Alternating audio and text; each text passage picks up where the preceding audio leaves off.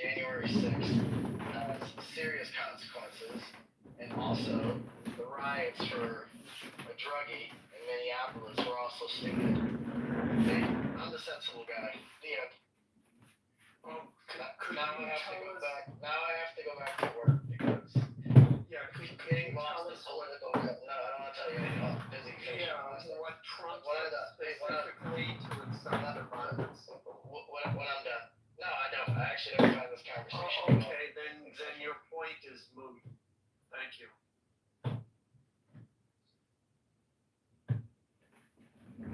Now you're mute because I don't care about this conversation. But Issa, let him know that I kicked him out of the room, but just because I didn't want to talk to him. He can come back when I'm not here. Yeah, I don't. This is such an uninteresting conversation. Here, I'll read the speech for you. You want me to read it? So I have to remember the exact speech. Donald Trump speech.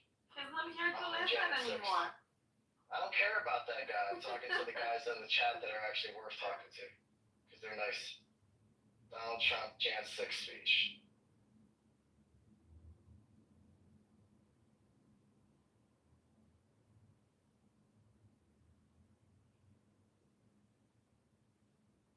We fight like hell, and if you don't fight like hell, you're not gonna have a country anymore, he said to a bunch of fucking people missing teeth from Minneapolis, or excuse me, Mississippi. I know that everyone here will soon be marching over to the Capitol building to peacefully and patriotically make your voices heard. They argue that his words were not called for actual violence and lawlessness. Now, I don't think, I'm not the guy, hold on, shut up. You ask me questions, you shut the fuck up and listen. So I don't actually think that people listen to him and we're going to be violent because they listened to him. I think a bunch of idiots were riled for fucking 2 months believing lies about the election that were disproven in courts appointed by judges that Trump put in place. These were literally they were like 0 for 140 fucking 6 or some shit like that. It's like at some point get a new quarterback. And so, this is such an uninteresting argument. But the idea that Trump wasn't rooting this shit along and wasn't calling it off is also stupid. The guy literally turned on his vice president, who was loyal until he saw the election results and went to certify. That is the only time that Trump didn't like Pence, is when he said, you lost, boss. Sorry, it's this thing called democracy. You lost. You lost the election. Okay? And so this is all that happened. And I've never made the statement to your original point that there were no FBI agents. I don't know who told you that, but I've never made that statement. Anyway, sorry to be the sensible guy in the room that doesn't live in an echo chamber where we used to have a room about Bitcoin, and now every day it's, oh my god, the lefties are gonna fuck me in the ass. It's like, come on. Alright. I don't like the lefties. It's a current events room now, John. It is literally like Jerry Springer met Nick Fuentes, met Candace Owens, met a bunch of rich guys. Bro, Candace Owens is off the deep end. People be sending me fucking clips from my camera. By the way, Bogey, Ellen is gay. Like, even if he's married, did you hear him? Is there a dry vagina or a wet vagina in the zip code that he exists in? Wow. He sounded like a history teacher. Talk to you about. And then he did the thing that sounded like one of those professors that makes them buy their own book. No. Stop. He did the thing that all Lisa's friends do. They demanded a response. They're like, no, nothing? You don't want to engage with, you must ask me a question. You must talk about what I want to talk about. No one else tell me. And then Issa begrudgingly said, yeah, that's interesting. Why do your friends, all of them, have that unique trait as well as I don't claim that, friend. Higher propensity for drug and alcohol abuse? That they just have this particular unique trait that they all want to have a conversation that no one else wants that, and then if you don't, they get angry. It wasn't even part of the conversation. Issa called me into it because she didn't want to talk about whatever the fuck Alan's boring ass wanted to talk about. And I literally just came in. I was just driving. I was like, I'll go to the gym. I'm going to work out. I had such a wonderful day with, the one that I left all the other ones for. It was a wonderful day. Got a lot fires, had a nice massage, facial, all the other gay shit, but not my eyebrows done because those are perfect. Those don't need to be touched on. You know, I just work it, and then I, get tossed in the fire. I don't want to. I just wanted to come and say hi, friends. Hi, friends. How are you? The Nice to see you, friends. conservative movement's coming after Dearborn Harbor. I've never seen so many tweets about Dearborn in my life. The conservative movement's coming. Aren't they all conservative? That sounds like. And I don't even know what to call it. I don't know local politics to be about it, but most Arabs don't vote left. Like most of even my Christian family, which is less conservative than the Muslims, I don't know shit. they're like 90% Trumpers. I know the Christians are Trumpers. But you gotta understand, a lot of Dearborn, Michigan isn't just Arab Muslims. There's a lot of Arab Christians. A lot of Orthodox Christians. I don't know if they're in Dearborn anymore, my boy.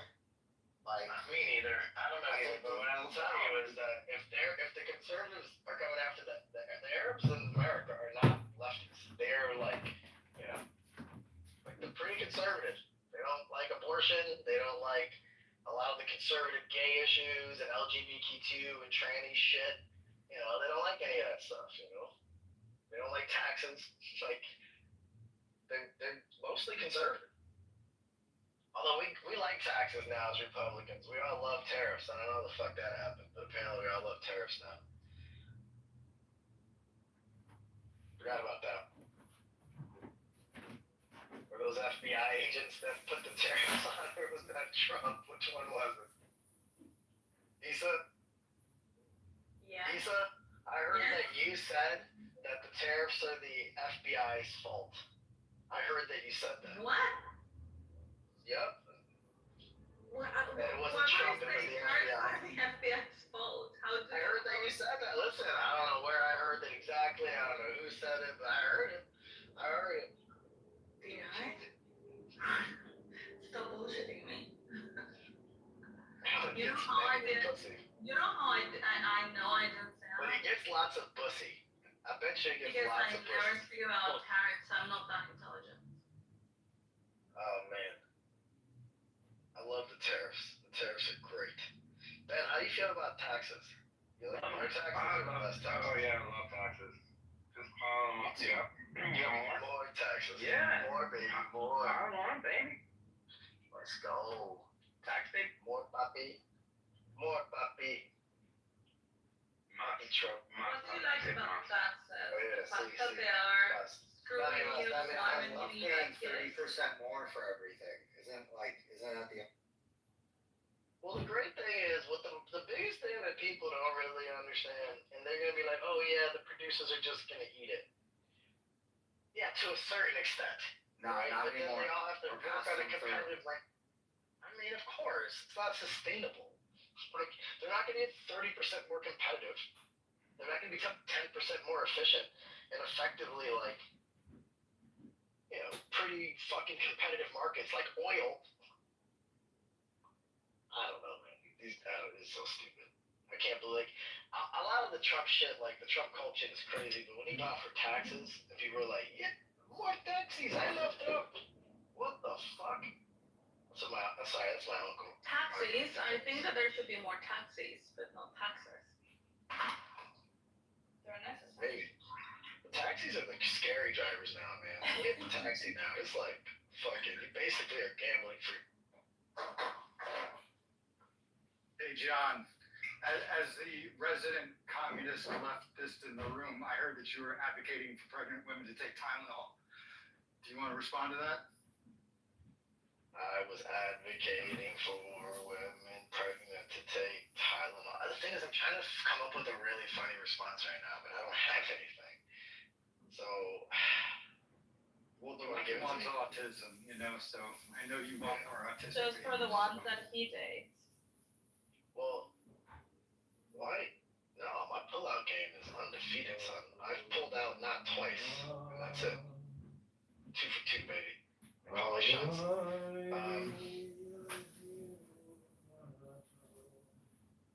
Yeah, I don't know. I don't have a lot of opinions. Like, dude, the thing is, I don't hate Trump as much as people think I hate Trump. people don't hate Trump as much as they should hate Trump. It's that simple. And some people hate him way more than they should. So he's just really like he's just objectively bad at his job. You know, like he's not good at his job. Like he's just not. But Stop I saying enjoy that, Trump. please. what that he's bad at Compared his to job. Biden, how would you grade him? I don't have an interest. I didn't see the thing is like I didn't have like this resounding. Oh my god, I thought Biden was great because I don't belong to a Biden cult. I talked shit about Biden for 4 years. No, you do. I'm just saying. No, let me finish. He's objectively bad at his job. Right? The fact that he couldn't get a fucking infrastructure bill passed, the fact that he couldn't get repeal and replace it with Obamacare, which is polling in the high 70s. Bro, that was the FBI. That was the FBI, 1000%. I mean, he can't contain himself. He can't get out of his own way. I'm talking about not even necessarily like policy or not. I'm talking about the guy goes and insults the 51st fucking vote on repeal and replace for Obamacare. And what he could have done, what a sensible human could do, he'd be like, yeah, you know, I'm grateful for servicemen like John McCain.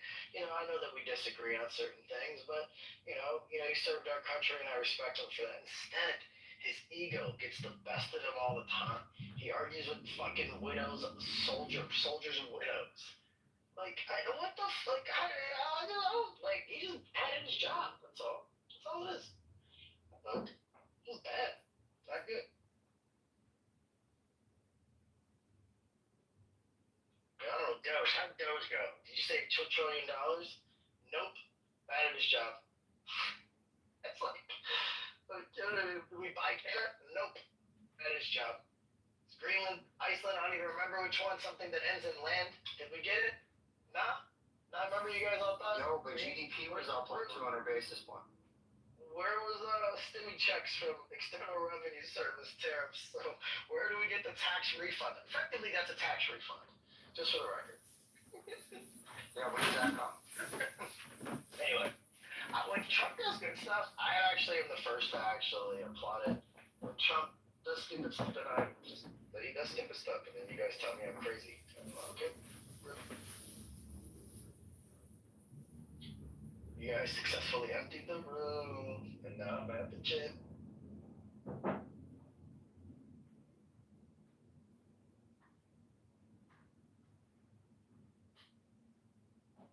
Alan was the one keeping the room full. Alan was such a faggot. Oh my god, everybody you're welcome for Alan.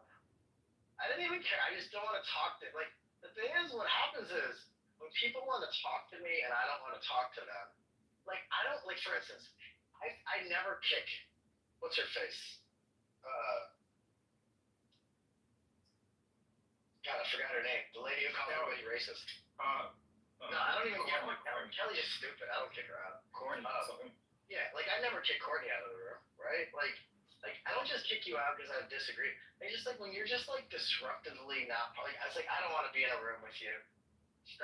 Like your friend yesterday or the rabbi guy. It's just like they like so insist. So like if it was your room, I would just leave.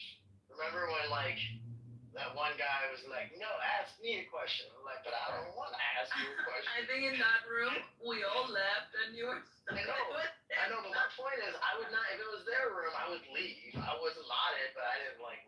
Oh my god, I'm gonna kick them out of their own room. But over here, it's like, dude, I'm just hanging out with my friends. Go fuck yourself. Go have your little philosophy conversation. I don't want to answer your question. Go fuck yourself. I don't owe you that. This isn't a fucking. To me, this isn't like debate room. Sometimes we debate. Rabbi causes the exact same reaction in everyone. So yeah, he makes everyone just like exhausted. It's like, dude, like my kids are here next week. And we'll deal with the fucking nagger in the fucking grocery aisle next week. But you're not my fucking kid. Get the fuck out of my life. I won't deal with you. Tomorrow. Come back when I'm not here. And I'm not here as often anymore, so cut the shit. No, because Jimmy kicks him out also.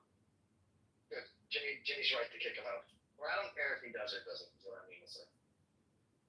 Kick him out, don't kick him out. Keep him, don't keep him. Just, I don't want to deal with him. Like, if you're not, like, if they're not engaging with me and are asking me, but they're like, no, I want to talk. I'm like, no, I want to talk to you. The fuck? Talk to somebody else. talking to you, I didn't interrupt. I didn't say, oh my God, you must stop this stupid conversation. I usually would, but I didn't. And instead, his position was, and you're gonna lose me because I'm gonna go on the elevator and go work out now, but his position is, no, John, you must read the entire speech back to me. Fuck you, you go read your own speech, faggot. This isn't a debate I wanted to have. He used to ask me my opinion. That's it, I gave her my opinion. And no, I didn't say there's no FBI agents. So, of course there's FBI agents. There's idiots. And then there's another idiot who was president. And now he's president again. Voila. Just to be clear, I don't even think anybody claimed that you said that. Okay. Easton just made that shit up. That's why I told her. Well, I think Johnson said he was looking forward to talking to you and Zach about it. He didn't say that you said that. Exactly. That's why I said I wasn't here at the time you said it. All I But said is we plan that on I making this heard obvious. that you and Zach had a different opinion on that, and that's the reason why I asked. I don't even know it's the X position.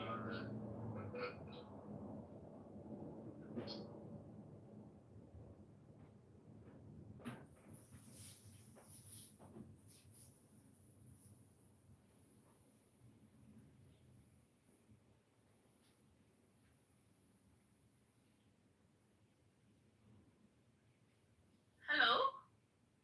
There you go. Hello? Sorry, I jumped in an elevator as I told you I'm like busy. Oh, I should. You're back.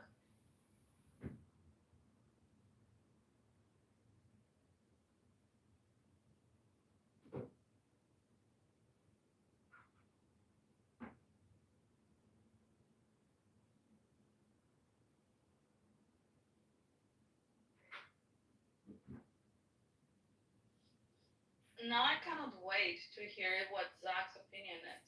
Yeah, I think like the crazy part is usually like they try to pin it on the word called like insurrection. I'm like, I don't care what you want to call it, what you don't want to call it. A bunch of idiots broke into the goddamn Capitol, right? And a bunch of idiots were pushing cops, and a bunch of idiots did a bunch of Don't stupid call shit. Silva's parents that. They were there. I love Silva. Fuck you guys. I just had Silva when you guys all beat him up. I hate when you guys beat up Silva. Even when I disagree with Silva, I hate when people. So Silva's kind of starting to grow on me the way Dave has. I do not like when people talk shit about Dave. It bothers me. I know. But, I do it. Anyway, I gotta That's because I'm gorgeous. Why is it for Silva? No, it's just because it's just your fashion sense that really drives your protective layer. But But anyway, but he's to the point. Silva's parents were there. But continue. I've made a particular claim that I very rarely talk in the Telegram group, but one of the few things I ever linked in a Telegram group, they said, well, provide some evidence of the violence. I don't know this group. I am ostracized. It doesn't matter. It's whatever. It's the cafe. It's for men. It's for men. Just leave it at that. Yeah. Well, I'm in it. But the thing is, like, anyway, so I just put a 2-minute video where like there's clearly stupid amounts of violence, and then I also say nobody should go to jail for 10 years for this shit. Right? It's like I don't like no one like when you actually ask me, I think what Jim said does, he stretches and advances. Well, don't you think that's not an insurrection? And so you think it's an insurrection? What's the definition of insurrection? Like, I don't know, motherfucker. It sounds like something out of the Bible when people disagree with Jesus. I don't fucking know. It just was stupid, and a bunch of idiots were doing it, and it was not a really good look for democracy when you're certifying an election that day. The end. It's not a democracy. Such a good Jensa. AKA Mr. Grouch. Or Mr. whatever. What was the guy's name? The one that traded? No, he's Grumpy from Snow White. We already named him that today. Oh, British. British Hall's gonna be good. That's it. British Hall's. Today's Snow White. Yesterday's John Jacob Jingle High. John, I'm waiting for How's John the kale? to come here and press you. Hey, you know what the best part of this is, Vic? You know what the best part of this is? What's He up? wants to have this debate, and I don't care. So I win, because I'm going to walk away. No, Wants to fight. here's the funny thing. I don't think he really wants to have the debate because he's like prepping for. I've never cared about this. But I'm the one who wants to see him debate you, and I Me think too. other people heard me, and then now they're There's nothing like, to debate in my mind. The only point he brings up is, oh, the only people that were violent are the people who got shot with rubber bullets in the face. I mean, like, that's almost as dumb as a claim as the FBI. Not that John was making that claim, but that the FBI is the only, whatever. I don't know. I literally don't care. It's just, I just have an opinion on the matter. That's all. I think Zach did make the claim that there was no FBI involved in we'll see when it just. I think I generally agree. Like my take probably aligns with Joseph, but I wouldn't say it's like firm on that side or whatever. Like I don't even know. Sometimes nobody did anything wrong. That's his take. That's as far as I'm concerned. Nothing happened. It's a big nothing. Yeah, like I don't think like going into the Capitol is a big deal. Like I don't think that people were. I don't think the majority of people there were trying to riot, right? Did some people get it out of hand? Yeah. Were they potentially FBI? I don't know. Did Somebody they lost serve an eyeball. 20 years? They not. Yeah, but even John agreed with that. I don't know. There's no part of my claim that literally right now I just made a claim in front of 100 people. Somebody tell me what they disagree with. Dave's making a point right now, and I want to listen soon. So at some point I'm gonna ignore you guys and say look at what I'm doing. I disagreed. Or I didn't say you said anything false. Your general take. I feel like John says is probably I align close. That's it. The thing I find weirdest about the January 6th shit is like they basically just like let people go into the Capitol. Like that could have been so easily repelled with any amount of like actual police. There was like no one there. It was like completely undefended. That's not entirely true. There was fencing, and there was people that literally ran over cops with fencing. And I posted this video in the chat. It's not an AI video. This was a Fox News video. How many cops were there though? Like I'm not 15 maybe? I'm not there. It just seems weird.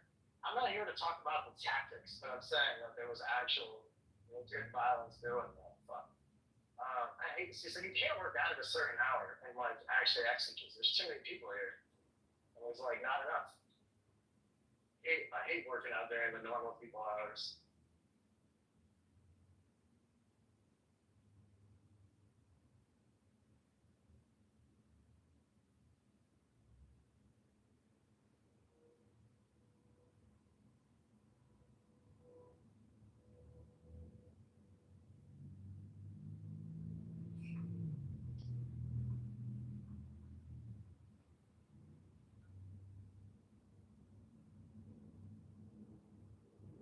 So now that we know that feds are involved, doesn't it make the lack of police presence that much more suspicious? Good God.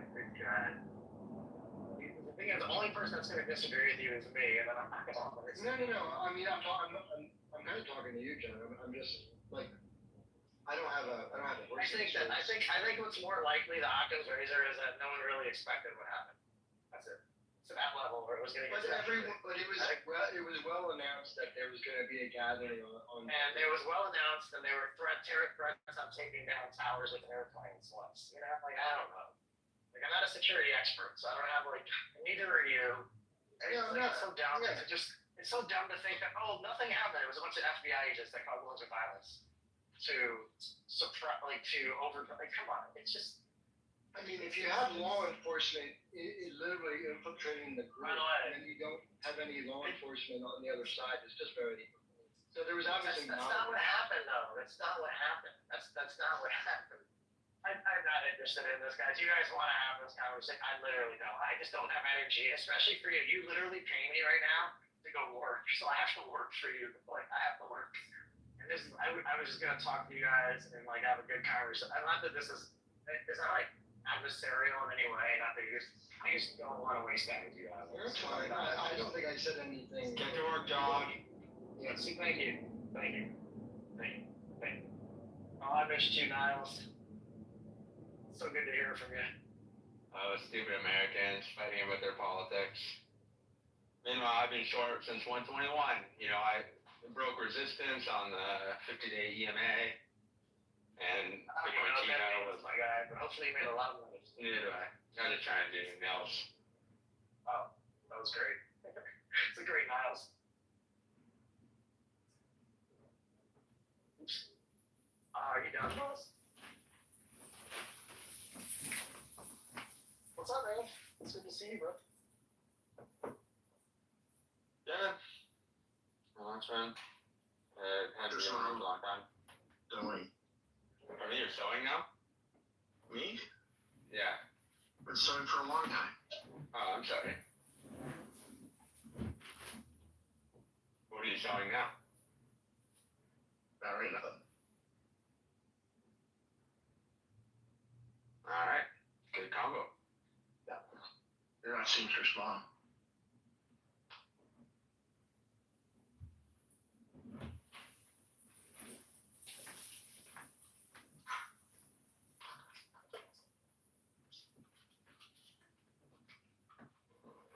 I did Rule of Earhart Monday on Twitter.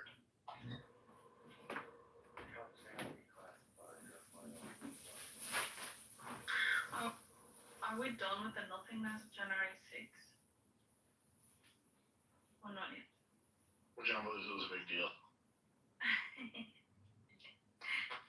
Joseph believes that it was all an AI video. I believe self-defense isn't violence. That's right. Did you just hear Joseph defend October 7th? Jesus, Joseph, they focused on Jan 6th. But here, guys, I'm at the gym. I literally don't want to have this guy. I just have no interest in it. Joseph, you're right. You're 100% right. Thank You're you. 100% wrong. You're 100% wrong about everything forever. No, argue. I just warmed up my popcorn. I don't like when Daddy and Mommy argue. I love it. Daddy, I'm so happy right now. You guys have no idea. They need me on my cloud 9 today. I had like such a wonderful day. You guys are trying to bring me down. Hey, okay. Hey, you could have been on Jan 6 instead of How can you be happy? How can you be happy when the rule of law, is at risk? Lawless. The president is. I'm a scofflaw. The president is I'm a communist. already in jail. I'm a communist. John, I thought you gotta do this, bro. You gotta fight like hell. Dude, it's leg day 2 and I hate leg day. You guys are fucking insufferable humans. I hate all of you. Fight like hell. Hey, We're guys, for gonna get relief. through this. I came here to hang out with my friends. I know, I hear the joke. It's silly. Anyway. Happy birthday, Joseph. So, baby girl. When is it actually? When is her actual birthday? 28th. It's 28. Oh, okay. Got a few days. Yeah. Not yet. Hold your horses. Today's the 26th? Sunday.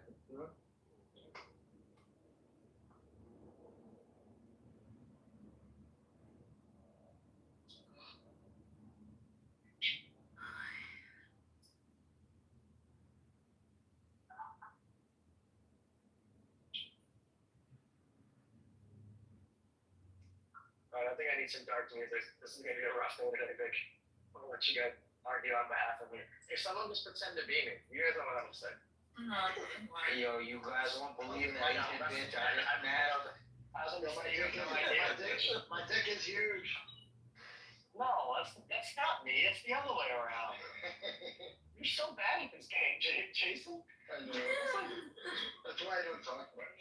Jason, let me tell you about orthodontist bitch, because I had to let her go because now I have nail salon bitch, but nail salon bitch was getting rowdy. So now I have electric engineer bitch, and after that, we're gonna go do some salsa. But what about the FBI? If I get bored, because my text from college that I knew once in a while, she saw me at the restaurant. I can't do much more time. It's not bad. It's not bad, but the thing is, the way you made it seem is they were sequential and not simultaneous. That's true. Yeah, Yeah, like it wasn't like I was like one then the next. It was like It was the an next. iterative list instead of like Yeah, a roster. but Jason, you went opposite field. Like, why did you break the brand? I talk about exactly how tiny it is. Like, I don't No, understand. I heard you. I thought you got some feedback to the contrary last night. That's Oh, why I know. heard you. Yesterday night, yeah. But that's also why it's crazy. I mean, again, you were saying talk on your behalf, and that was the best I could do. It was the best I could do. Yeah. I know that was fine. I know you took the outline. I was at the gym. I heard you broke your cervix. Yes, sir. Chop it up. That's what she said. That's a lot of medical bills, bro. Another one bites the dust.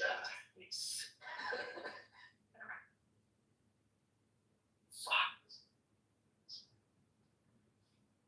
Listen, man, I'm out here servicing, just doing my job, trying to make me up. I really thought that was good, Chris. I know. Good job, Chris. So I'm reading that there were 1,200 Capitol Police at the Capitol when the protest started. Like, where were they? That's not true. What do you think opened the road? Well, I know that, but there were like 12 cops out there, not Exactly. 1,200. It was like 12, yeah. 12 and 300 FBIs. It's just really weird. Like every source claims there were 1,200, and then they deployed like 200 more, and then they got backup from the like DC Metro Police Department, and There were no cops there. There were like no cops. I mean, every video I've ever seen, like there were like a couple cops, not 1,200. Just because they were on duty doesn't mean they were there, right? They could have been. It everywhere claims that there were 1,200 on site. That's so strange. And I'm like, where were they all? In the bathroom? Like, There's plenty of video. I mean, you could just. I know. They were dressed as civilians. Well, then explains why Netflix was just cops and feds.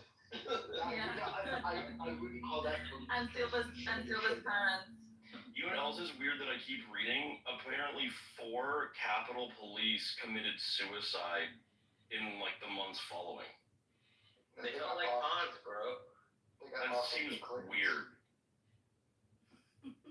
Seriously, they were silent. 100%. It's not weird, dude. People get suicidal all the time.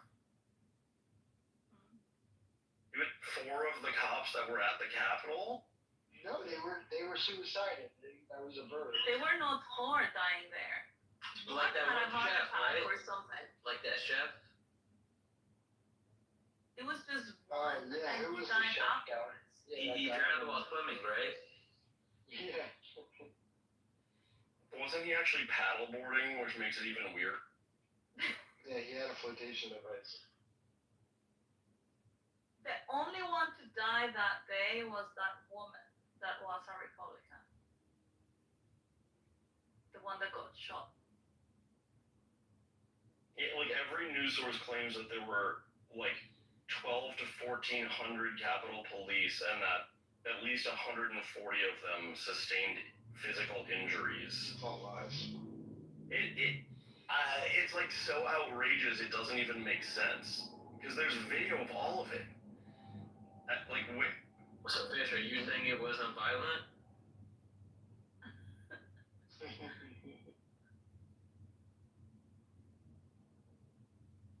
This is the thing, like the Democrats, like they are completely shameless. You know, like you're seeing it with your eyes, and they tell you a different story, and people buy it. Don't believe in lying eyes. Wait, so was Jan 6 violent or not?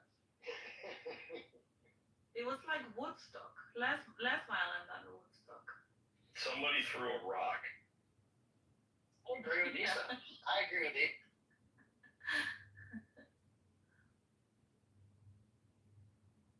Someone threw a rock and it hit 140 Capitol Police and just bounced along off of their head. I agree.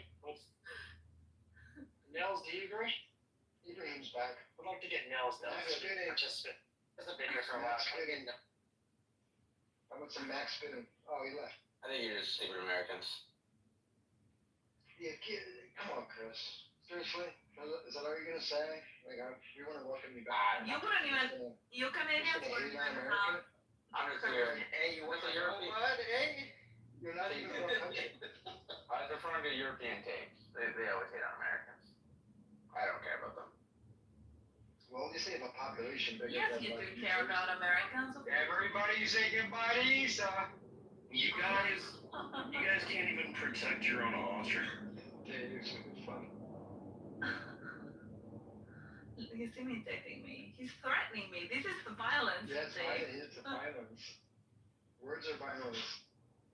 David, Chris, I've been sharing some hilarious like Canadian accents with Teddy. I'm posting in the chat, but like they read it like Walter White, and then there's this guy who's like Down syndrome singing the Canadian national anthem, like Oh, I pretty saw funny that. shit. No, I saw the Down syndrome, dude. That is fucking ridiculous. That guy's not Down syndrome. That's just Put it in the Canadian. chat. You're just kidding. Have you ever had an insurrection in Canada? Yeah, we did. Actually, you remember what stopped the global problem with COVID? That was Canadian. It was? That is. But that was just a protest with the Trump. It changed everything globally. It changed everything, you're right. Yeah, that's true. Those brave truck drivers. Where were you, Dave? I was there, Issa. I was one of the first trucks there. So it's Really? like, Hey! Oh.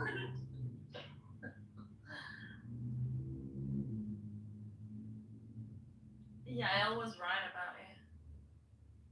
You guys don't know, but Dave actually meant that as a he was offering that at the olive branch. You He literal. Dave, you need to get some trucks to BC and smuggle some ostriches in. you know, if the West Coast can't handle this little ostrich deal, then they don't deserve to be part of Canada. It is a good question. Like, I can't believe, like, people haven't gotten some box trucks and just, like, smuggled the ostriches somewhere. I still don't understand why you have They're being helped. They're being helped by, like, the freaking health department or whatever. Wait, they have, like, officers there, like, Yeah. encircling the ostriches? They got So fence ridiculous. and people are freaking out because they're like, they're not feeding them properly and taking care of them properly. I need to ask ChatGPT, why do people in Canada have ostriches? So, I don't understand why you're confused by this at all. Because it used to be a free country, so. but isn't it too cold? Like the only place I've seen ostriches is in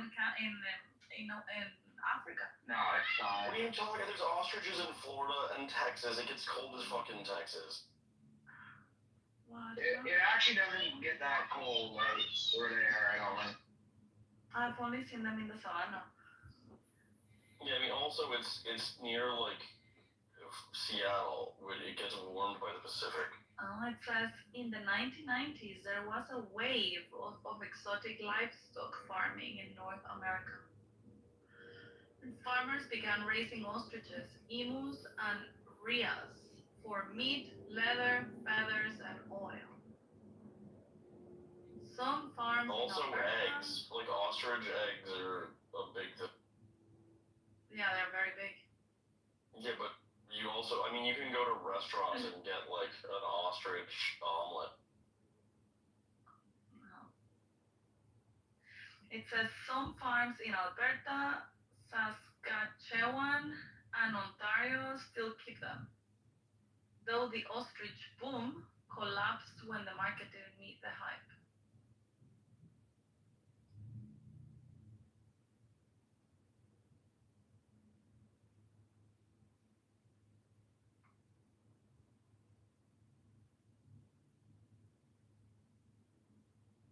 Surprisingly, ostriches can tolerate Canada's climate if properly sheltered in winter.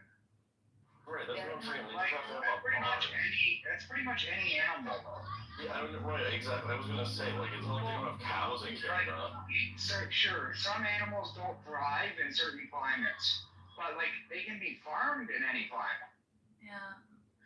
So they can handle cold so long as they have dry barns, bedding, and feed, similar to cattle or bison. Yeah, so they need, I mean, organically they wouldn't, but if they are actually provided with There aren't, like, wild fucking ostriches running around in Canada. That would be weird. Yo, Dave, the Alberta accent is the best one. The Alberta what? The Alberta accent. Oh, you clearly haven't talked to a newsie. I don't even know what that is. Newfoundland. Newfie, get it? Sure. Ostriches in Texas, and where else did you say? I mean, they're not running around wild though. They're ostrich farm. You see if Yeah, Aaron that's has what I said. anything interesting to talk about? Aaron, do you have any interesting insights or anything? You don't like Related ostriches? to our Why are you John, acting on just because you don't want to talk about ostrich, fuck off. That's what we want to talk about. No, I hear you, but in case Aaron wants to do a breaking news update. You don't want to talk about the FBI, you don't want to talk about the election, you don't want to talk No, about I answered your ostriches. question. No, that's not true. I was respectful enough to answer your question, even though I didn't want to talk about it. I know. But I answered it. I And know. you didn't have the various questions you asked, I answered. But you're a little, dude, do you have an outsized amount of friends that are alcoholics, an outsized amount of friends that are really needy, and then an outside amount of friends that are closet bags. It's One of them just- literally, hold on, no, stop. One of them yesterday claims to not be gay and figured it out after he sucked the dick. Okay, that's what we're talking about. I'm not making this stuff up. Who are you hanging out with? Ask Asa's friends, I don't know, but she lets him in here. Dude, he just wanted to be short. His name is Ewan. I thought for sure it was David. And he says that He was calling me, this guy simultaneously, before I knew this particular factoid, was calling me G.A. yeah, and he says that having sucked a dick doesn't make him gay. Is he Jewish or is he Muslim? Does it make his gaydar work though? No, I don't know what he is. What by his definition does make you? I don't know. Other actions You that will can need to ask him define next it time you better? see him. Because I think that's the most, like, of all the things, that might be the most, you're on your knees or not, like, come on. Is there a better way to confirm that? Like, how long did he do it for? Did he do it for a minute, 5 minutes, 10 minutes? Did he wait till he finished? And he's like, no, okay, I can't make it. See? These are questions that need to be asked. Because if you weren't G.A., then you definitely, I can't believe I tried this. He has been asked this question, so I just prefer for him to tell you. John, are you saying that word because you're around your kids? No, because I'm at the gym. You can't say gay at the gym. In Chicago, you can, not in River North. Really? Fuck off. You guys know with your own shit. Well, we're just genuinely confused. So it's like, is this... You guys know. John is angry. It's annoying. I'm kind of like, it's like, it's so weird today. They're like, you must talk about the things you don't want to talk about. Okay. Wait, do the people around not identify GA as gay? Or are they just talking about Georgia? I hear like kids around him. No, that's me. The kids are in the back seat being super annoying.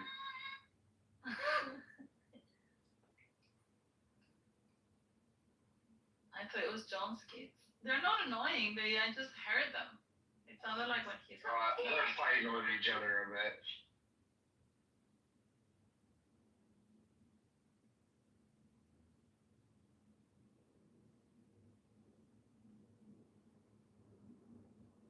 Ethan, was that gay guy? I have to go leg press right now, Vic. I don't know. I don't know what his religion is, but he's not a Muslim. But I don't know if he's Jewish or Christian. I mean, you told me you have a lot of these people coming into our rooms because you have Jews and Muslims following you. Oh no, because they are the ones that I usually hang out with, or the ones, but no, I don't know. Some people follow me, Vic. What can I say? So you have gay people that are I still. got all sorts of people. You I are get along famous. with everyone. You're totally famous. Yeah, I'm super You famous. don't get along with Lee. Yeah, he's always picking a fight with me. At least just fucking quiet, mind his own business. He's gonna be like, yo Lee, you like blowing up buildings? Fucking 0 to 100.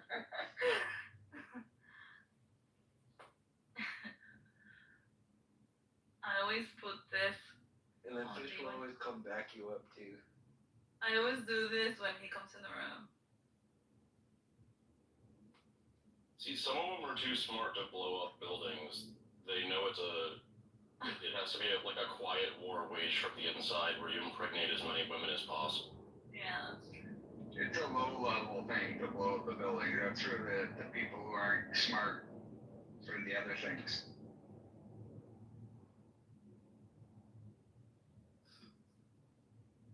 Just like I'm sure the Japanese didn't send their best pilots to kamikaze.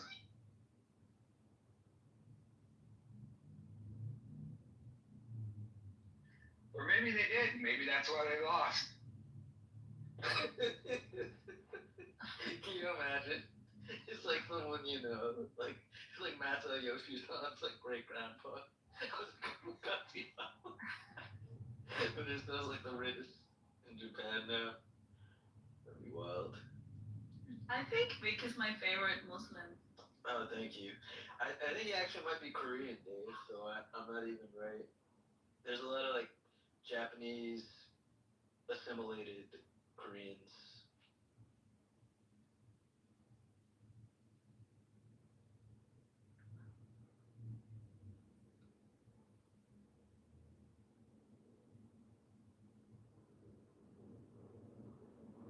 Issa, did you know our governor in Texas banned Sharia? Who? Cruz? Ted Cruz? Yeah. He's not the fucking governor of Texas. He's I not. don't know. I don't know who the governor is. I just know. Yeah, it was Ted Cruz, the governor of Texas. Okay, so who is the governor of Texas? But did he ban Sharia? And that's good for him. That's space. It's Greg Abbott. It's dangerous once you allow these things to come into your place. Here in Europe, there are a lot of neighborhoods where the police are not able even to get in anymore. Oh, I saw a video today of a police guy telling a Jewish guy, oh, well, you know, like you're in the middle here of a protest for Palestine. Maybe you shouldn't look so Jew, you know, like you should look less of a Jew if you want to walk among Muslims. He was blaming the Jew for looking Jew. It is a problem. I mean, the little hats are really gay. I don't care, but I mean, you cannot blame someone for looking too Jew so that people don't hate on We him. know. I always tell people you probably shouldn't try to look like a Jew. No, I think that's horrible. It's a hard world for an artist. You draw a Jew at a protest, they're anti-Semitic. You draw Muhammad, you're acid on their face, you know? It's a hard world out here for these artists. That's true.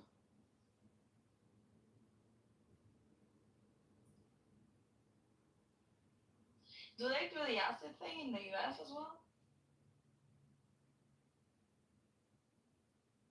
Well, I've never seen it. I don't think so.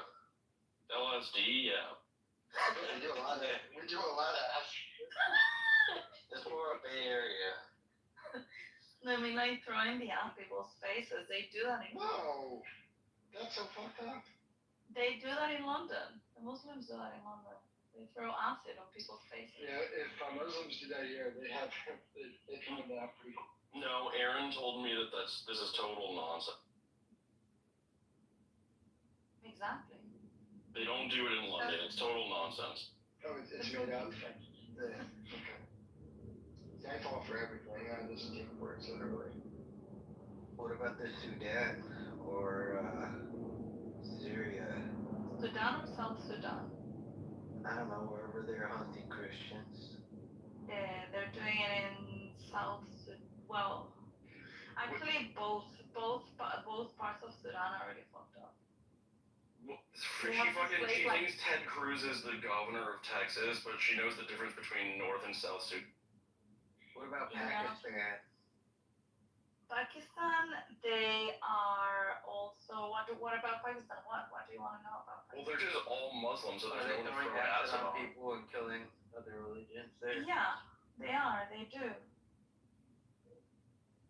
How often do you see it? What did my people ever do to you?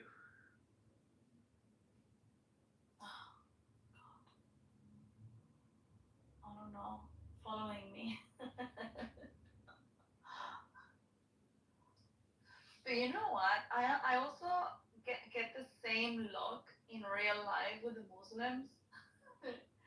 I must have something that attracts the Muslims because it's, I don't know. Yeah, they can see your hair. You're basically walking around naked, shaking your boob. Yeah, it's very hard to control myself. You're not in the. No, I'm not saying that, but there must be something. I don't know if it's maybe that I look maybe Middle Eastern in a way. I don't know, with the black hair Yeah, and long hair. I don't know. So you're looking really good. You look like my third wife. In the Snow White photo, you like that? Yeah, you want to be my third wife? No, I am very territorial. I cannot share. Oh, that's unfortunate. Yeah.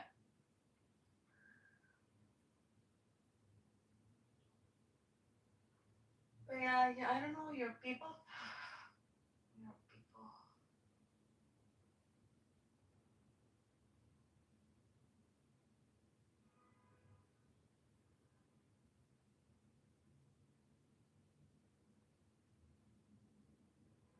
Are your parents Muslim? Yep.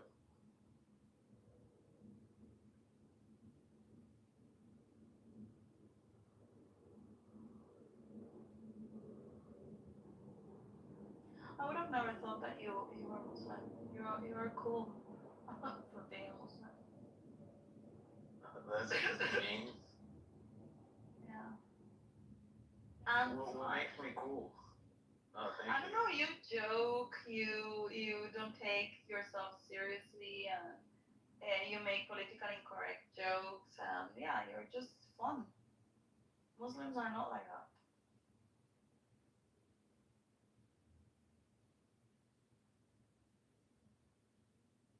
Well, let's see if you say all this stuff to my face. Oh my god. Sorry, that's my impression of Lee. Isa, do you really think I'm Muslim? I don't know. You're not a Muslim then. Maybe. He is at the airport. Yeah. How do you know about all these randoms? Did you tip someone off? I called all the airports and I was like, watch out for Vit. It's funny, Fish. I actually did have like a full-on beard, and then I just like finally cut my hair and the beard and everything. Now I look like a cholo again. Damn, Vic, I didn't even strike you as a man that can grow facial hair. I'm impressed, bro. Bro, I had a mustache and beard by the time I was like 16. Oh, shit! I don't know. Just the way your vet would think, you know? Oh yeah, I make a lot of inflections or whatever. That's just the California. Yeah, I'm a troll. I like to laugh. Have we ever asked you, Vic, what your Indian name is? Like, Kumar. is it Kumar? Yeah. That is like Smith. Yeah. Have you been to White Castle lately? Oh my god, of course. I'm trying to buy one. So you're from Pakistan? Yeah. He's trolling. That is not his name. Oh my God, I'm trying to buy one. I don't know. Look, he's Indian and he's You Muslim. also think he's Muslim. He's Indian. Well, it's not the first time that I don't want calling him a Muslim. Ethan, I'm also a Fed. I'm very gullible, so I believe everything. Yeah, I empathize with you.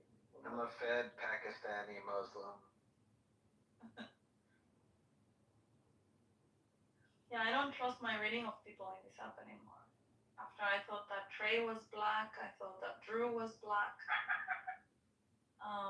This is all projection, likely, right? What's going on? That's how you thought Drew was black? I thought Drew was black. They don't sound black at all. Neither of them sounds black at all. With Trey, I can understand because you know the southern accent. She can't pick up the nuanced difference. But like with Drew, that doesn't. Like he sounds like he's from Portland. Like what? I think he someday, I don't know. I was very new, and somebody was joking about the N-word or whatever, and he got very offended. And then I also thought that he had like 4 children, and I don't know, like I just got the wrong impression of Drew. And because he was like kind of defending all this DEI stuff, and I thought, okay, well, I don't know if he's invested in that. Maybe, yeah, it makes sense, he's black. He's just on the liberal side of the spectrum, Yeah. I think. Or at least started out. But that doesn't mean he's black. Why? Because he had 4 kids? Is that why? I don't know, I guess I don't know, I misjudged him. Also, he doesn't even have any kids. He still doesn't I really know. admit it, but she basically got rumor that he had a big ass cock, and that's it.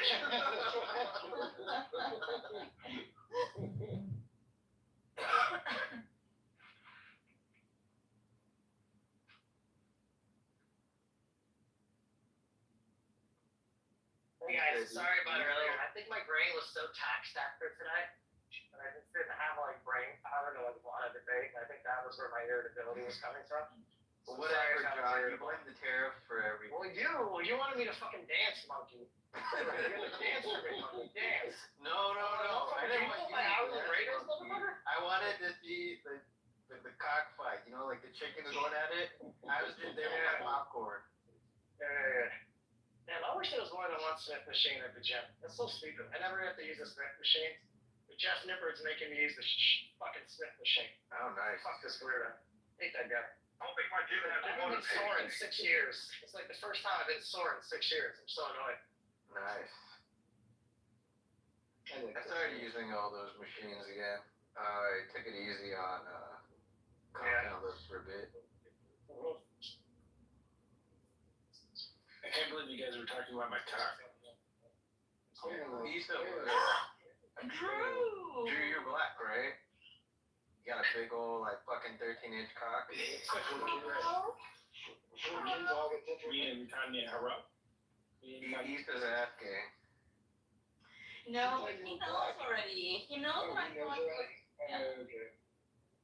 Oh yeah, Right, I told you, Drew, that I thought you were black at first.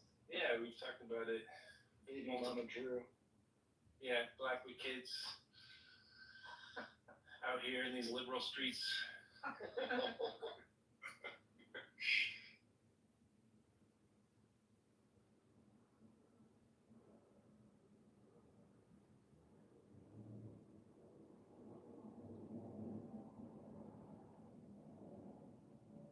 He said, did you know Dave's Punjabi? No, I have seen him already. But I don't know. I imagine Dave to be chubby and short and with glasses. And then he was completely opposite. But that's how I imagined him at the beginning. It's so rude. Chubby and short with glass. Well, to be fair, I imagine he's a 400-pound man. A truck driver, 450 pounds. I love Very my chubby. truck. I love what I do.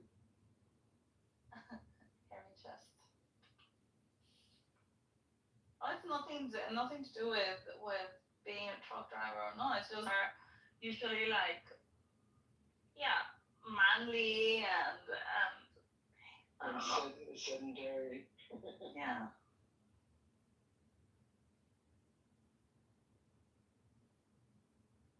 I mean, you're never gonna meet a truck driver that is like all feminine. You know? Nowadays, all you meet here are truck drivers that are Indian. The ones that make the U-turns across 10 lanes. And they cut holes in the floorboard so they can shit while they drive. Legit. Not even a joke, dude. Not even a joke. I've talked to transport mechanics that complain about it.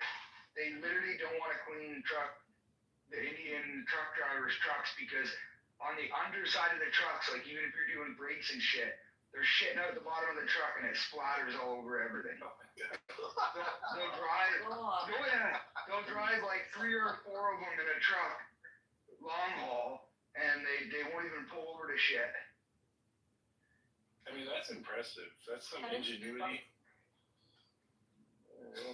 Called ingenuity. Dave, this is a new type of trucker protest. Indian dog.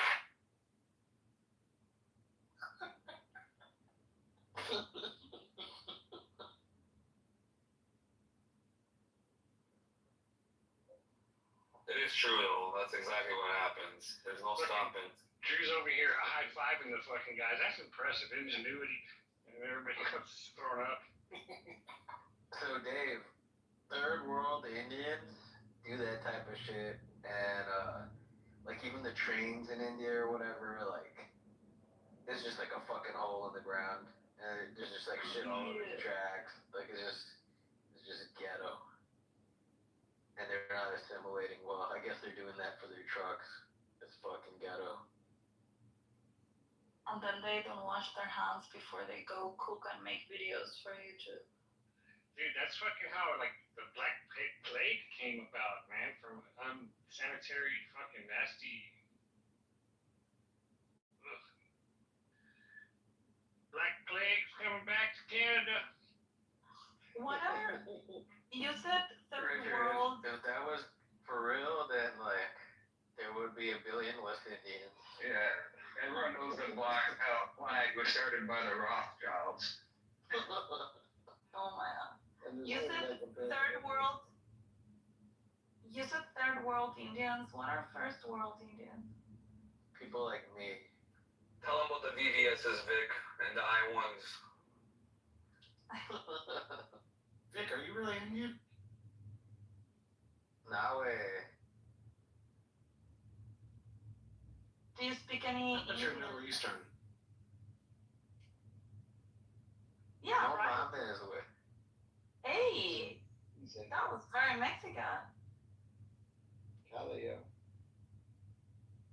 Do you speak Spanish? Un poquito. Sí que mucho bonito. No, no mames, way. That one was very La Mexican. casa bonita. Sí que grande bonita. Sam, do you speak Spanish? I do not. Yeah, I see this. And I get cast out as I get a lot of Mexicans give me shit for that too. Yeah, you're a white wannabe. What do you want to be? Okay, whatever. Look, I was born here, okay, so my parents. You understand? were born here Spanish too. heritage? My parents were born here too, and they never spoke Spanish in the house unless they didn't want us to know what they were talking about. And so that's how it worked out. But we kind of got the gist of it after a while. We started to understand a little bit, but yeah, it was never taught in the house, and I'm thankful for that. Actually. Hold on a sec. I just want to ask Nils something. Nils, are you there? Yeah, but I'm not really listening. What version of Bitcoin do you run? The fork that Nils proposed. This is totally Chris. Is Chris hanging out with Nils? No, it's just he Yes, spruced his account. it's his alt account. You didn't know that Nils was trying to get his views up, so Chris is doing some consult. Let's check if it's Tidwell. When's the Atlanta Bitcoin conference? Tidwell would have loved that joke.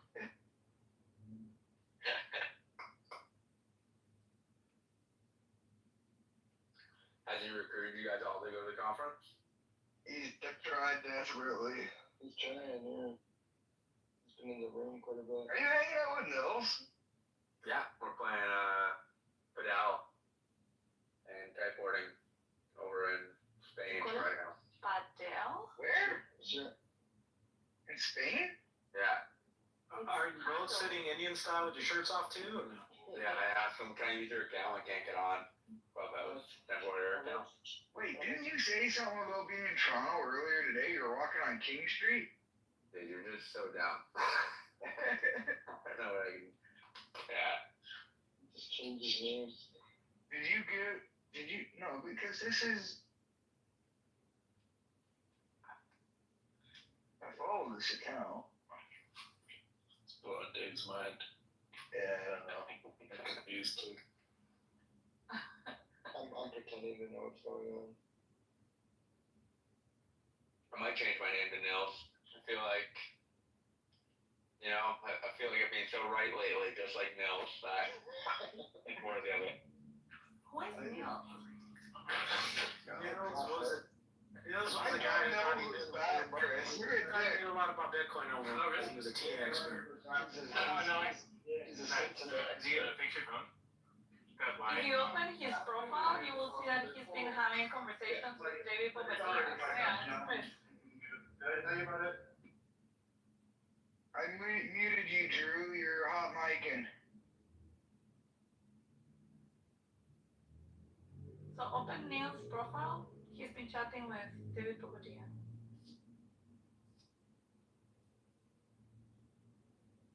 That's how you know it's Chris. Yeah, that's how you know. That's how you're confirmed. I don't think Nils talks to Richard. You're the only person that responds to David Popper. No, I'm joking.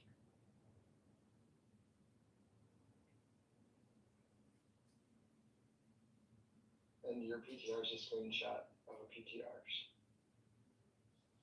That's right. Dave, I got hit by a car today.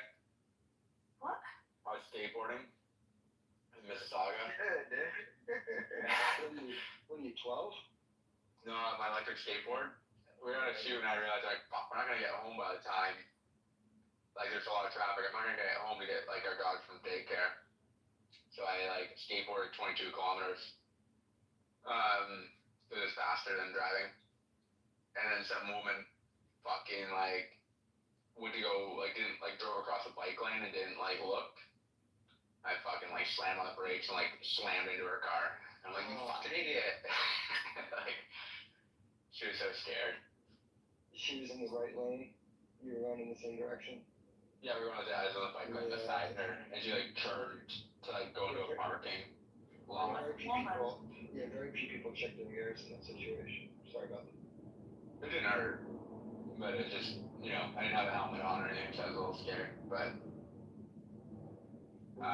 Were you able to jump before impact? That helps. Yeah, I jumped off. I was hitting the brake, and then, I, jumped off and then kind of, just ran into her car, basically. How's the skateboard? It was fine, but it just made it, home. It took me, I was averaging 30 kilometers an hour with all this stuff. Was she super scared? Yeah. She wouldn't even roll down her window. I was just she didn't roll down her window? No. I think she thought I was gonna, she just takes, I'm sorry! That's so funny. Did you have to Whose fault was it, Chris? It was hers. Other than the fact that I don't know if it's legal for me to be going up. She was not expecting someone to go 45 kilometers an hour. Obviously, that was her fault. She would have done it if it was a bicycle also, though. Yeah, but anyways, I don't think bikes can't. I guess, yeah, she didn't look. and she, yeah, I had to slam on the brakes. I am told that anything that retarded. happens to me while driving is my fault because I should be in the kitchen. No, Chris, you're retarded. If you're going 45 kilometers an hour without a helmet, you're fucking retarded. Yeah. I do see your point. I just didn't have one on me. Like, I just had the skateboard in my car. Right, I hate wearing fucking helmets. Do you have helmets in the size of your head? Dave saw me rip on my skateboard the one time. It fucking Yeah, it does rip. I also got to drive it down his hallway.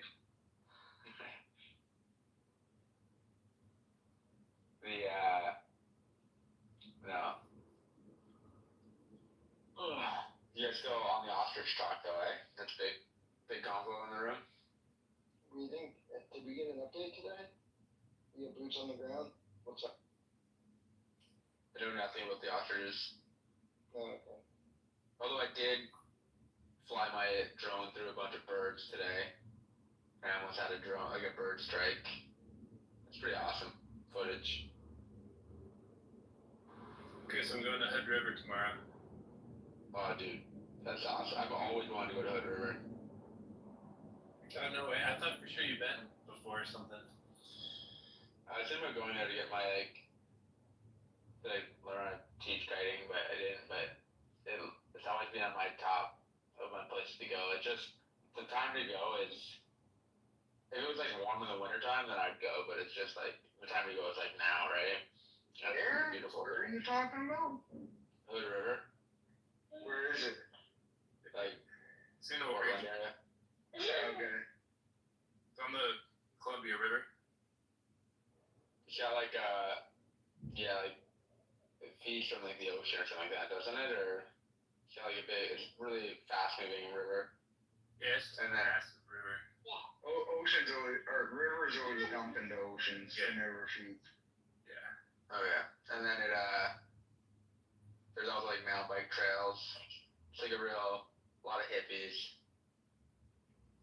Yeah, it's a good hour and a half outside of Portland, and it's just a good, I don't know, it's just a fun, cute, quaint, old-timey vibe, and it's got a lot of nature and recreation, outdoor recreation. How close are you to Vancouver? Very close, Vancouver, Washington, yeah. Yeah. I got a cousin that lives there. Oh, hell yeah. Yeah, I know lots of folks from Vancouver, for sure. Drew, you need to get up there and fucking smuggle some ostriches, okay? No, you're thinking Vancouver, Canada. That's Oh, wait, are you talking? Yeah. You are probably talking. No, I was talking Vancouver, Washington. Okay, we're yeah. He's in Bitcoin too. Oh, no shit. No, I'm pretty close. Actually, Vancouver's between where I'm at and where my sister lives too. Vancouver is the nice suburb of Portland. You see, he sounds clearly black. He doesn't at all. I'm trying to pick out what it is that made you think that. I'm joking.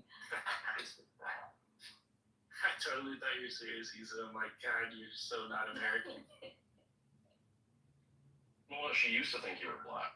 No, that's true. And it was for a few months, actually. Why, Until just you because do he it- talks about basketball occasionally, and all of a sudden he's like, I don't know, but there were different cues. How much mileage can you get after your light turns on, do you think, roughly? In a car, it's usually 50, but I've experienced it only be about 30 in a rental car one time. It depends on the car. Well, I feel like we're I've- talking in miles, right? and the driving conditions too. I feel like I've kind of gone 50. 100 kilometers. Most things are 50, but yeah, some smaller cars, it's more 30. My girlfriend's worried about the light turning on. I knew we weren't, I saw when I left her, and she had 25 kilometers to go. And it wasn't on, and I was like, you're good. Well, I'm yeah, like, you know what? That's She's all worried. I'm like, I will give you $500 for your amount of gas there. Now you don't have to worry. what is it what is 25 kilometers, 12 miles or something, right? Yes. Yeah. But why are you poor? Why are you driving like this? It's poor for time, but like that's time, not the money. You don't even have a car, Isa. No, I don't have a car since 2015. I've chosen not to. You don't even have a skateboard. No, I don't. I don't know anything. I'm poor.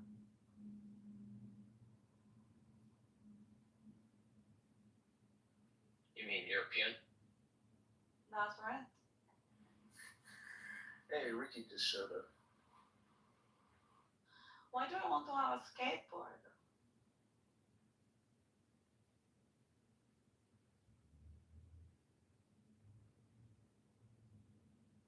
Oh, Ricky gets it. Look, Nils and Harrow.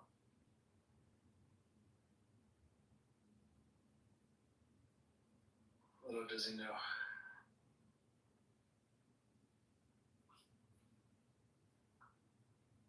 Hey Ricky, I missed you.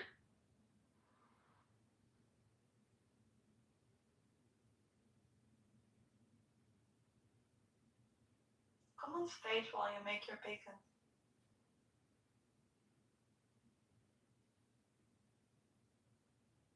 Please.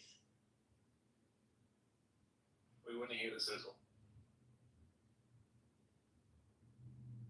Dave, are you a bacon in the oven guy, or how do you cook your bacon? I can eat bacon anyway. We do it in the oven if we're doing large amounts, or the Blackstone is really nice. Did you get a Blackstone finally? I've had one for probably at least a year. You know, it's out for 4. Yeah. Dave, do you have the flat grill or do you have like the open flame type of Blackstone? The flat grill. Yeah, the griddle. Yeah, those things are awesome. Yeah. My sister just bought one and she makes breakfast all the time now on the weekends. So I go down there and have some good meals. Yeah, breakfast is good on it, but pretty much anything is like I barely use my grill anymore. On my barbecue here, I just have like my condo came with a barbecue. I just bought a grill to like cast iron griddle to put inside it, cause I'm like never barbecuing. It's always gonna be a griddle. You get such a nice sear on a steak with that griddle.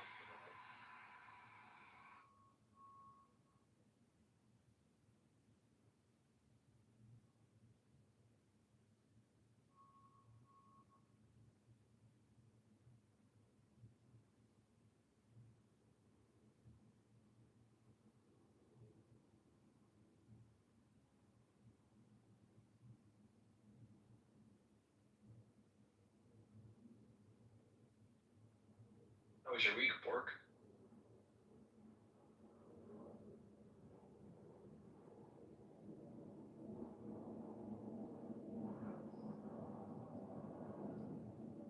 Pork is done, right?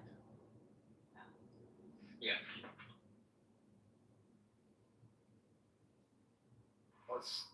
Did someone call me?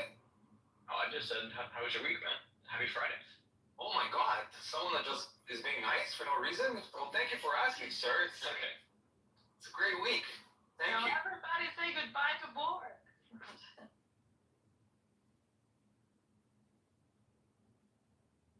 It was a good week, so nice. How was your week? It was crazy. Yeah. Tell me more. Tell me more. I'm like trying to get through jury duty, trying to dodge it. I'm trying to take 50 students to a conference.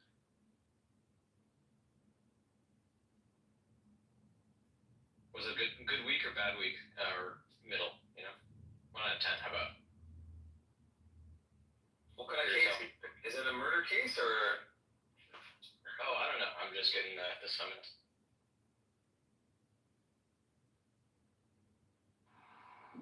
It's your civic duty, man. Just go and have fun. Right on. I've only been summons for jury duty one time, and it was when I was like 19 years old. and my mom just happened to be in charge of that in my county at the time, so she just took me off the list. But yeah.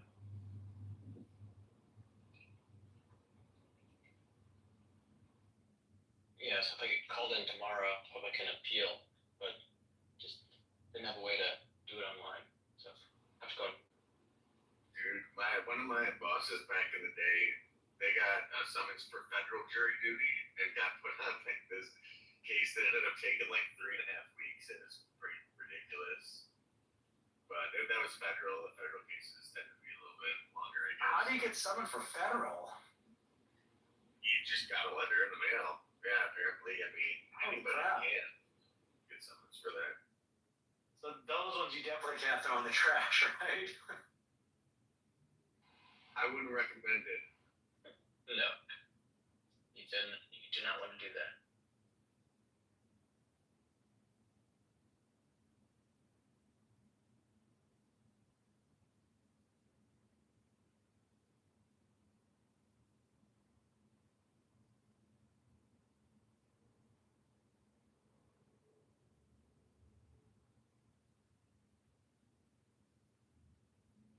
Isa, what time is it there for you? Oh my god, don't go, Antonio. Oh, I'm not saying go to sleep. It's 2 a.m. and I actually am hungry. Yeah, you said go to bed. I'll be there in a few minutes.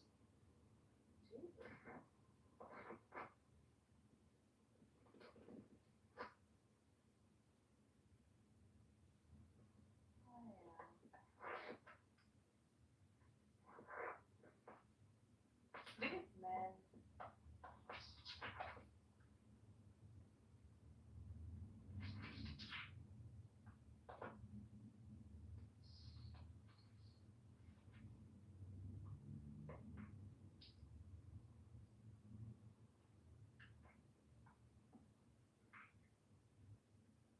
Well, Isa, the reason I ask is if you're online, I can text my sister. That means she's up too. What? Yeah. She's in Europe as well. But what do you mean? But Issa stays on Clubhouse all night long, so No, that's not true, Wusa. That's not. I actually go. I'm good with Clubhouse. I go to sleep my 8 hours, but this week, like the last 3 days, I have been staying up. I don't know. I've been anxious. I've been having headaches. Is 2 a.m. your normal bedtime then, I guess, or average bedtime? My normal bedtime is 10. Are you in the echo of that project? Did you finish all that? Yeah, I need to send a few things tomorrow, but yeah, I'm done with it. I gotta look for more projects. I'm often wound up after a little sprint of work. Yeah, me too, but I don't know, I'm getting stressed. I always stress out when I don't have enough projects because then I'm like, oh my god, I'm not gonna find anything, you know. And then you get too much work. Yeah, well, I like to have work. Thankfully, I have had a lot of work since April, May.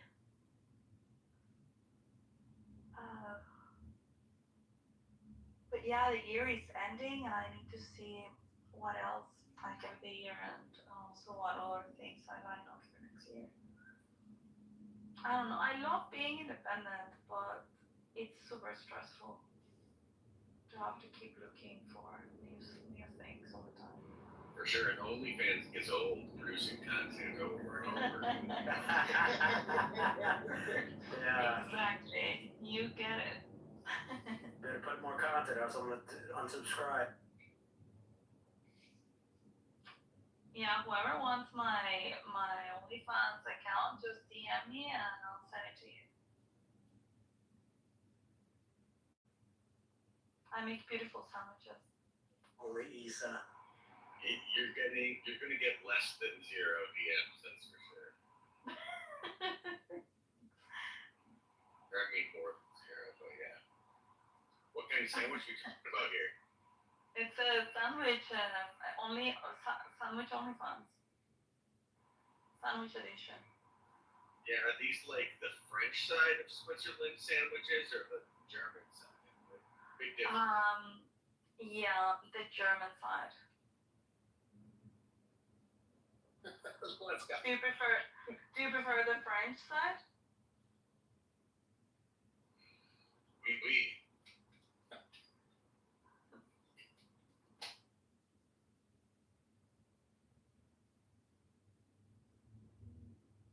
Have you been to Switzerland, Musa? Yeah, I've been to Switzerland a few times. When? The last time I was there, last time I was there, I didn't even stay there, so I just kind of drove through. But I guess it probably would have been like 2018, the last time I spent some time Oh, there. it's not long ago. Or 2017 maybe. Yeah, it wasn't too long ago. My relatives in Germany, and I've taken a couple road trips, through Western Europe. Yeah. And from where to where did you drive through Switzerland? Let's see. That time I basically drove into Geneva just to get on a plane. That's what I did. I returned my car to Geneva and jumped on a plane.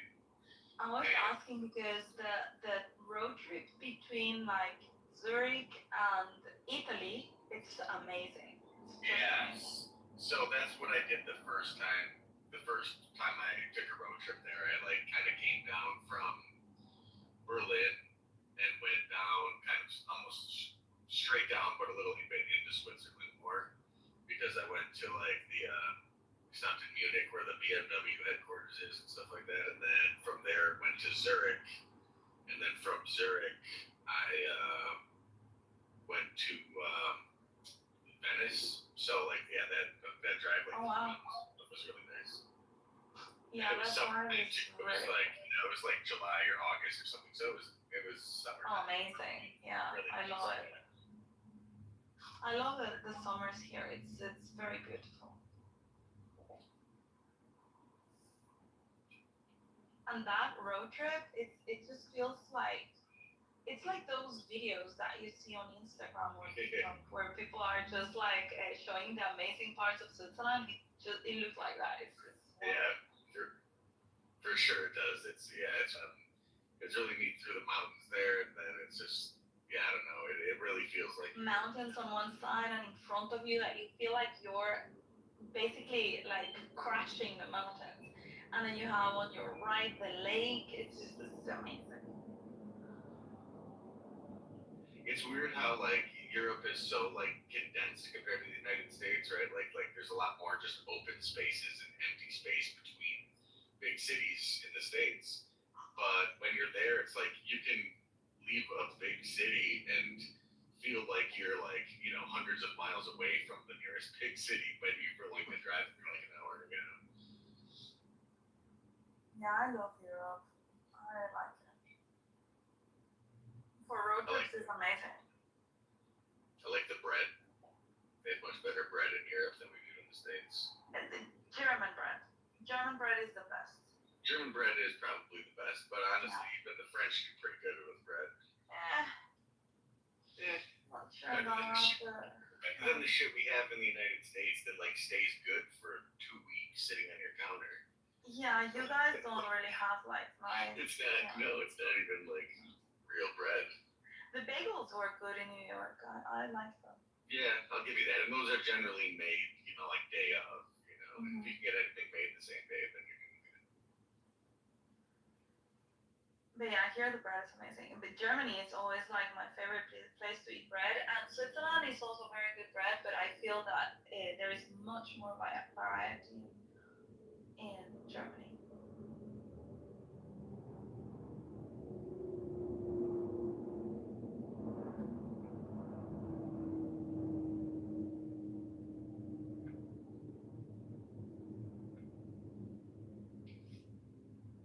Vienna or Austria too, same thing.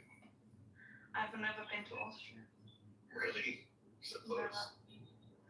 I know, and I went to an Austrian school for 15 years in Guatemala, And I have never been to Austria, and I've always been curious about Austria, and I don't know why I have never been.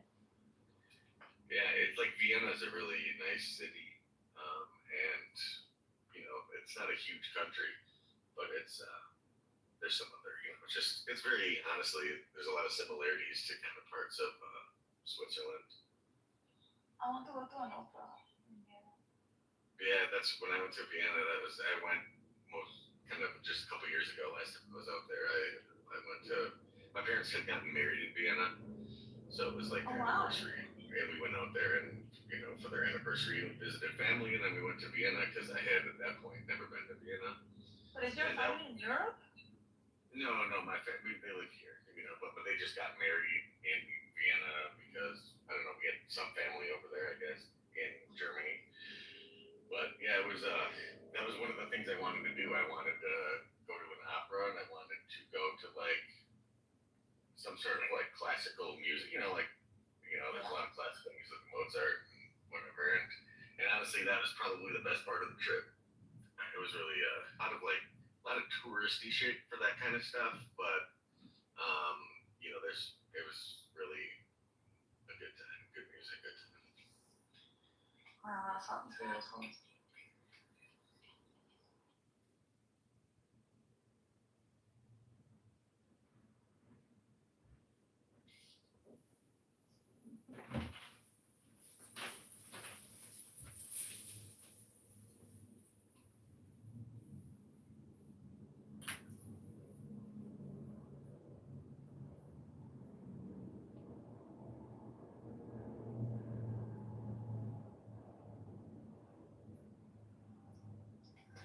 Did the room officially died?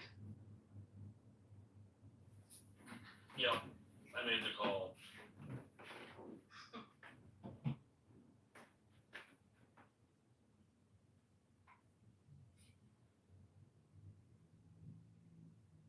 Almost back to 110. Let's go.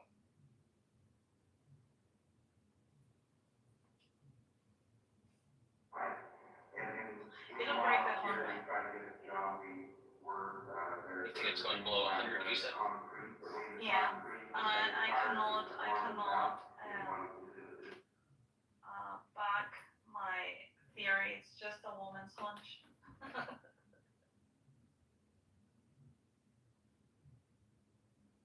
And then everybody will celebrate. Charlie volunteered for one. No, then everybody will be gay again, right? This is 10 minutes of yoga. That's right. Candidate John. Yeah. As long as we're below. It falls below 100 and everybody turns gay again. Fish, why did you take... Oh, I have to put them back on. Never mind. I just saw that you took away the laser eyes from your fish. I never have on here. Yeah, you had it without laser eyes, and also Richard took the laser eyes from his photo. Well, it was always laser eyes to 100K.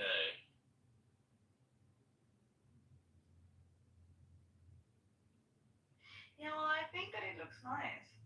Anyway. I don't think you guys should take it out. Take it off.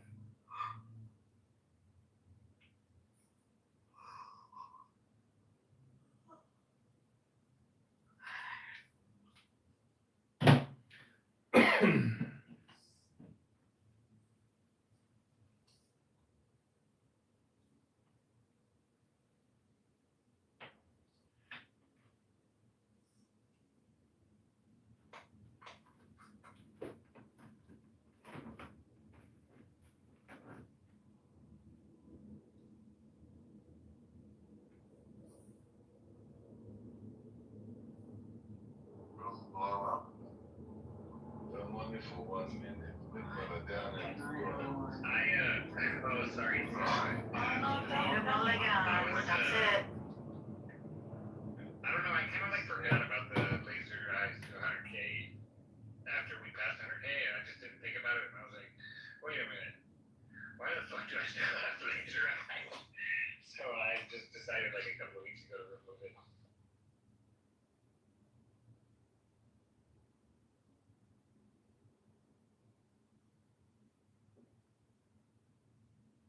question for you. Oh, you know how many times I've heard that?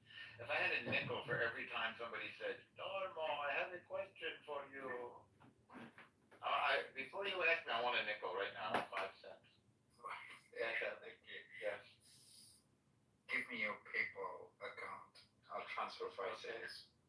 All right, fair enough. All right, what's the question? In your estimation, is Amos a neutral guy, or is he pro-Palestinian, or is he pro-Israel? What's your first choice? Pro-Palestinian or neutral, or is he pro-Israel? He's a classic Israeli. What are you talking about? He's a classic. Sometimes he appears neutral. He's vintage. He's vintage. He's a kibbutznik. What do you mean? This was the people that built Israel from nothing. That's who he is. He's out there picking oranges or whatever they do in his kibbutz, or raising prickly pears. I was sitting in New York studying Torah, and this guy was out there in the sun. Then he risked his life in the army for me. That's who that guy is. That guy risked his life for me. That's who Amos is. And I've said it before, Amos, right? He's a treasure. He's a treasure. He's a kibbutznik. He's what we all dreamed of when we were little. I'm listening while I'm sleeping, I'm listening, and my head will become bigger and bigger. It's okay. And I hear he's an excellent dancer. This I didn't know. That's true. And one of the best dances is for sure in Clubhouse. Jeff says that he's better than me, but he's not. You want to know something? I've seen Jeff dance, okay?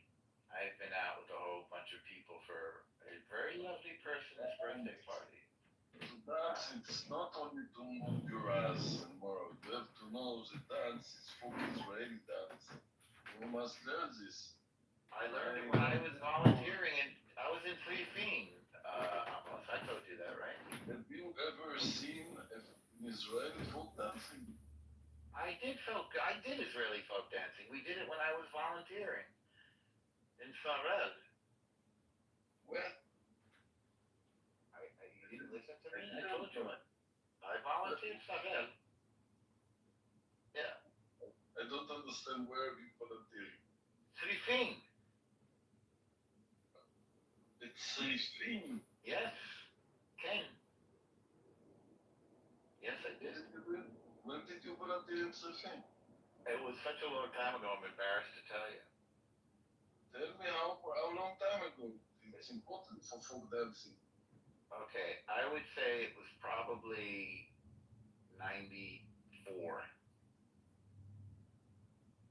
I have to go look. We just missed each other. How normal. We could have been overlapped.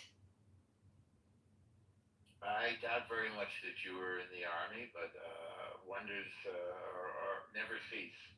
You gonna tell me you were in Free Fiend? No. I lived in Israel like a decade after you. That's not almost overlapping. Well, in the grand scheme of things, life is long, you know? Normal. Please, don't try to get close to me. Get close to somebody else. Well, we're both good at logic puzzles. Please, go pitch your woo to somebody more appropriate.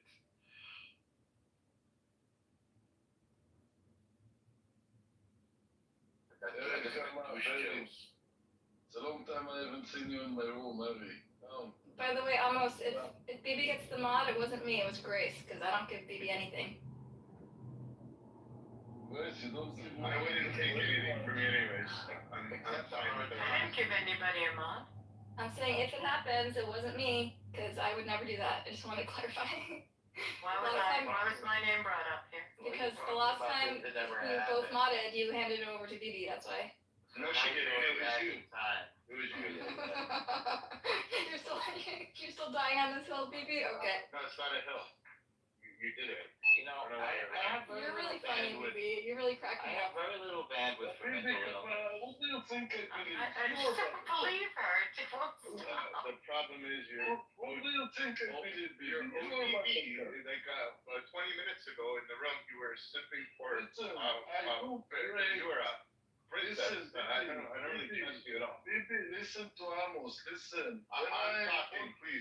When I talk, please don't unmute, please. When I want to check something, I check it in the end. You know, I take Grace to a private room, I put a pistol on her head, and I say, if you don't tell me the truth, I kill you. And Grace tell me Maybe what call to me do. a con. Just want you to know how I get all the juice. Vamos. Made my night. Listen, that's up to Grace. If she's got the position of being a mod without throwing up buttercup, she's gotta live with that. Alright. She doesn't have to throw her, but at least drop her. So she's, you know what I mean? She gets on this high horse where she thinks she's better than everybody. See, he's telling Grace to, Amos, he's telling Grace what to do with your, No. he's telling Grace to Stop drop me. manipulating. You're a liar. You're a pathological liar. You always put words in people's mouths. Stop lying. Then what are you telling her to do? Who are you telling to drop me? Did you hear me say to do anything? Who are you telling to drop me? Anybody to do anything. I said, if I was in that position, I would drop you. And then bring you back up without being a mud. You have a choice to be an eagle, but you choose to be a shipper. Every single day. And it's embarrassing. Yeah. Disrespectful, Amos. He's telling you who to mod and who not to mod. I didn't say that. There again, a lie. You come up with, I don't understand how your brain comprehends things and it spits up lies repeatedly. Does that sort of manipulative stuff work on other people, Buttercup? It must, because she keeps doing it. It's probably worked in the past, and she thinks it'll work here. Sometimes people just keep doing the same thing even though it doesn't work. I think that's the, what is that called again? Oh, insanity. Insanity. Wow, we're so good with the cliches. Yeah. You're not the only one. Maybe that's an SAT word. Look it up. What's the SAT word? He's never heard. Cliche. He doesn't know what a cliche. I know exactly what cliche is, you moron. Oh, what? Tell me. SAT word? Oh my god. I don't need to explain to you anything. I don't owe you anything. If anything, I want to know why you called the video today of the hostages being... A snuff film? Yes. Yeah, why? Yeah. How could you compare that to porn? I said it's a snuff film. You know what snuff films are? No. First you said it was porn, and That's what snuff films are. It's gore porn. It's not like sexual. You don't get your head out of the gutter, baby. You still called it porn. I called it. And then you changed it because people were like, "What the fuck? Why would you say that?" Baby. And then you said snuff film. And then you said fetishizing. Get your mind out of the gutter. Not everything's sexual. No. You're the one that's. Context. It's not about this. Not about the gutter. You called it Disgusting that you porn. did that. Wow. That you think it was Disgusting. sexual. I'm not the one that called it You porn. said fuck. You did. You did. I called it a snuff film, and that's a type of porn. No. You already said. A snuff film is a category of porn. You called it porn, and then you said snuff film. Snuff films. Liar. Snuff films are a category of porn. Exactly, but you said porn first. Okay. Which is disgraceful It's still and accurate. distasteful and disgusting. Only if you have a perverted mind and think that porn is always sexual. Then I asked you what Something called you food said porn, today, there's gore what you porn. meant, that was wrong. You couldn't. You stumbled on your. Alright, BB. Are you having a bad day? So you're calling the murdered civilians of the so-called country that you say that you're from and claim to be a Jew, you're calling the murder and death, the videos, porn, and a snuff film. Just think about that. I don't like the murder of Jews being weaponized for political purposes. And that speech was a Not political purpose. purposes. That's like calling the Torah a porn novel. It's to remind Get your us. mind out of the fucking gutter. No, Nothing's sexual. it's not. Stop trying to manipulate everybody. That's what the Torah reminds us of the atrocities we've been You're through the only one as Jews. who's saying the and where we sacrilege are shit, not today. me. He's really offending Reminds us you're of what offending a happened lot of on Jews in this room. October 7th, and then where we are today, and you choose to call it a porn and a snuff film. It's called, It's disgusting. BB, let me explain how vocabulary works. It's fluid. So porn can be used to describe food, food porn. It can be used to describe gore, gore porn. And in the case of snuff films, it could be used to describe really, really graphic violence It's not and used dead to bodies. describe the atrocities that happened on October 7th to fit your narrative on Jew hating and Jew I bashing. think it should be handled delicately. Smart. That's all. You're trying to manipulate every single part of the conversation because you're the one, and you even opened up a room about it Mm-hmm. after. I stand by it. About what? About the film? Yeah, that it's basically that we're fetishizing on the film, and that BBN, I know what she meant, and she thinks she's clever, but she's a dum-dum. BBM, and she meant BB Nazi, fetishizing. You're the only one who said that. And That's then she changed it to Netanyahu, you're a liar. You're a liar, you get called out every second, and you find it funny. Anybody in this room that's a Jew, would you call that film a snuff film or a porn film? Anybody? Okay. That film is Same. a disgrace. Disgusting. It is. The film It was is an disgraced? example of the depravity of the people who made it. It's beyond disgusting. It's not civilized. So it should not It's be the work of weaponized. people who are. It's not weaponized. It's to remind us that there's disgusting people in this world. And like how I'm reminding It's you not of what you October said today 7th is Memorial. very It's disgusting. They are uncivilized, medieval, subhuman, horrible pieces of garbage. To people who made that film and the people who torture people publicly like this. It's sick. It's not civilized. And I'm telling you, when Bibi said today, not you Bibi, but Bibi Netanyahu, Benjamin said that this is a war for civilization itself. When he said this at the UN today, he's 100% correct. And let's not forget, guys, sorry to interrupt you, Uncle Noam. Let's not forget that Hamas filmed this with their GoPros. It wasn't a Jewish camera crew following around Hamas that filmed this. Yeah. So don't say that Israel and the IDF are using this as a political stunt when Hamas themselves filmed this for the world to see. And these films are all around, readily available. It just they got compiled into one little source so that people can watch it and remind them of the atrocities that took place. And yet you took it as a position to throw a jab at yet again the Jews and calling it porn and a snuff film. And I don't understand where you would even get that and how you could even lower yourself even lower to be able to call that porn or a snuff film. Watching the atrocities of what happened to your fellow brethren. That it completely blew my mind that you can go to an extreme low that I've never seen any human claim to be a Jew to talk like that about that film. The people who voted for a Palestinian state, do they think they're going to cure this sickness with a Palestinian state? Is that what's going to fix this problem? Like to give people like this a land or something so they can do this on a more organized scale? It's boggling. It's mind-boggling. Did I tell you this, Bibi, that I used to work for Antonio Gutierrez, the Secretary General of the United Nations?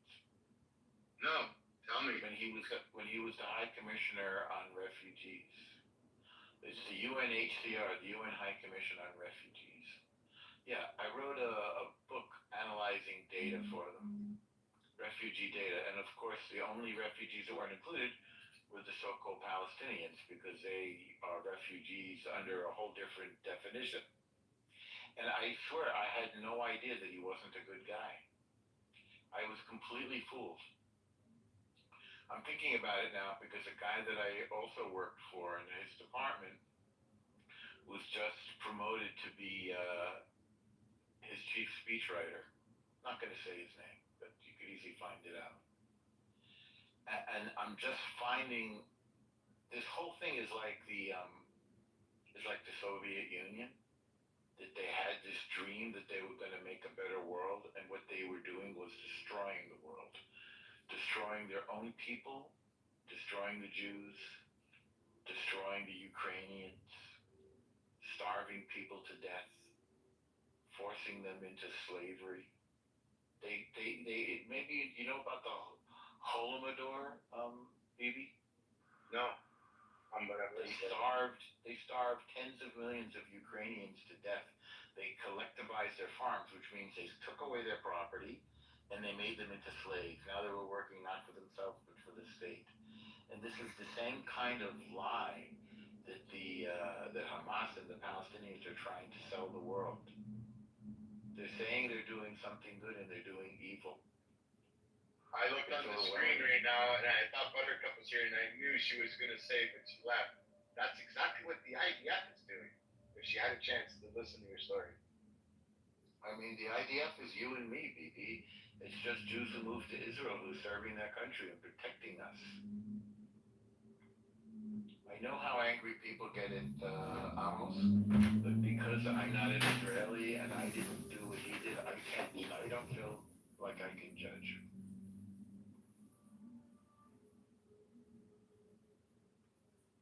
I just have to love him for being an Israeli and a Jew and a kibbutznik, and for whatever sacrifices he made. I think most of the people in the room understand the meaning of what you're talking about. They do? Or they don't? Most of the people don't understand the meaning of Muslim, the leftist, but I like more all this Enon. Who knows who is Enon? Bring him up. I know who Adnan is. We can't because they're anonymous. He doesn't know. This guy's always following me around from room to room, almost. Don't worry. Enon, it could be Amir, or But you know what was more triggering when she was talking about the Torah the other day when she went to Shul and she said how vain God is and how narcissistic. I couldn't believe the way she talks about Jews and about it's troublesome. And then that's what also makes me think about the beautiful words that Al Norma was saying about you, Amos, and yet you. And I believe them probably to be true, but I would want a little bit more humility from you, like to not host people that, like, at least give them the power of being able to shut people up and tell lies in your space, like Buttercup. When if she had the chance, she'd want you to die too, which is sad. I was talking about what the Soviets did to the Ukrainians and what they're doing now. A war of hostile aggression. And somebody in the chat said they did it to Kazakhstan as well. And I was just talking about this with other people today. I got my hair cut and all of the hair cutters in New York are from Tajikistan or Uzbekistan. Azerbaijan, exactly. From the stands, Central Asia, you could call it. And I'm just learning now what the Soviets did to all of these people, and it's just so horrific that in the name of good that they can do so much evil and hurt so many people, and so carelessly and callously, like they don't care about human life. And this is one reason why our hostages are so important to us, because every life is a world. Every life is important to us. And not even just like, not to minimize or dilute the hostages alone. Think about the California fires. Israel sent people there to help. Think about when the war broke out in Ukraine. Israel sent people there to help, doctors. When in Syria, Israel sent people there to help. Earthquake in Haiti. Israel sent people there to help. It's unfortunately we're experts in disasters. We're selfless. We want, but it's not just Jews. We want to preserve all life. That's where it actually wants to bring a tear to my heart and like cry out loud that we care that much. And people may say that that's our downfall, but I believe that's what keeps us strong and what keeps us going is because, and all we want to do is just live, and people don't understand that we just want peace and we want to be able to live without threat of terror. And unfortunately, what happened on October 7th woke up many Jews around the world in the diaspora, right? And brought more Jews towards Torah and religion to be proud Jews and held their head high. And then unfortunately, it did a little bit of the opposite to a minority part of the Jews, where they said fuck, and they became against Jews. Because, and I truly believe it comes from a place of fear, because they don't have faith in Hashem, or they're scared, and they're like, if I cuddle and I stand up for these people that want to kill us, maybe they won't kill me. And how sadly mistaken, like on October 7th, and I hate to bring it up, and Jews can probably vouch for it. There was many Jews that were protecting the people in Gaza, that were giving them medicine, that were helping them, that got murdered. They got betrayed for the way that they thought that they were helping these people, and they were used, and then they got murdered, raped, burned, and cut off their heads with machetes, and their vaginas shot. The most horrific ways to die. Don't go too graphic with women in the room, if you don't mind my saying. By the way, Eitan or Grace, can you bring up Igal? He's asked to be. He wants an aliyah. And since this is Shabbos Gadol, it's a special aliyah. Yes, I did. I got him up. Thanks, Grace. Sorry, love. What about me, Igal? Thank you, too, of course. You are Bobakasa. It was really Norm. I apologize. And it will be. I want to give a shout out for my piece too. Sorry. I just want to say something. You are talking about Palestinians and Russians, how bad they are. But let's not forget that the worst people for us were Germans. You surely agree for this. Say it again, please. And now we are friends with Germans. And I agree. All I want to say is that things change with time, and we never know what will happen. And maybe the enemy of today will be friend tomorrow. I agree.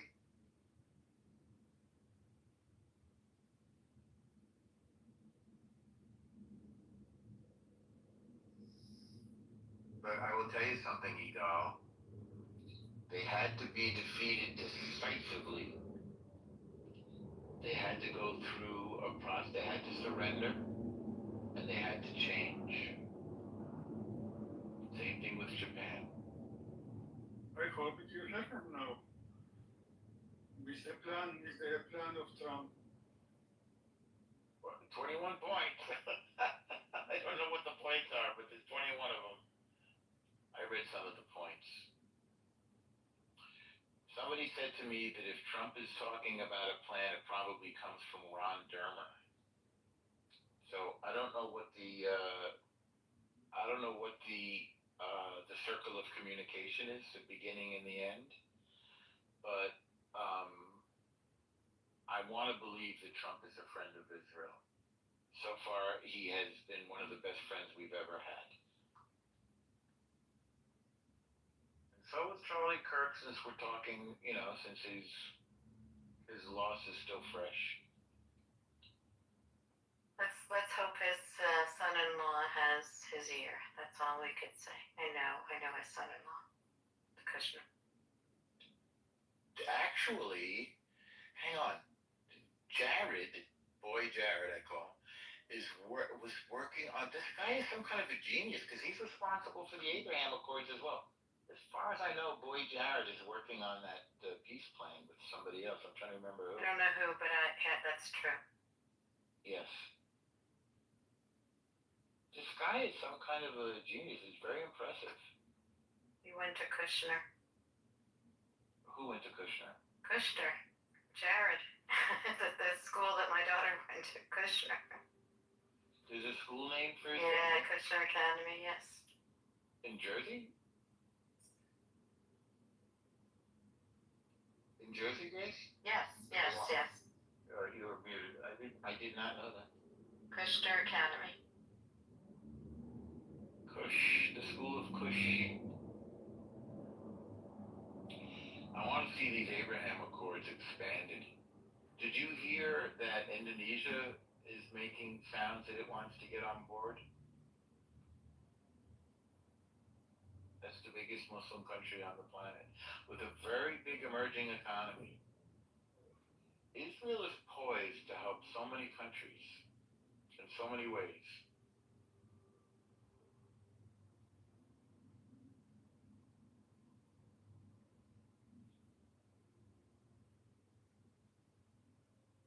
Yeah, hello. Yeah, the Indonesian leader even said shalom, but he wants a Palestinian state. I really don't think this is an option. You know what? Whatever these guys agree to. Who? Bibi, Trump. No, Bibi cannot approve Palestinian state. Palestinian doesn't have the authority for this. He doesn't have the vote for it. And just before you came in, I said, if the idea is coming from Trump, it probably comes from Ron Dermer and maybe it's Bush. not coming. Yeah, exactly. It's not coming from Trump. It's presented as if coming from Trump because anything that needs to pass, if it comes from Israel, it's automatically bad. That's right. I heard the same thing today. We must be listening to the same podcast. No, this is like what I was saying. Like every time that Eagle is here, every time that Eagle is here, but there is no plan for the day after. And every time I'm telling, like, you cannot plan for the day after because any Arab country that would want to cooperate would automatically be blamed for cooperating with the Zionists, and all the forces in the world would be against it. Because even if we were gonna say we're gonna give $1 million to every Palestinian, it will be bad. Okay, I'm not sure how, but if I go now to one of the retard rooms, like Amir's or whatever, they will find a way to blame Israel. Damn if we do, damn if we don't. So doesn't really matter. Doesn't really matter. But yeah, I mean, it's a cute out of the Indonesian, whatever he was, I don't know, it's president, prime minister. But it's so ridiculous to think that of a Palestinian state right now. Like, people that really advocate for a Palestinian state really need to kind of go back to the future. They're like, I don't know if they're in the 90s, in the 80s, or just like in a different planet. Not realistic, it's not relevant anymore. You cannot bring now a two-state solution that was always offered but no one wanted it. Not in 48, not in 67, not ever. Now like, good luck in the state. Fucking idiot. Today I heard Edward talking about Israel as if it's Palestine. Society that they know it's about violence and that it's people that were brought to do. Are you talking about Palestinian society? All those wins that the Palestinian narrative is getting, and they are getting a lot of wins, actually kind of, it doesn't satisfy their hunger. It actually builds their hunger for more. They actually now believe the stories that they are telling, that the Palestinians are the innocent civilians and the Israelis are just like genocidal. We are happy to genocide poor Palestinians. Like I heard Edward talking, like, if I would watch him, he didn't move like a muscle, lying with a straight face. I was listening for him for like 45 minutes. There was not even like 10 seconds that passed without him saying a lie. And none of them stopped him. To any of this, Daniel. But none of them on stage, no one on stage ever stopped him to correct him on anything. As long as it plays to the terrorist Hamas Palestinian narrative, it works. What room was this? And Amir's room. Where would it be? In the sewage. Where would it go? Edward is moderate compared to the other ones. No, no, but Edward is considered a smart one for some reason. He's as dumb as a rock. He thinks that I think one of the problems is people like Edward that think that they're smart, and he talks about things that he doesn't. The UN was created to stop colonialism and all kinds of bullshit, and it was basically the entire purpose of the UN is to make sure that people don't annex land. Are you a retard or like? Or is this like Palestinian education? He's really like it. And everybody's like, oh my God, Edward, you are like such a smart He's a man wordsmith. He's a wordsmith. talking, everybody, all those properly, like, negative IQ, they say words like colonialism and imperialism, and they actually think that they're smart. Well, like they're communists or something. This is like Marxist ideological slogans. Like, end capitalism and build the workers' future or something. That's what I call him a wordsmith, exactly. And capitalism. I feel like I'm a wordsmith. I feel that they're just In a good way. You are a wordsmith, but you are a wordsmith for the best. I mean, there's two sides of it. Capitalism basically means I don't have a job. I don't have a job, basically. You know what, Grace? It's Blair. It's Tony Blair that Kush is working with. That's who it is. True. That's true. I said Austin in the chat just reminded me. Austin, my love, he always has a good contribution.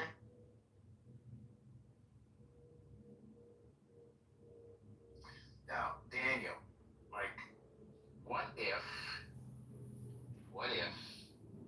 the Palestinian state comes into existence as part of the Abraham Accords?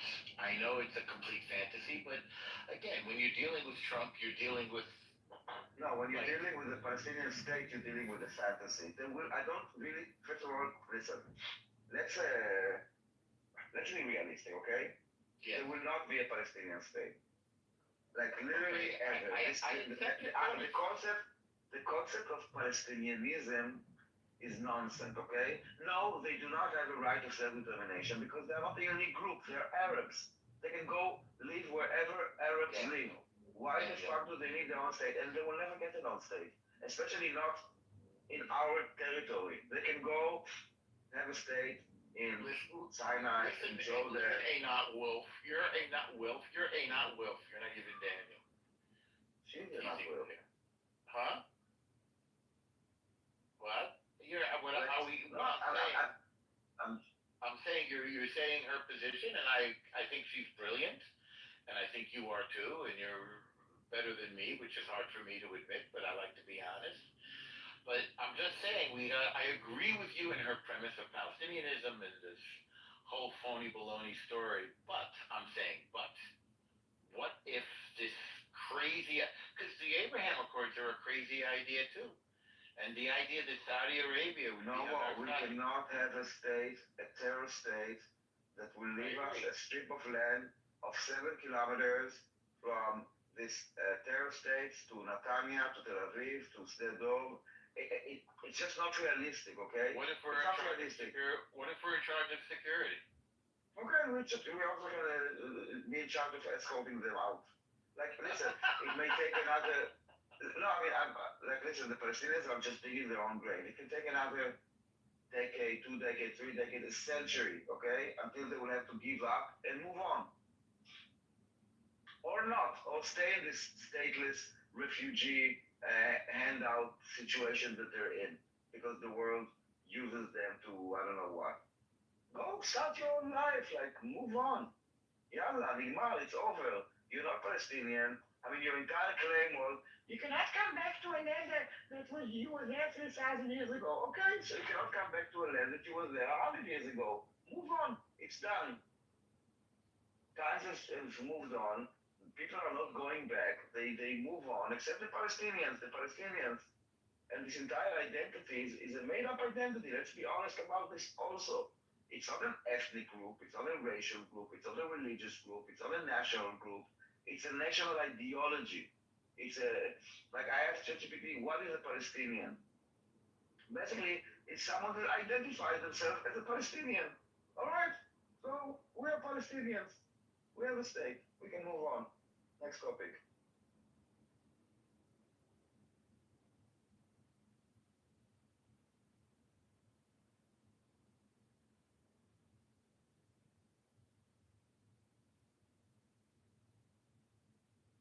And they can keep on crying that it's not our land and Israel doesn't exist and that Palestine was recognized. So enjoy. Travel to Palestine. Enjoy the blooming economy and the innovation and everything. And we will continue living in our non-existing state, in our non-existing territory, while the Palestinians stay at the same place for another century. And at least all those pro-parties will feel good about themselves. This entire pro-party movement is the world's biggest scam. And I don't know how long it will take for the world to wake up. It will be another 2 years, 3 years, 5 years. But they will wake up.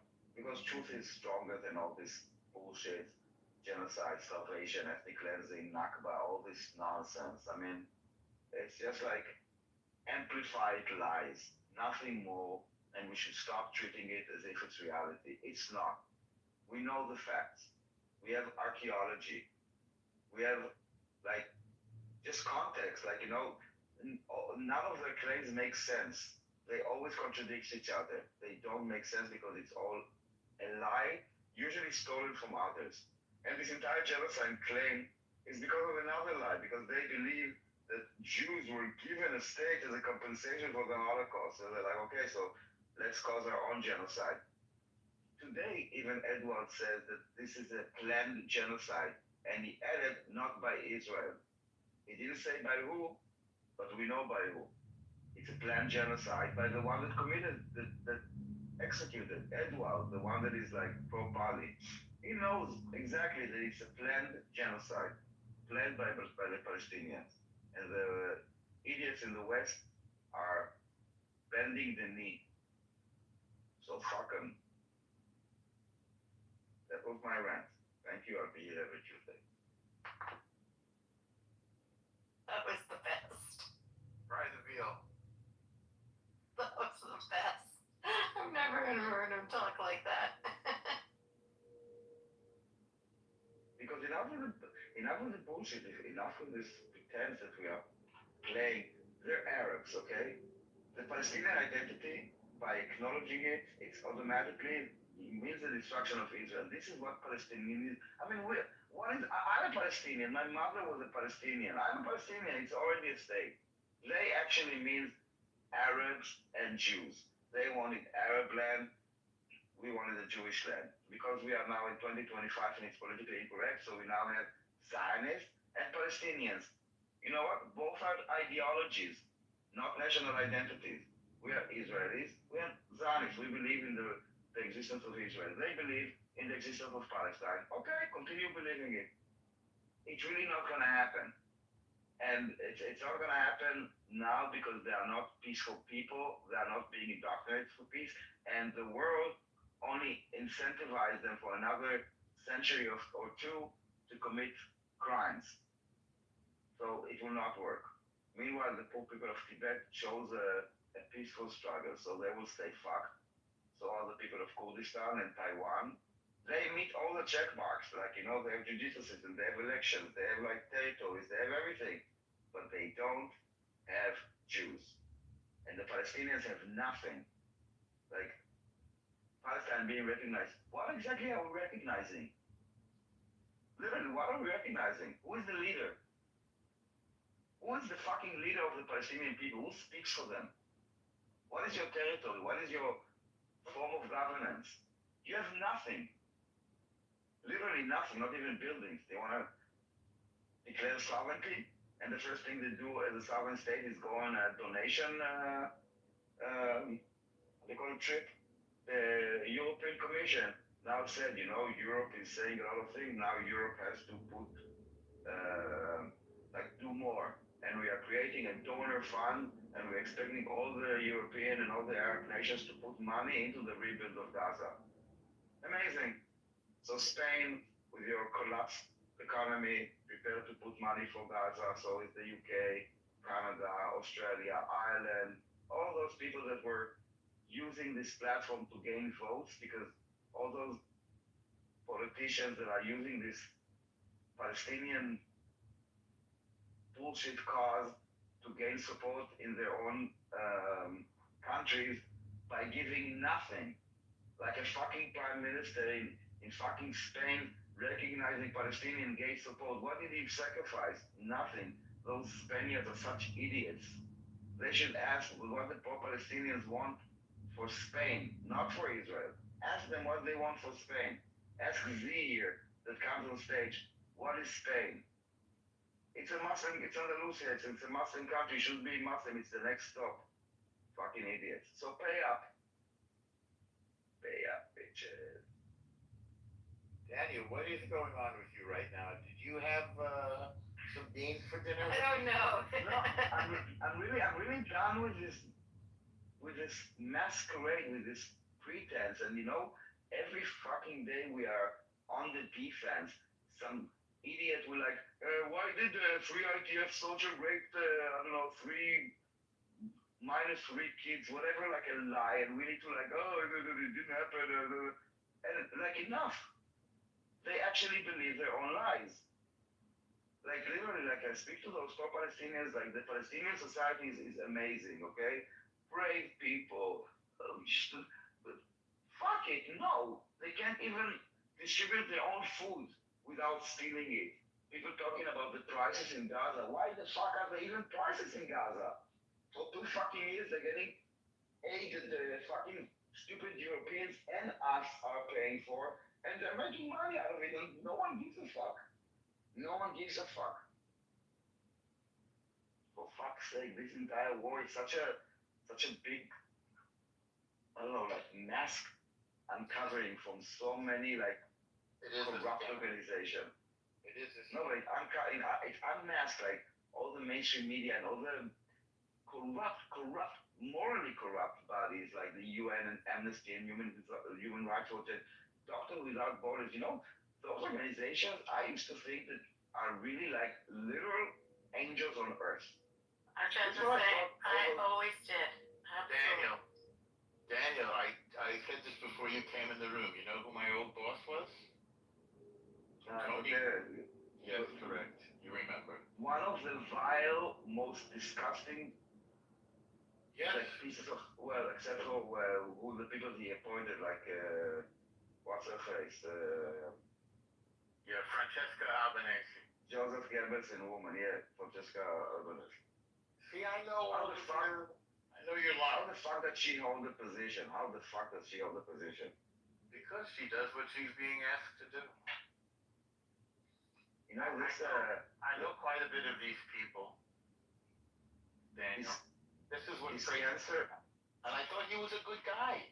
Here I am. I thought I was working to help refugees. This is what I'm saying. It's all exposed now. This is a cleanser. This Palestinian scam is a cleanser. First of all, I mean, unfortunately, this is like a cancer that really like got into many international bodies like ICC, ICJ, UN, Amnesty. All of them are infested with this cancer, and it will have a toll when you're gonna remove this cancer. The host will suffer, unfortunately. But seriously, the UN, I really liked finally to hear from Trump, which is something that I've been waiting since his first term in office. And I also said it in the app a few times that I expected way more from Trump against the UN, and I didn't hear him vocal against the UN. Finally, he spoke against the UN. And to be honest, Bibi should have done the same. Bibi did not attack the UN at all in his speech, and I think it's a big miss. It was important to show the hypocrisy of how many meetings were about the so-called humanitarian crisis in Gaza, where 50,000 people died. Half of them are fucking terrorists, compared to the non-existing amount of meetings that they had of, I don't know, Yemen or like the Jews or the Christian, like there's a list of how many meetings they had.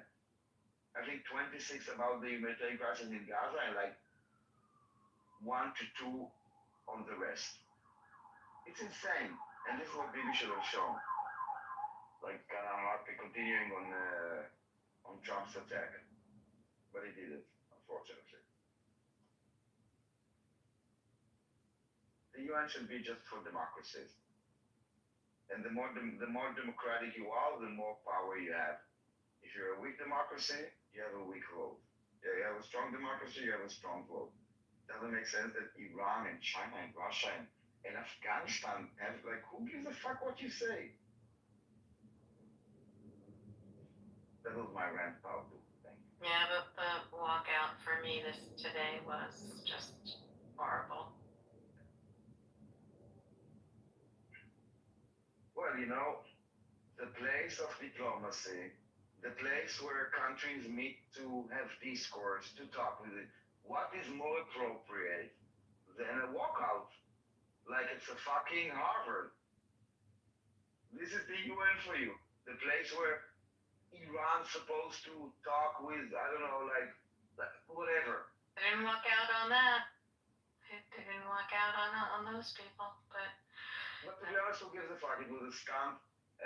No, like only the idiots of the pro parties, which basically is kind of like redundant to say idiots of the pro party idiots.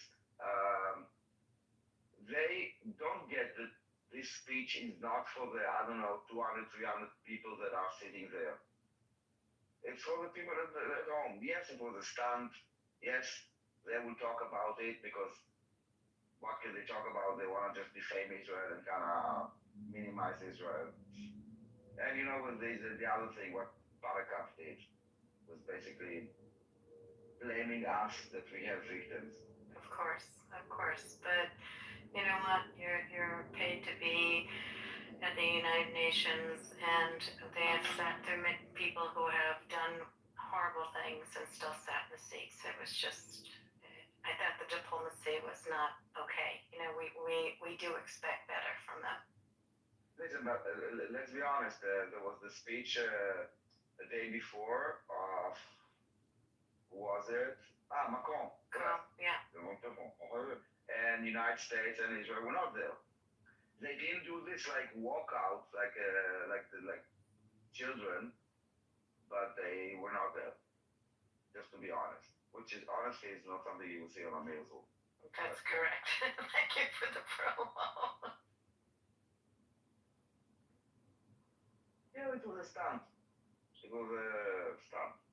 And it works. What can I do? I mean, we are in such a retarded world that, they can kind of plaster pictures of like fake dead children from all kinds of places in the world, from Yemen to Syria, every day, using it every day. It's a live stream genocide. We see it every day, dead children.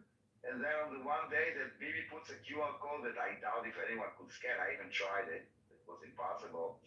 Oh my God, he's exploiting, he's this, he's that. The fucking double standard. It's the same with Qatar. Iran attacked American base in Qatar. No one was like losing their pants and touching their purse. You're right. And saying, oh my God, they attacked Qatar. No, everybody understood that they didn't attack Qatar. They attacked a U.S. asset inside Qatar. Exactly as Israel did not attack Qatar, they attacked a Hamas asset in Qatar. Unsuccessfully, unfortunately. And the entire world loses its pants. What the fuck is going on? So fuck them. I don't know, I can't believe that I say it, but fuck the world. You have to. You have to say it. People ask me that all the time. Why am I so aggressive about my convictions? That's just ridiculous. Because I'm convinced it's true, not because I saw videos that emotionally touch me, and because the entire pro-Palestinian movement is based on rage. It's not based on facts. It's based on emotion. It's like they show you a dead child, and then they tell you blame the Zionists for it, and then you need to kind of give an outlet for your rage. So then I'm anti-Zionist. Like, this is how it works. It's not about facts. I see how they use critical thinking or lack thereof. When it's about Israel, It could be a speculation. Someone said that maybe something could happen. That's enough. With the Palestinians, I will show you a photo, a video of Hamas terrorists saying, I'm a Hamas terrorist, I'm executing. Well, it's yeah, Hamas is a radical group. It's like you cannot apply this on the entire blah blah blah blah blah blah blah. When is the date? Maybe it's not Hamas. How do you know it's Hamas? All of a sudden they see every pixel. All of a sudden they're very analytical. Never seen such levels of dishonesty. Propaganda. As I do. It's a propaganda mill, and they've had a level of success that we've acknowledged. Listen, in the pop party crowds, including Amir Zoom, I think it's about 20-80. 20 that are like wicked, that they know what they're doing, that they're manipulating, that they're lying, that they are exploiting it, and 80% that are, I don't know how, like idiots, just like followers, sheep. Don't think too much. Everything is laid out for them in very simple terms. There is right, there is wrong. If it's not white, it's black. If it's not good, it's bad. It's very simple. Everything is in a sentence, in a meme, in a 1 minute video. They watch the video and they're like, I know Kung Fu. I know the Middle East conflict. I understand it. I know who's right. I have the truth. And it's, how do you call it? The Dunning-Kruger effect. The less you know, the more confident you are. And those are some damn cocky idiots. I've yet to find one pro-Palestinian person that is actually pro-Palestinians. Not the Palestinian cause, but the Palestinian people. And if there is anyone like this on Clubhouse, please send them to me. I would love to have a discussion with them. Someone that actually cares for the Palestinian people, not the cause, aka the destruction of Israel, but the people. I was talking the other day with, I think with Buttercup. I think I don't know where it came about I think Edward said something about the Palestinian society is multicultural and like yada yada yada and accepting. I'm like, dude, the area A of the West Bank, which is under the Palestinian Authority, and Gaza are unified. They're like free of Jews. And Buttercup and another Palestinian Jack were like working frantically to find me a Jew. Amira Hess, by the way, she has a name. She was friends with Abu Mazen, the chairman of the Palestinian Authority, so she lived in Ramallah. So basically, they found a Jew that lives in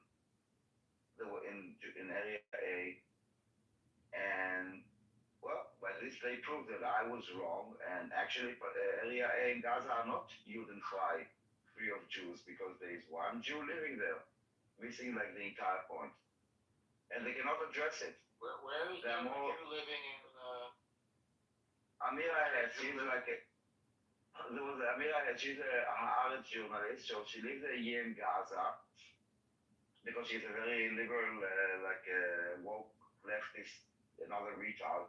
So she went to Gaza to live there, to be with her people.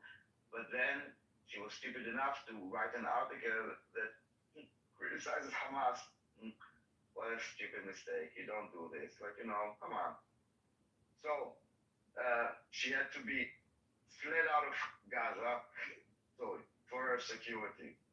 But while she was there, she made the friends like we all do from the PLO, and she also befriended later on Abu Mazen. And this is why she could live in Ramallah. When you are friended with the Rais, then you are protected. And this is the proof that of the multiculturalism of the Palestinian society, and the Jews are safe. Even the entire concept that the settlements are like a problem with peace. Forget about the fact that we took them out in 2005 from Gaza by force, so there was not a problem, yet no peace. But it's like this automatic acceptance that Jews will not be able to live in Palestine. like let's say we decide like that yes, those are settlements, and we decide to create a Palestinian state. Why can the Jews be living there? Those settlers. I don't know. Also, the fact that we call any Jew that lives in Judea and Samaria a settler, but any Arab that goes and builds illegally is indigenous is also like part of the problem with how language shapes perception. There is no Arab settler. It's a word that is only preserved for Jews on Judea and Samaria. From the landlord, it's coming from the attorney office. And who's coming from the attorney office? Because they jump in. Who's suing who? They say they want you to basically move December. You are muted, you know, yes? If I'm not fit up, they can take you to court for eviction. December 30th. No. Okay. What do you? Yeah, somebody moved in. So you want to put it in your door? Yeah. Let's take a moment. Oh, no, put yourself down. No, mute him. Maybe I don't think he knows. Yeah. I don't know if it's private Mute information. him. Guys, can you mute him? I'm trying, I can't. Yes, you can. Click on his profile and mute him. We believe in you. I'm trying, I can't. I don't have that. Yes, you do. Click on his profile. I have me do. There we go. Sorry, it wasn't that quick. Right now, I Sorry. already have his social security number and everything. I'm already in his bank account. The next annual, I'll call you when I'm in Germany.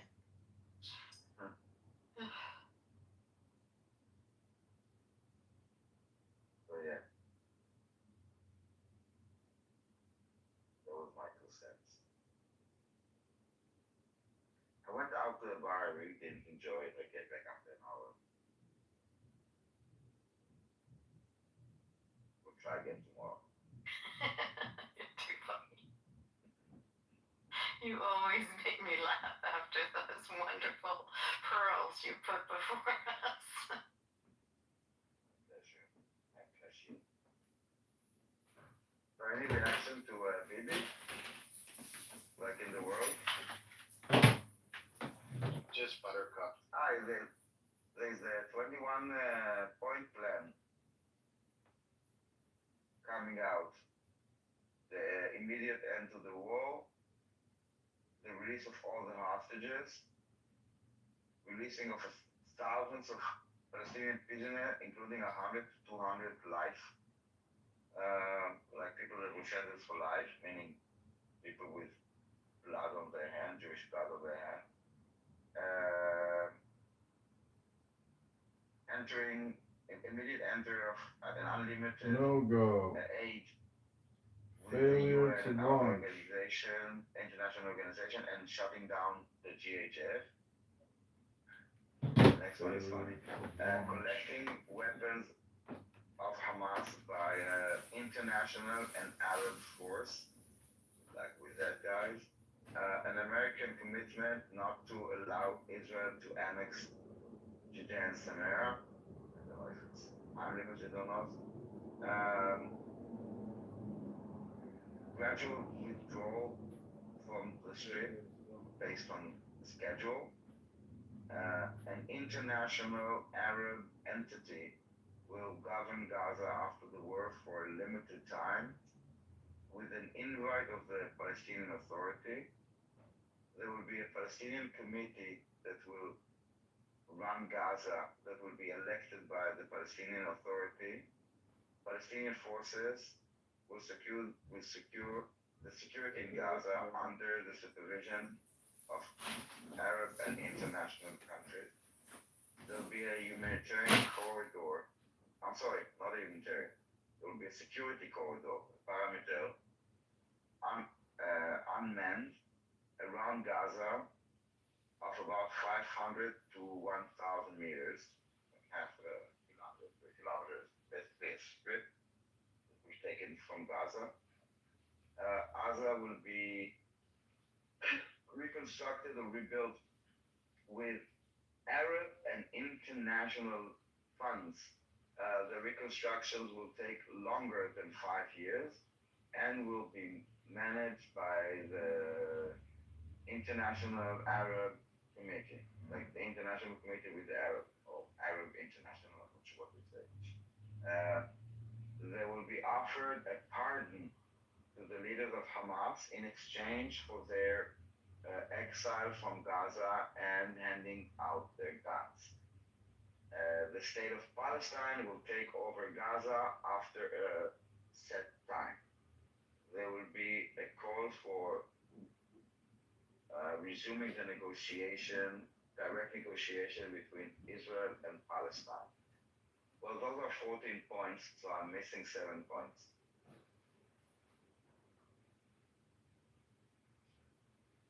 Thank you for listening.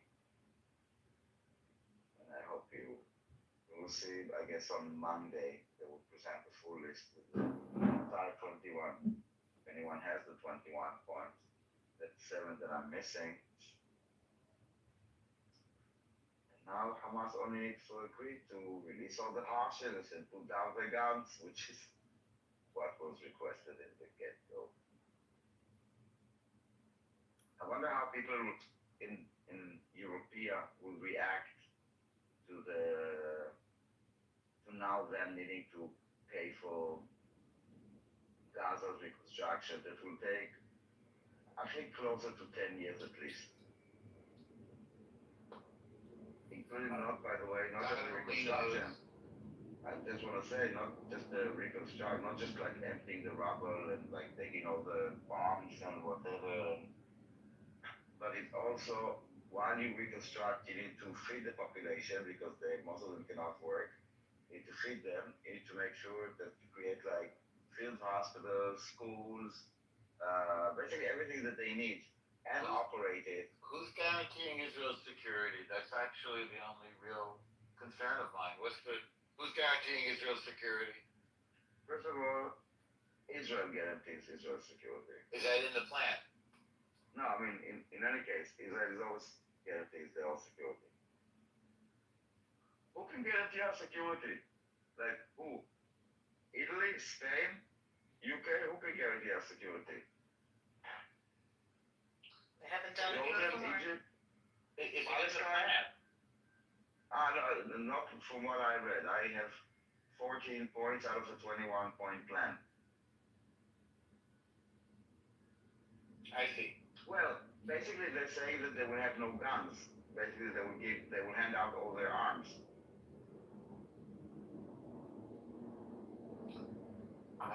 They have said that they're not going to do any of this, but so if they refuse the plan, which it looks like they will. Well, Hamas said that they will agree to disarm if they will get a Palestinian state in the 67 borders with Jerusalem as its capital. Is there any? We need to know the other points. Is there any guarantee of the 67 borders in this? No. This is just about Gaza. It has nothing to do with the only connection to the Palestinian Authority is their governance or their approval and then taking over at some point. But it's just about Gaza. Do you know what's crazy, Daniel? Or Danny? The people of the Palestinian Authority, the people of Judea and Samaria, the Arabs, they despise the people of Gaza. They hate them. They're at each other's throats. So there's a tremendous irony here. And my first question to you is this plan designed to fail? Are they serious about this? To be honest, I don't really care. If it means that on day one they release all the hostages, and then an international force will send their soldiers to disarm Hamas, like, where do I sign? Like, yeah, sure. And then the international, they will do it?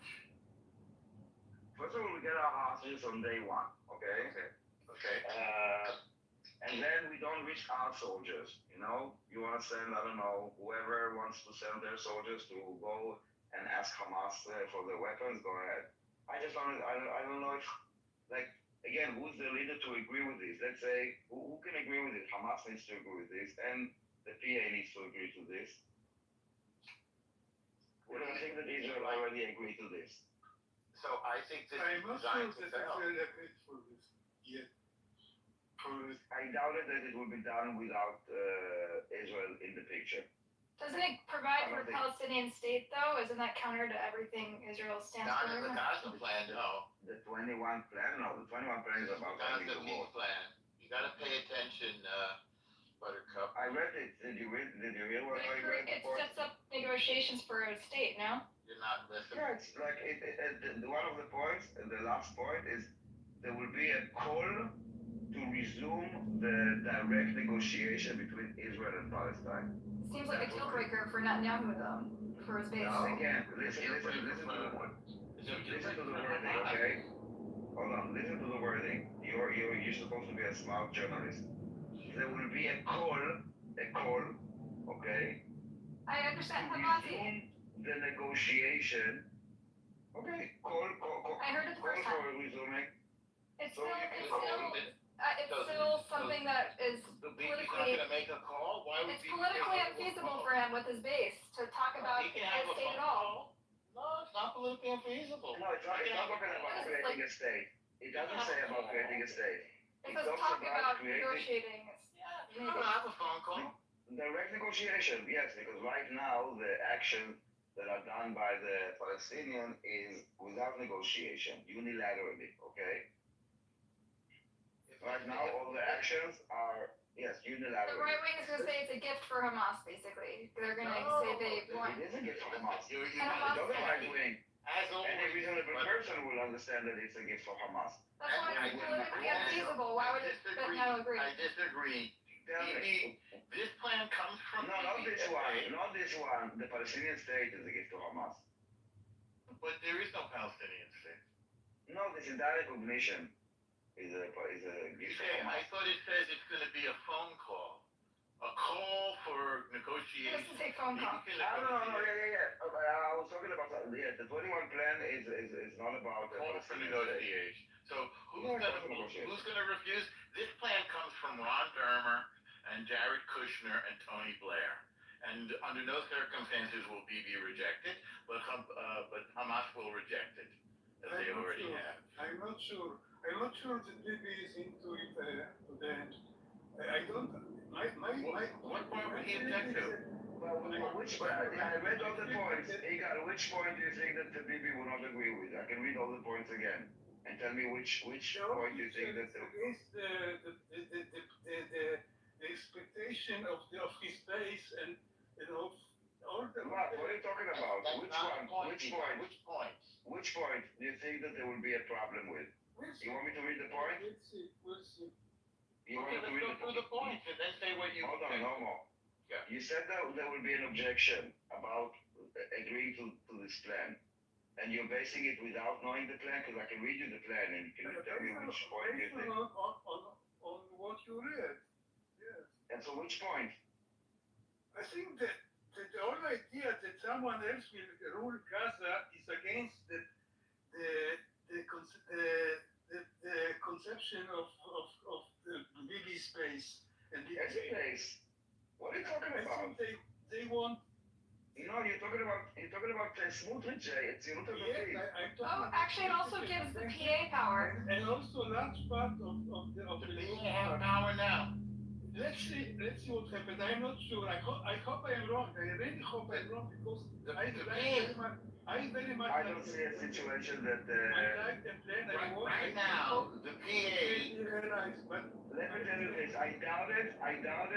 To be honest, that this plan came from Trump. Okay. If No, anything, no, this plan no, came Okay, I see from three us. things. They come Three right things in. that my opinion, it is false on Bibi. But we'll see. I hope so. Listen, we can all pray. Hang on a second, Buttercup. Your opinion is what, Ito? That the plan is false on Bibi. It's forced? Which point do you think is the problem? It's false? The whole Force, plan force, is against It hasn't been forced. the idea of אתה סתם עכשיו, you're just like random. Okay, I would get first. Which Okay, so one do you releasing, not like? for example, the point about releasing. The point. Hold on. One of the points is releasing all the Israeli hostages. I think Bibi's okay with that. That's my opinion. There's Another three point points. is. No, let me just tell you the ones he objects to. There's three points that. You don't know what is objective, Buttercup. You're a I do. manipulator. I will say it. Don't worry. I will talk to it. Don't worry. You're a manipulator, and I already got your. I already understand who you are. So one is getting all the artists that. We're friends. The second. I listen to the. No, you're a manipulator, and you know what? At the beginning, I corrected you because I thought, there's like, yes, you always say that, you're a journalist and, you come here to learn. But I think that either you're not aware that you're doing it and you actually believe what you're saying, but I do think that you are a lot of time manipulated because the truth is not good enough for you, so you embellish it, and that is the opposite. Hold on, no, let me, 1 second. Let me finish it. That's the opposite of journalism, okay? When you need to kind of decorate and add. I'm talking to my people Yes, who I love. definitely not. Definitely not. I'm talking to my people You're who a I love. manipulator. Yeah, but you're manipulating. I don't like manipulators. You don't know what love Anyway, is. Igal, so one point I is listen about. all day on TV or any other media. How the base of Bibi, including Scottish and all the base of which is. Oh, they're not based on Bibi Smotrich. Yes, it is the base of Bibi. No, oh my God. Listen, the concept of base is people that vote for you. The people of Smotrich vote for Smotrich. You don't understand the word base. Many of the Likud members, members are the same like Smotrich. You simply don't know. You don't listen to much to. No, you don't know what words you're talking about. Igal, is base. The word base is the voter base, okay? The people that vote for Smotrich do not vote for Bibi because they are two different parties.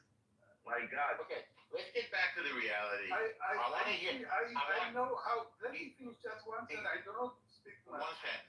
I know how they see what they wanted for Gaza. All right. They don't want anything, Igal, הליכוד לא רוצים כלום, הליכוד אומרים אמן.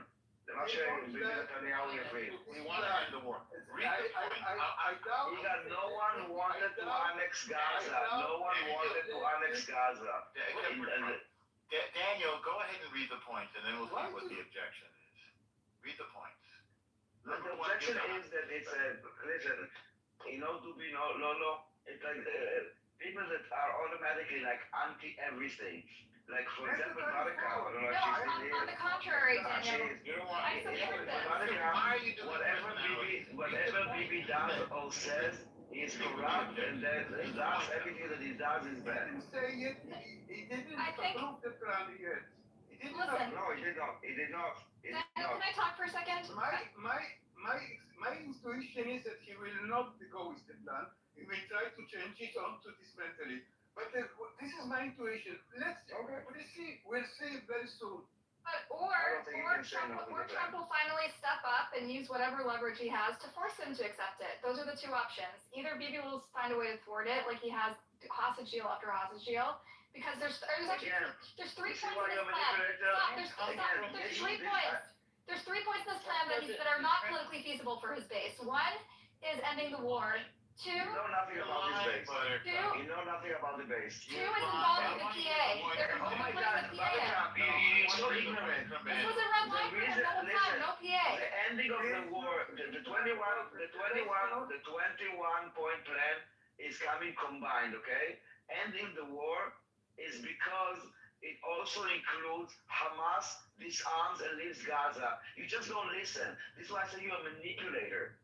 You are a manipulator, Buttercup. You're not here for the truth, and you're not here for the facts. Come on, be nice. You are no. She is a manipulator. She's right. That's why I don't like to let her talk. Read the point. About the base So ending the Gaza war, no one has a problem with this because it comes with all the Israeli hostages. Are we being gaslit? Literally, they Step one is quiet. Step one is the quiet already. But Buttercup, I'm telling you to be quiet. They don't want to. I will explain this to Buttercup because I don't know if she's like acting stupid or really watch your stupid. TV. I know what they're saying. They're saying go into the war, no state. Listen with the ears. Listen with the ears because you need to listen. Buttercup, listen. You need to talk less and listen more. When we say no, hold on. No, it's important for me because listen, Buttercup, really like my last attempt to really treat you as an honest person, okay? My last attempt. The war has two objectives. Okay? One, release all the hostages. Two, take down Hamas. For the majority of the war, those two conflicted each other. Okay? This deal, and this is why people were saying we need to continue the war because we have objective. Are you listening to me? Good. Yes. These points are saying one, end the war. Two, release all the hostages. Let me speak, let me finish. It's important that she will understand. I need to speak. Igal, I'm still speaking, please. Igal, hello. Do you listen? Do you hear the noises in your ears? This is me still speaking. Daniel, don't make it personal. No, I'm not making personal. I'm asking you to let me speak. That is not personal. Igal is interrupting me. So I'm telling Igal, stop talking. Let me finish. 99% of the time. Okay. And I'm still talking. But we're talking about the plan. Listen, I tell you what the thing is. Telling a lie takes a second, okay? I can have Buttercup demonstrate it. But telling the truth takes a while, okay? And if you don't have the energy to listen to the truth and you want kind of catchphrases, open a room with Buttercup, she will fill your head with catchphrases. Now let me finish. Okay. So the first thing that happens is the hostages. Let me finish. Let me finish. I'm trying to support you with this. Let me finish. Go ahead. So, when people don't want to stop the war, it's because we didn't achieve both objectives. This 21-point plan includes both objectives. Disarmament of Hamas, the exile of the Hamas leaders, and the release of all hostages, which means ending the war. Do you understand, Barakat? So no one will have anything to say about it. Because no one wants to just let go to war. If you think that people just enjoy the war for the war, it kind of shows your way of thinking, not our way of thinking. Please stop projecting and start listening. The war has objectives. This plan meets the objectives. Daniel, you really do not understand Israeli politics. You have no clue. Okay, all right, but let's keep going with the Thank you for your contribution, Mr. Don't be mean to him. So Me? we give the hostages back. I have no clue. And wait, Yes, Daniel, just repeating slogans. The objectives not true. You do not understand the objectives of It's not slogans, it's not slogans. It's the actual war objectives. It's the actual objectives of the war, dude. You can read it. Yeah, they've been said many times. Bullshit, okay? No, I tell you why bullshit. You're exactly like the poor parties. You so believe your lies and your made-up world of facts that when you are confronted with actual facts that do not align with what you want to believe, that it's bullshit. I hope very much. And I don't have a clue. You don't have to put him down. Let's go through the plan. You tell me. You go through the plan. You tell me what Bibi's going to object to. We get the hostages back and Hamas goes into exile. You think Bibi's going to object to that? Anybody? No. No. This is what we've been fighting and dying for. And when I say The next one, the brave, go ahead, David. the next one is maybe problematic, but Annexation. You want to annex parts? They're not going to annex it. West Bank. It's not going to happen. no, Keep going. You got stop it. You know, you're the one being ridiculous, talking bullshit. Okay, we'll see. When did Bibi say? When did ever Bibi say Until to now, annex? Bibi did not say one word. Keep going, Daniel. Keep going with the point. He did not You're letting him he distract has not you. said one word in approval of this plan. We'll see. Well, just We- came out. Okay, You It just came out. but you're making claims about an exception of the West Bank that Bibi never made. Okay. Keep going through the You're Go really with the head. disconnected from Israel, really. What? He's not disconnected. No, I'm not. You're disconnected from reality. You watch maybe too much. I don't know what. But reality, I understand the propaganda. Watch the channel. Stop fighting with each other, children. Yeah, really, guys, this is not helpful. We have a room. Please Channel stop. 14, Daniel. Speak up. Watch channel 14. You watch Channel 14. Must I not like mine? Keep going through. I want to hear the plan, and I want to see what anybody objects to. Okay, you think that what Channel 14 wants, this is what Bibi wants. I got it. Okay, I understand now. So Daniel, go through the plan. This is his channel. Okay, now go check the rating. Okay, amazing. Amazing. Now go check the rating of Channel 14, okay? Come back to me and tell me. Tell me what is the rating of Channel 14. Go check the entire last week. Go check the entire last week. Tell me the rating of Channel 14. Come back to me, tell me. Speed dating. Okay. The next one. The next one is a bit problematic, but we have precedents for this. The release of thousands of Palestinian prisoners, including 100 to 200 that are sentenced to life in prison. Meaning, No, I think this is crazy, but they've already been doing it. I think that's insane, but keep going because they already offered. Yeah, we need to understand like the details, like where are they going? Like, are they going well? This is something like the details here matter. First of all, who are those people? Like, it's very like this clause by itself needs to be really detailed. Like, where are they going? Those released to well, like exile. But they're going to negotiate over that. Exactly. So this is like open. Letting unlimited aid, immediate unlimited aid via the UN and international bodies, and closing GHF. Collecting GHF. That's interesting. Yes. Yeah, they want bodies. I know what GHF is, so they should open another GHF. Yeah, they want to steal the aid. Exactly. There's a lot of money there. There's a lot of jobs. There's a lot of like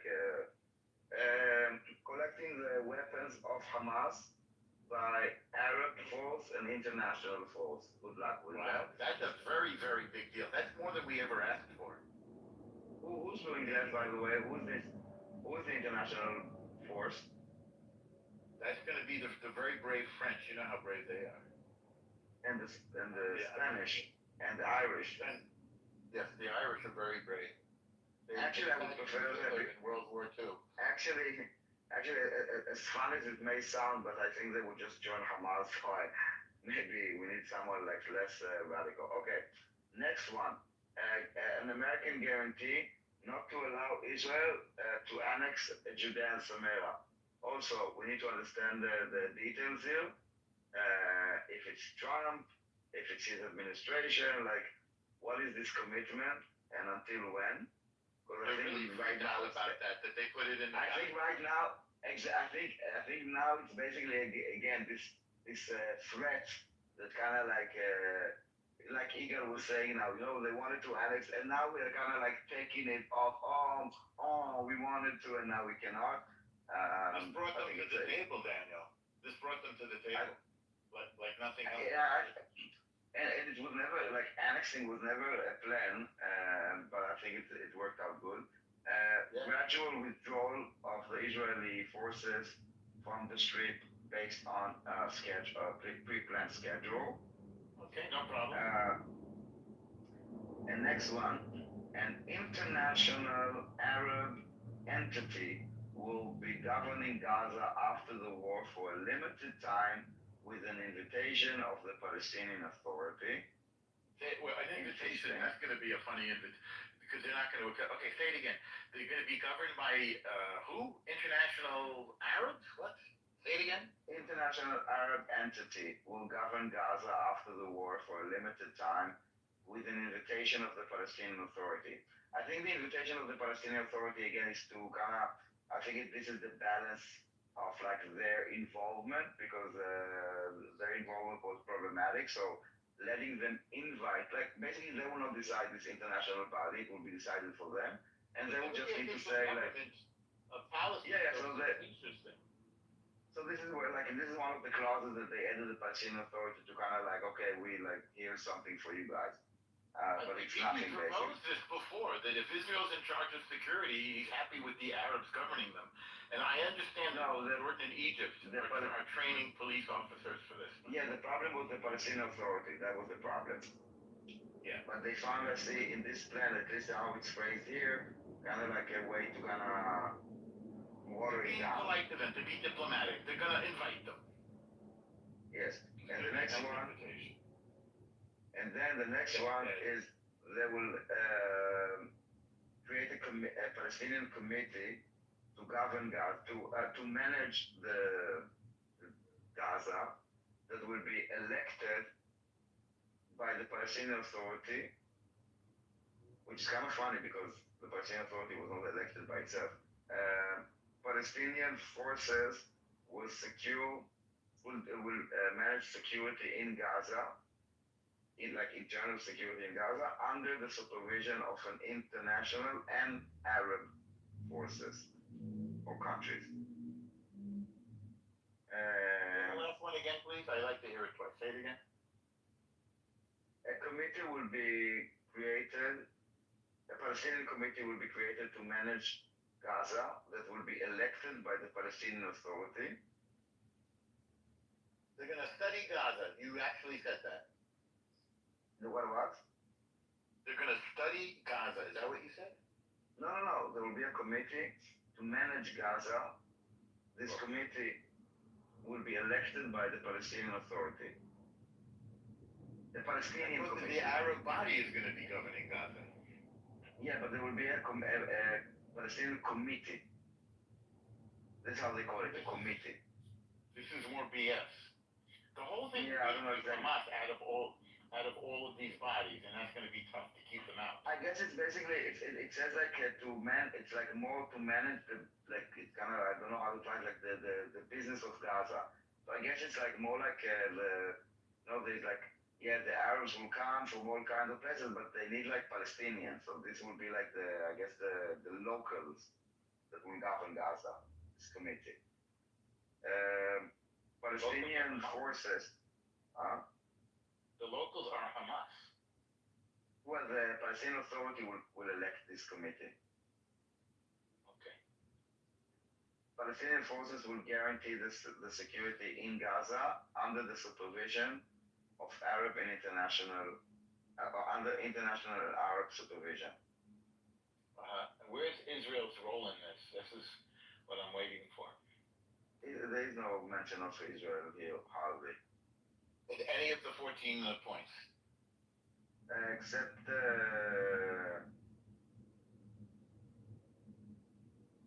hold on.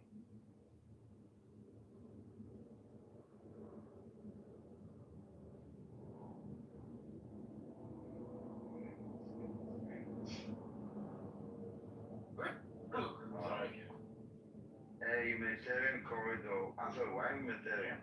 A security corridor, a perimeter that will be unmanned around Gaza of about 500 to 1,000 meters wide. Meaning around Gaza, you take like unmanned. So they want unmanned they're going to put cameras there and stuff. Yeah.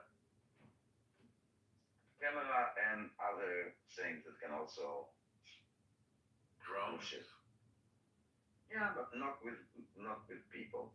Between 500 and so that's like a kilometer wide, basically half a kilometer to kilometer wide around Gaza. That means that it takes a piece of Gaza. Gaza will be reconstructed using Arab and international funds. The reconstruction will take more than 5 years. I like it more than 5 years because I did my own kind of investigation, and it will take at least a decade, assuming no interruption. Meaning, no armed resistance. What about active terrorism? Assuming like none of it, and everybody's like, no one is trying to harm it, and no one is trying to stop it, and no one is, and everything works slow. It's more than 10 years. But they write here more than 5. More than 5 is accurate also. But why did they put in that it's going to take more than 5? Why did they even put that in? Hold on. So the sensitive reconstruction will take more than 5 years and will be managed by the International Arab League, I guess, or coalition.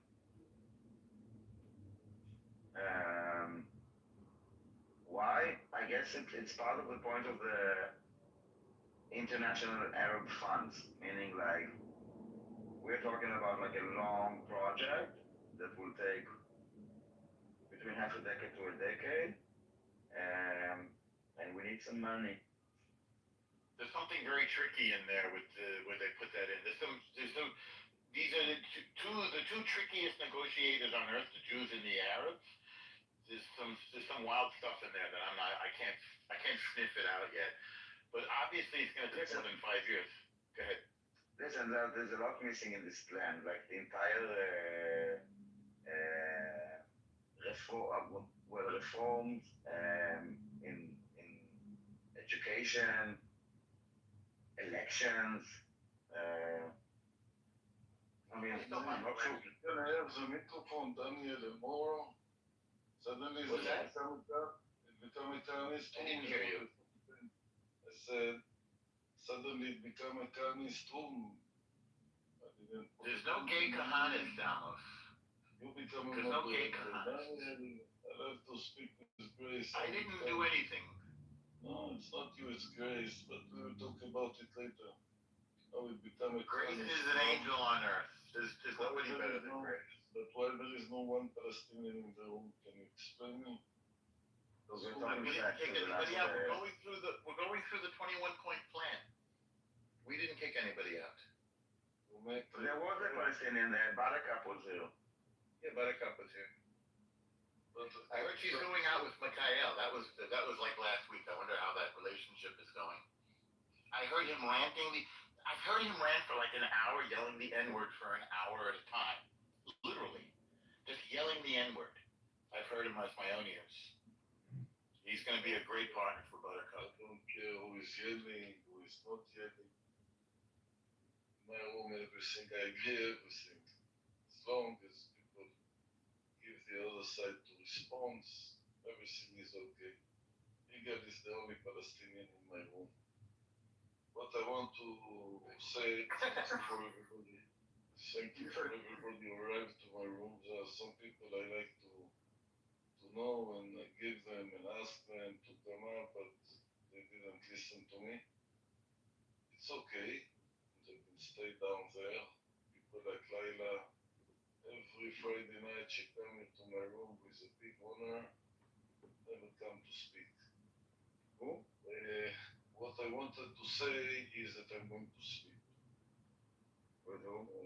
Thank you, Amos. And yes, you need a lot of explanation. How is it become a communist room? My coexistence won't become every Israeli and Jewish. No one else has asked to come up. We were happy to have anybody come up.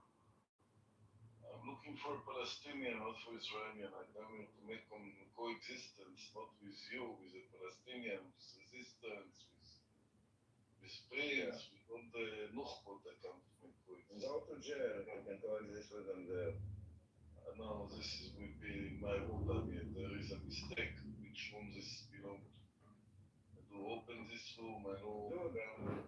And they're not here. What do you want me to do? Yeah, there wasn't anybody who came into. Your room or not your room. Welcome to I tell you, you will be a little bit surprised. But the same as I think that as a we have to do our things, just think that we lost send me and want to talk on your knees. It says, please come to our school.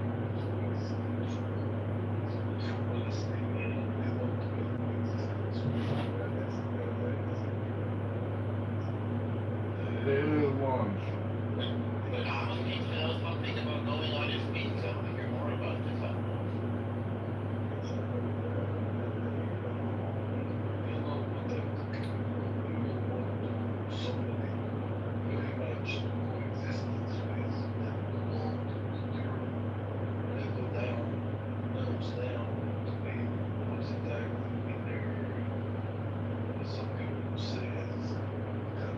Truth is not flexible enough for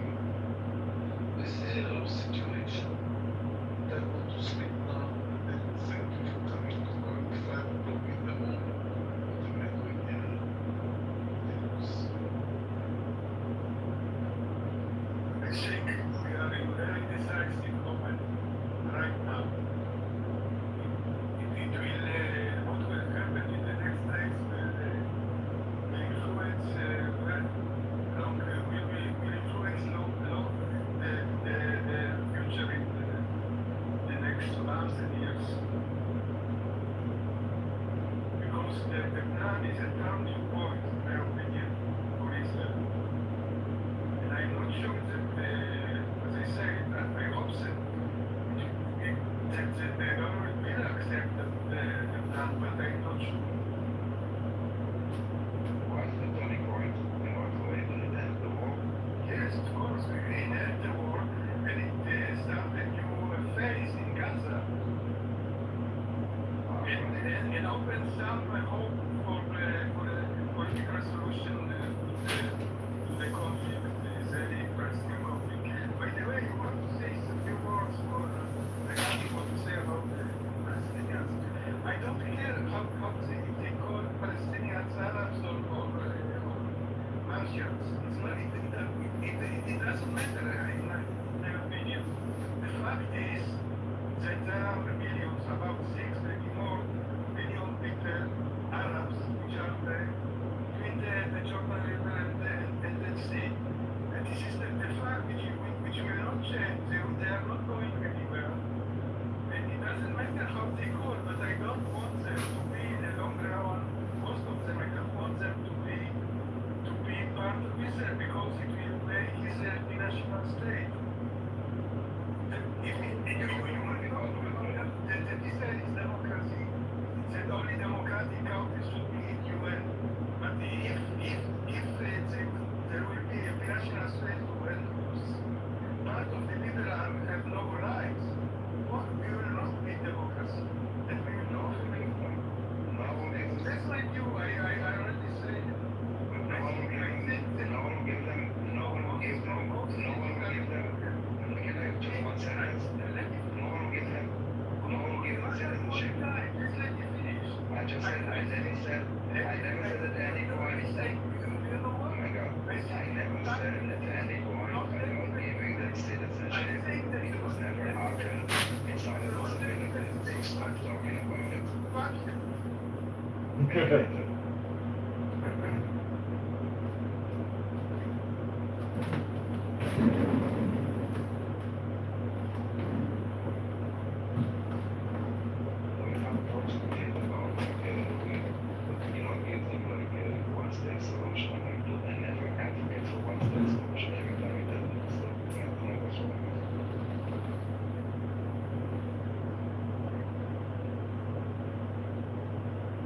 All right, gentlemen. I've already, maybe Wilson's mad at me after too long, but okay.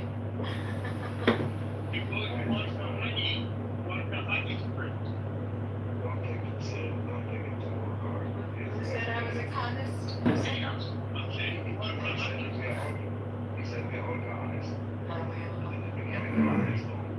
He's a very simple guy.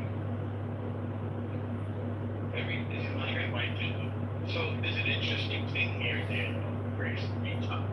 And Nathan, I know you're kind of moderate, but so I appreciate it. But what I want to say is that it is very important to the Israelis that show that they are more virtuous than Bibi and the right. So even though we're getting a plane where the plane could work, they have to say, oh, we never supported Bibi blow it up, and because their worldview is threatened by the truth that is coming out. And so they say, how would you feel if nobody told you everything you know is wrong? So if they're not the virtuous ones in this equation, they're shaking their whole sense of reality being turned upside down. So they have to automatically say, oh yeah, Bibi's gonna protect me. It seems to me that the logic is going to keep Maybe will not reject it. And I tell you what, if anything, I think that those are the things that they think that Bibi is against. If anything, I think that Bibi put them there. Basically, it's doing him a favor because he can always say, like, I wanted or I planned to, but the Americans, we had to only force me. People gonna respect Trump, like they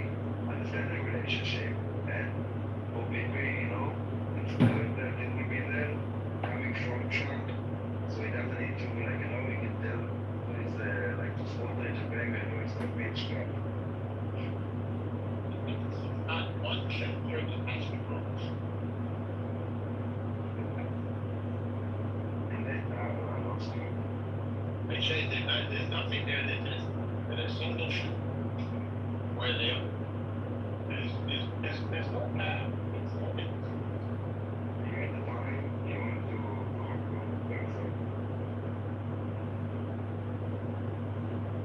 You know, it's a little anti-Semitic. The Gazans are not the only people who can build tunnels. We can do them in New York as well. Okay. I have bad AirPods, but I'm not kidding. I've got like 10 pairs of them, and they burn out like light bulbs. But I'm waiting to buy a new pair because there's a new one that's gonna translate into English automatically in your ear. I'm serious. Really? Yes, it's a new upgrade. Yes, with AI. English. From Clubhouse. Yeah, but did you know how it works? Like I think it like it sounds simultaneous, meaning I would have to finish a sentence and then it will translate it like it's like a slow conversation. I think. Know what I mean? Well, it'll be perfect for Buttercup. I'm sorry. I don't know why. I don't have to knock her. No, but let's talk about this for a second. This, to me, maybe I'm crazy, it sounds like a victory for Israel. No? Hamas goes into exile. That's not a win for them. Gaza has to be rebuilt. There's going to be a big question who's going to supervise to prevent the whole thing from happening all over again. So presumably that's going to be a struggle on the ground. What do you think? Well, first of all, we're talking about it's not the entire plan, it's not about the two-state solution, it's about, first of all, Islamic Hamas. And then you put like international and Arab forces that are, they can do the security there. So you will have like a multi-national force. Yeah, like Egypt is going to be there. Egypt who loves the Jews so much. And plus, there's a parameter of this 1 kilometer. Plus, we are on the other side of the border, working with like. I don't think we will ever again turn a blind eye to Gaza. The way we were completely infiltrated into Hezbollah, into Iran, into Qatar, our intelligence is gonna pay attention to Gaza. It's supposed to be like this lovey-dovey, Palestinian Authority with committees and international and everything is very European, lovey-dovey, and all the guns are like handed over and then that's it. All I can say is that I would like to see serious Israeli involvement. And it's the first step we have Hamas in Israel. Yes. Then they need to bring the Arab forces to disarm Hamas, and then let's take it from there. Can you imagine what that's going to look like? Because with the withdrawal of Gaza, they said the war stops immediately. But the withdrawal, they said it's basically would be gradual. I like that. I like that.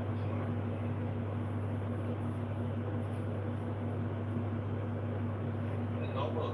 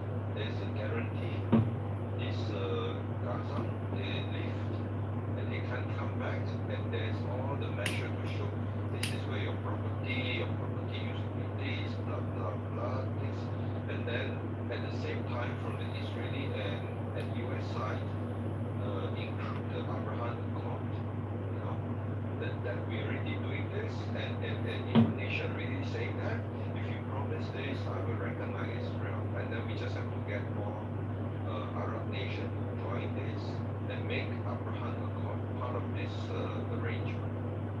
I agree with you 100%. Go back and look at that. Really will win. Go back and look at September 2023, right before October 7th, right before Simchat Torah. Saudi says we're about to sign the Abraham Accords. Exactly. The Bibi says we're about to sign the Abraham Accords. Next thing you know, Rosh Hashanah, Yom Kippur, Simchat Torah, and October 7th. They did this to stop the Abraham Accords. Who is this? Who is they? Muslim Brotherhood, IRGs, Gaza, who are they?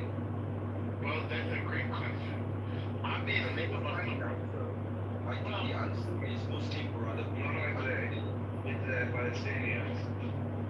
Actually, they could not be just they have a higher authority. No, but it was about the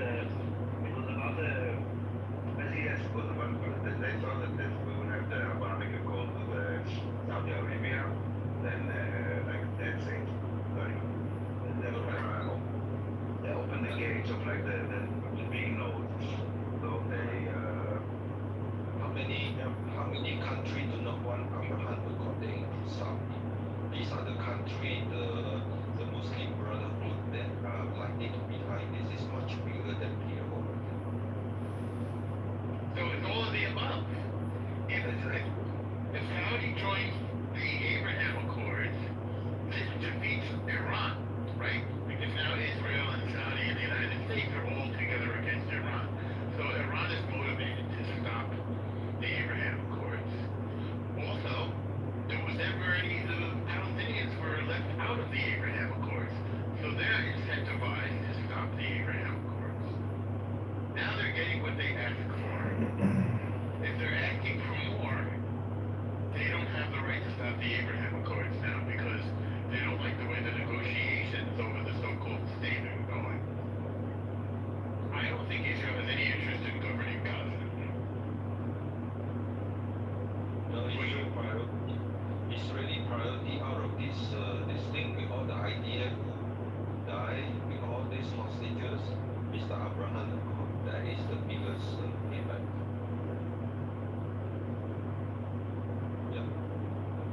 Don't forget that this includes Israeli dominance of the region militarily and economically, right? Because the United States doesn't want to have to deal with it. So they're going to say to Israel, here's the weapons, you take care of this region. And Israel's happy to do it. Yeah. The Muslim Brotherhood wants to take down the Saudis and the Kuwaitis and the Omanis. Take down everything. Yes. Everything. They want to take down everything. Yeah. So what there is a silver lining. I mean, we did not see all the European countries supporting the two-state solution, right? There are countries like Italy, Switzerland, minister came to interview with Israel, somebody, right?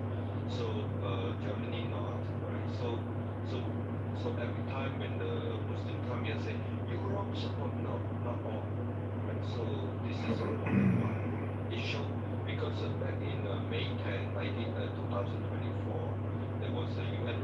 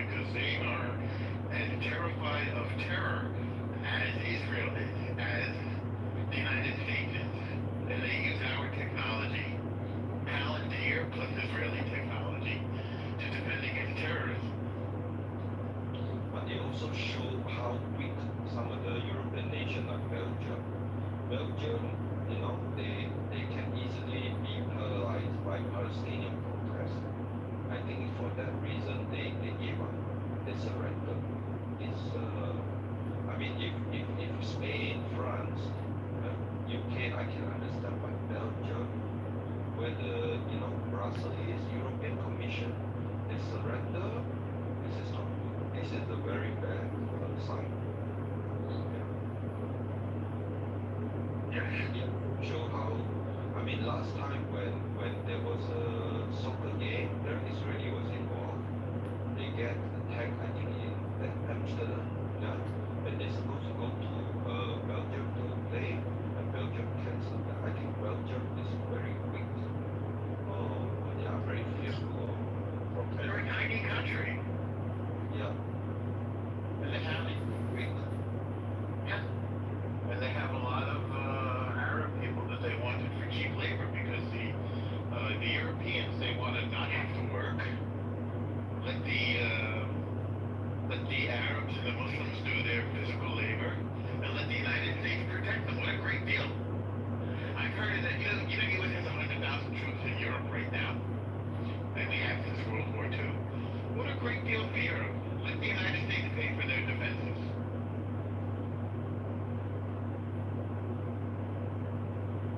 So the future for Europe and Middle East is there must be something like Abraham called European like region appear in Middle East, and this is where we can do the remigration of the people who are totally not compatible, cannot integrate back to Middle East without making them feel like they are being marginalized. You create a Europe-like area in the Middle East, then they can be remigrated back. This will help Europe. Do you understand what I mean? Yeah, I do. Because the cheap labor, everything eventually will be replaced by robots. Well, that's another good point. Yeah. You see, I have a feeling part of the reason why you understand this, Dave, is because you understand the mental disease of communism. No offense to you. Is that accurate? Look, we all here trying to help each other, right? Yes. And the whole thing is eventually we are fighting evil. Yes. Right? And for Christian is Satan. Actually, I look into Judaism, they don't have clear definition. But eventually we are fighting this, and they are using Dave, maybe I told you we have the Yatzer Hara, the lower force. Yatzer Tov, the good force, Yatzer Hara, the evil force. And we know that this exists in man, and we have to do mitzvot, what God wants us to do to fight the Yatzer Hara. We can't let the Yatzer Hara win. Correct. So eventually, when you look at the whole world, right, the evil force, whether Yeah, that's why niggers are already all in our country everywhere. Niggers, Jews. Goodbye, racist. Here's the Yatzer Hara right there. Okay.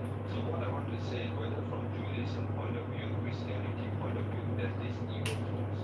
They look at humanity, they need somebody to do their bidding. They need someone who's full of hate, full of anger, like Ray said, passed down generation after generation. And these are the one we are fighting. This is the one we need to get rid of. Then we have peace. Okay?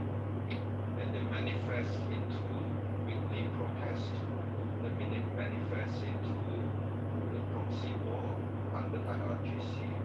They manifest into all the sleeper cell requests, all kind of things. This is the one we need to fight. This is the real enemy, common enemy of all humanity. Where the evil used, and that's what we are.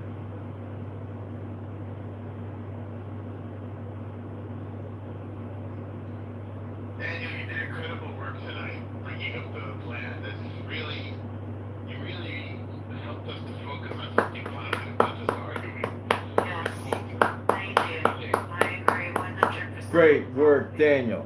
Great work, Daniel. Sing those 14 points. I think I've had enough tonight for not saying anything.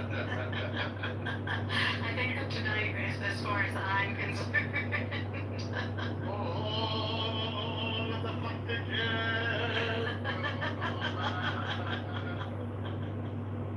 And Hamas will go into a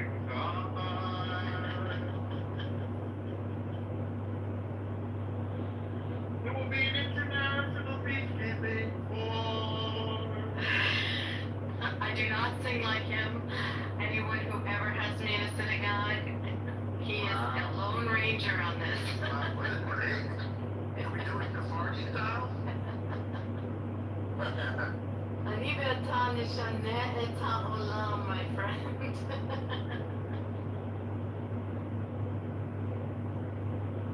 When I went to the hotel on Shabbat, as I'm sure you know, there are about 150 different minyanim going on. Everybody is dancing and hugging. But the best sounding minyan by far was the Sephardic minyan. So I had to go with the Sephardic minyan. Why? No, that was the one that felt your heart. Go for it. Oh, it was so beautiful.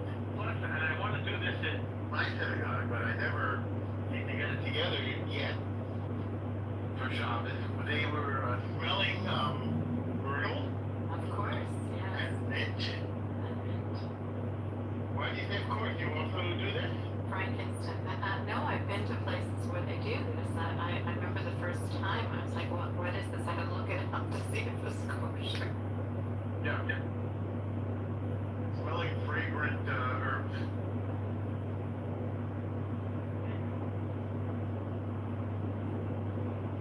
Alrighty. So, you gentlemen, thank you so much for the interactions. Best regards to conflict background radiation. You always make me smile. Thank you, everyone, really, who came to the room. Thank you for the wonderful interactions. Oh, Austin, you know you're the best. Thank you, Shabbat Shalom. Shabbat Shalom, yes, no, and having the space and being able to talk about the things that are important to us, and thank you for all those who are house members who hung in there. A lot of you have been with us all these hours and greatly appreciated the dialogue, the opportunity to be with all of us. I'm going to close the room. Is that all right with all of you? On behalf of the Kahanas, I thank you, Grace. The Kahanas. You're making me laugh. Thank you all, everybody. And 1 second. LDB is old dirty bastard. oh, dirty. No, that's Austin. I see. He asked on the chat and he was gonna. My dream. Was afraid of. Sorry, go ahead, Daniel. No, that's it. Old dirty bastard. That's it. My dream is to have lunch with you and Dave in Europe. I'm serious. We're gonna do that. Germany. Well, we should do it soon before Europe is, Before it's all hummus all the time? Yeah. When it's European bad. Okay, everybody. I'm saying Shabbat Shalom. And thank you, everybody. Thank you. Panther. Bye. Bye. Good night. Bye. Countries coming in like the 60s and 70s, and like Jamaica's at like 75, for instance, and that's pretty close to like America. Play a rock band song and we'll do a barbershop quartet. I think they're doing Dominicans at like 60 something, no? Well, that's the part where it's like it's kind of these IQ things are like supposed to be like, oh, we're downplaying ourselves, but it's like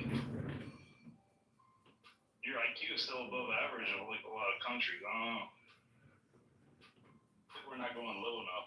I think Dominican is like one of the lowest of all of them. I agree, Dave. Even Haiti is higher. We have no intellect. All my people know how to do is just shake their hips. That's it. I think Indians are not even good at baseball. Oh, look at that. There it is. Who is administering IQ tests on a global basis, like with random representative sampling for each country? Oh, who is Aaron the skeptic. Aaron the skeptic. Everything that Tidwell says, Aaron has to chime in and be like, Look over here. Bill Gates is stupid. Look over here. There's a parade to rain on. I keep that's my country. Wait a minute. Is it raining? Holy shit, it just started raining out of nowhere. What the fuck is happening? Okay, it's past now. Just like something else that would have come back.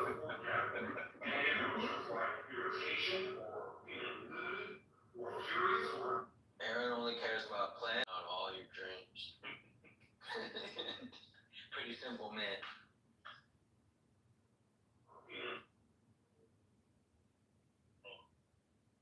Anyone watching Sandman?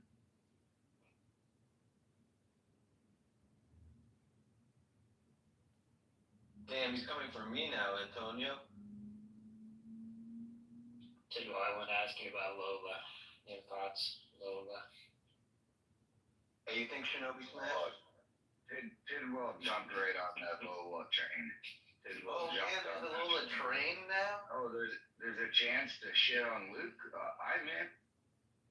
Look, we're not running train, Vic, no. Wait, you guys are running a train on Lola? Look, Shinobi's gonna be pissed if he finds out. We're talking about his fake girlfriend. Yo, Shinobi's moving up in the game. He learned how to code, he became a core dev, he took over admin Twitter, Samson's Twitter. He's got a girlfriend. Bitches now. Like, Shinobi's a G. Yeah.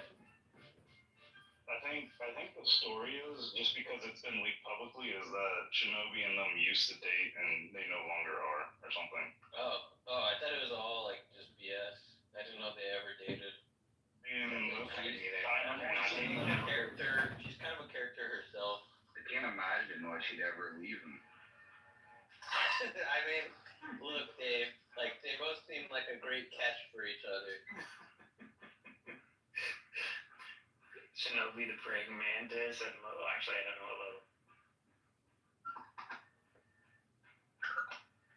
She's I think I've seen her. I don't think she's ugly, but she's not like some model or anything if you guys are expecting that.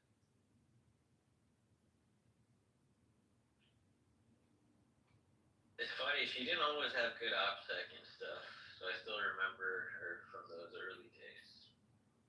And she wasn't always this crazy. It makes me wonder what the fuck happened. She was like very polite and like respectful with I think something like fucked her up. Look, stop talking about Shinobi that way. He doesn't ruin everyone's lives that he touches. That's fucked up. No, I'm not saying Shinobi fucked her up, but something or someone. We know what the implication was, and that's fucked up. I consider Shinobi a friend. And what was she anyway? Like the Rage? I've never heard of this publication. The Rage. She just made it. That's her own. That's her own. Yeah, that's her own thing. Okay. No. This news outlet has existed for more than just a week. It's existed for at least months.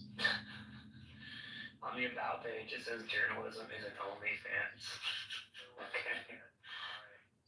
Donate to Lola. Tips. What about?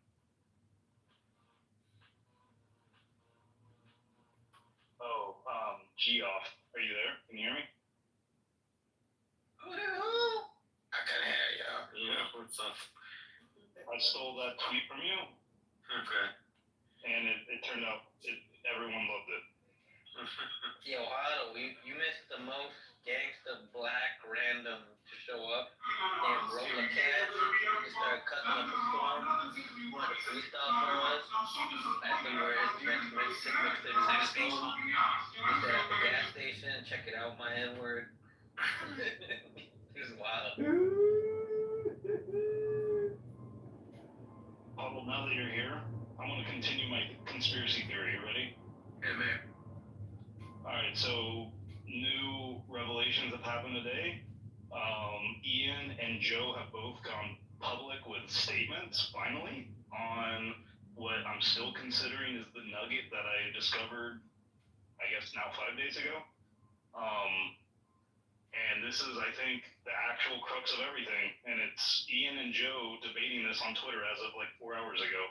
And before that, Ian was not saying anything public. And a lot of those screenshots that reference like a lawyer giving advice, that was like almost 99% Ian likely is the one saying that this shouldn't be coming from Ocean, stuff like that. So, Dude, well, you know that they're trying to like food compliance departments, right? That's like their goal. Apparently they've been going around the other compliance departments trying to scoop them of different mining pools. I know, but before nothing was public, they didn't ever make a public statement. This is as of like 4 hours ago. This is the first time that Ian has come out and said Joe is wrong. Joe, the guy who I think came on Clubhouse a few times. Oh, sorry. Yeah.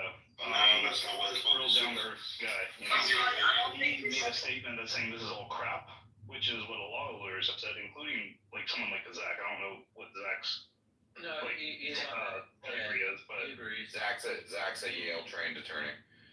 Right. So I don't know exactly what they focus on, but both Zach and Joe, who are like two Clubhouse bros that we know that like are. Zach and Joe also usually disagree. Right, but so no, I'm saying the fact that they're in agreement means like there's a lot of validity to it. Yeah, so Joe came out and said something public today, and then like Ian was saying he's not at the liberty of saying anything. He's like messaging me like DMs, except I'm not screenshotting these DMs and shit. Came out on Twitter and gave this huge response to Joe, and this is where we're at, dude. It's like fucking so crazy that people don't realize what they're supporting. I'm still going off that this is the nugget that the cargo culting has gotten so deep that people didn't even realize what they're supporting when they were talking about knots in the first place. And that's the funniest part about all of this.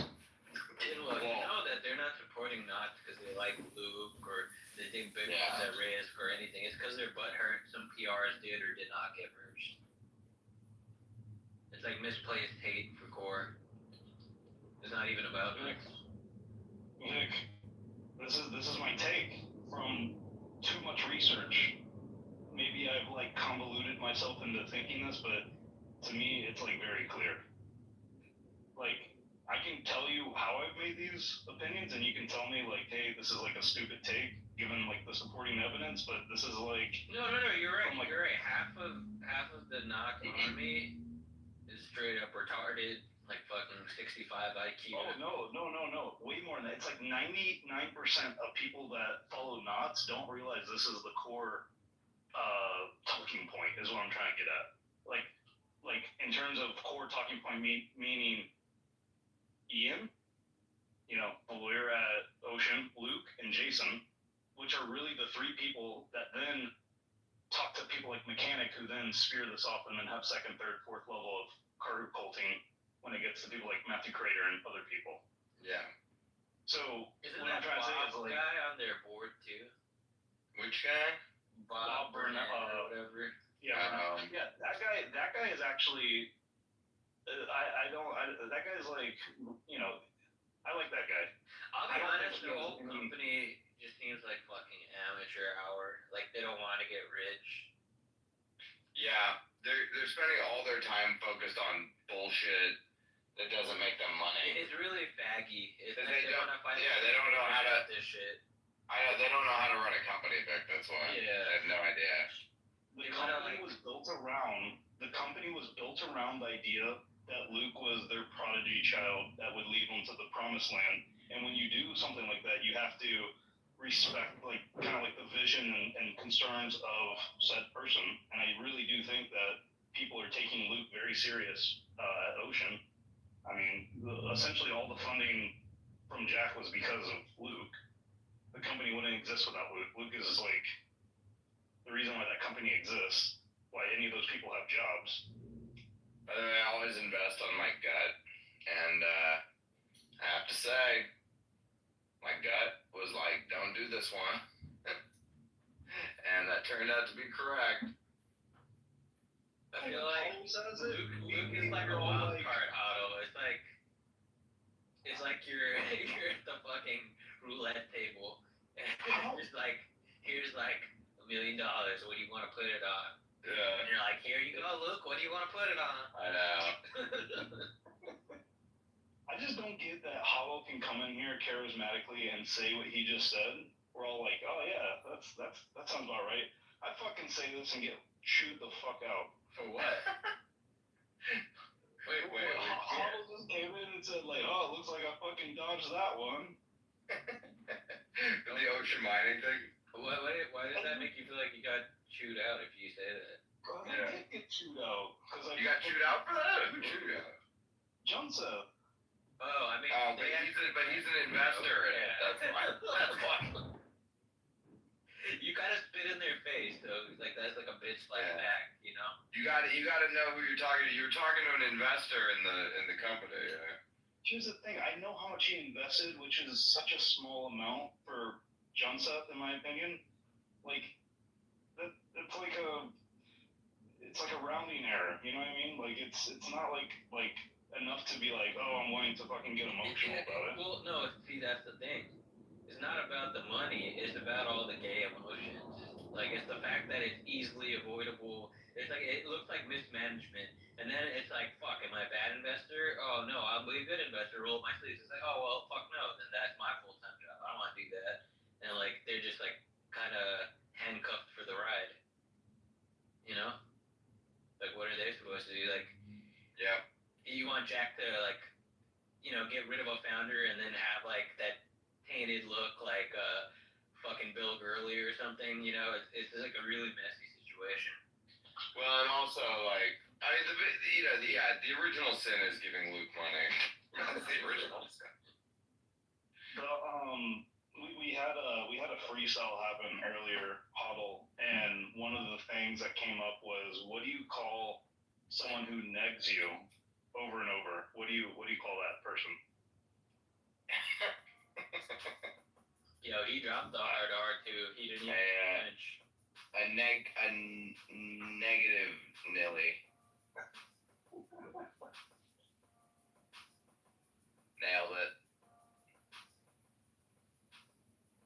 Hey, I got enemies. Got a lot of enemies. Hey. Oh, dude. Have you seen the 1960s remix of Many Men? Have you fucking heard of that? It's so good. It's so good. It's so good, right? So good. Amazing. Dude, I heard them talking about on Joe Rogan. I'm like, all right, fuck it. Pausing the episode to like listen to it. Oh, here we go, baby.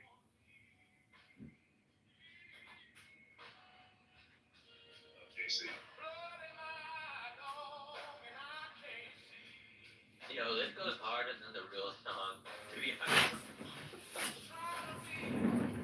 Dude, fuck yes, dude. This motherfucker didn't get.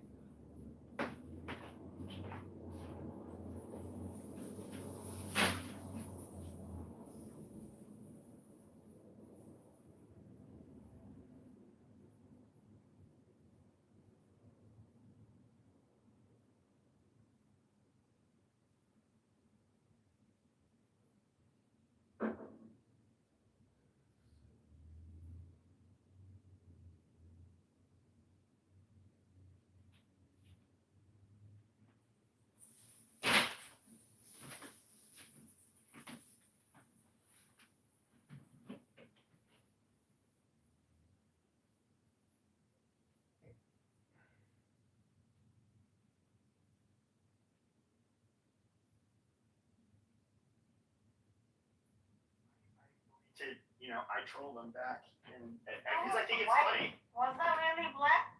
Oh, yeah, she totally is a white girl. Totally black. She was totally black. You can hear it in her lips. I mean, like, I'm not trying to be racist, but you can totally tell that was a black girl. She was doing a good job of like talking like she was white. And by the way, a lot of black people can sound white when they want to. And she was doing that, and of course, like she was. The reason why you can often tell the difference between a black and a white person just like listening to them is not, even if they both have like the exact same accent. They both have the same grammar. They're both equally as educated. Is mainly what really shapes your voice is going to be your sinus cavities in your nose. And so it's how the sounds reverberate through places, through those areas of your face. It kind of gives a distinct signature. And so you could probably tell, like, I have a big nose, which I do. My voice is probably not the sexiest voice. That's fine. I'm not trying to be Luther Vandross or whoever the fuck you guys think is a sexy singer. It's just not me. It wasn't my DNA. Yeah, no, listen, same thing. I'm not racist. I don't have a problem, but when I come on this app, I've experienced some outright, like, hey, you can't be here because you're cracker, you don't pay Steve. Well, they shut the fuck up, bro. Anyway, yeah. Well, blacks can have their own safety. Like, I actually am okay with that. Like, I'll look at room titles, and I really hate how, like, you scroll, and, like, now, just listening in the hallway, it shows that you're in the audience. It's like, God damn it, dude, I want to look at the fucking title and not be seen in it. But if I see it's like an internal black community type of thing, I would not go into the rooms. And so as a cracker, I would, like, if I have like a room, and of course, yes, I get it, black people will be mad. It's exclusionary, that's racist. But like, if I had like a title that was just like for white people, yeah, I would be like, dude, I don't want your black ass in here trying to center yourself as like a black male or a black woman. Suck a fucking dick. Like, this is literally, between us. And they can do that. Like, I don't have a problem with that. Yeah, it was pretty shitty. We were talking, during the Charlie Kirk thing, you'd have, black people coming in and being like, you want this shooter to be black so bad. Like, what the fuck are you talking about? Like, this isn't about race this time, dude. Like, I think this is about, like, an ideology. Like, what the fuck? Like, the racial... I get tired of the racial, conversations on this app, I will admit, so... whatever. I'm looking on Twitter right now. It's like, can I even make a topic? So I wasn't even planning on making a room, but then Rich ended up opening 2 rooms in my house. Oh, you want a topic of it? What should the topic be? The autopsy report of Charlie Kirk is, it's, the math ain't mathing. Why would you need an autopsy report for somebody you saw get shot in the neck? Bro, are you serious? No, well, if we Stevie Wonder saw that he got shot in the neck, that's about like, the bullet, right? The damage that has been caused, it should have actually like pretty much ripped his head off. Yeah. If it was allegedly this certain caliber that does that. So there's a lot of I've shot at 30-06. I wouldn't say it would take your head off. It is. I have heard that they said that and I don't know exactly what the bullet did, because it looked like it went through a part of his so it went through a part of your neck that's very thin and fragile. Then I would have guessed from there it would have had to hit his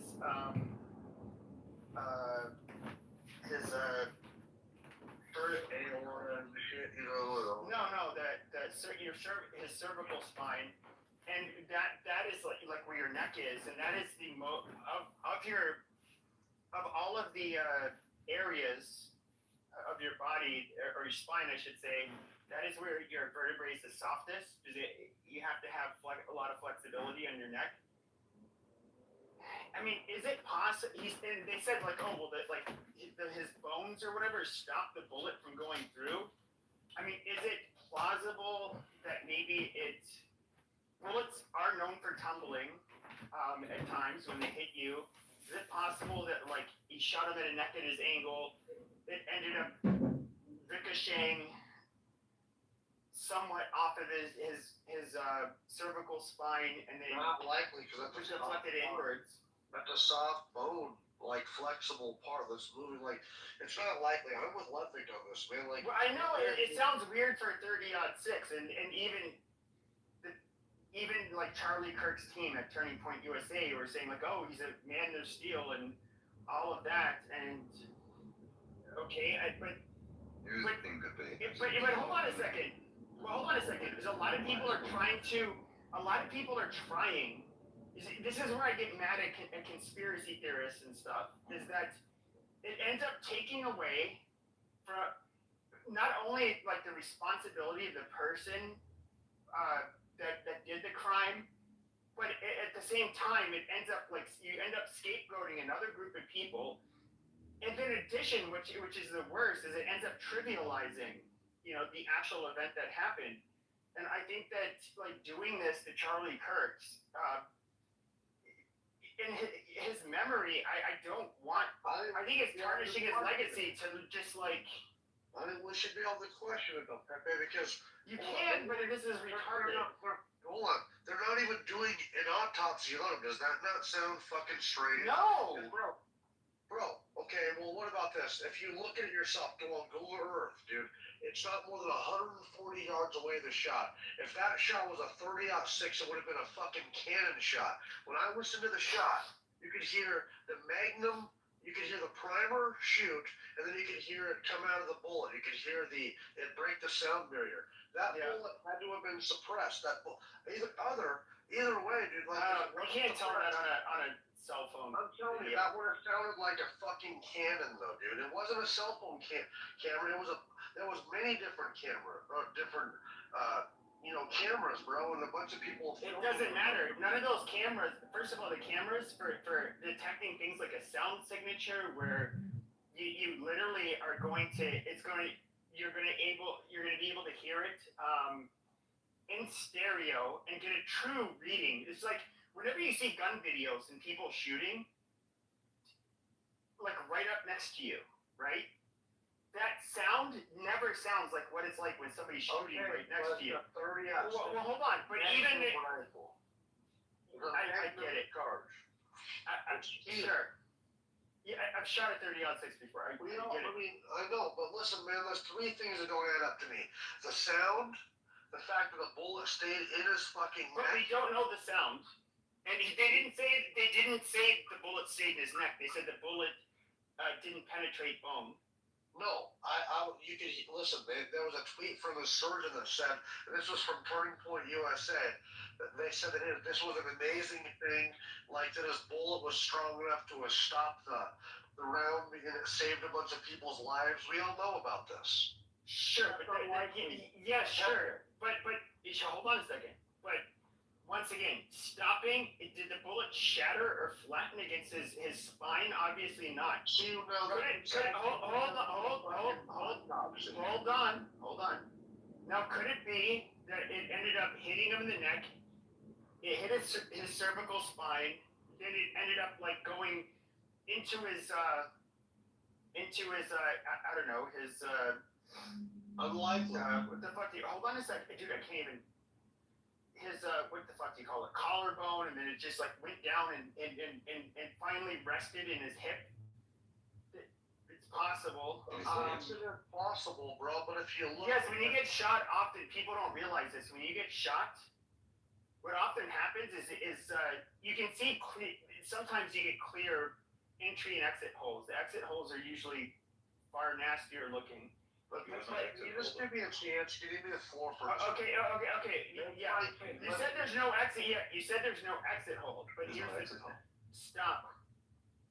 Now, when people get shot, there often is not an exit hole. That's actually common for there not to be an exit hole. What? From like small caliber. So like a 5.56 and 2.23, the most common rifle round that we use, there's commonly not an exit hole. Yeah, okay, we know that. Okay, but even when it comes to any handgun round, hold on and shut the fuck up. When you look at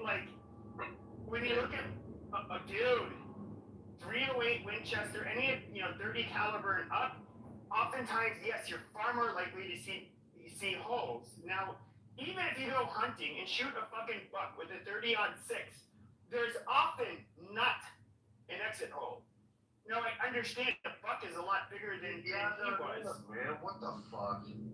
You're But crazy. here's the thing. Okay, you're saying that like, why wasn't there an autopsy? Well, to me, it's kind of like common sense. So here, you get this man that's shot.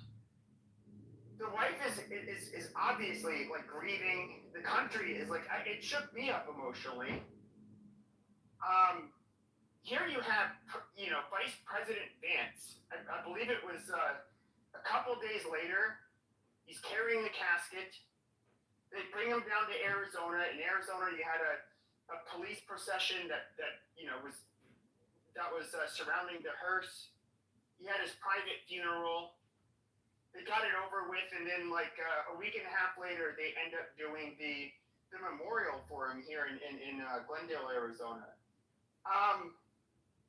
Like we kind of all saw it happen.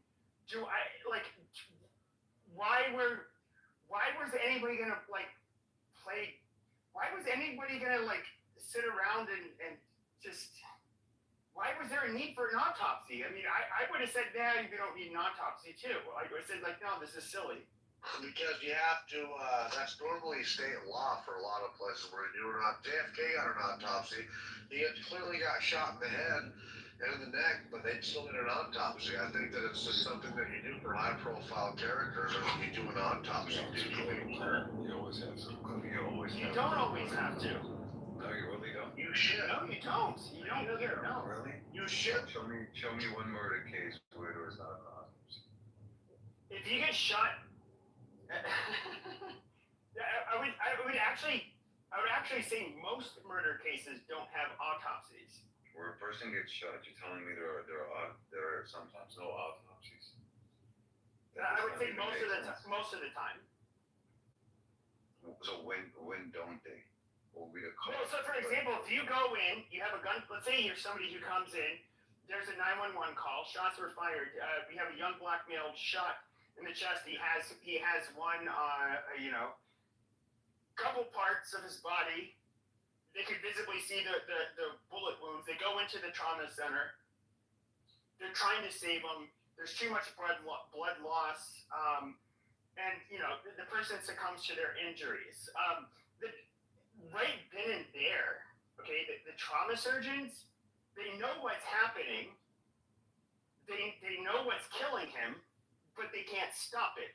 Now, why would a coroner or a medical examiner need to, when somebody was obviously killed by gunshots, why would they need to send this person to get a fucking autopsy? Because you have credible witnesses. You have credible witnesses in the trauma center. Utah Code 26B8205 is the law mandates for the Office of Medical Examiner investigate deaths that are sudden, violent, suspicious, or unnatural, including homicides. That's a Utah state fucking law.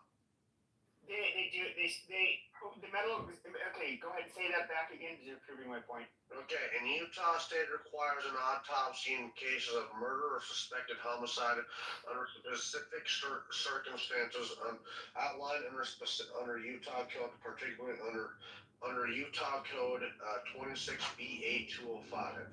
The law mandates that the Office of Medical Examiner investigate deaths that are sudden, violent, suspicious, or unnatural, including homicides.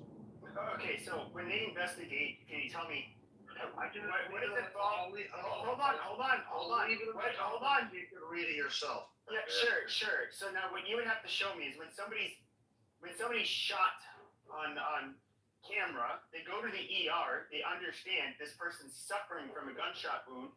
No, the only reason those doctors, and this is the part where I think this is becoming fucking retarded, is the only reason they would be able to say that his vertebrae ended up deflecting the round is because there was no fucking exit wound. And if I had to guess, likely that they found out where the wound went, or where the bullet traveled to. And so I think it is probably clear as day. And if anything, I'm pretty sure they have X-rays. They have something showing where this metal round, a large round, by the way, it is lodged in his fucking body. Like like this is so trivial and stupid. No, it's not. A high kill. Okay, well, when you have a when you have a 30-06 fucking talk. Okay, but if you have a 30-06 round caught when you can see in an X-ray, if you can see a 30-06 round, okay, still in your body when they do a fucking X-ray, okay, and you can see the damage that it caused. Are you just gonna always just No, because I have to kill this dumb conspiracy theory bullshit. I'm just gonna leave if you're not gonna let anybody else talk. Okay, that's fine. Promise? I mean, let fucking people talk, dipshit. Okay, but they obviously know where the round was in the body. Let other people talk and be alright, man. Let other people have. Okay, let's hear the brilliant shit you had to say. Okay, let's hear the brilliant shit you had to say. Go ahead, Mountain. Enlighten all of us. Educate us. Well, it'd just be nice if we didn't have the gay man with a feminine voice always talking the whole time. We just need somebody else. Time and place, triangle lover. Time and place. Thank you. Anyway, so, there's a Utah law to investigate murders or something. There's a high-profile character. I think that it would just help with some of the questions. I addressed it, you fucking retard! Don't. Like, you stupid goddamn subliterate, subhuman, white trash piece of shit! You stupid motherfucker! Like, this is why you stupid goddamn inbred white trash piece of shit! This is what I was talking about! You went in right into the white. I didn't move you to the audience, by the way. You went in right into that stupid brain dead fucking argument. You goddamn idiot. Okay? How do they know the round did not? First of all, there could be a lack of an exit wound. However, what would have obviously what was going to happen is when you have a traumatic event like that. So obviously he had to go to a trauma center. All right, they're gonna do fucking X-rays. They're going to hold on. You white trash monkey, is gone. Now they have to see, okay, where the damage is done. How can we proceed trying to save somebody's life and assess the fucking damage and what they have to repair without seeing these fucking X-rays, and then they're gonna see this goddamn bullet that is still lodged in his fucking body? Okay, and so this lack of an autopsy bullshit is so fucking stupid that I can't take it seriously. No, and once again, let's just think about this.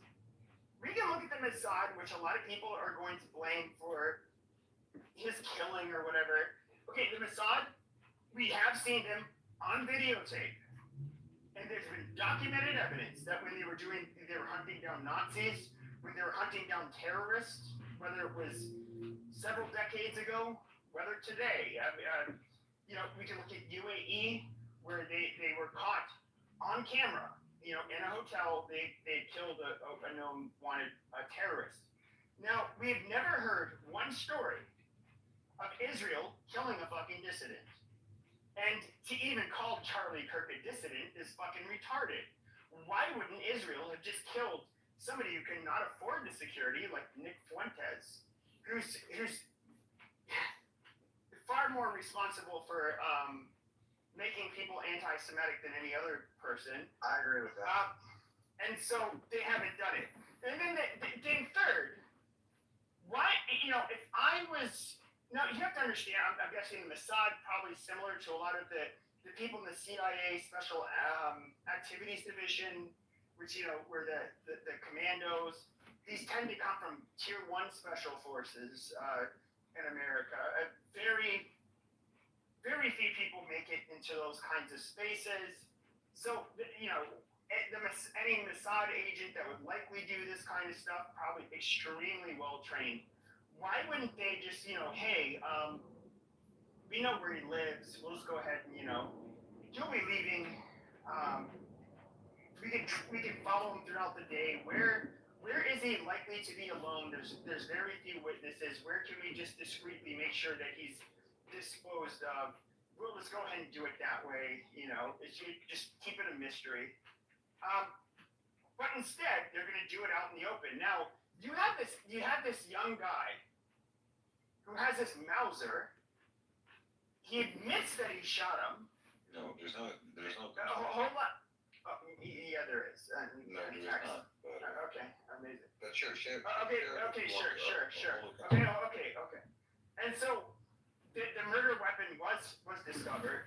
Now the family said like, yeah, it was a gift from his grandfather, or it's passed down from his grandfather, and his dad gave it to him. I forget which.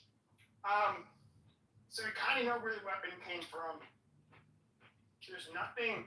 To me, this is like an open and shut case. Like it's. You guys are grasping at straws, and the people that were grabbing the equipment, TP USA's team admitted that they were like, well, look, dude, I knew that if we didn't grab it, somebody else would. So we had to do it, and all of it was handed over to the FBI. It makes sense. I think is it black and white, or is it just a possibility? Is what black? And I would say it's. That's what I'm saying, because you're acting like it's black and white, like it's just not a possibility. Everything they're telling us is just the truth. Don't question it. If you do, you're a retard. That's what you're saying. But I think you need to be right is more powerful than the sensibility of it than even questioning it. Pepe. That's what's fucked up about it. No, it's not that. Like, look.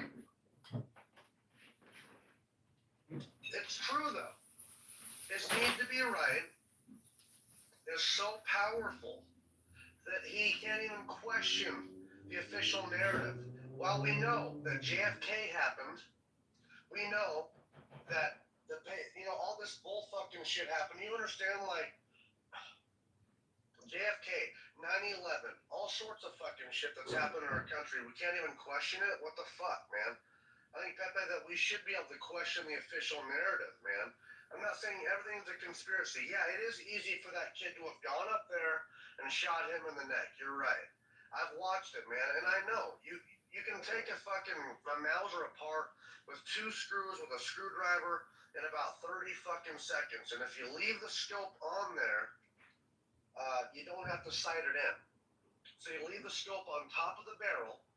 You take 2 screws underneath the barrel, underneath the stock, underneath the barrel, and you can take the bolt off first. Then you take the screws off.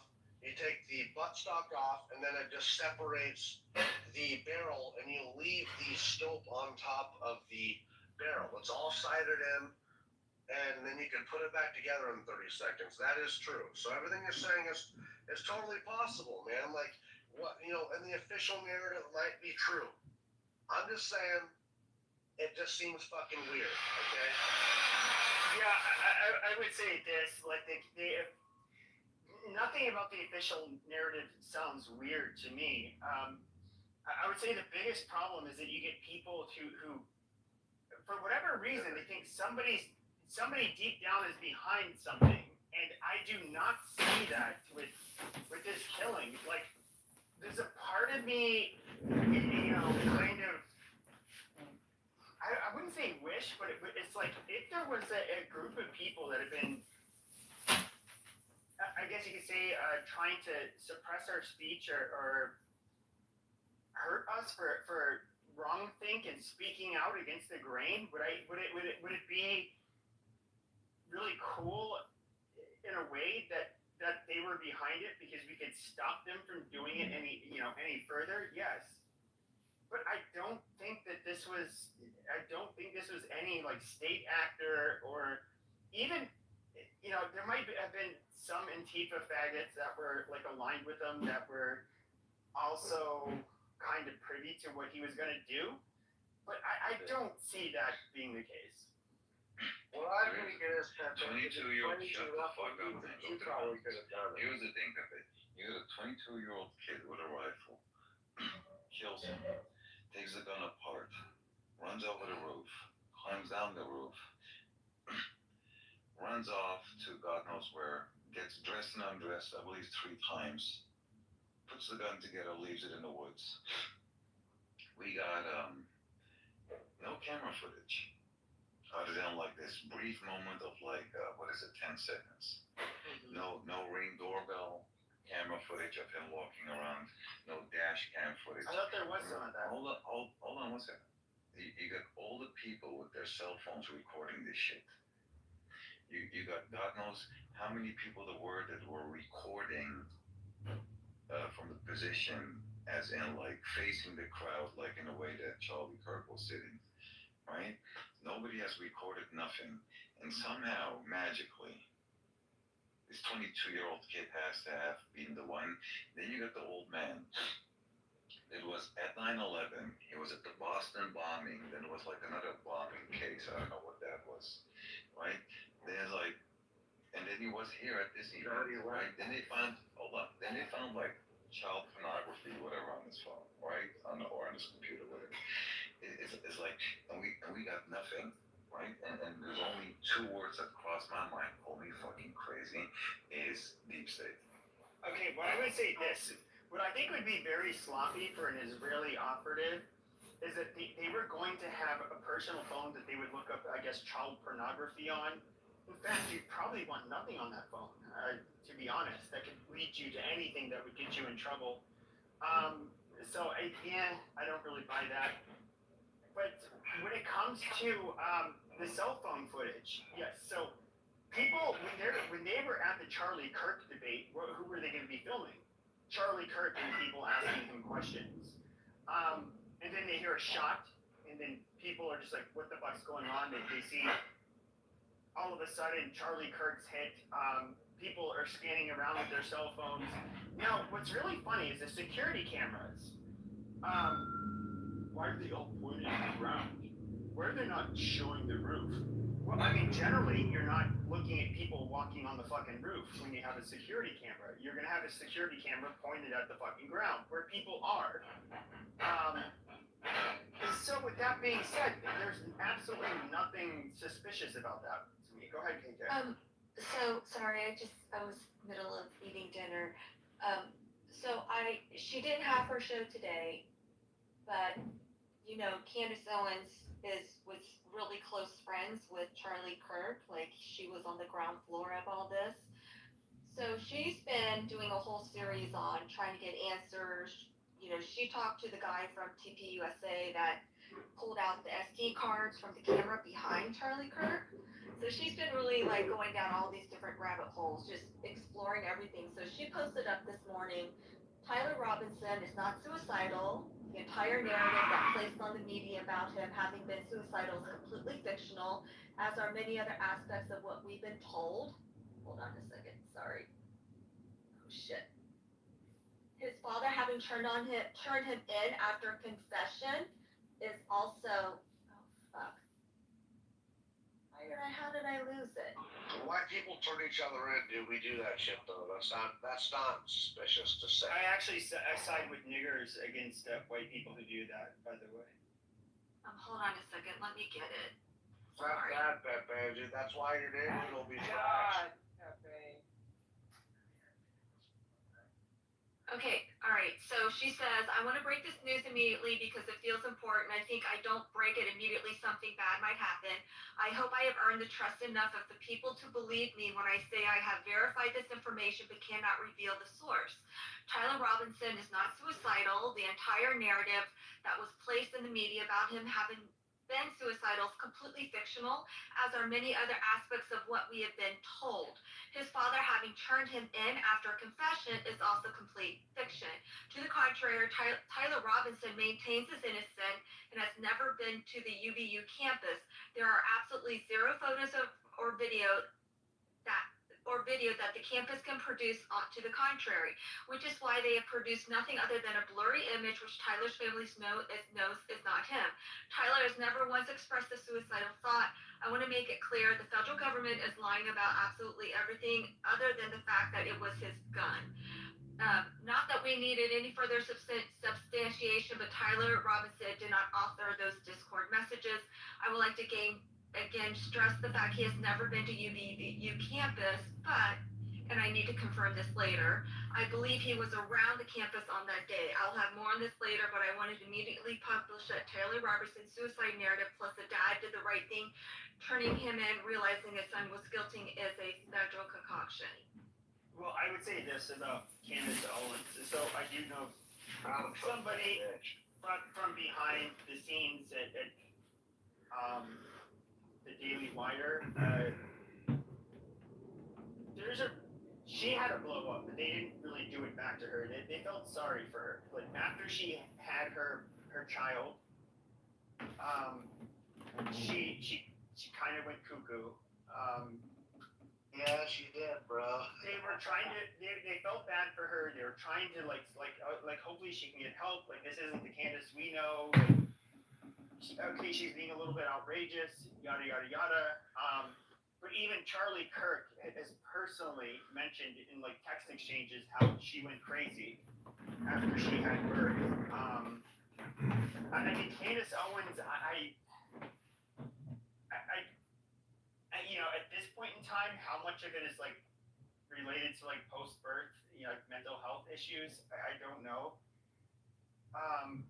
Tell you what, I just at this point in time, I don't really care for anything she says, and all of the people close to Charlie Kirk have basically said like, no, he hasn't really been in contact with her for a few years, and she can't provide. And this is something that's been brought up, and she can't produce any you know dialogue between the two. No text messages, no nothing. And she would obviously do that if she She would obviously do that if she was in communication with him over the last few years, but she wasn't.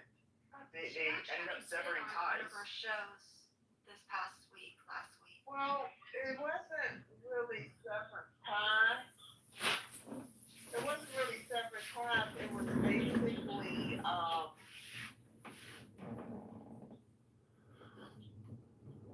yeah. Basically what's happening is that they weren't agreeing on the business matter of how to produce shows, and so they quietly got her off the job, and they lost touch. She did say she was not going to go to the funeral.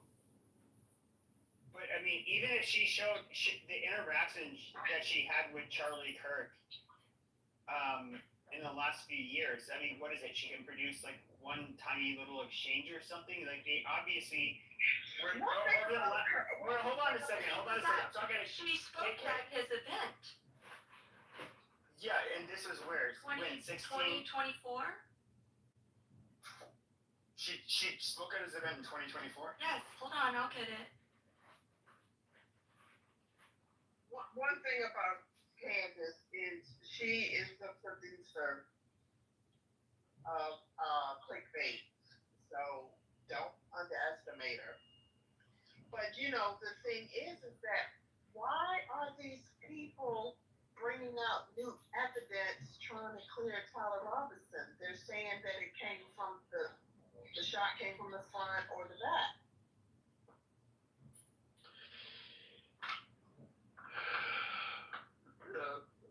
Pascal, let me know when you don't want to talk about this particular conspiracy anymore, so I may put an end to it and we can move on.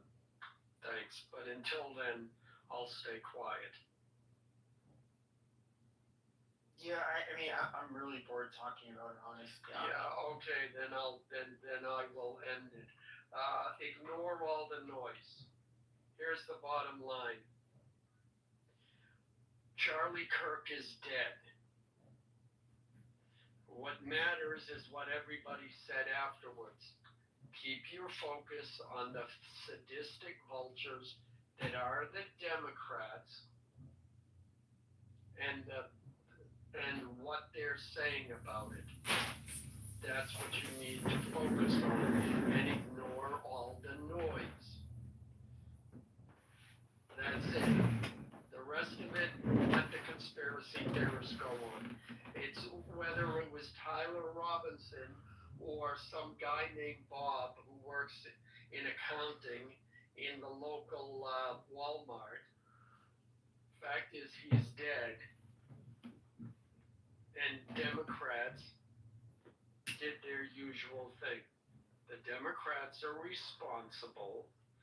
Their rhetoric for the last 10 years led to his death. And even if it wasn't Tyler, their rhetoric afterwards condoned his death. That's my position on it. And the letter that they found, with his intentions. So yeah, I just wanted to bring that up, and I'm kind of thinking that might be fabricated, But anyway, just thought I'd throw that in there. But like I said, with Candace, she's the queen of clickbait and clapback. Don't underestimate her. I mean, she did run a whole expose about Macron's wife, and then I guess she provided, proof that Well, you she's can never a biological woman, and prove somebody's personal. You can't someone else's. yes, you can't. You absolutely can prove whether or not you're biologically a woman. In fact, if you submit, Nobody can prove anything yes, about you, me yeah, unless I give it no, to prove. yeah, hold on. Okay, first of all, they filed the lawsuit, right? And so they can produce evidence from maybe when she was a little girl, but that doesn't matter. The medical Candace is documentation. already pulled out. Sure. Hold on. College. Sure, hold on. She could pull up, medical files from when she was younger and her anatomy, but when you do an actual DNA test and it shows like your chromosomes are a certain way and then you are in fact biologically female, you're basically fucked at that point if she can do that, and which she can. And I'm guessing that's the scientific proof. She was not born a male, and so she would not be able to say anything, after she's able to submit that kind of evidence. Well, she said she's gonna prove it, so that means that she's gonna go into her personal and pull out the proof. I'll show what I won't care what Candace thought. So I am looking. I did Grok, and Grok took a long time to answer this, but Grok said it was June 14th, 2024 was the last time she spoke at one of his events, and it was in Detroit, Michigan. I put it in the chat. This is when the whole crisis king issue came up. Wait, how is the tranny gonna prove she was born as a woman? Are the only Oh yeah, your chromosomes. Yeah, your chromosomes, but how do you know, like, the test that she's gonna present, like, oh, look, here's the paperwork that, I mean, like, Exactly. How do you know I'm gonna accept it? Can I finish my thoughts? If you just look at, like, the whole freaking way of movement, right, the jawline, the pictures that they have, where they have compared him to, like, the picture that they have of, like, a younger, whatever the fuck the transgender's name is. If that is not a fucking dude, then what the fuck is it? Doesn't even make sense. It doesn't look like a woman. It doesn't move like one. They're trying to say that it's his father that's sticking close by to groom him into being the political powerhouse that he is. What are we talking about? This French president's husband. So they're talking about Macron's wife. Okay, first of all, she's a dude. Well, no. First of all, when it comes to the test, like NIPT tests, you can absolutely tell whether or not the person is a biological female or male. Despite what all of the tranny activists like to tell you, you can prove without a doubt whether or not somebody was born a male or a female. And so it's just getting to be fucking retarded. And maybe she didn't see this like little avenue coming. She thought she could just create this narrative where it would not affect her, but yeah, you can say what she wants or say what you want. Like she looks like a dude, whatever. But they're never gonna be like, oh, Candace, you got us, girl. Like, yeah, I was born with like a freaking knife. okay, but in the United States, they have to prove. In order for her to win a lawsuit regarding libel, the president and his wife have to be able to prove that she was. First of all, they were saying something that was factually untrue. Wait, who said what? Who did you say said something that was factually not true? No, I was saying that in order for a lawsuit to continue, you have to show that something you were claiming about Macron's wife was not true.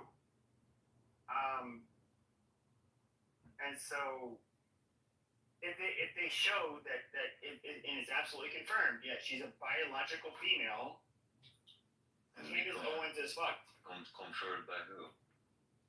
A test, we can tell. You do understand that genetically, or especially with our chromosomes, we can tell if you're biologically female or not, right? Well, they can do that with a simple swab, like taking some saliva, like on the spot, right? With some basic freaking laboratory test, they can figure out if you're born with like XXXY. It's very simple, but they're never gonna be like, oh yeah, let's do a public test. And, I'll drop my pants or do the freaking Q-tip test with like, it's never gonna happen. They're gonna hold on until the end of days, like, yeah. Okay, but apparently they said there was scientific proof, which we don't know what it is. But let's say she dropped her pants and then she did.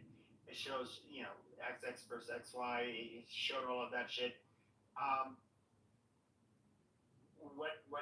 Where can Candace Owens go from there? She can't go anywhere. Well, the scientific proof is one thing: the chromosomes. Yes, which is a very easy test. Chromosomes. And so, since this is such an easy test, which I'm guessing that's where it went, they can absolutely shut her down just with that test. But they won't, because like everybody's saying, that is not a female.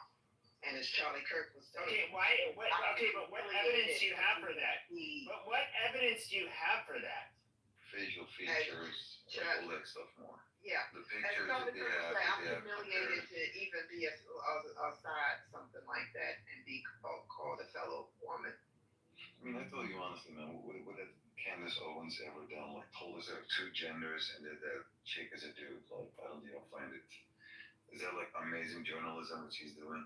Honestly, like, I don't even hate on her. I think she's a nice chick, right? Nothing wrong with her. But like, funny,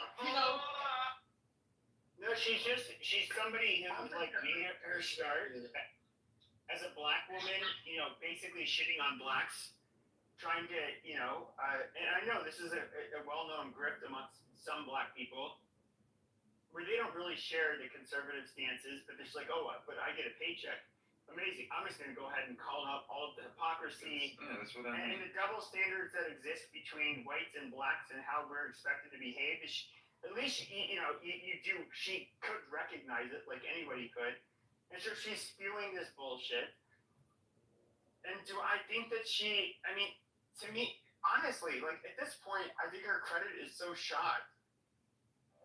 Like See what you fail to understand, and I'm gonna say this, and I'm gonna take a shower. This is what foreigners do. Now they need to come in under Black American tax dollars, but she is acting like a typical, foreigner. She's, a tether. That's what she's acting like. Tethers do that. Tethers, for a minute, you'll put them, lump them in. No, they want to be called a nation, a destination, not a crayon. That's what Caribbeans do. My great-grandfather was British West Indies, and my mom did not go out of her way to introduce us to any of them because of that type of behavior. She was not tolerating it around her children. Family or not. Some people called it self-hate. black on black hate. There's a point we're just not dealing with nobody's shit, whether you black or white. And it's because she's acting very normal. She unfortunately she has a big ass mic to do it. This is not complicated. She was a voice for the right. She told the line. She had her own show.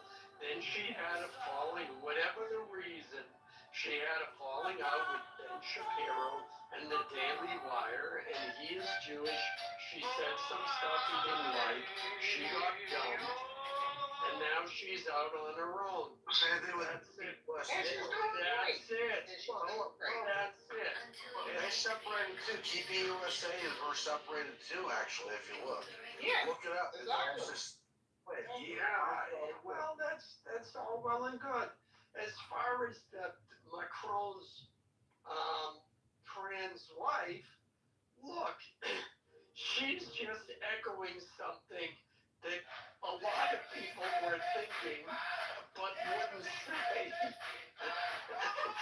I mean, it's like Mike Obama, people look at Michelle and think, gee, I wonder about her, and it's like suddenly a troll becomes a serious thing. That's all it is. The Macrons lost Freaking hilarious. The Macrons lost their court case in Europe. So it was Yeah, I against know. journalists, and then soon after that, the Macrons filed a court case against Candace.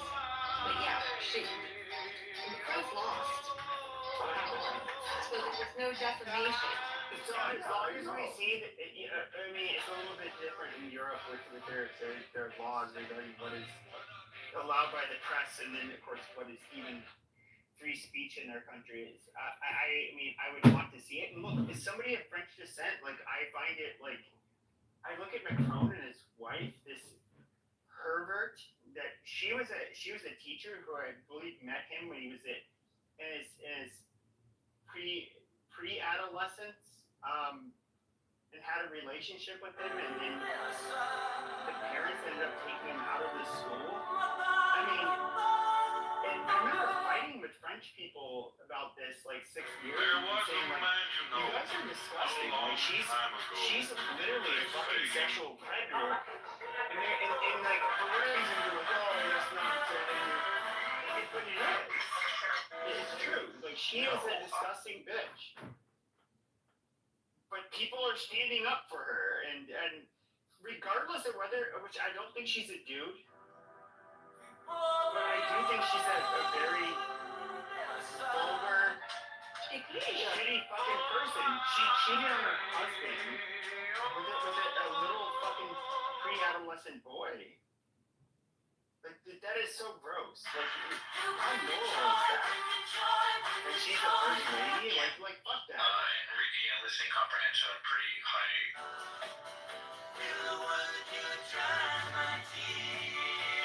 I'm not gonna lie. Like when I was a teenager, I fucked at least one woman in her 40s. When I was underage, like I'm not saying it's like the end. How do I put it? I could tell she like wanted some kind of like loyalty and like a commitment of some kind. For me, it was like she was trying to be manipulative, but I was kind of like I didn't care. I was like, oh, okay, oh, you want that? Amazing. That's not gonna do it. And then she would get like mad and leave me like nasty emails and that kind of shit, but I didn't, I don't know, I don't, how do I put it? I don't think he's like, it's necessarily traumatizing for a male to have to go through this kind of shit, but I do think that at the end of the day, like women should be held to somewhat of a similar standard as men who would maybe do the same shit. And I can say conversely, like I knew girls that were underage at the time, like myself, that would fuck adult men that were over a decade older than them, and it was just whatever. And these girls that to put it loosely, do I think they were necessarily taken advantage of? Not necessarily. These are women, or excuse me, girls, because they're underage. They were absolute sluts, like totally sluts.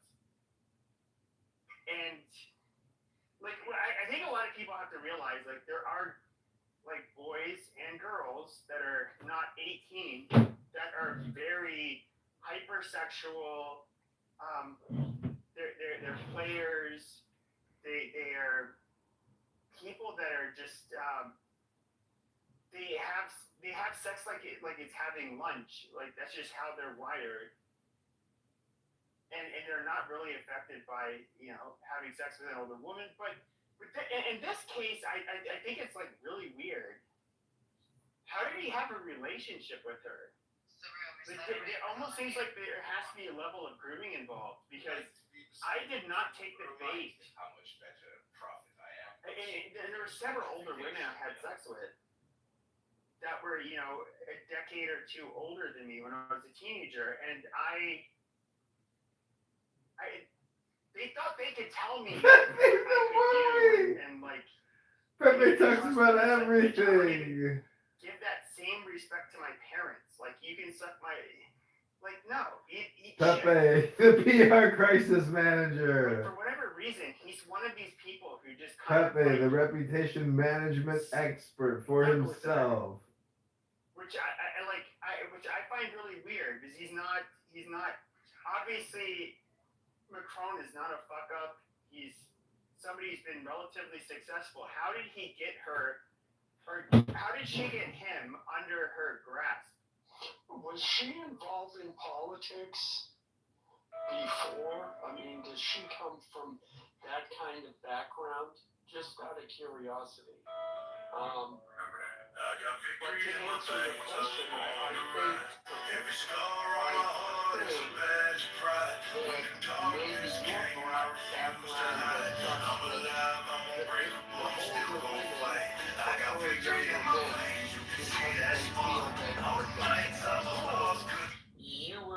you were aware enough that you were, like you said, yeah, bite me. You want to fuck me, that's fine, but don't pull any of that emotional manipulation. No, exactly. Yeah, but he wasn't that smart, and that's the thing. I mean, the fact that they have the clip of her slapping him across the face, that speaks volumes. She's in control. He didn't, when you see his reaction too, she slaps him, and he doesn't look stunned, like, where did that come from? He doesn't get angry. He just sits there passively, like, okay, she slapped me. Yeah, so she's been manipulating and controlling him for a long time, I think.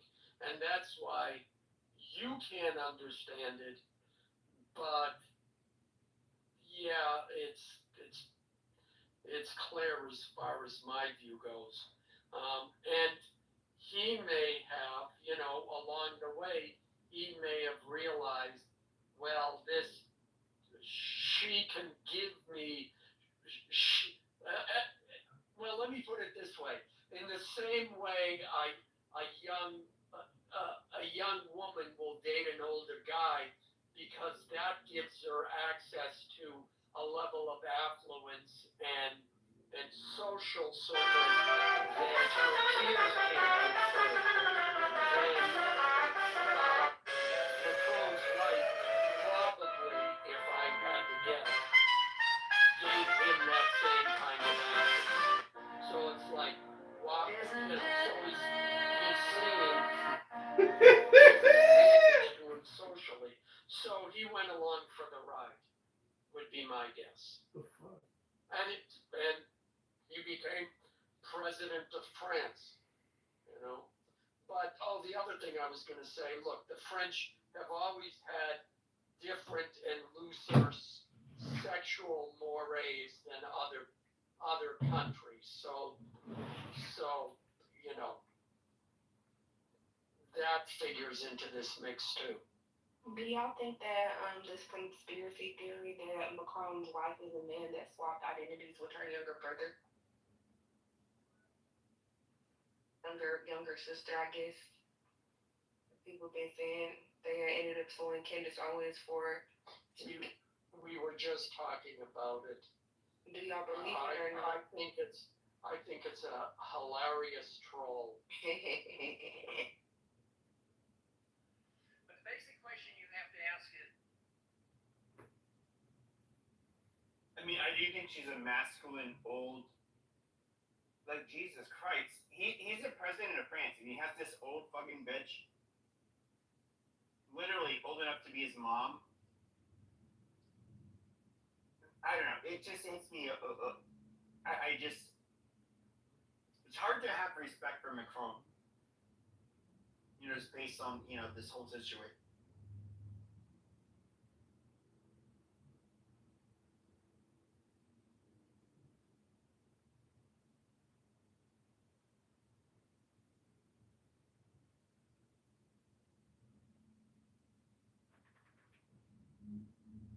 But I mean, honestly, like Emily said, the French are freakier. I remember the story of Sarah Hartman and how they actually banned her in the United States. Europe, they felt like it was inhumane and just a little bit too freaky. We like to say that y'all play her all around here, but that's not the case. Everybody was like, "Nah, this is too much for us," and then she was able to, you know, do that in France. So, yeah. Well, the French are different. Like, how do I put it? I believe they're the largest Catholic country in Europe. So I'm eating. They have compared to other parts of Europe, we're dependent. Like even the Russian. I remember a Russian boxer. He was showing me a video where he was back in Russia, and this mom, she was actually like pretty hot. And the baby's naked, she's naked, and they're like, this isn't on my phone, it's his phone, but this is just like in a park. Like they do this in Russia, and they're like she's like twirling his or her arms, I can't tell if it's the baby, and basically they're doing like gymnastics in a weird way, like kind of like twirling this child, and it was like I just remember thinking like, dude, she's naked. Really, he's like, so what? And I'm like, okay. And like there was nothing like perverted, like there's nothing sexual about anything that was happening in the video. And I was just like, well, that's weird.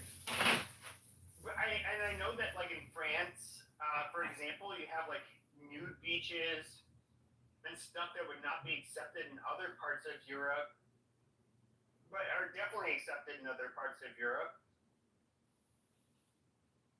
And so, I'll just say this about the French. They're, like, if you look at, like, married couples, like, how often they have sex, like, the French, I believe, were number one for several decades. I don't know what the case is today. But yeah, I do think they're kind of, I wouldn't call that freakier. I would just say, like, they engage in sex more for whatever reason. I think, like, when it comes to freaky, I generally think of, like, kink. I would say, like, Germans and other people they're different in comparison to the French, but I don't know. Yeah, I mean, the term menage a trois comes from the fact that they are staunchly religious and staunchly Catholic, and you can't get divorced, period. So what do? Okay, honey, we hate each other, so yeah, this is Brigitte, she's going to be living with us now. Okay, sounds good. You know, it's that simple. But yeah, I mean, the French are famous for the nude beaches, and when I was there, they had topless ads. Uh, it wasn't that common, but I remember seeing it in I forget the word for it now, in French, in the subway, because the train went by, it was on the back of the train, and all the guys were turning, looking at it. You know, it's different there.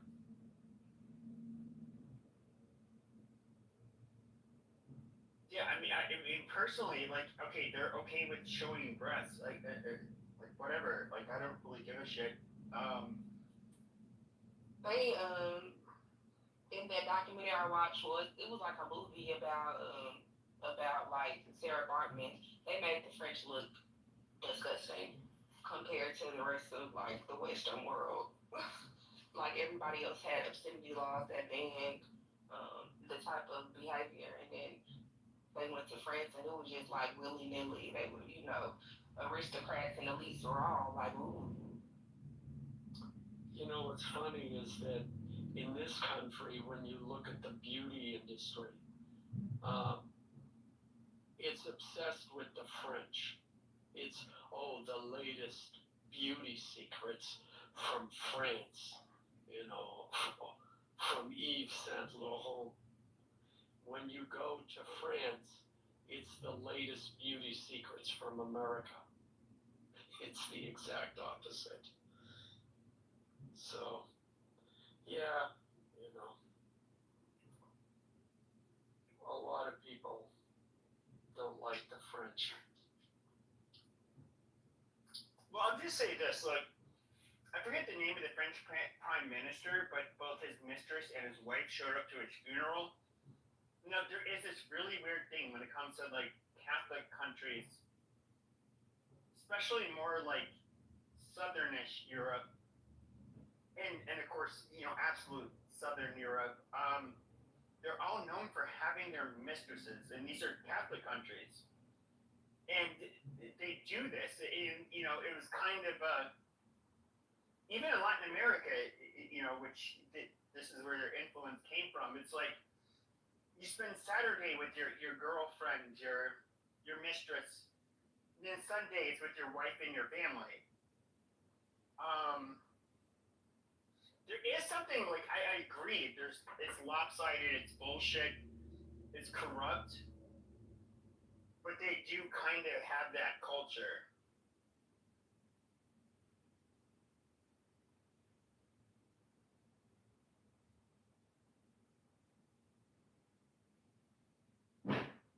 Oh, come on, think about it, Pepe.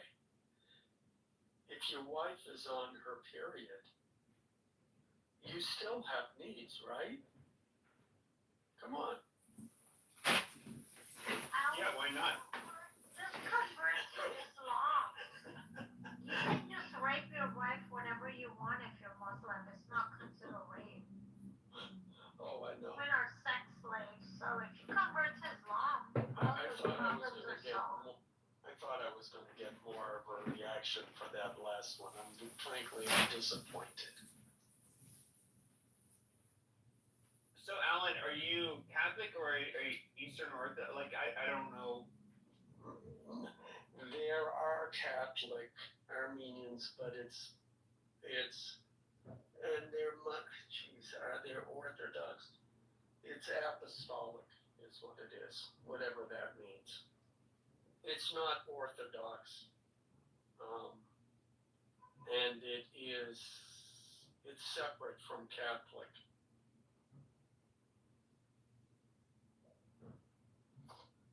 And there's even evangelical churches as well, though those are far fewer.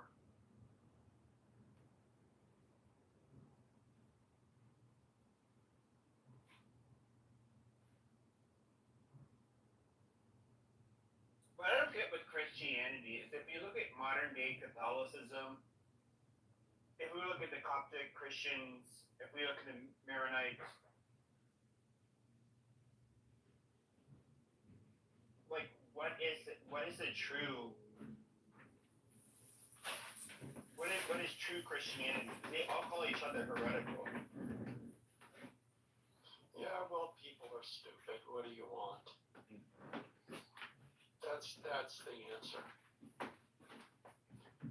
No, our flavor of vanilla ice cream is better than your flavor of vanilla ice cream. So ours is the true ice cream. That's all it is. But which one makes it so that I don't go to hell? Well, first of all, it's too late for you, so don't worry about that. Because you had premarital sex, so yeah, you're doomed. So yeah, but no, they all have the element. They all have a sufficient connection to the intent that as long as you believe in one of them, you're already ahead of the game. It's still no guarantee, but you're there.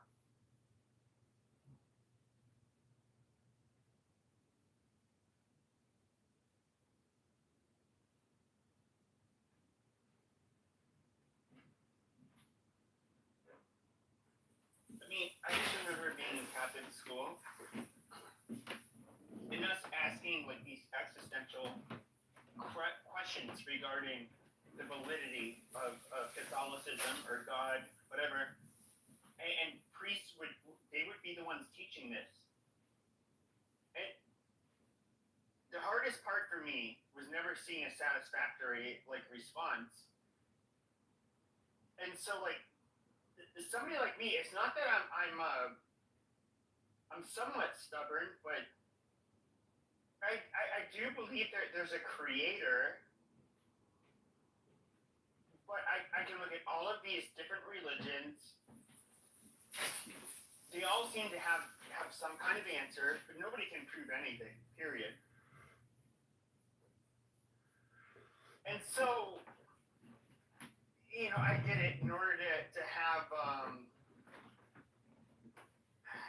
to be religious, they have to buy into one of the, I guess you could say like narratives, and I just personally, I'm somebody who has to see proof in order to believe anything. And I think like there's a lot of people who like to claim that they have proven that God exists and, somehow their religion is the true religion. But they, at the end of the day, they never actually prove it. And this is why I never really participate in religious debates. It's basically rhetorical masturbation and people, ascribing to their blind faith and trying to win over each other with their, rhetorical tactics when it comes to debating. But they can't prove anything. And so obviously nobody here can prove that God or their particular religion is true. What is the point in even debating it? That's one of the things like I don't understand about a lot of these religious people is you can't prove anything. Like I kind of am somebody who has like unpopular beliefs, but I can at least use data to show why it is that I believe what I believe. When it comes to these religious conversations, it doesn't happen. And even if we were to look at like mankind, and this is where like Christianity is, they're so like anti-evolution. When it comes to when did religion apply to mankind? Was it when we were not Homo sapiens sapiens? Was it when we were like half monkey, half sapien, Homo sapien? At which point? When the Anunnaki came down and introduced themselves to the Sumerians, and historically they bred with them and created Nephilim and the basis of all modern. Well, I mean, but even with that, it's just like, okay, so if you're gonna believe in evolution, which I think like there's a very strong evidence for, people have basically, okay, so for the last 100, 200,000 years, we've evolved. Now, Adam and Eve, okay, they started, I guess, the Earth. They were here at the same time, or at the start of the planet. They were here at the same time as dinosaurs. Carbon dating kind of like proves all of that as, being 100% bullshit. So we have these anatomically modern humans in which these laws apply. When it came to the Neanderthals, did the same shit apply to them? When it came to like archaic hominids that were like literally hybrid ape and Homo sapien, did it apply to? At which point did these laws for ourselves and who God is and who Adam and Eve are? At what point did that apply to us? I mean, is that a rhetorical question, or is that a legitimate question? Because I mean, Christianity became popular. I forget which Roman emperor it was, but like he had a dream or something, and like Jesus came to him in his dream or whatever, and they ended up winning the battle, and then he's that emperor of Rome, if I remember correctly, is like what essentially made Christianity like popular. But what started Christianity was basically, Jesus was say that everything in your life, Pascal, that all of your experiences have led you to an understanding or belief about religion and God and creators and everything. I also, oh sorry, I need to interrupt. I was gonna say I also believe that like hallucinogens could have played a part in it because like ayahuasca and stuff, like people that like in the Amazon and that sort of a thing, like it wouldn't surprise me if like these people did hallucinogens even accidentally, like right, like not intentionally, or if they did it for like a spiritual practice, which led to them believing in like in one entity, like one omniscient like being essentially, who can like take, who can like take and like do that. I mean, who knows if that hypothesis is true or not, but it seems like that's, it wouldn't surprise me if that ended up coming out eventually. What was your point? Hold on, Alan. What did you say before you spoke? I said, would you say that everything in your life, your experiences, what's happened to you, has led you to a conclusion and a viewpoint about religion and the existence of a creator or lack thereof? Would you agree with that statement? No, I would say it's me. It's not because of experiences. I would say it's or thought, whatever. No. With me, it's been more or less hearing very religious people speak, and them not being able to prove anything, and having blind faith, and just how much they're willing to warp I guess you could say like warp everything in general, just to fit the narrative. But you're still describing an experience and a reaction.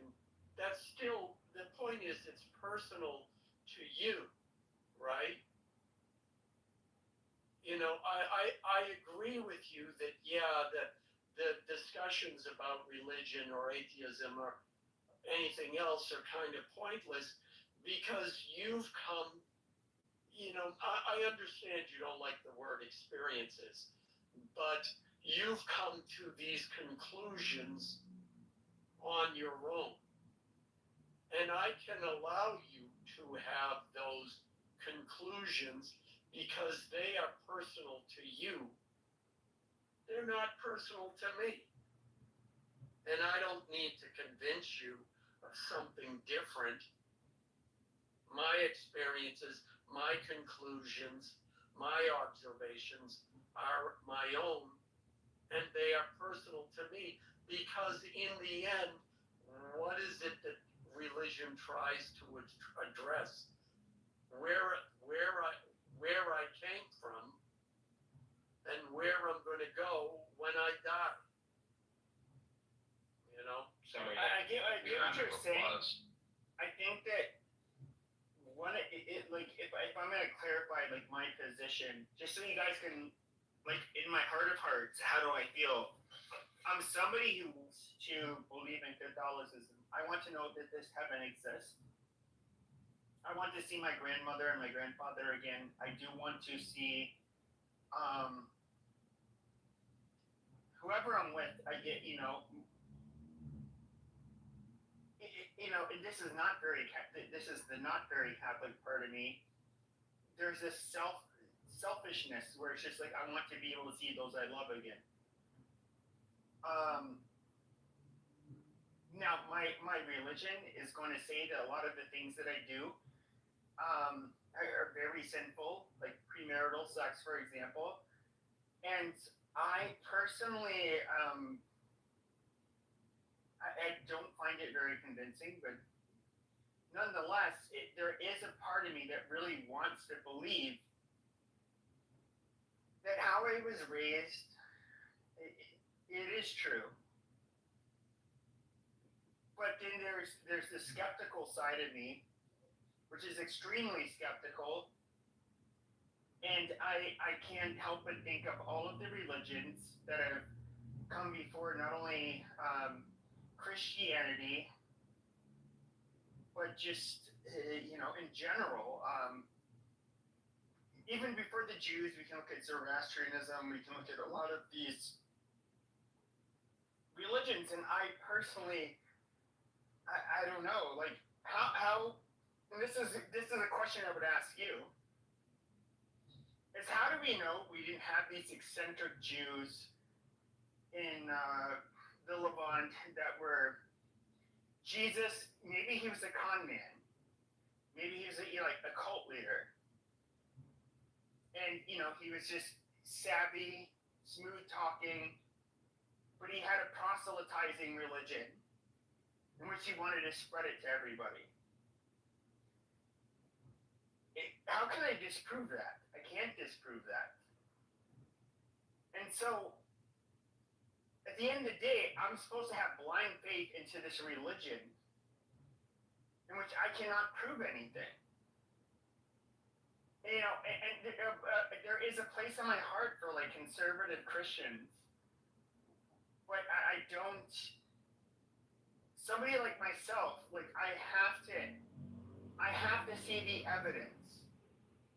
I can't do it with blind faith. Like, and despite your religion, whether you're Jewish or Christian, you guys both are going to do this. And when I'll hear Jews talk about like, oh yes, this is what our religion says. This is why we're experiencing this and that. And I'm kind of like, okay, these are religious people, just men of the book who are just trying to make sense of what's happening now. That's fine. Christians do it as well. But I at the end of the day, I don't really buy into any of it. I do look at it as largely as bullshit. and this is coming, and this is like kind of an existential crisis that I have. I'm somebody who wants to believe it, but nobody can prove to me why I should believe it. Well, the thing is that the only way you're going to have faith is it's going to be as unique as your DNA. How I believed, being of Ashkenazi descent, so it was really easy for me, me to believe because I have, background in the Middle East. So it was easy to believe that he actually exists. Just like I didn't think Sam Houston existed. But some people, do miraculous. What do you mean? What do you mean? You're like Ashkenaz? What do you mean? You look black. I don't look like a color. You can be an Ashkenazi Jew and be black. I am a person of that descent by blood. I don't look like a color. According to who? According to me, I don't look like a color at all. And because that. Okay, no, you don't just get to declare yourself a Jew. I mean, that's so fucking retarded. I think that you're retarded for saying such an ignorant comment. Personally, I think that yeah, it doesn't make any sense. Like her like she even stated that she wasn't a color. But the other thing too is like if she was, let's say, or if she went by like African American, if she decided to, right? Like there was a huge like there's a lot of like Ethiopian Jews, which for thousands of years. I mean, yes. If she was from like Ethiopian descent, or she was from like who knows where she came from, but clearly she was not an Ethiopian Jew. So like, but at the end of the day, it doesn't like what she's trying to say is that she is not a color and that she is Jewish. Okay, I know. I think what you don't understand is on this app, there's a plethora of black people who call themselves Jews, even though they're halakhically non-Jewish. They have 0% Jewish DNA, and in fact, they're more Christian. Hold on a second. They're more Christian than they are Jewish. In terms of their theology, but they like to claim themselves to be Jews. Now, with those black people, okay, I'm somebody who's not. It's not my religion to gatekeep, but I can clearly tell that you're trying to co-opt their identity, and it's not only like culturally misappropriating their identity, but you're actually like attacking them and shitting on them and trying to punish them. For quote unquote stealing your identity. I think that you're just projecting right here in actuality, and I believe that what am I projecting? Here's the thing: you can think whatever you want to. What am I projecting? You stupid white faggot. What am I projecting? I mean, you just admitted that you're a stupid white faggot, right?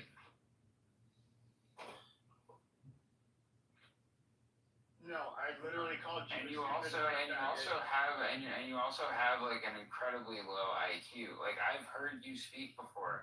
Mm-hmm. I've heard you say like anti-Semitic things. I've listened to your rants before, and I genuinely believe that you have.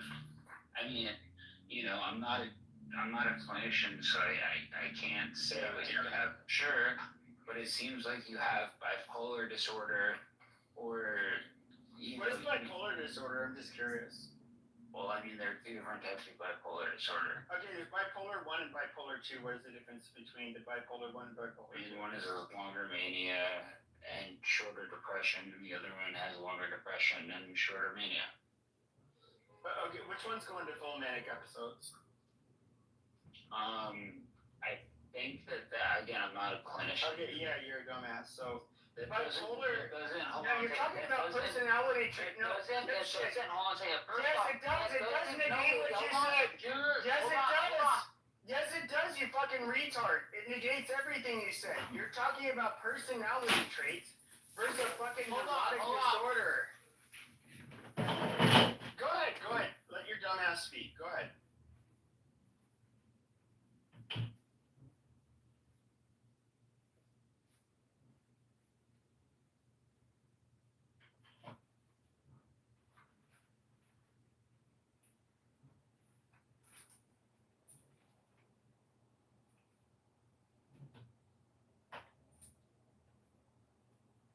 Comparing you to somebody with Down syndrome is essentially, making fun of that individual due to your incredible ignorance within the realm of, thinking that you're much smarter than you really are, and also making like anti-Semitic comments and making and not being able to differentiate a lot of things. Did I say something about Down syndrome? I stated that I was not a clinician, and I stated that I was pretty sure. When did I say something about Down syndrome? I said something. I was saying something about Down syndrome, and I was saying that you are in fact more ignorant than somebody who does in fact have something along those lines. You sound like a straight bitch. What happened to him? I actually didn't move him. I don't know what happened.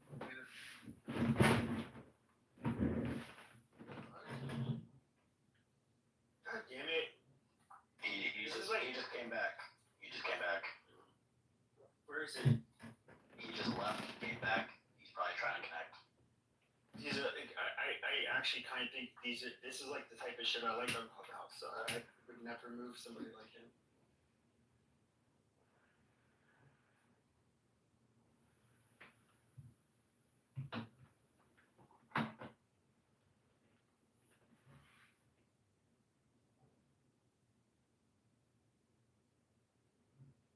Why he's coming back? I got a question for Pascal. What's up, bro? There's gentrification of the understanding. Yeah, so, let's see how Sorry, long is that alright with all of you? Like to be beside him too. How much What better is your profit issue I am? with people who are not white? Yeah. God created them. I mean, Justice. I can't. I'm not gonna. I don't believe in religion. God. That's not what he was saying. Everybody was saying exactly what I was saying. So you're in the United States, right? Like you're an American. I assume. Of course, yeah. Okay. Let me ask you a question. Until your boy comes back, I'm just bored, so I got time. Take your time. Do you love your country? Yeah. How much do you love your country? Let's get 1 to 10. I mean, Like numerical. 8. 8. Would you die for your country? In most circumstances. And you served in our armed forces? No, that's So why are you asking? Why not? Because I didn't. I don't know. Because you. I'm confused because you're saying that you have a problem with you people. I served in the armed forces. Amazing. Right. So I'm just confused that. It sounds like you had nothing better to do. I mean, it might. Well, let's not cry. Only one of us has a PhD. Let's keep it together. Oh, you have a PhD in it? I sure do. Genetics. In genetics. Oh, is this Dr. Cole? It is I. Yes, sir. Oh, amazing. Yep. 100%. So like I was saying, Occupations and hours. You haven't Granted, said those will make it clear to you. No. You didn't put anything on the line. You've never tried to kill a man. You've never killed a man. Nobody ever tried to kill you in our country. I'm just trying to understand what gives you the right to to tell anybody, you know, who's more valuable than who when you're two fucking pussies put uniform on. When did I say somebody was less valuable? I've heard you, bro. I've heard you. I've heard you. No, you jumped on stage. No, hold on. Yeah, you jumped on stage and I said, who did I say was more valuable? No, you said that I don't have any problem. Today you said I don't have any problem because God created you people. Mm-hmm. Right. And then before, you know, like, let's not shy away from the things we've said, bro. Let's be men, okay? Oh, I'm being a man. I'm trying to use you basically straw manning and saying that I somehow was saying that a group of people is less than me. So, you know, that's. So you have made derogatory comments about black people and Jewish people in this app. When did I do it about Jewish people? No, I actually look. If the answer is no, I won't hold you to account for something you haven't said. I mean, have I said disparaging things about black people? Yes. Okay, so right. Show you from the West Bank, these are Palestinian celebrations in the wake of Tuesday's terror attacks in the United States. Apparently Palestinians took to the street. So that's where you're like this because you're impoverished. But anyway, so. But why do you have to? I'm just curious. There's like a lot of the successful, well-educated people I know. They don't brag about how much money they make. Sure. What's really weird is, in fact, they generally try to hide how much money they have and make. Why? Generally, because they don't want to be used. And in white, at least with white people, you may not be aware of this. You know, trying to flex your status like that is considered, you know, cheap and low IQ. But you're doing it, and this is kind of like why I think it's weird you're doing it. Okay. You want me to respond? And just like I want you to respond. Just try to act like a white person. Just like not be. Yeah, try not to be gaudy for a second. Understood. Are you complete? Oh, I'm complete. Yeah, go ahead. Great. Let's get something straight. I know more wealthy white people than you do. They regard me more of a human than you do because you're poor. So let's understand that right now. That's number one. Number two, like when you have conversations with people that actually have money that's actually bullshit, only poor white people say the dumb shit you just said. Oh, really? Yes. Is Tucker Carlson poor? Well, no. See, that's is Elon Musk poor? Hold on. Are they poor? Is Elon Musk poor? You have to stop talking to receive the answer. I heard your question. We are all, let me complete. We all have heard, and we are all aware that Elon Musk is not poor, but here's what you must understand, young Padawan. Listen to me clearly. Mm-hmm. You are a source of income for them. They realize that you are stupid.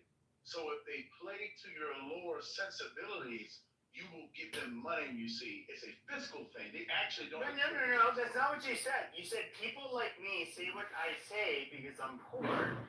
I'm saying like literally the richest person in the country says what I say. Right. And so he's obviously not poor. And quite frankly, you know, it would be a privilege for him to fart on your face when you're having a cup of tea. So, like, no, we have to be honest here. You're contradicting yourself. Keep going. Only one of us out there home, but keep going. Keep talking. Amazing. Yeah, but he could buy your whole neighborhood and keep going.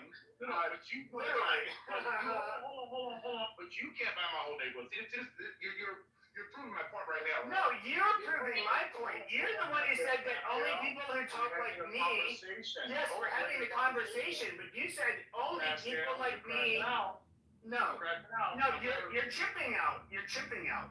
Now, the problem is, you're chipping out. Now, the problem is that people like you, you said that only somebody like me would say the things I say is because I'm poor. And I just gave you an example of the richest man in the country who says the same things I say. So I would love to see how you can spin this. Go ahead. Sure, thank you. So now put your tampon back in, sweetheart. Thank you very much. Yeah, go ahead and put your tampon on your man pussy. Like, that's fine. I'm responding to you, but you would like me to respond. Okay, I'm sorry your chocolate cheeks are bleeding because your boyfriend just pounded you. It's not my fucking problem. I got you. So I'm gonna say it again. I'm gonna say it slow. So even a pale chimp like you can understand it.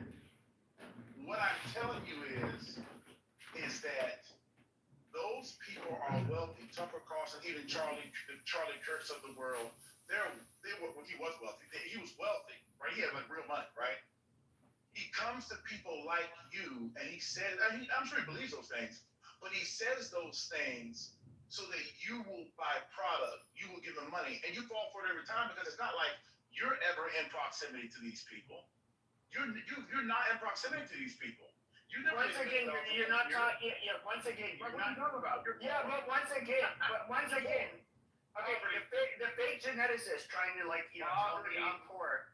But what's really funny is that I was a critic of Charlie Kirk for years. When you tried to compare me to him, that's why I bring it up. I said that you bought. I said that he. I never bought anything from him. I do think he was a good person. Like you. I put you in a group. I didn't say you personally. Oh, amazing. So stupid. So I'm just curious. I'm just curious. So speaking of stupid people, why did Charlie Kirk pull in so many millions, and why was he so influential on somebody like you? You're apparently paid the big bucks, and he's so smart. Cool. I'll answer your question.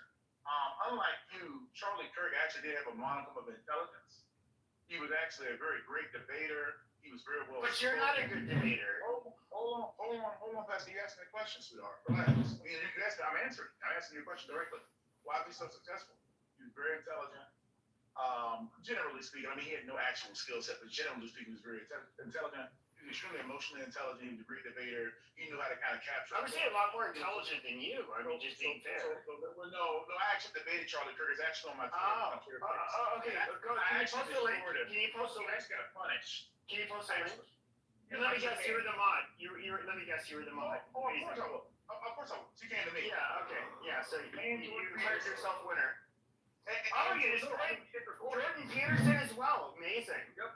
Look at this fanciful Negro who thinks he's so smart. Amazing. 25,000 followers. So how many followers do you have? Okay, shut the fuck up. Anyway,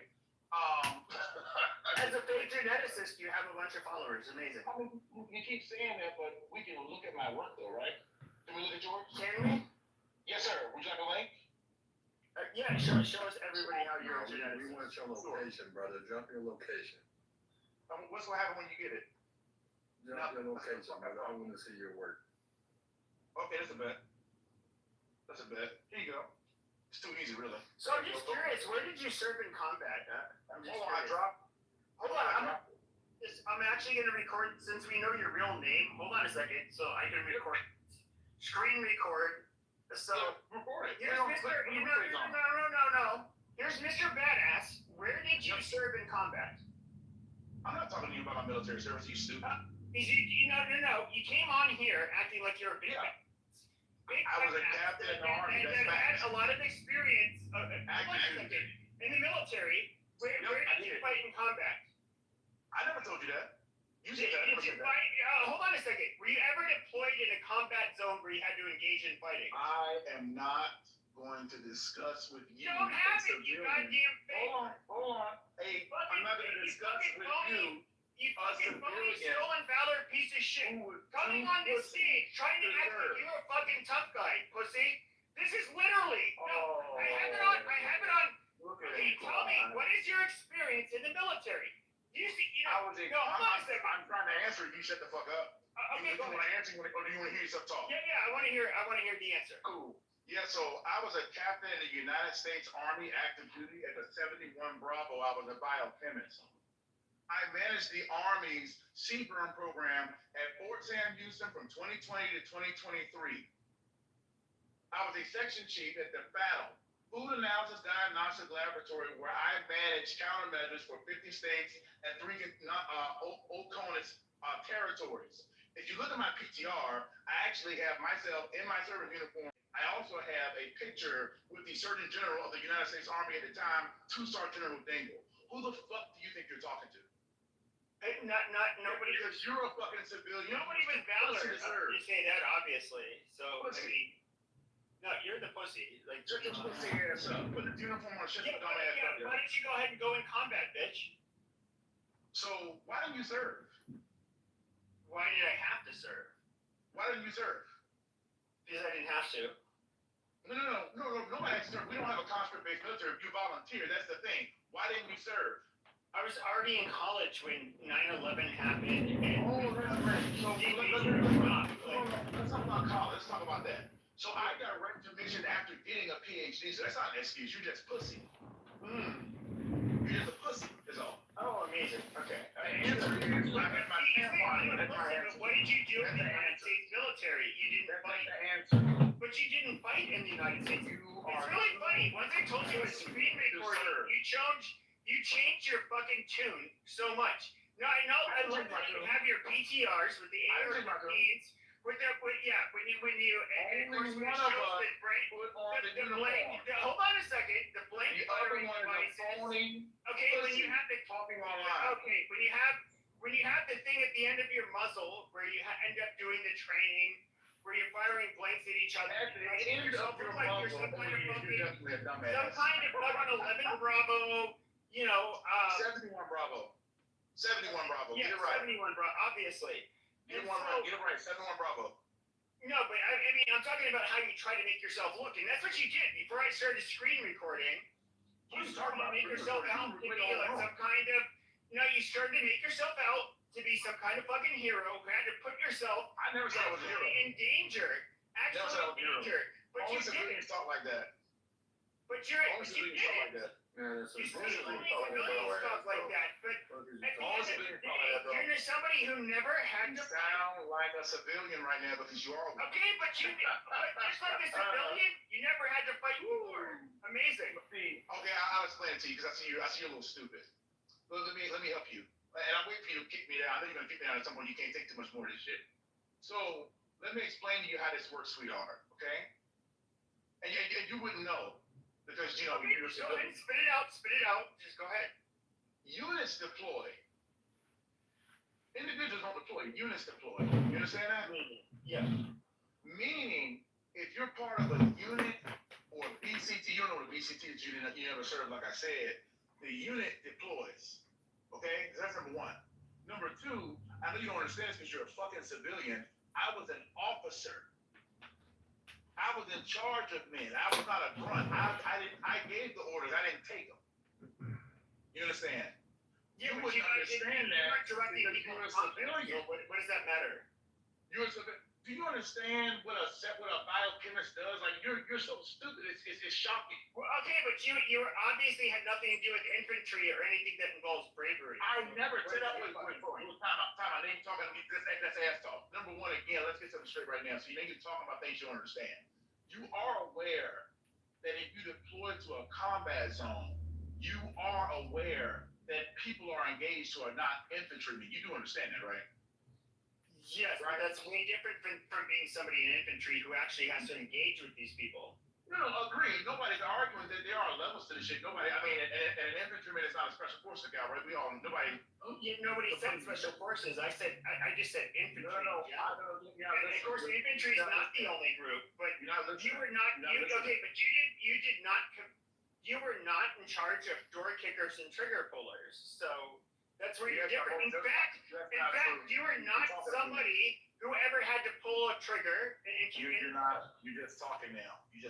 No, but I'm being realistic. Like you're being a stolen valor piece of shit. Now, I understand when it comes to stolen valor, the biggest cases of stolen valor are literally people that literally were in the military. And so I'm listening to a retard like you sit here and say, because you're in the military, I should respect your authority, and somehow you're this gunslinger, you're this hero, which is obviously not the fucking case. Like you said that I'm stolen valor, which is a felony. So you should do. My name is Ian Eugene Cole.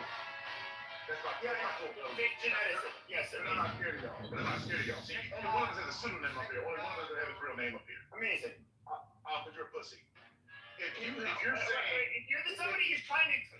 You're somebody who's trying to claim clout by acting like you're a tough guy in the military. You were literally a pencil pusher. Let me get it out there.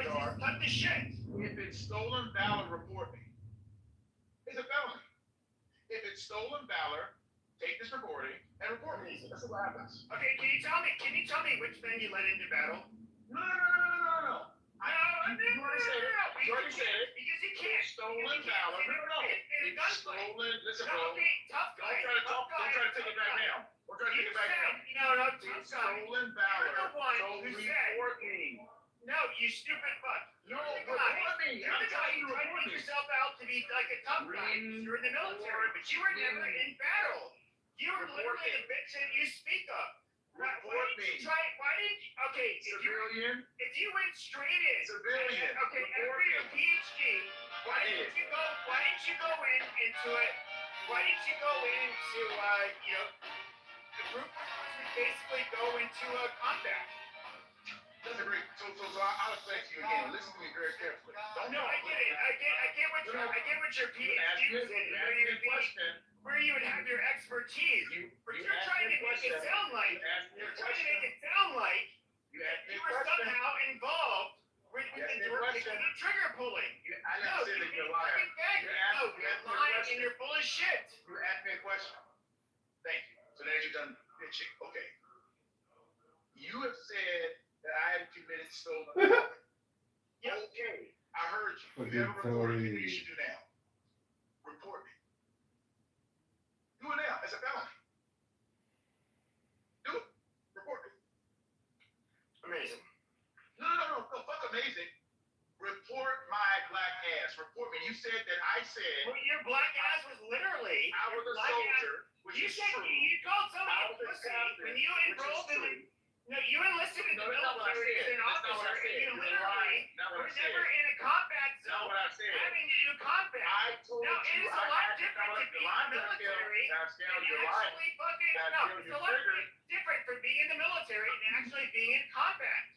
Like, this is why I find it fucking funny. Listen to faggots that never were in combat. Sit here and try to call other people pussies. Why didn't you serve on the front lines? Okay, I'm answering the question. That's a question. So there's a question mark. So thank you. Cool. Take a breath. So here we go. Again, here's where the conversation started. I asked you, why did you have a problem with people who are not white, and black people, Jewish people? You said, I don't have a problem with God making you people. I said, okay, you love your country. You told me, yes. I scale on a scale from 1 to 10. How much you love your country? You said, I don't know, an 8. I said, would you die for your country? You said, absolutely. I said, so why have you not served in our armed forces then? And then you replied, because I didn't have to. I said, well, wait a minute, Pascal. There are people who have served. I know that I've served. And that's how the conversation started. I never told y'all people that you served with. People I never told y'all did not serve under you. I told y'all with a 71 Bravo biochemist, which is a fact. I told you that I managed to go for response to the U.S. Army, which is also a fact. I told you I worked in Seaburn, which is a fact. I told you where I served at Fort Sam Houston, which is a fact. This is all verifiable information, dog. So, but I'm stolen valor. So here's what you do. My name is Ian Eugene Copeland, Captain Ian Eugene Copeland. Report me. Report me. Report me. Say, hey, listen, this guy, he's stolen valor. He's not in the military. He's a piece of shit. Go arrest him. Do that. No, you called me a pussy. Oh, well, hold on a second. But you called me. Yes, it did. And so. No, I didn't. Do it. Let's see it. Okay. Yes. Sure. So. No, you just want to shut the fuck up. So once again, I literally, you're trying to say I'm a pussy, but you were also a pussy in the military. You're not somebody. Okay, a lot of people, when they think of people in the military, and you know this is why you're very disingenuous. Hold on a second. We think of the people with their M4s or whatever weapons. They're engaging in combat. They're risking their lives. Here you are, a pencil pusher, somebody who's not putting your own life at risk, and you're basically stealing the valor of the people that actually had to do the fighting, which you never had to do. Like, that's why it's stolen valor. So you call me a pussy, but once again, you are not somebody who is a fighter, so just shut the fuck up. You're a pussy. You talk. No, you're a pussy. Run your mouth. But the fact of the matter is, you run your fucking mouth. You're sitting there saying like you're some kind of tough guy, but you're somebody who never actually had to engage in fighting. You could have it's went fucking in pathetic. any branch that you wanted to and joined at any time. You're an able-bodied male. You could have put it on the line anytime you wanted to. When you join the military, you go where you're told to go. You can't say, hey, listen, I volunteer. It doesn't work. It's not a fucking movie. You're not John Wick. You go where your unit goes. You deploy where your unit deploys. You don't get a choice in the matter. That's not how this works. This is not a movie. This is not Black Hawk Down. You do not get to say, oh, okay, so that's not how it works. You say you have your degree, okay? I do. Or I put it in the chat. I put put it in the chat already. You asked me amazing. before I So put it in the chat. they're gonna put you where they feel you belong, which is not gonna be in frontline. I put my. Which is understandable. So what makes you so tough? I'm just curious. Okay, cool. So you asked me for information. To be fair, Pascal, you asked me for information. I said, hey, would you like No, me to I verify asked you what makes you to be what No. makes you so tough. I'm just curious. What makes you, Dr. Copeland? Dr. Copeland. I'm answering What you. makes I'm you a trying to tough answer you. guy? I'm just curious. What makes you a tough guy? Okay, so then you have to take a breath. Just stop talking. What makes you a tough guy? You can't answer the question. I'm answering it. I'm answering it right now. Here's what makes me a tough guy. I volunteered for active duty military service, not knowing what comes next. Biochemists get deployed all the time. Happens all the time. You go to a medical file, they have biochemists, vets, doctors, nurses. Happens all the time. Okay? This is not something that doesn't happen. It happens all the time. Depends what unit you're in. Okay? When I joined the military, I'm a geneticist. It was during a health crisis, COVID. They put me at Fort Sam, which is right down the street from Fancy Brook Army Medical Center, the largest Army medical center in the country. They put me there for a reason. Because I know what the fuck I'm doing. It's unlike you actually have skills that are transferable. Okay, but this is where it's retarded. Okay, that's like me saying that if I joined the army, I could have been an army ranger, but I never joined the army. Now you joined. What are you talking about? No, I'm saying if I was to You're say anything. I never said anything. No, I know. I'm saying it's akin to me saying that.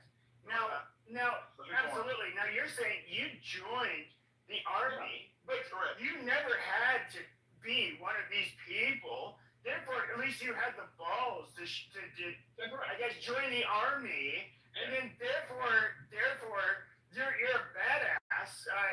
No, that's not exactly not how it works. Okay, so I can join the army with the aspirations of being in special forces all I want. You'll never make it to a pussy, but keep going. Amazing. And so, well, that's the thing is that if I don't make it, I know, like low IQ chimpery. Now, if I was to try out for special forces and not make it, that does not make me that. Yeah, absolutely. I'm in my 40s. I'm not going to try out for special forces. So I know because you're a pussy and you're out of shape. Keep going. Amazing. No, I'm not out of shape. You were out of shape. Keep going. See, this is like how low IQ you are. You're saying I'm out of shape, but you don't even know me. Like you're so stupid. Keep going. But when it comes to, I can say, oh, I would have joined, and if I would have joined, I would have somehow, I have the balls and the ability to be special forces or some shit like that. Okay, you're somebody who joined. Hold on. You're somebody who joined, and you're saying like, well, they just so happened to assign me to, be, working. Whatever the fuck it was, but I had the ability and the drive to be one of these people. Well, okay, that's nice that you say it after the fact. You can't prove that. Cool. So nobody gives a fuck. Cool. Got it. Okay, so I'm gonna respond now. Thank you for that. That tirade, I appreciate that. So here's what you're not. Here's where the two neurons you call a brain are not linking up at. Again. You were able to join the armed forces. You're an able-bodied male. All of this, I love the country, white nationalist bullshit that you're on is cute, but you won't actually implement that version of what you think it is. Meaning, it's not like you're saying, oh, I'm really about this shit. I'll go out there and really do this shit. Any branch, I don't care what branch, whatever, it doesn't matter. I mean, shout out to all the branches, man. Everybody's serving, who gives a fuck?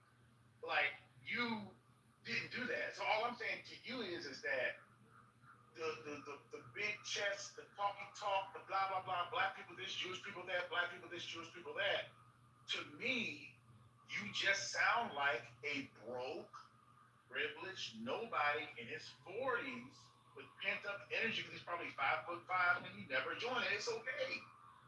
It's okay, bro. Don't get mad. I love how you try to go on with the trying to attack me. I'm not 5'5". I'm 6 inches taller. I'm not tall. I'm obviously within the range of average height. But with that being said, you short to me, bro. You short to me. You were shorter than me. yeah, amazing. I never said I was tall. So Keep going. Keep going. okay, this is like low IQ chimp behavior. Like it's Bro, I got you can't low IQ shit. You have a high school diploma. You said you have a PhD, like high school diploma. No, I have a college degree. You got a college degree from community college. Oh. No, like a 4-year degree. But anyways, Look at you go. What's really funny is that like once again, this is such like low IQ rhetoric. People don't usually attack people in such a way, and I just have to be clear. Like I personally, in my family, I have people that were combat veterans. Good for them. You're still a pussy. Amazing. You're still a pussy. Amazing. Amazing. Amazing. Yes, but they, as combat vet, like my dad was in the 173rd in Vietnam. Look for your dad. He's not a pussy. You're a pussy though. His son's a pussy. You're not. Sure. You're a pussy. But you're a pussy for sure. Sure, but shout out to your pops, by the way. Your pop's a real one. Shout out to your pops, by the way. He really did that shit. Shout out to he is. And so what I would say is this: is that my dad. Sure. And so my dad, he's also a retired federal judge. Yeah, absolutely good for him. Does he know you're a racist piece of shit? He knows about me. So with that being said, keep going. Amazing. So when somebody as humble as him, he's like he grew up dirt poor. Look at your dad. Shout out to your pops, bro. Yeah, shout out. So my pops, as you say, accomplished some shit, and he was in the military and went through some. Yes, obviously. So, is there a reason you have to, like a dumb fucking chimp, you have to interrupt? Well, it's just because I just love. We know. Hold on. I love when y'all do this. No. Okay. Yes, my father. Shut the fuck up for a second. Shut the fuck up. You are a pussy. Oh, Jesus Christ. Now I have to mute. Yes, my father. Okay, no, you're the pussy. Now, what I find to be very ironic is that somebody like my dad, he's gone to the reunions back in Australia. He's in New Zealand, basically in 1965, 1966, when he served, the Australians and New Zealanders captured them. Amazing. Now, when it was brought to my attention like 20-some years ago when Googling my name, shit about my dad would get pulled up, and then stories would get pulled up. There were parks all over the country that were named after people my dad served with that died. He went through some shit. But my dad never really, how do I put this, flaunted his military experience as if he was some kind of tough guy. He didn't really talk about it. The only time I'd really see him light up and want to talk about it is if he met somebody that was like, oh, where were you? Oh, you were there. Basically, it's more, he would encounter somebody that maybe had, a similar experience. He was not my dad was not a braggart. He was not somebody who, I guess, would shove his service in people's face whatsoever. And quite frankly, he doesn't talk about it much, even with me or anybody else. But what I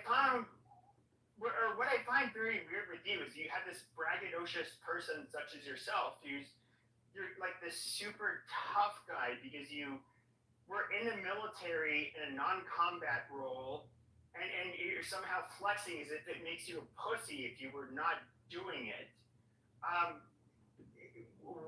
Where is the flex with that? So you want to just keep you? Now you complete. Okay, he's complete. Oh God, thank you. Okay, great. Here we go. Shout out to your dad. You are not your father. It doesn't matter what you say. I can brag all I want. That's my personality. Because I can brag. You can't brag. The only reason you're doing this shit is you can't brag. The only point that I'm making is this: you literally are like not about this life. Like you're like super this, super that. I'm a racist piece of shit. I don't like Jewish people. I don't like black people, and that's cool. I mean, you're impoverished. Who gives a fuck what you have to say about anything? You're entertainment for me at this point. The point I'm making is that it's giving. I'm 5'10". I want to be a tough guy. Look at my boxing PTR. Blah blah blah. I'm super short. I have a problem with myself, which is why I walk around spewing racist rhetoric, talking about N-word this, N-word that, Jew this, Jew that, blah, blah, blah, blah, blah, because you're literally broke, and your father probably thinks that you're a failure because your father sounds like a very accomplished and intelligent man, and he had a piece of shit as a son. You probably disappointed him for the last 40 years. That's it.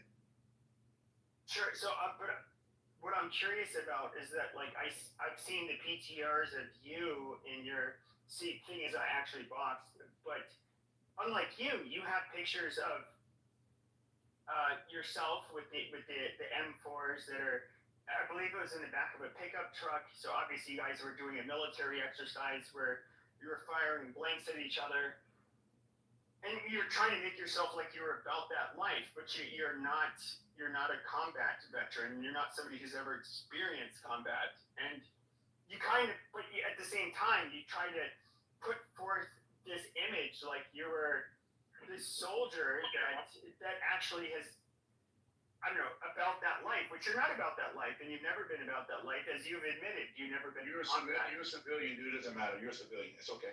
But as a civilian, I'm still calling you out, and you cannot dispute what I'm saying. You can't call me out. Okay, right? You can't. Yes, but have you ever been in combat? Have you ever been in combat? I already told you, I am not going to discuss. Yes, because I know. That's a very convenient excuse. I'm answering the question. It's a very convenient excuse. And You cannot answer that because you've never been in combat. You're not about that life. If you knew anything about anything, when somebody answers like that, it would tell you something. But you're so fucking dumb that you can't. No, you're fucking dumb. I'm not gonna sit here and talk to you about what I did when I had a top security clearance. Are you stupid? You think I'm gonna sit here and discuss with you on an app what I did when I was in the U.S. Army, where I had a top security clearance? Are you dumb? You do understand that's like. You can't do that. You do understand that, right? Sure. So let me ask. Do you get that? Do you understand that? I get that. Hold on a second. I want to ask you a very clarifying question. So, are you saying because you had a top secret I clearance? am not going to discuss any details there again. It's not going to happen. You can say whatever you want. This is you doing your stolen valor bullshit again. Once again.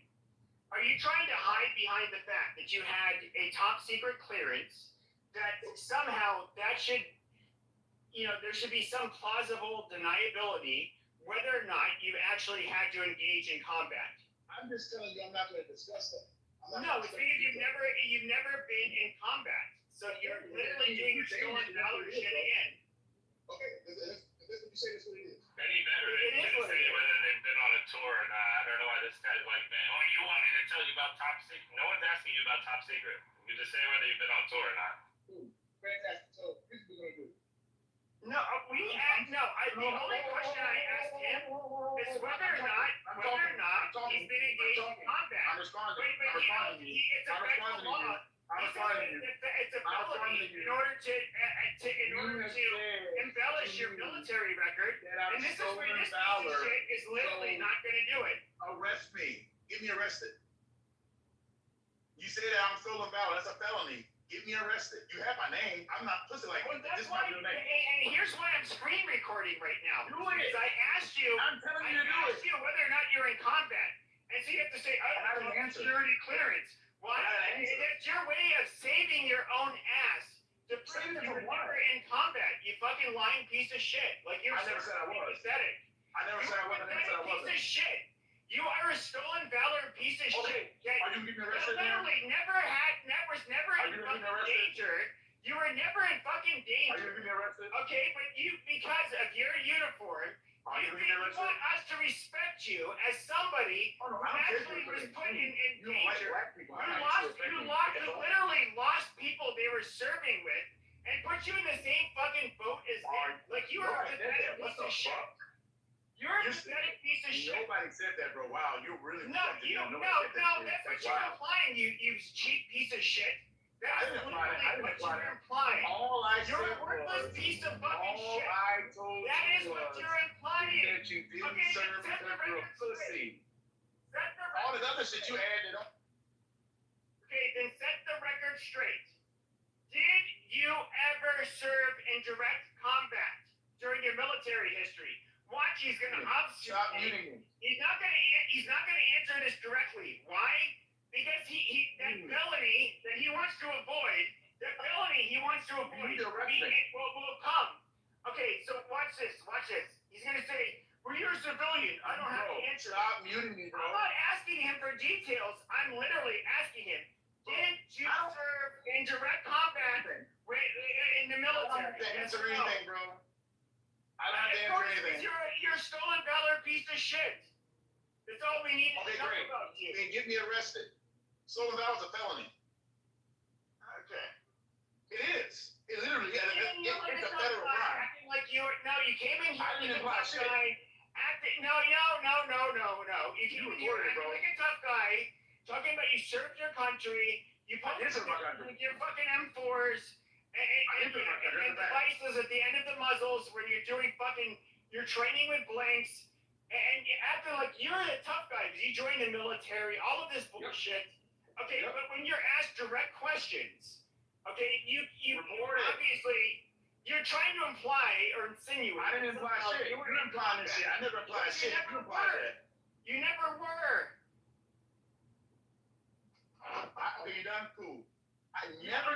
Hold on. I'm gonna respond now. Unless you're gonna just quash my free speech. And I never came up here. Don't talk.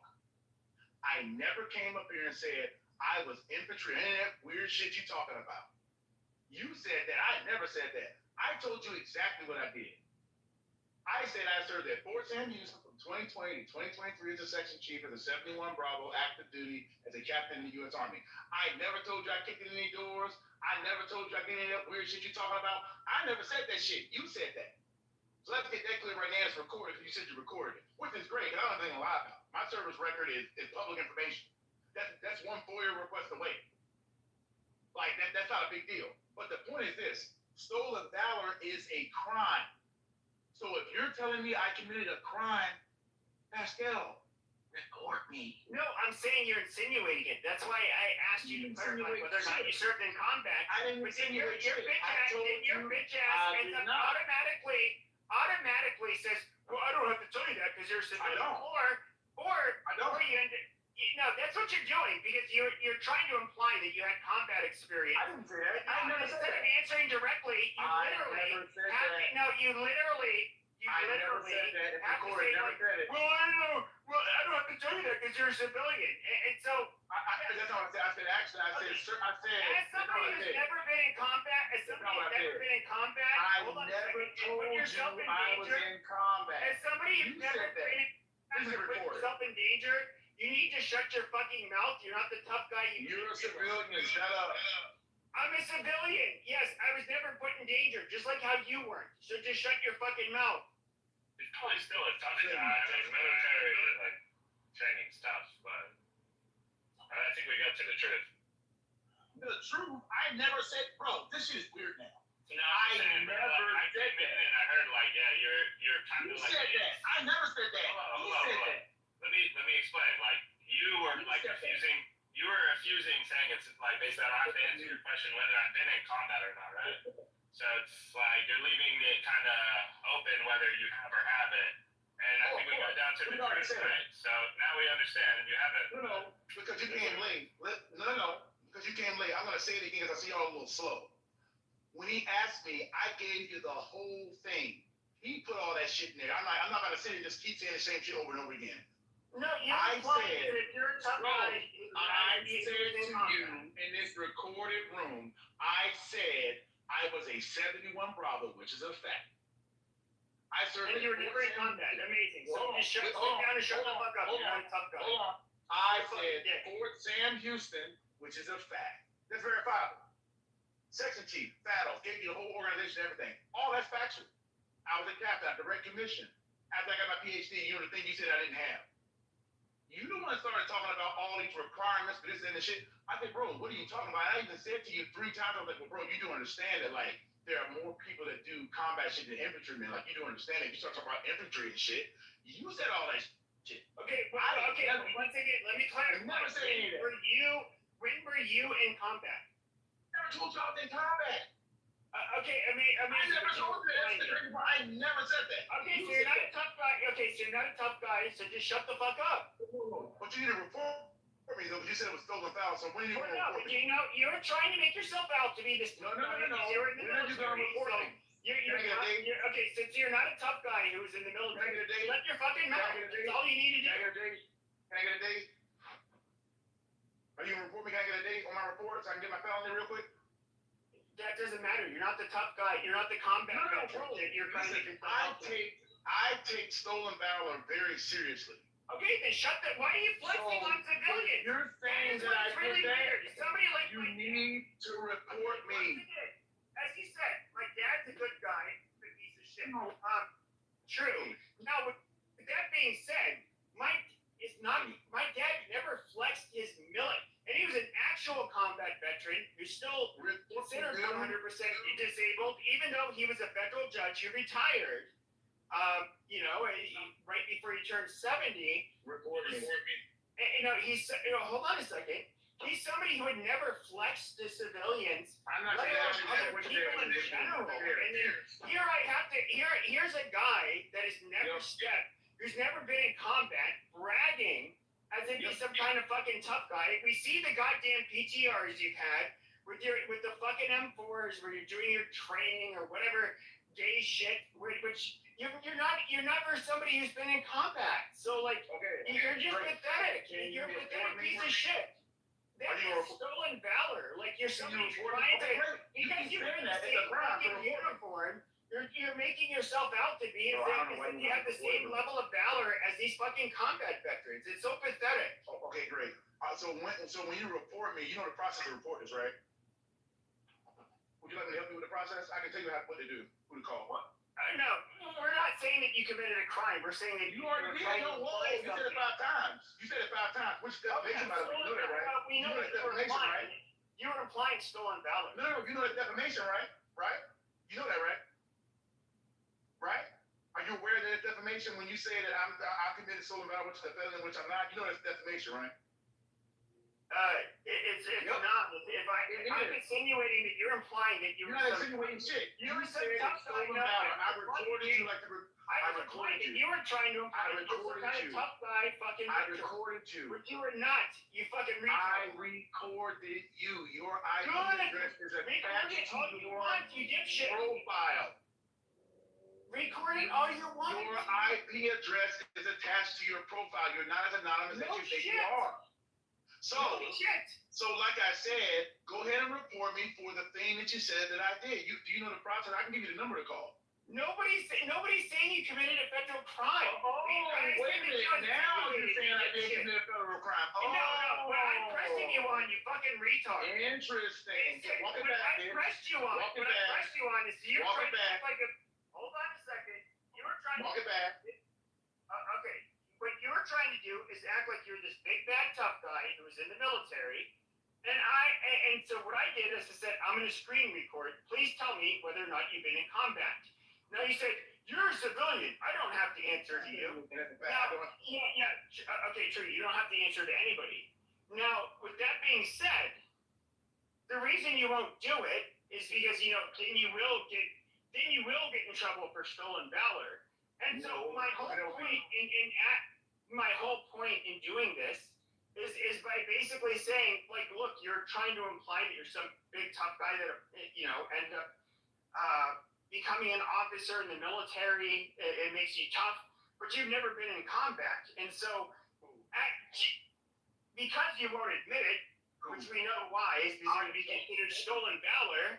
You won't admit it, and so that's fine. We literally clarified. You're somebody with zero combat experience. You're not a tough guy. You're not Rambo. You're not any of that shit. So you can just cut the fucking tough guy facade. Like, just shut the fuck up. Who Cool. I got $100 on neg that'll whoop your ass, Pat. Well, I'll take that bet. But anyway, like I was saying, no, I appreciate that. Shout out to No Way. Anyway, so here's the thing again, right? So you knew me, that's cute, that's cool, that's all good. So again, just so everybody was clear on this, right? Just so this is like 1000% like clear, right? I just want to make this clear. When you say, I counted 19 times you said it. You are committing stolen valor. You're telling me I'm committing a crime.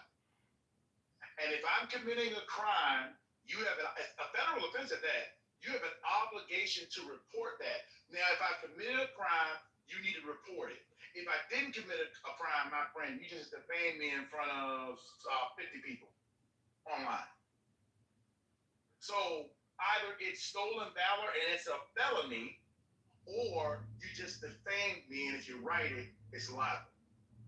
So, what we gonna do now? What happens now? What do you want to do? No. You need to pick up the phone. No, I'm not talking to you, Mike. Shut the fuck up. You need to pick up the phone, and you need to call. I can give you a number to call, and you need to report me for stolen valor. You ready to do that? This is like a weird thing. Like this is. No, it's not weird. No, it's not weird. See, it's real. It's weird. No, I've already explained it to you. It's weird, but it's real now. I've already explained it. No, hold on. No. You hold on. I explained it to you. Report me. I wanted you. Hold on. The reason why I said I was recording and I asked you, were you ever in combat? And I asked you to do that is because you won't do it because it would be considered stolen valor. Amazing. You're obviously not listening. Now, I said if you were to say you were in combat, it would be stolen valor. And that's why you won't say you were in combat. You recorded. It's too late to lie. I recorded you. It's too late. Yes. I've been recording, dude. No, I recorded you. I've been recording this whole time. It's too late for that. Sure. What you're trying to do now, walk it back, is too late. So now you kind of stuck. You need to now, you have an obligation as a citizen to report anybody for stolen valor because it's a felony. It is a felony crime. That is bullshit. That is bullshit. My stance was that it's a felony. Hold on a second. My stance was that I said I'm gonna go record now, and then I was gonna ask you, did you serve in combat? Because I knew that you did not serve in combat, and so if you served in combat, okay, you could say it. It would not be considered stolen valor. You would not say it, okay, once I told you I was recording.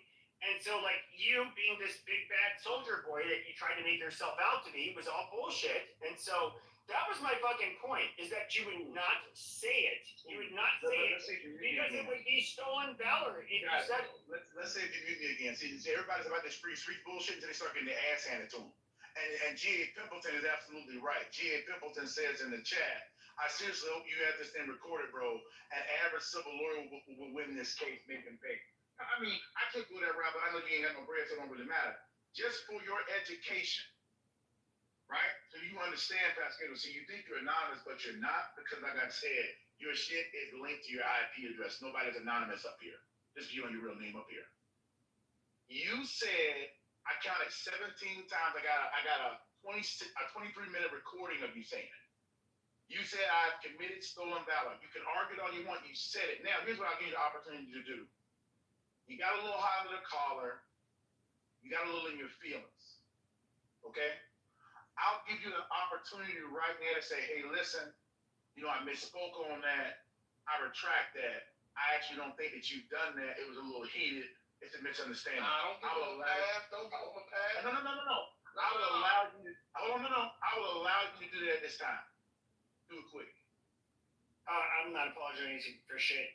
Like, there you go. Once again, if you have combat experience, go ahead and say it. Do you have combat experience? Got it. I got it. Do you have combat? Got it. You don't got me because you don't have combat experience. Got it. We won. Got it. And this is where you gotta play these games with these racist cats, man. This is where you gotta play these games. Give me 1 second, please. So Pepe, I actually know people that know Dr. Copeland, so I'm kind of fucking confused. Who the fuck are you to disrespect another veteran on the stage when you know goddamn nothing? And even if he's been in combat or hasn't been in combat, who the fuck are you? Well, no, he was coming up here saying like, I am a pussy because I didn't enlist in the military, and he was trying to act like a big tough guy, and you never served in combat. And so, once again, I'm definitely going to. It's like, okay, so you joined the military and you worked in combat, amazing. Pepe, you do realize, right? Like my generation, from '99 on, we deployed several times. People before me, some of them didn't fucking deploy. Does that make them weak? Does that mean they didn't fucking do what they're supposed to do? Does that mean they weren't in special ops? Does that mean they weren't airborne? Hold up, man, nigga. But he was not infantry. He was not in a role that would ever serve in combat. Like he even admitted this. So you know a doctor is assigned every fucking unit, right? You know every doctor has every team. Nigga. Fuck you, Mike. You bitch ass nigga. Fuck you, Mike. Your location, nigga. You ain't gonna pull up on no. Drop your location then, nigga. Fuck you, Mike.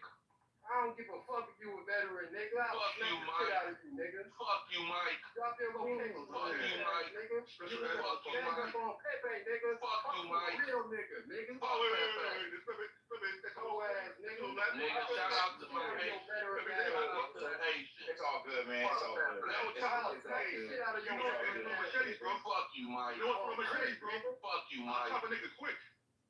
No problem for me, You bro. got my IP address, don't you, nigga? Pull up, nigga. Bitch, we want the home at. Home ass, nigga. We want the So like I was saying, We invite your mama ass. Damn, I was joining your mom's house and my bitch, motherfucker. Hey, shout out to the vets, man. Hey, shout out to the vets, man. Got you, bro. Shout out to the vets, man. Look, man, listen, it's all good. I think, judging by Pascal's silence, he realized his error. Even somebody as dumb and as racist as him kind of realized when he put his foot in his mouth.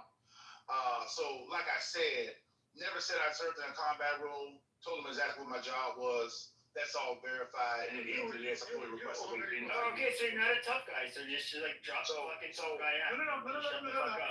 You were trying to flex your military record to make you a tough guy. Don't get scared. I'm not being scared, but once again, you did flex your military record. Times that I was stolen valor, which is a felony. So you need. I said it would be if you said you had combat experience, and that's why you said you did not have combat experience. I reported it. Let me ask you a question real quick, right? Let me ask you a question, brother. If you meet someone in the military right now that's been in, let's say, 7 years, right?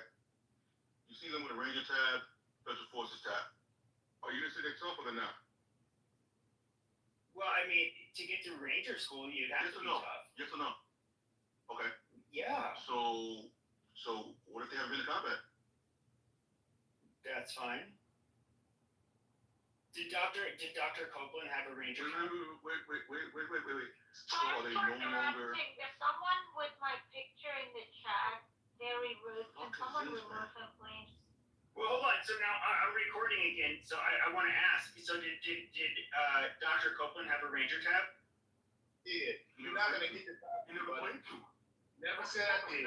Nice try. The question, Pepe, was. No, you said if they've never been in combat, are they a tough guy? You said if they went to Ranger school. Hold on a second. Do you think you could whoop Ned's ass? Well, hold on. So you said if I saw somebody never in combat and they had a Ranger tab, but I think they're tough. I said, well, they went to Ranger school. So yeah. Now with that being said, let's make this analogous. Let's make this analogous to Dr. Copeland. Did he have a Ranger tab or did he have a Special Forces tab? Has he ever had one of those two things? White devil. Keep reading, motherfucker. Cracker.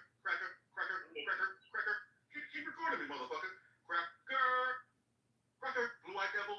Let me keep going, motherfucker. You motherfuckers don't scare me. Honky. You got me fucked up. Okay, did he have a Ranger or a Special Forces tab at all? So again, never said that. You're now trying to say things I never said. It's okay. I've already recorded you. There's no way for you to talk around this defamation you just put out there. There's no way for you to talk around it. You can talk now until God come back. There's no way for you to get around the fact that 17 times, you said I committed stolen valor. You said it very loudly, and I recorded you when you said it. No, I said it was stolen valor. You served in combat. That's all I said. I never said that. You said that. No, I said if, but that's the hypothetical part. I said if. It's not hypothetical. You said to the top of your lungs, this is stolen valor at least 9 times I had you recorded. You can argue all you want. Stolen valor only applies to the person committing stolen valor, you fucking retard. No, dumbass, Yes, that's it does. defamation is false. You should look up the U.S. military code and the U.S. I'm fully aware of No, what you the law don't know says. what the fuck you're talking If about. you say If you're trying to apply for benefits, if you're trying to apply for benefits or like the Wounded Warrior Foundation or something like that, even then, when people actually do, people even then fucking apply for like the Wounded Warrior fucking Foundation and use stolen valor, nothing happens to them. You say something Like something egregious is getting a $500,000 house for Wounded Warriors, and finding out that the guy's not actually in a fucking wheelchair, he gets up and walks around afterwards, about and they get the free house. somebody that Nothing is happens. false. Nothing. If you say something about somebody that is Oh false my God, you're so and full of shit. He's defamatory, not a government it is official. civil. Oh, you're an idiot. Defamation. Well, you can So say for you to defamation. say that is defamation. It's You can't apply the defamatory. fucking U.S. military code for fucking defamation for that specific thing. Saying, Dumbass, it's a civil case. Stolen That's civil. valor. Stolen valor That's applies civil. to you if you're misusing it. You fucking. That's not what I said, idiot. I said Pascal said. Oh, yeah, I can sit here and say you have stolen valor. You're a lying piece of shit. You never served. Watch that. Good. Okay, great. Good for you. Now, firstly, tell me my name and my address so you can fucking sign me. Oh, he ran. He ran. Yeah, I would have ran too. Yup. His phone probably died. I've never known Pepe or Pascal to fucking run. Yeah. Well, you don't know your daddy definitely ran. I don't know. Oh, so you gonna tie me in litigation? I'm not tie me up in litigation? I think you're a fucking fraud. You never served. You're a piece of shit. You're just fucking bombastic and lying. There you go. Now you got somebody else. Somebody else to tie in litigation, you fucking piece of shit. Fantastic. I'll pay your mom out there high. Yeah, why don't you click on my account where it says fuck Muhammad and my fucking fake alt account, the 30,000 tell your mom fake out there accounts high. I have. Tell your mommy I said hello. ISPs. Dumbass. Yeah. Cool. Cool z's. Well, this was fun. You can't say that I wasn't in the military. I just love talking to dummies. This shit is fantastic. Only the fucking niggers that act like this. Oh, are you upset because your mommy was on her knees last night? I love black people. I just hate niggers. Oh, Niggers rocking this bitch. your mommy. Oh, she was out there on her knees like a good girl. Oh. Exactly, yeah. Oh, I'm mad because my mom was getting dicks slung at her by a bunch of hoodlums. That's your mom. That's my mom. Got queen. Gargle. Got 2000. It doesn't work if I don't take offense, dipshit. Oh, I don't care about You realize anybody. you're the only one that's in control of your own emotions, right? Oh, no, I'm definitely in control of my emotions. I did it for fun. Even if This is you're fun for crashing me. out. This is fun for me. I'm gonna see you. I'm gonna This is see fun. you for stolen valor, which doesn't work that. You see your bitch ass ain't come back in here. Shut his racist ass up. Yup. Dumbass. Oh. Pepe's known, Pascal's known for saying, all right, I'm done with you fucking retards, and then instantly closing out the room without saying anything else. Cool. Good for your daddy. Well, this has been fun. I'm gonna go make some money now. All right, bye, Have a good time being a homosexual. See you later. Go suck some dick, you faggot. You can hear it in your voice, you fucking queer. That guy was scared. That $3 bill. That guy was scared, but Adams. Where's Adams? Nice. Bitch in here. It's still valid to say that I wasn't in the military. It's not the way that works.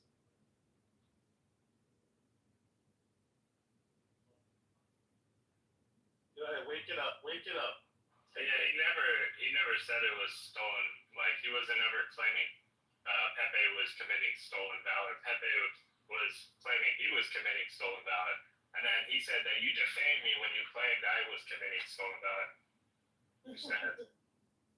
Okay, cool. All I came in here was Pepe, you're saying that I committed stolen valor or some shit. He came in saying, Pepe, did you ever serve in the military? He said no. He goes, oh, because you're a pussy. And so Pepe turned the tables like, well, did you ever fight in combat? And he wouldn't answer. So, I mean, neither would make you a pussy. If you didn't serve, if you didn't never join the military, doesn't mean you're a pussy. And if you never fought in combat, then you'd be a pussy. It's such a stupid fucking argument that he started. Yeah, Pepe was too busy. Pepe was too busy going in and out of prison to serve. Sorry. Okay. Sorry. No, sorry. I was a bit. You know what's the odd thing is there's nothing wrong with if you didn't serve in combat. It's very easy to do it. So the fact that he did not want to say it is odd to me. Like you should be proud of your service, whatever it is. So when he's saying he was a Bravo 71, that's in the medical side. So he probably served in a hospital doing lab work. Green zone, yeah. And so he probably, if he ever deployed, which he would not say, any veteran who's deployed, they'll be like, absolutely, I deployed here, whatever. Like they would tell it.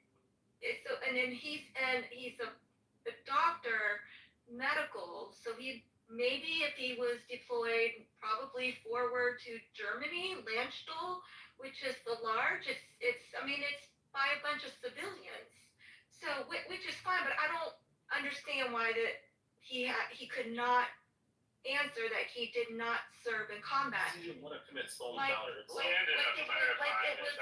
it was a dig if he didn't. It doesn't matter if he did or he didn't, but what Beaver was saying, the introduction to it is like, oh, well, so yeah, that was his MOS, his military occupational specialty was in bio, whatever, genetics.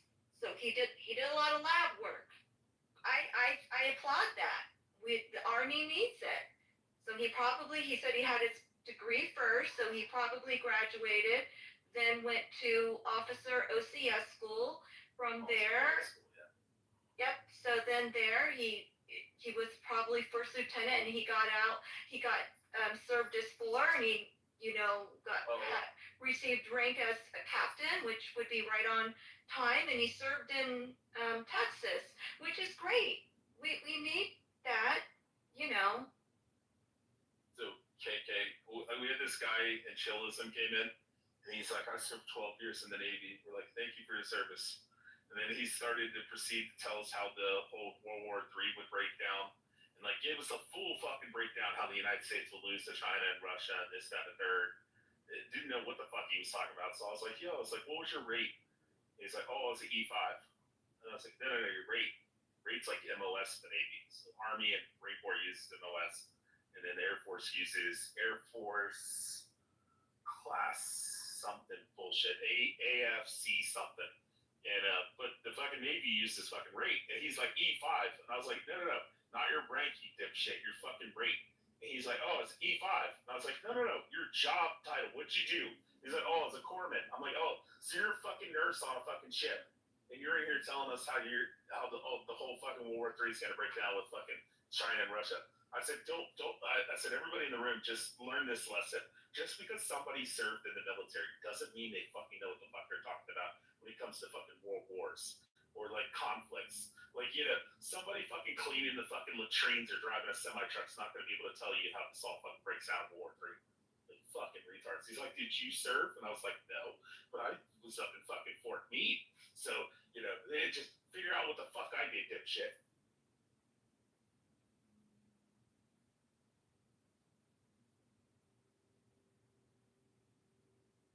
And also, if it was stolen valor, then there would have to be a claim of loss or gain. Yep.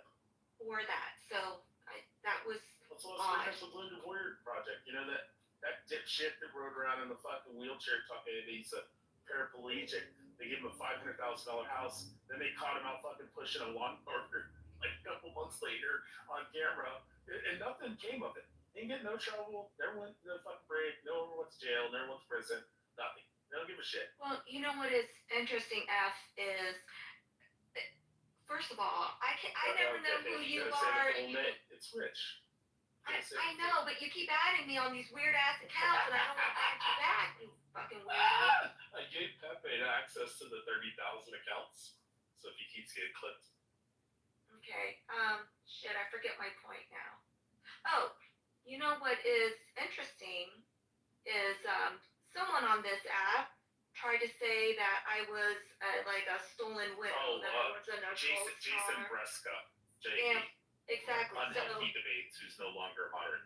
Right. So the reality is, the reality is actually I could file a complaint towards him, and it's actually a defamation suit, and there could be a claim of loss since I sit on a lot of military boards and I have audio file for it and I have a death certificate to prove it. So yeah, because you've received benefits, so if he's making that allegation, it could affect that, or it could be considered stolen valor if it was inaccurate that your husband didn't die. Exactly. Yeah, so that makes falls, sense, but it falls being on a underneath social the audio app and saying you have stolen valor is not illegal.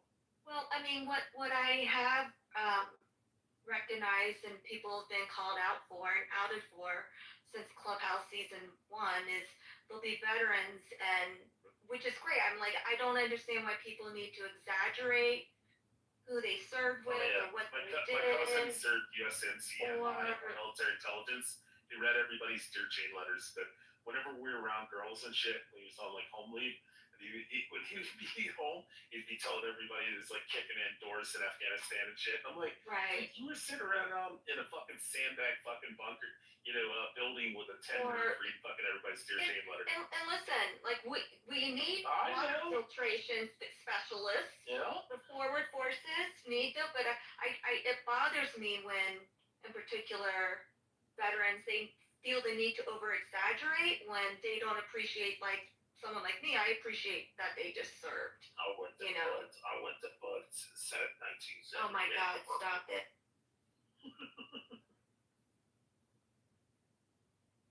Yeah, and then I think it was Chloe corrected me in the chat. He has a PhD, he is not a doctor, which I didn't know. Yeah, I was talking about the Navy guy earlier, and I told everybody, I said, the reality is, he doesn't know what his fucking rate is, but he keeps thinking that means rank. I said, clearly it's like his cousin served in the Navy, and he's just heard enough shit that he can go on Clubhouse and be like, I served 12 years in the Navy as a corpsman. It's like, nobody on the fucking wildest dreams would not know what rate or MOS is. Like, I don't know how many times I meet people, and they're like, yeah, I was in the Army or Marine Corps. I was like, oh, what's your MOS? They're like, oh, I was the E4. And I'm like, oh, okay, cool. But I just don't even engage with it anymore. I'm like, dude, come on. You're going to say like 1198 or something like that, like MP or something. And like, fucking retards.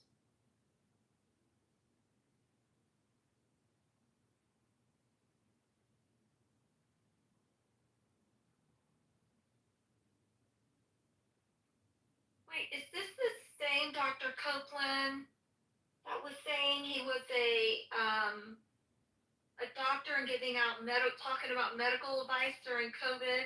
I only know Kenneth Copeland in the airplane. He was the biggest vaccine shill on this app, and he would like curse people out. But then somebody said he got myocarditis. Now I don't know if it's true or not, but that's some people You shut your fucking mouth. You're supposed to stay on mute all the time. You're never allowed to talk. Has anyone else heard this? No, I didn't hear that. The irony of that is just incredible. The bona fide geneticist, whether you agree with him or not, that he's not making that up. He's an actual geneticist. I don't think anybody questioned that.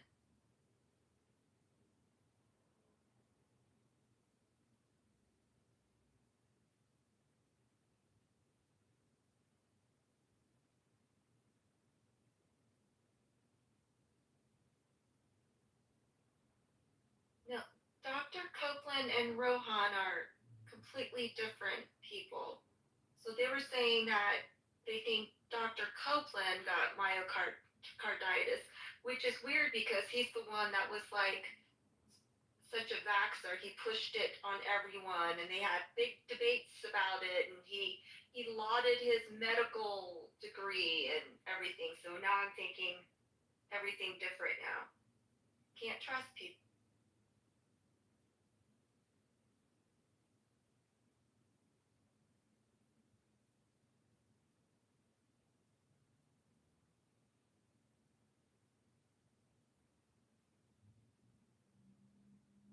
Chloe in the chat said, Beaver, that you were right. It's him.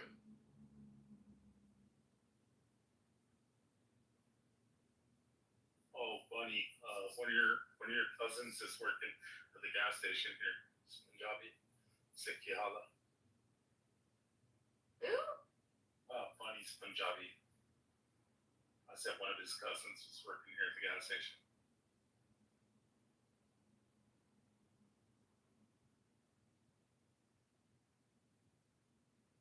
Wait, you don't know Bunny? Bunny's like the coolest guy on the set. Except for being Punjabi. Oh, I thought you said Buddy. No, Bunny.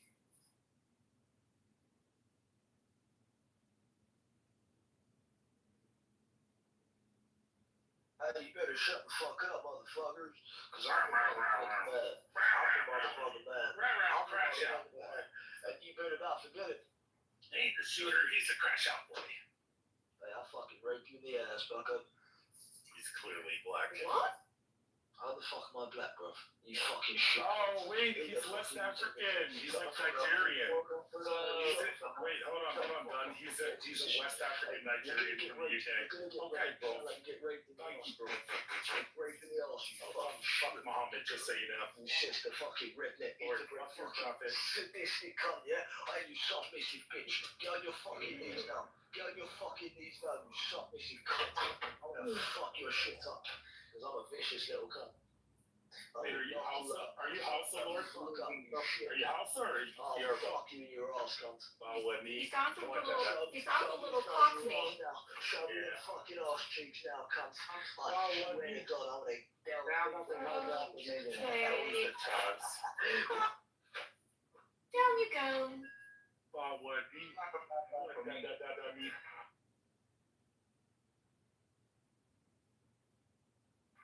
Who's the West African Muslims? Okay, bro. Now, bring that vanka up, the fucking hand. Bring that fucking cunt up. Mother Chode elbow. Banchod. Banchod. Where's the fucking pot? Just bring him up. Mother Chode. Fucking cunt. Where is he? Where is he? He's a Mother Chode. The Mother Chode. He's a uli, big eye, baby out.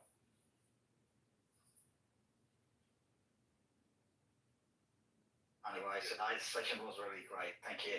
We got a bogan on stage. Let's bring that guy back up. Hold on.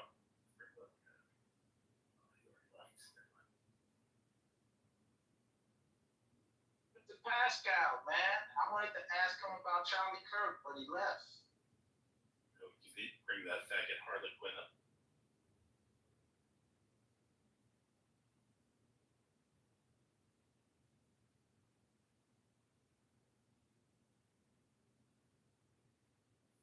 CIA, just want to let you know, free Israel from Palestine. Oh no. Remember when they were like arguing and I opened my mic and said someone is using my picture.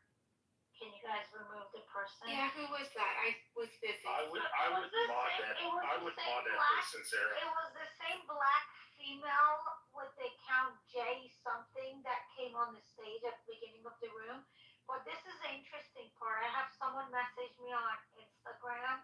I mean, somebody from Clubhouse that, we chat outside here. And it's funny because they're like, you were making like these racist comments and they send me a screenshot of it. And I'm like, that's not my name. Look at the name. And it's funny because it is a black woman calling me the N-word, right? And then saying all these like nasty comments and then posting my picture. It's just crazy. All right, Rayaba, bring your Edomite fucking ass up, you BHI Edomite. Come on, Rayaba. Fucking Easter Island, motherfucker. Rayaba, just so you know, I videotape Jacobus fucking your grandmother's dead. Right. It's amazing. That's Muhammad. You hate black people? What's that? Yeah, of course. No, I'm just joking. No, I hate niggers. But I also hate white trash and hillbillies, crackers. I hate all of them equally. It's a prerequisite. Do you look like I hate white trash? Yeah, I hate white trash, hillbillies, rednecks, crackers. Yeah, but you but when you said niggers, you didn't put a prerequisite with it. Yeah, I don't have to do that. That's a blanket term for all black people, right? Nah, you just ask for clarification. Okay, clarify. Do you mean all black people? I just explain myself. Do you mean all black people when you say niggers? I just clarified that I don't mean. Oh, okay, you don't mean. I think I actually did immediately clarify when I called him a piece of shit. I said that, what do you classify as a nigger? What do you classify as a nigger? Low class piece of shits who rob little old ladies, dip out on their kids. Same goes for whites too. Oh, okay. What are you like? A Muslim? What are you like? Arab? What are you? White guy, white man. Oh, you're a white man. Oh, okay. Oh, okay. I'm an equal opportunity hater. Right. Oh, okay. Like Melissa, I'll give you an example. Melissa down in the audience down there. I don't mind Sicilians, but she's like this big time Gaza supporting jihadi fucking dating. Oh, okay. What's wrong with wanting to support not killing thousands and thousands of children, most of them under the age of 12 or something? What's wrong with that? Okay, boy. Are you there, Muhammad? I don't know where he went. What's up, big boy?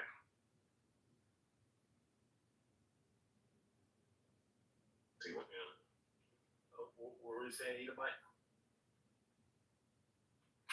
See what was wrong with stopping the killing of thousands and thousands of children, most of them under the age of 12. What was wrong with that?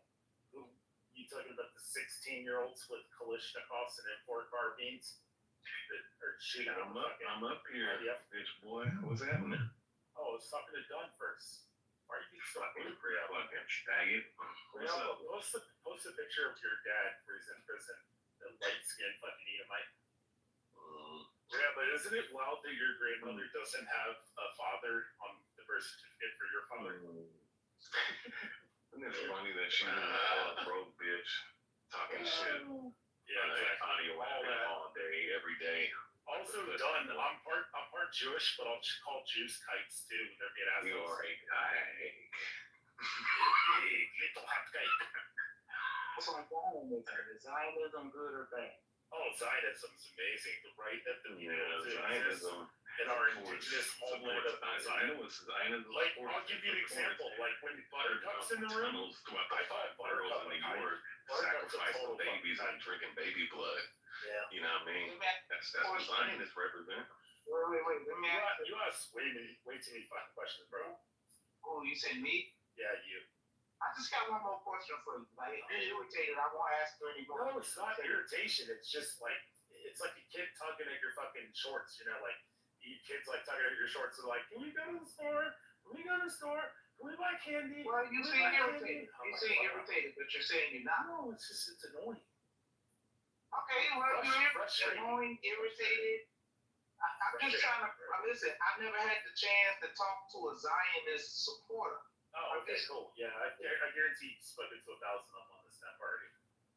Well, I'm just curious to know, do you think it's cool that if a guy who comes from, I don't know, whose family was born in New Hampshire, you would have got to this. It's not this. It's not this. You would have got to this argument. See, but why are you trying to undermine my statement before I even get it out? Yeah, that tells them right there. It's not receptive to even. It's not a weak argument. What do you think about a person Charlie Kirk, conspiracy theorist. There we go. That's exactly what I am.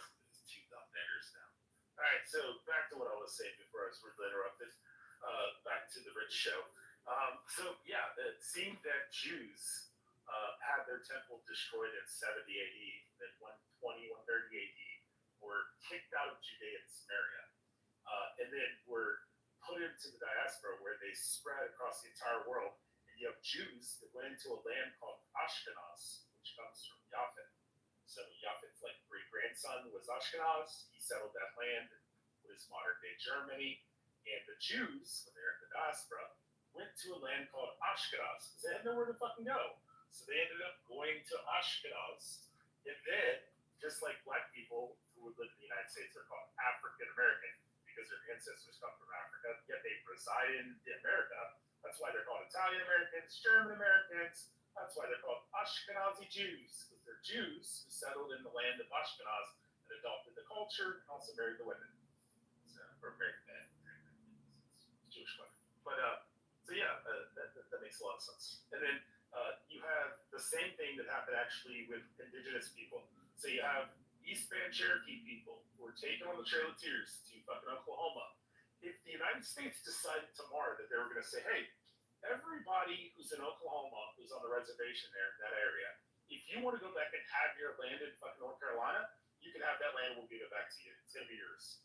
And then they show up and there's a bunch of white Ulster County, Scotch-Irish fucking hillbilly piece of shits who are there. Then they pick up the Ulster County Scotch-Irish who've been there since the Trail of Tears and took that land, which was fucking taken away from the fucking Native Americans. And then the Irish pick up rifles and they say, fuck that, I ain't having the goddamn fucking red-skinned fucking niggers living in my goddamn land. This is my land. And they pick up rifles and start shooting at the Native Americans. Do the Native Americans have the right to come into that land and take it forcefully and then kick out the fucking Irish because it's their indigenous land? Yeah, I would say they do. That's the same thing that happened. 1948, they came in, they paid 300% over market value to the Palestinian for the land. They get about 30% of it they purchased. The other 70% was granted then by the English, by the British. And the reason that the British had that land is because the Ottoman Turkish Empire fought in World War I and they fucking lost. And when they lost, they fucking fell apart.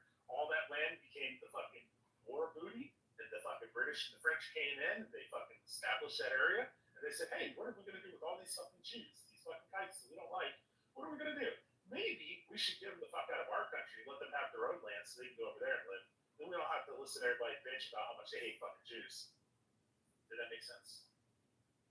And then the Palestinians are like the Irish. They're all picking up rifles. And I'm not going to have these filthy, dirty Jews living around me. I'll die before I give up this land. Just like the Ulster County Scotch-Irish would do with fucking Cherokee, North Carolina today if they gave the land back to the people in Oklahoma.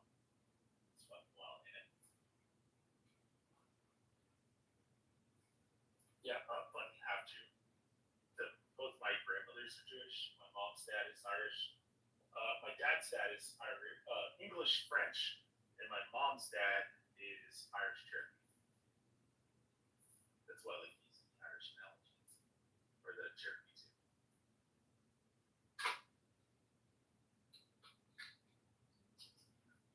We've been having to deal with all the heathens today, Alan. Also, Alan, I'm going to get you preemptively started. Sarah said that she's at the hospital getting prepped for surgery. She's having a breast reduction in the morning.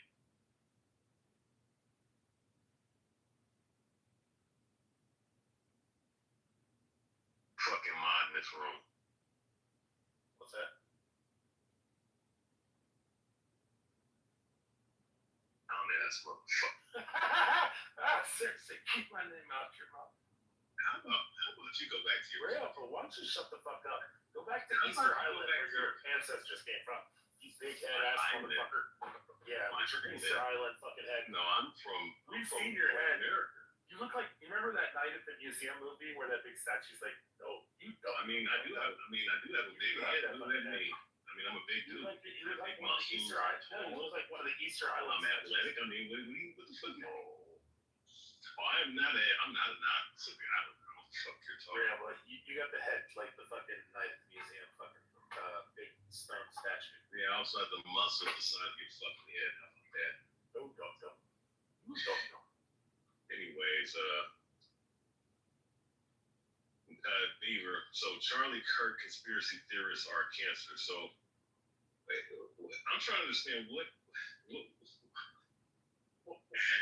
Like, you think that What's what's wrong with it? What's You wrong know with how that? dumb you sound, Rihanna? I thought we had freedom of speech in America. You don't What's even, wrong with even other say that people? somebody shot him from a different angle. Or So something. who gives a shit about He that had angle? an I think he's still alive. I think it's some Did bullshit. it shot out And what of about the that? back? What about?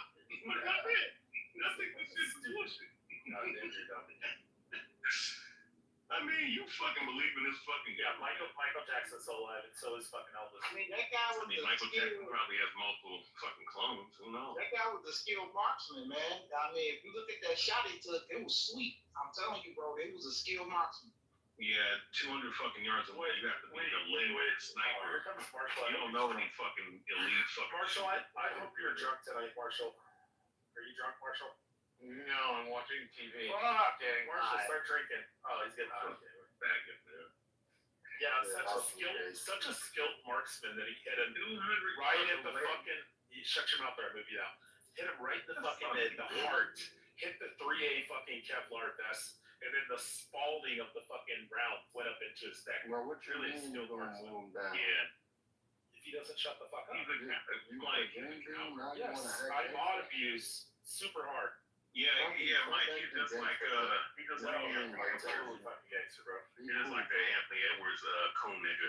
You know what I'm saying? Oh, Beaver, did you see that the mod is? I mean, the replay still on the White America room, Beaver, for the house, where it says "Our Jews, our Ashkenazi Jews, the superior group."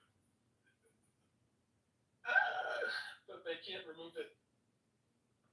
Who Ashkenazi Jew come from? Where did it come from? People who are Jewish who settled in the land of Ashkenaz. The same reason you're called African American. Yeah. You're not gonna call them African American because your ancestors are from Africa. They come from And the they Ottoman settled Empire. in America. Yeah, they were in Europe. They were in Europe. They wasn't They were Ottoman Turkey. They come from the Ottoman Turkey Empire. All right, Rayaba. Yeah, the Khazar theory. Yeah, you know the theory. Rayaba, I have a genuine question. What was the land of Germany in the Rhineland River called during that time? At around 130 AD. You know what it was We called? said around 130 AD. Yeah. Why don't we deal with what was going on No. in Romania? Rayaba, tell me When what the Turks name. were going in Tell conflict. me what the name of the Rhineland River is. You already know the answer. Just say it. It's the Listen, name man. of Ashkenaz. What is that? What does that got to do? Listen. These are stupid questions. They come from there. They don't come from Jews who moved to the land of Ashkenaz and adopted the culture and the traditions of Ashkenazis. Technically, you want to get They never technical? really were white. Germans, Until these Germans, like European white Germans who are in Germany near the Rhineland would be called Ashkenazis. And the Jews who settled there would be called Ashkenazi Jews. So like those white Europeans that are living in fucking the Rhineland would be called Ashkenazis. But they're not Jews because their ancestors aren't Jews. Make sense? Look at Netanyahu. He look like a white man. That's a white man. I know white man. No, these are fucking straight What do you think? Okay, let me ask you a question. We've all seen what Rayapa looks like. Clearly his dad is half white. Rayapa's My dad is not half white. What the fuck you're are you Native talking American, about? bro. He is a native of fucking America. You're like a couple shades darker than me, and I'm white as fuck. Hey, F. I'm a Muhammad. couple shades darker Netanyahu than you. changed his name. He has a Polish name, but he changed it to Netanyahu. Wait, Don, I got a question. Have you ever seen what was it, President Jefferson Marshall, who was it Jefferson or Jackson, who had the slave?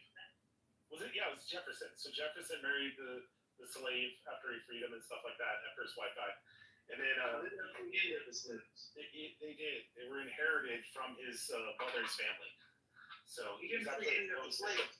He did. He told them if they wanted to leave, they could leave, but if they left, they might be captured. So back to slavery. He told them they could stay there on the property. So then he ends up. All right, okay. Even if there's let's just say they're slaves. They were never slaves. He never released them. But he ended up intermarrying with her. Have you ever watched the fucking like Oprah Winfrey shit, where the fucking white fucking woman was up there on television? Okay, let's say he raped her. Yeah, cool, he raped her. But have you ever seen that white fucking lady with blonde hair, blue eyes, who was on there, who's a descendant of that fucking slave woman that he fucking hooked up with? No, that. So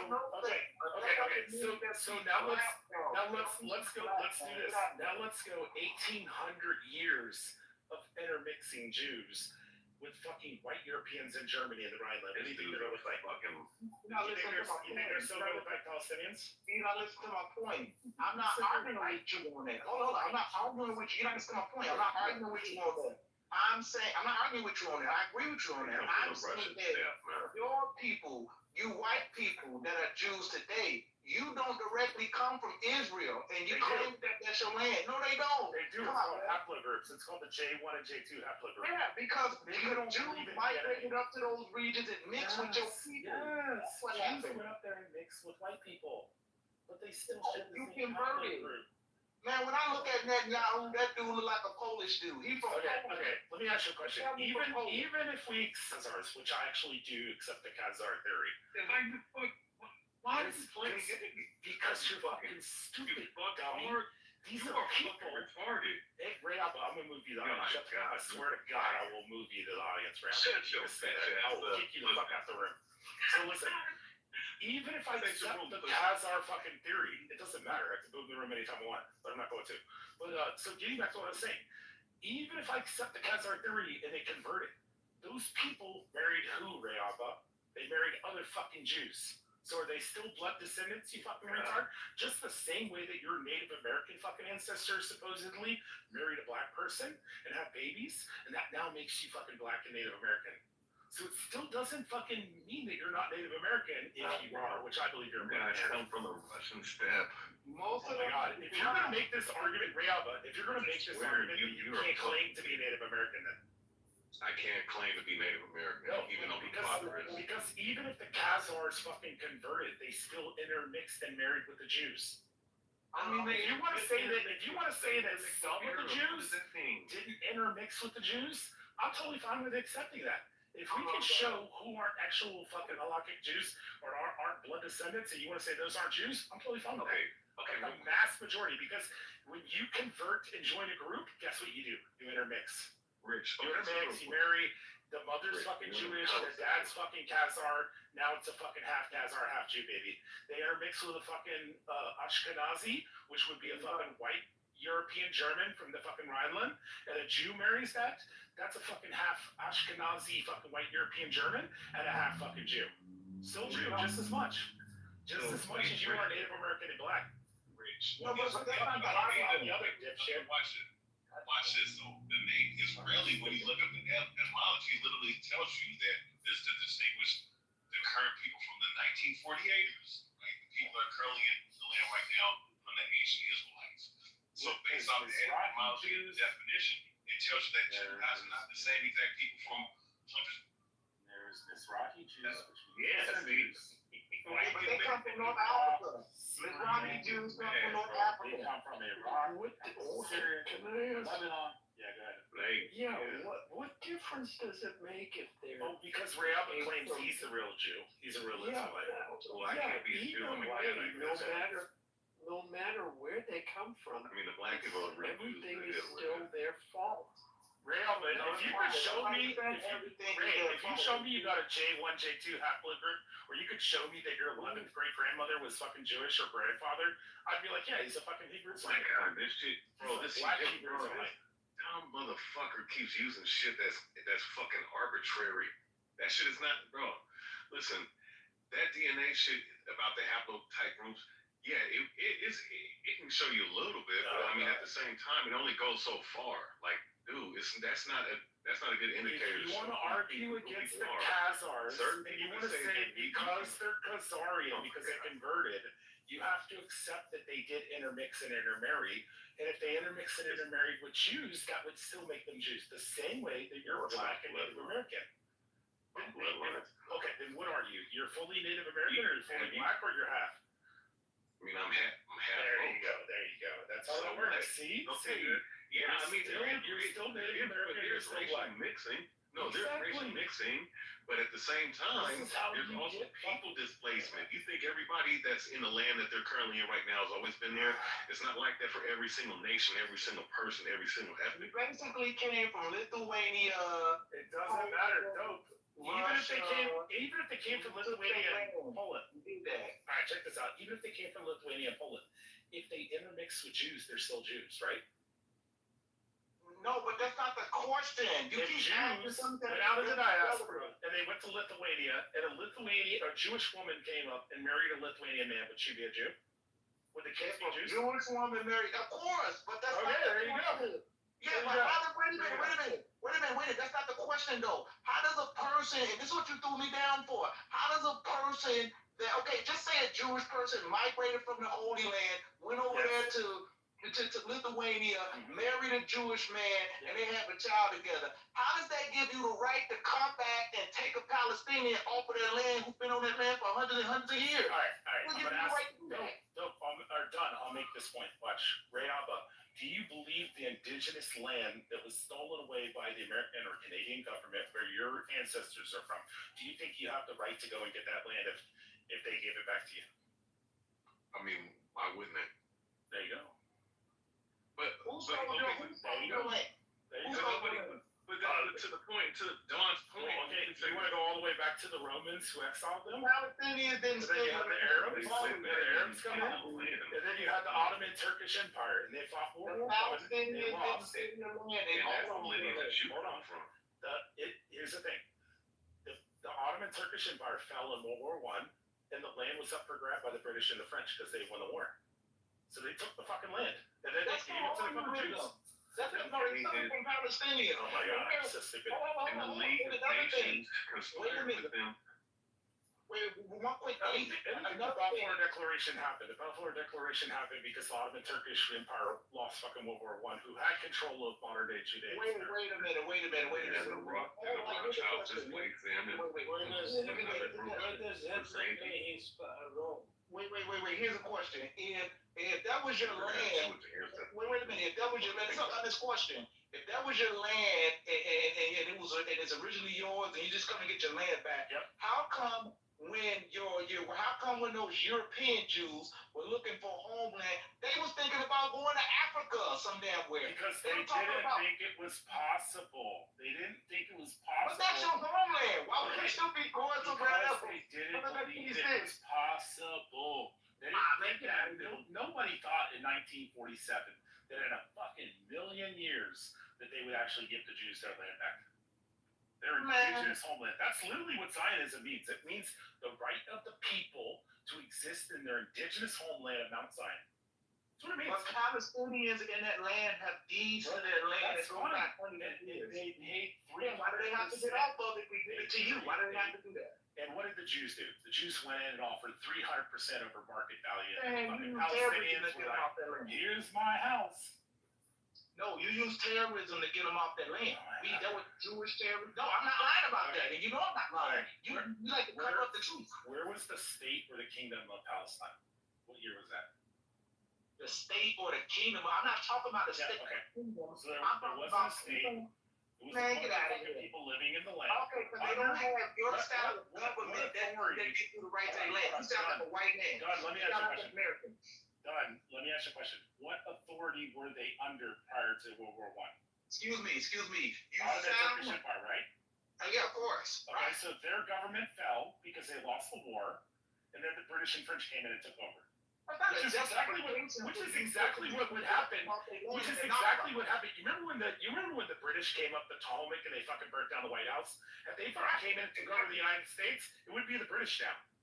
No, but your whole but your whole The British have the right to do whatever the fuck they want. They could have deeded it to fucking Canada and they're like, now it's all called Canada. That doesn't British change Canada. the fact, though, man, that these people had deeds and titles to their land, and your people literally walked them off their land and put your people on it with the help of the United States and other allies. And That's it's a fact. called the spoils of war. Okay, so you admit to it. You just use the So the war. if the British burned down the White House and then took over the United States somehow, you don't think they would have the authority to take over the land? You don't think they would have the authority to come in and take your fucking house away? Of course they would. You admitted to it. So what do you want me to say after that? I mean, you admitted to it. You just said stole the war. They won a war. Right, you admitted This is to it. what has happened for fucking ever. War. Right, okay, so you admit that it's not your land and you had to steal it from them. You I admit said that. it's our indigenous homeland. No, it's not. If it was yours, then it wouldn't be a It's our spoil of indigenous war. homeland, and Spoils of war. the British gifted it to us. Listen, it wouldn't be spoils of war if it was yours originally. Come on, man. Hey, fuck you How and the the fuck is it British. not? for Somebody else was saying- controlling it. What do you mean? No. See, here's the thing. Big F-U-C-K to you and the British. Give it back to you. Wait. So here's the thing. What you're doing right now is what the United States did. When the white people, the British Americans, what they did. Okay, and then the British in general, what they did. The United States won the war against Wait. Let me tell you. Wait. Before you cut, let me say this one thing. That's Before what you they cut. did. Okay, I got you. But They I'm started a saying. revolt. They kicked the shit out of the British, and we killed them. No, bro. I just want to say this one thing. What you're doing is, this is exactly what those white settlers did. They came into the Americas and they basically justified taking the Native Americans' land by saying, you don't farm the land the way we do it, so No, you're not using it I correctly. agree with you. I agree with you that the fucking Romans did the same thing that the fucking United States did to Native Americans. Now, if whoever's in control in the future, and if it happened to be the British, decided to say, hey, we're going to give back the indigenous homeland that's stolen away from these people, they have the right to do that. But Jews never let them over there. Hold on, Don. You make it seem like white Jews are the only ones. Don, you're not listening. So if the United States woke up tomorrow, Trump woke up tomorrow and said, hey, I'm going to take all these people from Oklahoma and let them have their land back in North Carolina. And they show up there and these bunch of white fucking hillbillies start fighting against them. Do the fucking people from Oklahoma who originally came on the Trail of Tears from Cherokee, North Carolina, do they have the right to go back and resist against the fucking white Irish? Of course they do, but that's not the question. Oh, no. Because the way you explaining that, you make it seem as if because you brought up about how the Romans attacked on the Titus. Actually, I got a question for you, Don, just for clarification. Do you know prior to the 6-Day War in 1967, who was the governing authority over Gaza and the West Bank? Last time I checked, it was the Turks. It was Jordan. That's why it's called the West Bank of Jordan. And it was also Egypt and Gaza. And after they lost the 6-Day War, they gave Gaza and the West Bank to the Jews because they didn't want to deal with it. No, and we what gave back happened the fucking is Sinai Peninsula. Yeah, they went to war against you because you were using terrorism to take that land from those people. Yeah, but we won. Yeah, but my whole thing is you fucking see it's terrorism. I don't care. Yeah, but my whole thing, no, I'm not making that up. I'm not like the rest of the Jews on here that are gonna like oh, it's terrible, it's bad. I don't give a fuck. Really no, listen to me. I don't care. It spoils the war. I got you. But what I'm telling you is this here. I'm not using that word for shock value. I'm saying literally they did use terrorism. Oh no, I'm just saying I'm not gonna. I'm not gonna. Okay, man. What I'm saying to you is this here. You make it seem like when the Romans attacked. You make it seem like when the Romans attacked with Titus.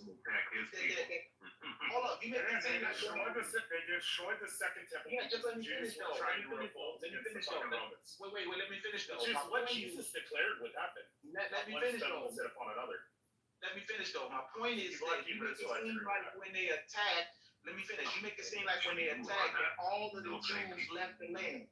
That's what you made it seem like. That all of the Jews left and ran off to Europe or somewhere, and that there wasn't Jewish people still in that land, that had land, that there wasn't other people like Palestinian people who are not Jewish, who may have been Christian, who may have been Muslim, that had land there and deep ties to the land. Deep ties to the land. And your people. Who gives a shit? They lost the war. Yeah, your people coming from Lithuania, from Poland, from Russia, you basically came in as outsiders. You brought fermented foods and what do you call them? Matzo balls. That's what you brought there. Yeah, those foods don't grow in that region. You don't come from over there. I tell you, you don't come from there. They were living in Ashkenaz in Europe for fucking almost 2,000 years. Which is what? They turn white. Wait, how many years has it been since the Trail of Tears? Like 250, 200 years? You think because it's been so long, you think it's been because it's been almost 2,000 years they don't have the right to go back to their indigenous homeland? White people. Is that your claim? Those were white people that went there. Those were not like Iberian Jews. White. They weren't like Iberian. Put up their PTR, Rayaba. What do you call Rayaba? Change your picture. Change your PTR, Rayaba, so we can see that you're lighter than fucking Drake. No, I'm definitely not lighter than No, Drake. you're definitely lighter than Drake. You look like fucking Sarah's complexion. Who's from I know I Iberia? do What do you not. call those Jews from Iberia? From the Iberian Peninsula? What do you call those Jews? Oh, Sephardic Jews. Yeah, Sephardic Jews. Yeah. Those Jews, hold on. Those Jews that got on those boats, that when they flee to America, did America put them on boats and sent them over there? Maybe some of them came directly from Europe to over there to Palestine. Those were white people. Those were like Ashkenazi, Sephardic Jews. Come on. Oh my god. You realize that they mix the people of the Iberian Peninsula, Northwest Africa. Yeah, just like you guys did, right? No, I mean that those people don't look like Sephardic Jews any at all. Mizrahi Jews. Yeah, I mean, those are white people. Mizrahi Jews just means Eastern Jews. Listen, let me say this. Yeah, the Iberian Peninsula, all throughout the Mediterranean, people were mixing and they had admixture. No doubt about it. I got an ancestors that lived in Istanbul. I guarantee they were dark as fuck. They look like Turkish people. Because they were fucking everybody. Everybody's fucking everybody, bro. Culture is based off of their base.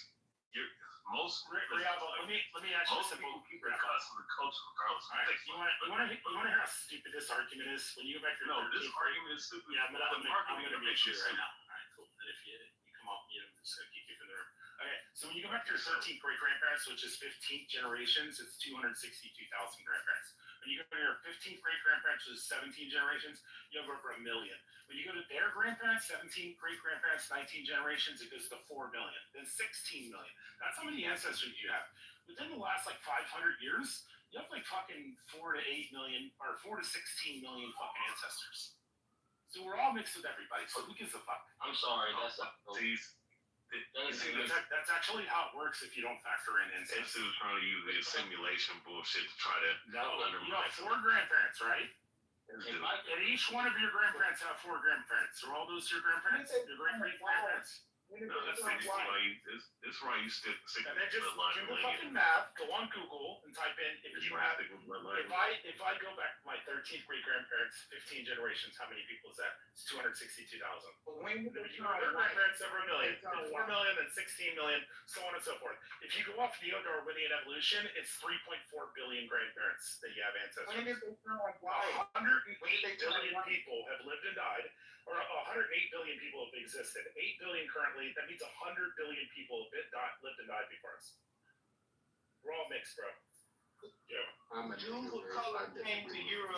No, East African, West African. You go. No, this dude's argument is silly because Central it's and nobody would care about. If you're African American, multicultural. If you're African American, if you look at Ancestry DNA and 23andMe, they have stated that they have not tested one FBA person who came through transatlantic chattel slavery that does not have white DNA. Every one of the black people up here who are African American all have white DNA, including DNA has been proven to be flawed, though. I mean, what the fuck God, does that mean? You fucking idiot. You fucking idiot. One of your ancestors is white, right? Just so you know that. No, one of my ancestors. Also, if you go to 1 Samuel 8, Ray, I'm gonna wake it up. 1 Samuel 8:26. King David is called a ruddy. What is ruddy? Ruddy for that word in Hebrew. The same word used for red and ruddy. It's talking about my skin complexion. No. Light brown. You gonna show those Sudanese with the orange skin boys? Wait. 1 Samuel done. 1 Samuel 8:26. Okay. And the Philistine looked upon David, and he. I'm about to pull out something. That's about to say the what he said. Philistine looked upon him. Let I'm gonna pack you up on this shit. Wait, let me ask you a quick question. I got some Do you think that David looked like... Hold on, let me ask you a question, Muhammad. Do you think David looked like Netanyahu? Do you think that's how David looked? Here's my answer to it. My answer is that if Esau is called red and David is called red, then in the Black Hebrew Israelite doctrine, King David is an Edomite. I'm not part of the Black Hebrew Israelites. I'm not saying I'm not saying you're realist. King David. Do you think David looked like Netanyahu? Look up 1 Samuel 8:26.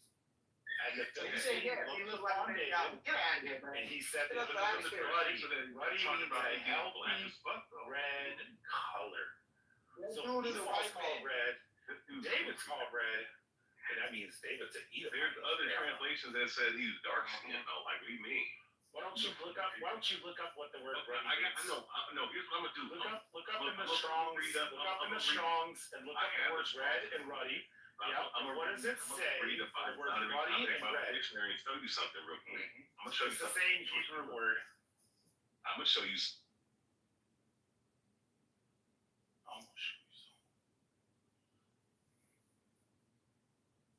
No, it doesn't. It has genetic haplogroups, Nelson.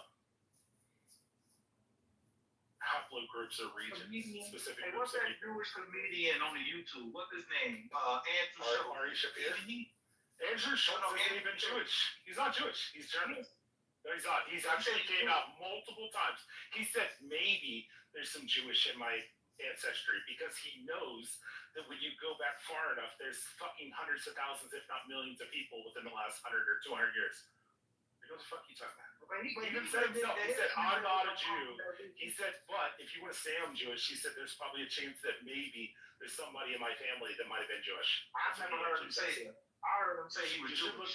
You should look up on YouTube, type in, is Andrew Schultz Jewish? And it'll actually have the clip. I've heard him say he's Jewish. I thought he was Jewish too because he's named Schultz. Yeah, he came out against Nick Cannon when Nick Cannon was saying all the stuff he was saying. So yeah, he even admitted but I ain't saying my ancestors come from that region. He said it's not saying my ancestors come from that region. So be like, when I see these people, they look like everyday white people. Can somebody answer that? Like, I mean, if your people, like, check this out. If your people were walking through, where was David from? David was an Israelite. Which was Judah, right? Judah. I'm using, okay, hold on, Tien. I'm using their logic against them because they say that Esau was ruddy, he was red. They say that Esau was red and hairy like a garment. He came out all red all over, which could have been placenta and blood. Also, they're biological twins, so they would have been in the same fucking placenta sac because he was grabbing his ankle. So that means that they would have been the same. Also, secondly, if David in 1 Samuel 8:26 is called ruddy, then by the Black Hebrew Israelite logic, then David is a fucking Edomite.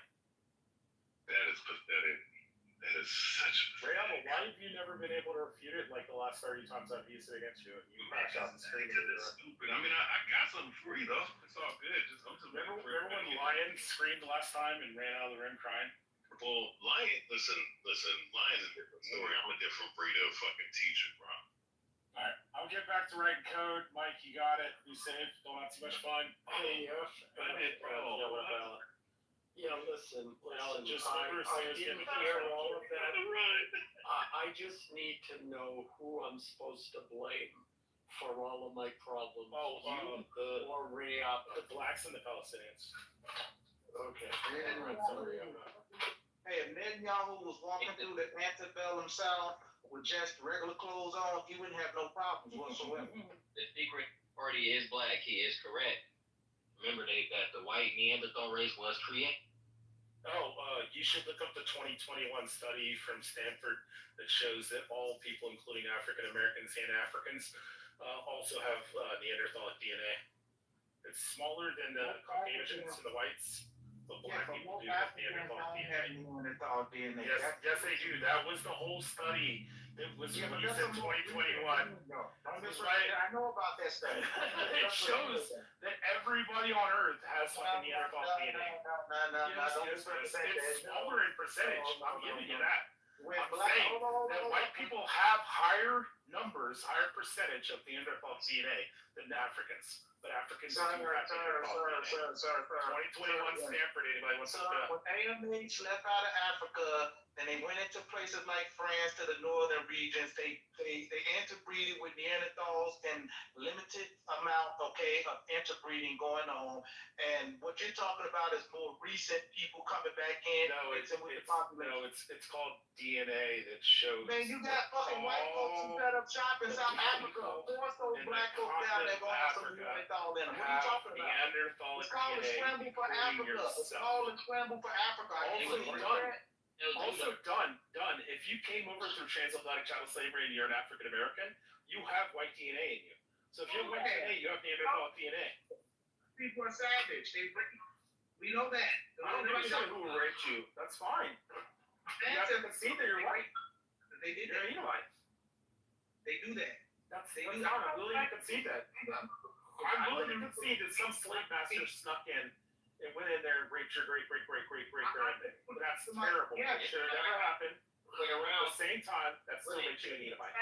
That's why. Because even off of Ray Abba's basis, it's the paternal. It comes from the father, the Israelite. So if that's the case, Ray Abba, and a white slave master hooked up with your great grandmammy and got pregnant, and that then makes you an Edomite, Ray.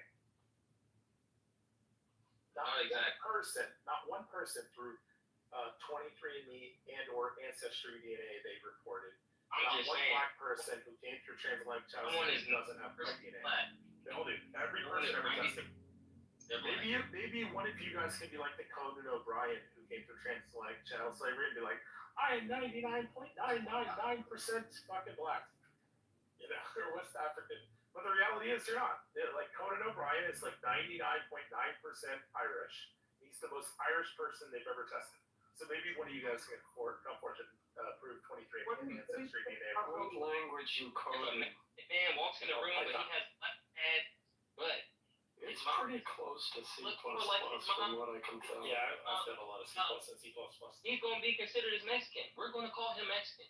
Now, if his dad's black genes took over. Oh wait, are you doing the one drop rule that the Ku Klux Klan says? Might just get mistaken as Cain Tapala. Still black. Tian, are you talking about the one drop rule that the Ku Klux Klan espouses? If you have one drop of nigga blood, you are nigga. Yeah, but Bible genetics is pseudo anyway. That's all pseudoscience. All of that stuff. Ooh, Yeah, I started developing a game engine, but then I needed to go to assembly, and I lost interest. And what do you think about the savage? What do you think about those savage Jews who suck the foreskin when they do the circumcision on the young man? Terrible. They shouldn't be doing it. Gross. Yeah, those are savages. What do you think? Those are rabbinic Jews. Here's the thing. You can't use rabbinic Judaism or the Talmud against me because I'm a Christian. I was born halachically Jewish, but I became a Christian. I became a follower of Christ, which makes me a Messianic Jew. Are you a dirty Jew? I'm a Messianic Jew. Yeah, you're a dirty Jew because you believe in a Jew who follows Christ. Yes. Yeah, cross and procession. They'll spit on you. Hey, not too much on the Jews though, man. I fuck with the Jews. Yeah, but they'll spit on you. Not too much on the Jews, man. Don't talk about your overlords. Not too much on the Jews, man. I fuck with the Jews. But they'll spit on you. Alright, Joe, come on up. I gotta make you a mod up too. You talking about the traffickers? You know, the funny thing about this argument, if I may interject, the funny thing about the argument is when you talk about these kinds of things, if you're talking about evolution, the world has moved from less complex to more complex. Matt, come up. I gotta make you mod. So, you know, I mean, 120,000 years ago, white people separated from black people, and then 60,000 years ago, Asians separated from whites. It's not so actually, this whole argument is arguing over who's second. All right, hold on, guys. Alan, give me 2 seconds just to set the precedent. Okay, if you guys don't shut the fuck up while Alan's talking, I will do the worst fucking thing ever, and I will make Alan a mod, and he will kick every one of you out of this fucking room, or just constantly mute you. Well, you sound crazy. Yeah, and I was almost done. So really, this whole argument is over who's second and who's third. Because in terms of evolution, Asians are the most evolved humans on the planet. Because you go from less complex to more complex. Sorry, that's why I married Now an I'm Asian. happy taking second. Thank you. Wait a minute. White skin just came on the planet 8,000 years ago. How the hell could you be older than the Asians? The oldest Asians go back to 60,000. That doesn't make any sense. And just because you talk smart, hold on. Just because Where do you get this 8,000 from? Well, white skin just came on the planet about 8,000 years ago. No, I thought you did an evolution, man. I thought you did an evolution. 20,000 years. You know, damn 120,000 years ago, no white skin. No, you saw it. Evidence. Okay, how about this? How about I pull up the evidence for you right now? how about you pull up that, pull some, you know, Sure. a rabbit out of your I'll ass. accuse this lying white man who just lied on the evolution. The Why other do thing people that lie I so don't much? get in this is when we talk about Jewish people and Ashkenazi Jews, I've never, and I've looked this up, I haven't seen an answer on how long it takes humans to change their bone structure and skin coloring. Because I could see skin coloring can change, but if you look anthropologically, if you look at the different races, it's not just that black people have a different skin color, they have a different bone structure. And you see the distinctions between black people, white people, and Asian people. And so if the quote Hebrew Israelites, who are either Native American or black, claim they're the real Jews from that region, how long would it take their bone structure to change from that to what we see in Ashkenazi Jews today or Jews in general? That's something that I've never seen answered. I'll end there. Thank you for clearing this, letting me speak, F. All right, Rich, let me do it. Absolutely do. Do it. Okay, so you sitting up here talking about Ruddy, right? Well, Look at it, still stuck on it. it's goofy though. You've been stuck on this for like 3 months and you haven't been able to disprove it. You got switched. No, I was waiting for my turn. You know what I mean? I was really waiting. So Yeah, but I'm a tyrannical moderator, so guys. Oh, okay. Well, it is what it is. So, okay, Ruddy, a word used to refer to a red or fair complexion in contrast to the dark. Now, I want to just make a point, right? Do you understand, like, when you deal with red and ruddy, that the concept of red and ruddy being someone of like a light complexion has only been around for maybe like 200 years, and that the original concept of ruddy is someone having red brown skin similar to a light skinned person or a Native American. So that's basically what it is, man. And as far as like Esau and whatnot, and him coming out hairy and red all over, all you have to do is just read what it says about Jacob. Jacob didn't give a physical description of Jacob. They gave one to Esau for a specific reason. Yeah, probably because he was covered in fucking blood and placenta because he was hairy. Why wouldn't it have been the same thing for Jacob? Why would? Because they described him coming out with blood and placenta because he was fucking hairy. My God, that's. When does it say that his skin was red? It says he was hairy. He was red all over. Hairy. Yes. No, it says hairy and red all over. Right? Red all over. Like so you say, okay, it didn't say nothing about so him. he was a woolly garment. He was one was fair skin. That's what it says about Jacob. It says Jacob was fair skin. No, it did or not. Smooth skin. Smooth skin. You want to bring Genesis chapter? Does it say that he was smooth skin? There you go. Yeah, it's smooth skin. Are you? Yeah, I fucked up when I said fair skin. I meant smooth. So it says that Jacob had smooth skin, and Esau came out covered in red. It says red all over, and it says like hairy, like a woolly garment. No, right, Ray? I'll read what it actually says. So Genesis 25, right? Genesis 25. So show me where it says red skin. Oh my God, bro. It doesn't have to say red skin. If you're red all over, what does it mean? Red all over could mean that he's covered in blood and placenta. Okay, so he's hairy. I'm gonna read this. Genesis 25 and 24. You ever seen a baby with hair? 25 and 25. No shit. But that doesn't mean it didn't say blood. It would have mentioned blood. Would it not? So Genesis 25 and 24, and the first came out red all over like a hairy garment, and they called his name Esau. So what do you mean it's not talking about its skin color? It's talking about him red all over. Where's it say? Like Where's it say skin color? It didn't have to mention. So it doesn't say skin color. It doesn't have to mention. It says he came out all red. He came out red, like let's read 26. True says, he's red. Once he red. said, we read. He's red. Yep. Read. Hey, Truth. Hey, Truth, let me ask you a question real quick. So can you read 1 Samuel 8:26? Yep, you'll love this. Most games I don't know this. I don't know what a DHI is, but keep saying it. Nobody says black people's language. I know, you don't even think, wait, hold on, Alan, hold on, Alma. You don't even think that black people came over through transatlantic child slavery?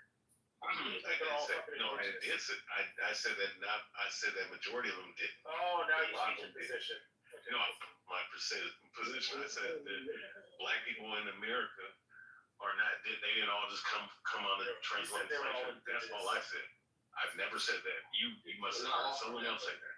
All right, Truth. Did you read 1 Samuel 8:26 about King David being ready? Yeah, but that's still a dark brown though. All right, can you look up the Strongs and see what the word ready is? See what the word ready. See, can you look up the word red and the word ready? See where it is. I just told you. It's red, but it's not that color red. Do you know what the definition? It's like brownish red, bro. Do you know what the definition? Do you guys know what the definition of ruddy is? A healthy red. Be smarter than we talking biblical, bro. A healthy red. We know you understand. Red stripe. Yeah, it's red. Yeah. That we already know. We know how to read between the lines. Oh, you can read between the lines. Yeah. We know how to read. Yeah, you can put in everything you want, like Alpha Bivens used to do.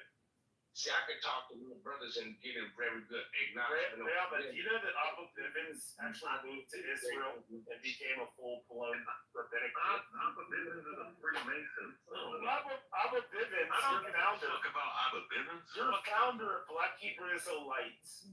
Moved to Israel and became a rabbinic Jew. And renounced the Black shit, Israelites. just like the rest of these He leaders. was also a pedophile and a rapist. That's why he fled the United States. Yeah, Rich, you're talking to the wrong motherfucker.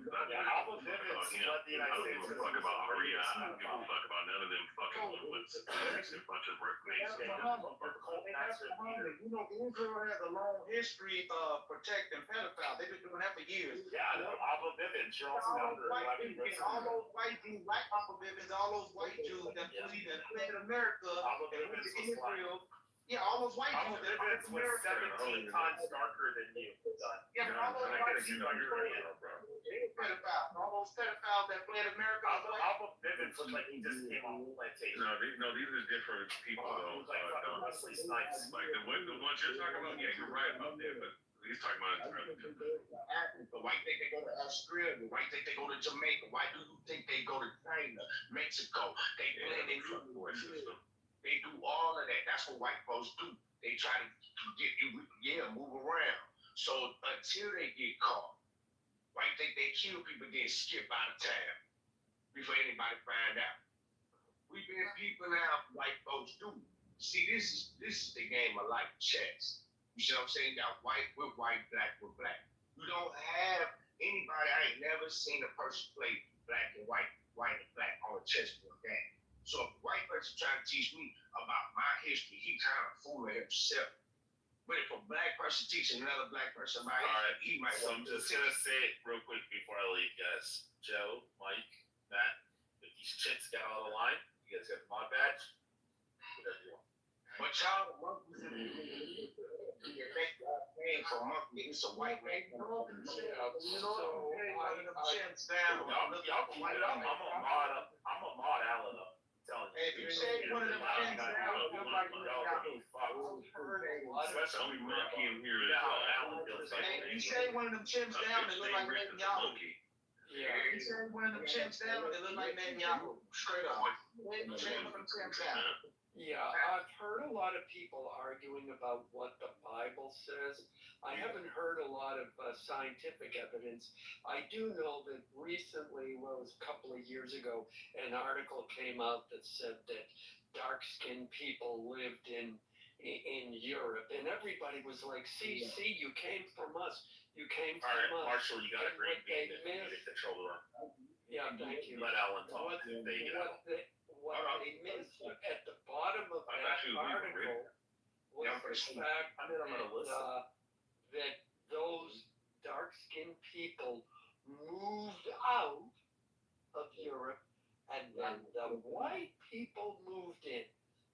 Two completely different groups. The other thing is there's a distinction between modern humans, which established themselves archaeologically and according to science 10,000 years ago, and humans as a species, which go back, depending on who you talk to, about 100,000, 150.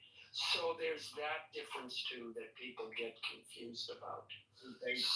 So yeah, again, Asian people, number one, we're arguing over number 2 and 3. Wait a minute. All due respect, sir.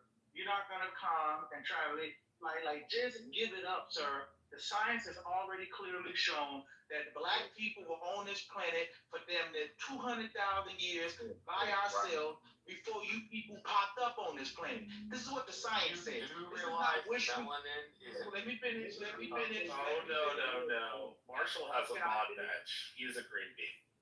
Okay, You owned it and you didn't do crap with it. Hold on. Why are you so hateful? Because you got that Neanderthal in you. Why are you so hateful, Neanderthal? hotter climates. All right, hold on, Marshall. Just 2 seconds. 2 seconds. Done. You sound too gay and zesty to be that angry. You can't be talking like that. Meet me in person and say that. You sound like your loafers. You Come gotta in front of me and say that. I love to meet you in person and tell me that. Tell me that in front of me. I never know something about social media people. Social media people get real fruit that Done. The issue is melanin is an indicator of where you live on the planet. If you live closer to the equator, like Central and South America, or like part of sub-Saharan Africa, you are more than likely brown. If you live in climates like Northern Europe, you are more than likely white because it doesn't have a ton of sun.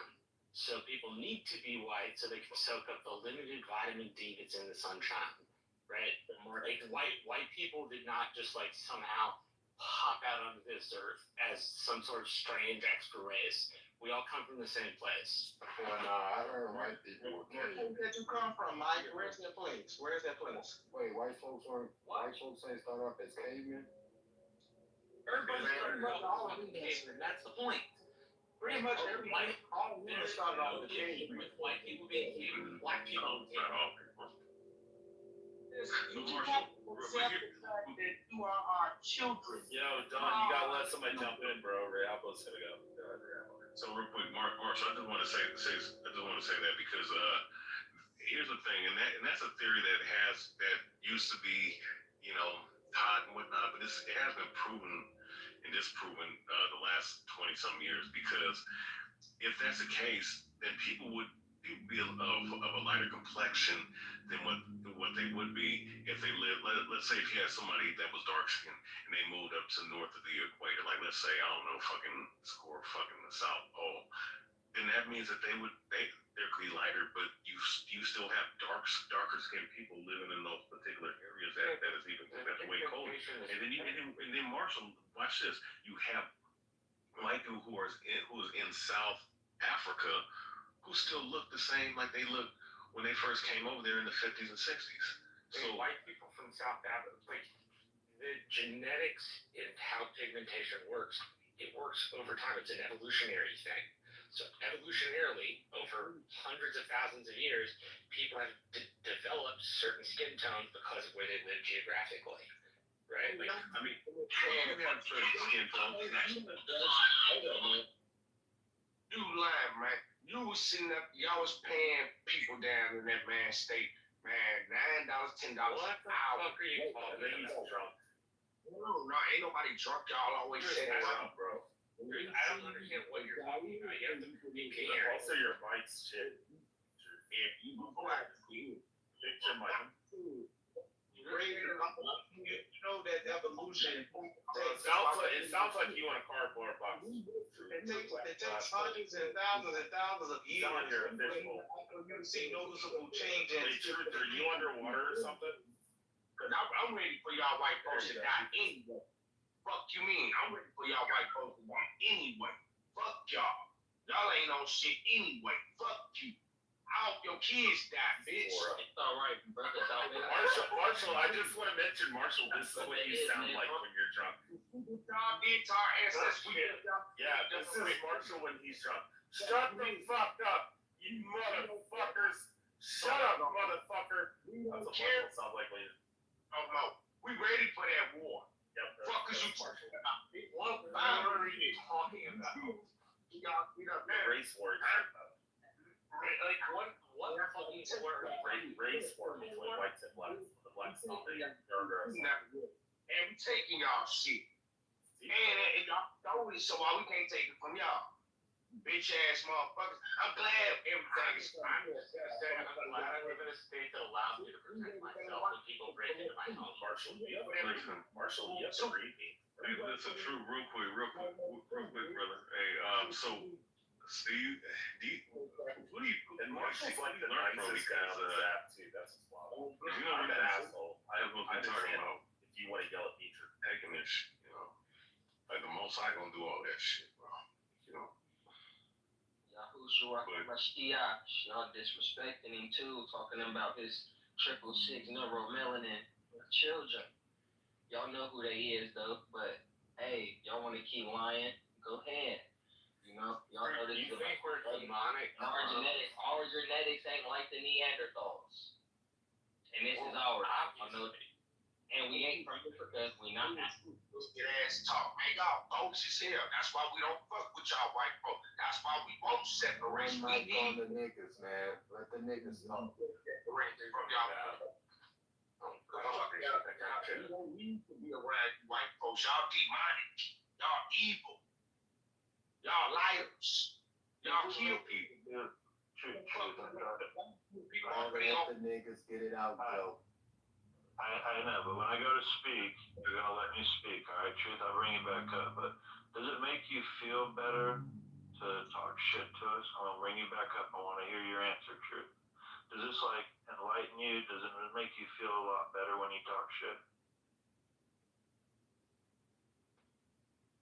We don't even like you white folks. We just trying to make sure y'all acknowledge it. Just get the fuck on, separate yourselves from us. Quit trying to mix with us. We don't got the same God, the same father. None of that shit. Y'all gay. We straight. We like to have kids, grow our kids up around, teach them what they need to really know.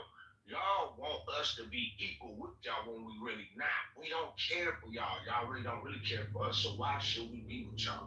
Y'all trying to mix up with us so y'all bloodline don't die out. Y'all play the fake love game. You see what I'm saying? I can't stand a motherfucker like you just sit up and say some gay ass shit. Now, I didn't come up with no gay ass shit. Then the boy just jumped on. Then y'all both talking at the same time when I'm talking. So that really shows me and us, the community, how y'all really is. Y'all childish. Y'all don't have real mindsets as to have common sense conversations. You know what I'm saying? Acknowledge the truth. Y'all do things. Let me ask you a question. Where is the black community? They're where they at. They where they at. But where's the white community? Where is the white community? Answer that question. Well, there isn't a white community. We're all community. It's a black community. But where is it then? We don't want y'all to know where we are. We have things that we do that we don't want y'all in our circles. Y'all kids or wives, none of that. We don't want y'all. Y'all bring demonic shit to our tables in our houses and yards. No, we don't need that no more. Move around. Hey, it's alright, Truth. You gotta defeat them with your heart. Straight up, that's all we doing. We showing now. We don't have to keep telling y'all. Asking. You gotta get stupid on, brother. You ain't gotta talk that shit to them. They know what it is. You know what I'm saying? Just let them think they spreading whatever the fuck they spreading in here. That false ass gossip bullshit. Jackson, Mississippi blooded talking, full blooded from my man Pop's side. So what's up, fam? Love, fam. I don't fuck with them motherfuckers, man. I don't even want to see one at the table. That's where my family's from, Jackson, Mississippi, Midnight, Mississippi, baby. Okay, they got clean up Jackson, man. It's really terrible. Royalty. We built that pyramid on the dollar bill. Why you think it's on our dollar bill? Yo, Back to my ancestors. y'all from Jackson? Why is Jackson such a shithole? Mississippi as a state as a whole, for the most part, is a shithole. It's like in the bottom, it's like in the top 3 of the poorest states in the union. So it's not just Jackson, it's the state as a whole, which is primarily I'll give you that Jackson is ran by a Democratic mayor, but the state itself is ran by Republicans and has been ran by Republicans for the longest, and it's a fucking piss poor state educationally, piss poor state health wise. The roads, bridges, and the, and buildings and shit is just fucking piss poor. Okay, that's at a state level. Okay, not just at a city. Jackson is fucking terrible. I don't deny that. But at a state level, the city is fucked up. The state is fucked up, and that goes both ways, buddy. Yeah, but then hold on. Then why is Biloxi and Gulfport so nice, bro? I love going to Biloxi. Those racist white people, they do what they always have done. They they take the money and they build up their areas while neglecting all of the other areas. Why is the education in Mississippi at the fucking bottom? You're at the Mississippi as a state is at the bottom when it comes to education. Okay, like you asking questions about government people who are fucking racist. Okay, Hold on. Take the money and run. They take the money and run. Mississippi is at the bottom based on metrics, right? So it has one of the largest population of black folk. Why don't black folk care about better education? I think they do care about better education. I think they do. I think they care a lot about better education. But let me tell you something. Poverty isn't as simple as what some of you bootlicking white folks like to say. I live in the deep south, bro. Mississippi's got nicer roads than the state of Louisiana. I don't even want to fucking hear it. I don't even want to hear it. The state of Louisiana has the worst roads in the entire nation. So my people come from Mississippi. You ain't telling me nothing.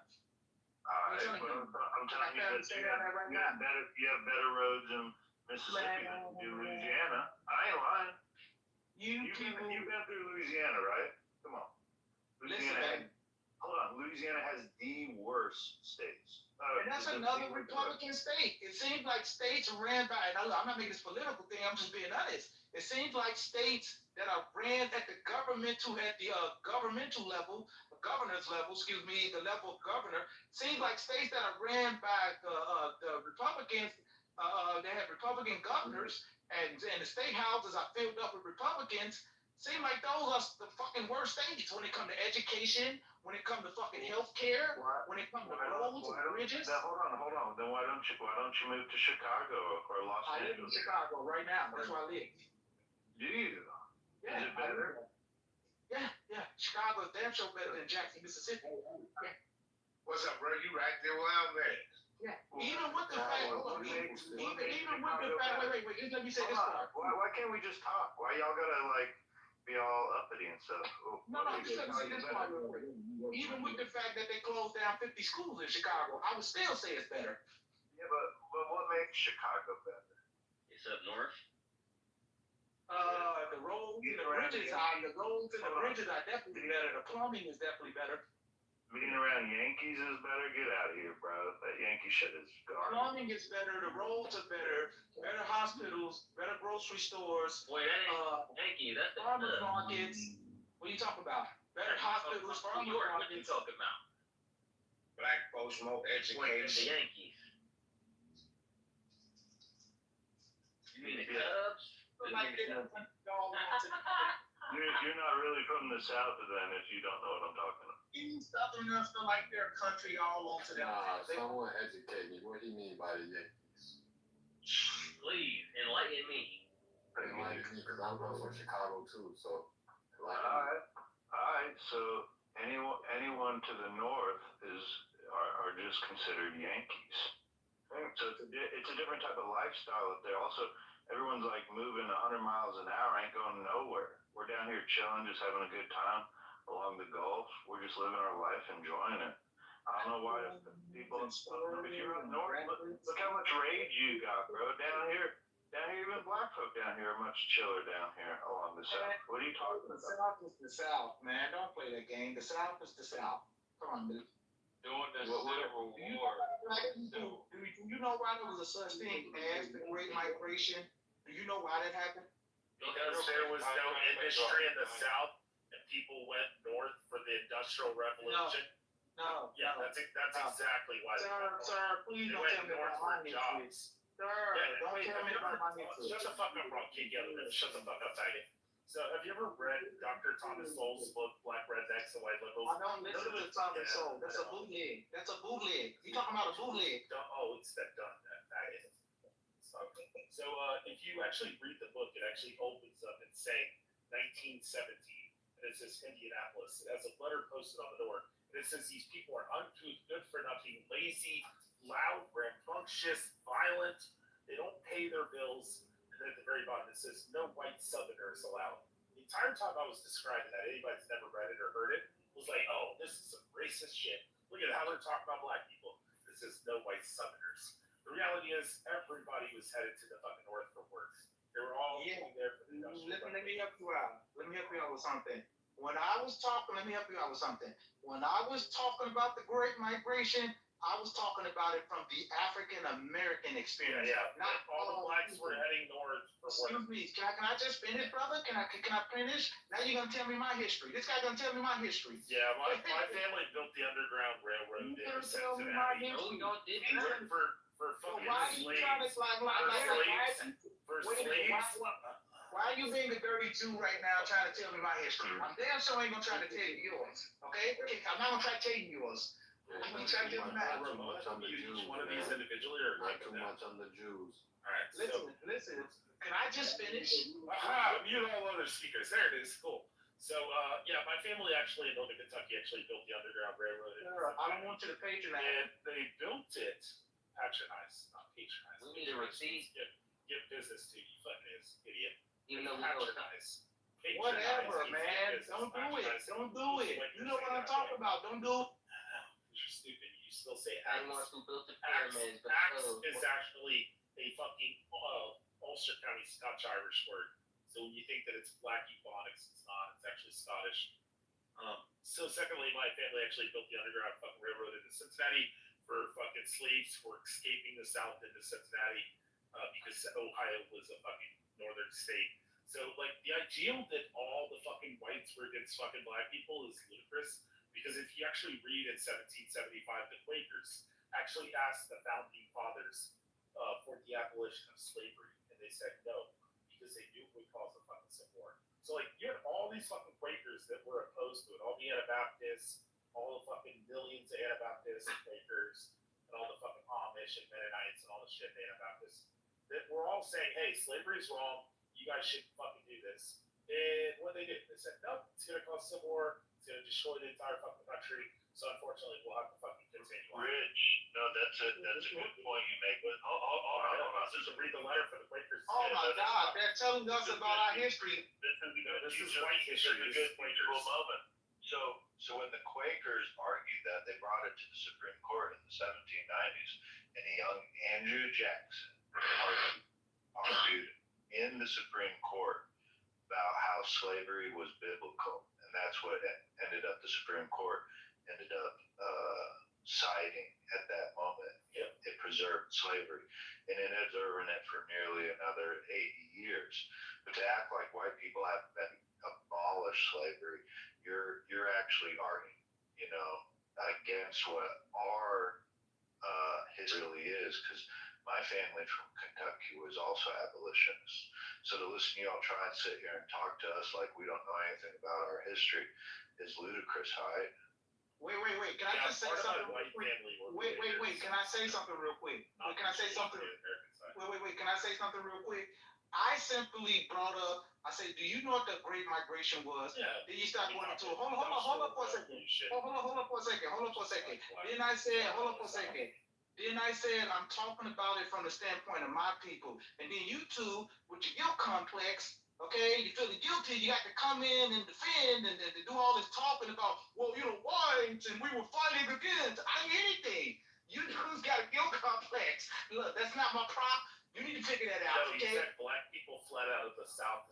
Right. That's all I said. Fled out of the South because they were being persecuted. No, you're not going to rewrite my You're trying to history. make the claim. You're not going to rewrite my That was history. your You're not going to bullshit rewrite my history, assertion. sir. Let's Black hear people from being the black lynched. man. Other people can talk. So the ideal is that only 1% of the U.S. population actually owns slaves. Even if you just boil it down to the South, only 5%. Only 5% of Americans own slaves. Most people were fucking poor. Or most people were fucking Protestant fucking Quakers and Anabaptists who didn't fucking agree with slavery and knew it was fucking wrong. So are you saying that black people was free from slavery because whites thought slavery was wrong? No, because we fought a bloody civil war to free slaves. So you're telling me we're talking about 80 years prior. That's not why you fought that war. The Quakers wrote a letter to the founding fathers. Let's be real. And they asked if the founding fathers would abolish slavery. They said no. What did all the fucking Quakers, all the Anabaptists. All white people benefited from our slavery. From the north to the south. I benefited from slavery. Hold on. I gotta hear how. Tell them how I gotta hear how I benefited from slavery. First of all, when you look at systemic the racism. Northeast, the insurance companies benefited, and you were allowed to keep your wealth. You was allowed to keep your wealth from Are you talking about the 1% of the population who owned slaves? All right, so no. What about the 99% of the Just population because who some didn't own people own slaves? slaves, you still benefited. White Americans benefited. That 1% makes up all of you. Benefited. That's like saying that black people are a monolith. Listen. Wait, are you saying that black people are? Wait, lady, shut the fuck up. Are you? Yeah, shut the fuck up. I don't have any respect for people like her. So listen, are you saying that black people are? Hey, no, you gotta let her talk though, gang. You been talking, bro. Yeah. You got that, let them talk, man. Let them talk, gang. Alright, so are black people a monolith? No. Are white people a monolith? So 1% of the population are slaves. That doesn't mean that the other 99% are guilty because 1% can keep their fucking money. And come for it, motherfucker. That's all I'm saying. Okay. Yeah. First of all, what did Abraham Lincoln say about slavery while the Civil War was going? He said, I wouldn't let none of these slaves free if I knew I could win the war without them. That's one.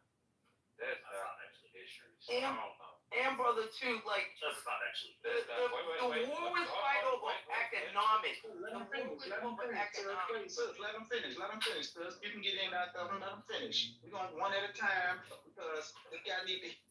Wait, who the fuck is running this room? You true? He just tried to get us to argue, bro. That's all he doing. He's on the truth. Salam to all the brothers and sisters in the room. Salute to you. Salute to you too, my queen.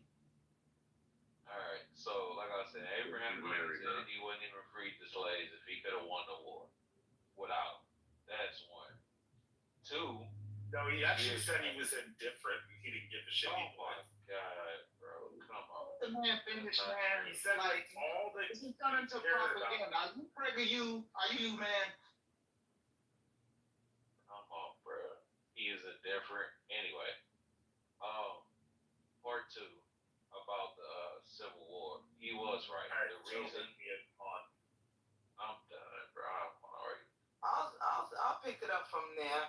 First of all, the war was not fought over slavery. It was fought over economics because the South had a advantage over the North.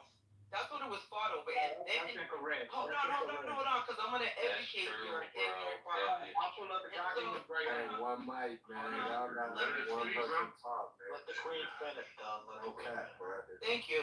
And so after, first of all, after slavery, on the books to this day, you all were supposed to pay us 40 acres and a mule, okay? For the 300 years we worked this country for free and built this country. You never paid your debt to us. Second, after we were free, you made black code laws so we couldn't own land, so we couldn't own equipment, so we couldn't go certain places. Then the Jim Crow came. So we left, we made an exodus out of the South and came up the North. Know what you did up North? You started making unions because we were the blacksmiths. We were the maids. We were the ones with all the skills, and you guys started making unions. So coming into the 70s and 80s, we had to make laws just so companies would have to hire us. We were overqualified for the jobs, but we had to make companies, which you all call DEI now, just so we can get employment. You guys did everything you can imagine to our communities. How you benefited because you vote for the people who keep us enslaved. You put drugs in our communities. You made laws that we can't even congregate in order for our brothers to sit there and try to congregate as men to build up our communities that you guys keep destroying. You destroyed everything in your path. We have 6,000 years to know what kind of people you are. 6,000 years, not one civilization have you all built, but 6,000 years of total destruction. And you know how else you benefit? Look at now. Look at how disgusting it is now that our brothers are getting lynched. No, our brothers are getting lynched still. There's no laws on the books to even protect us, but yet the Asians got a crime bill. The Jewish man got the crime bill. Shut the fuck up, nigger. You guys got. Nobody's getting lynched anymore. Okay, you guys, yes we are. Yes we are. We're getting killed in the streets, and no, and white people. You guys have immunity. Yeah, you can do whatever you want to us, and know you have immunity. Then I'll land with this. Well, we both contributed, but whites really built the. You didn't build shit. You go up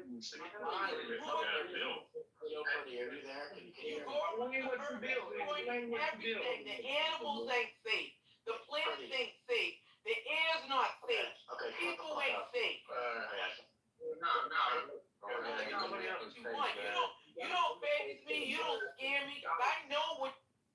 Hey, Pretty, are you there? Can you hear me?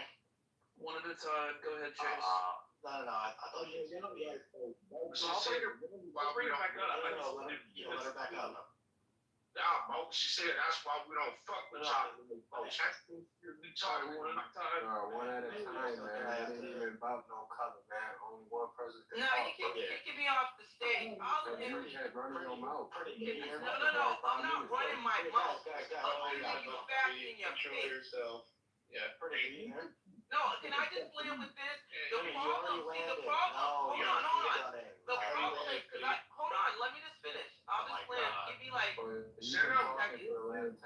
seconds. Just give me 20 seconds. All right. I was in Italy for 3 weeks, right?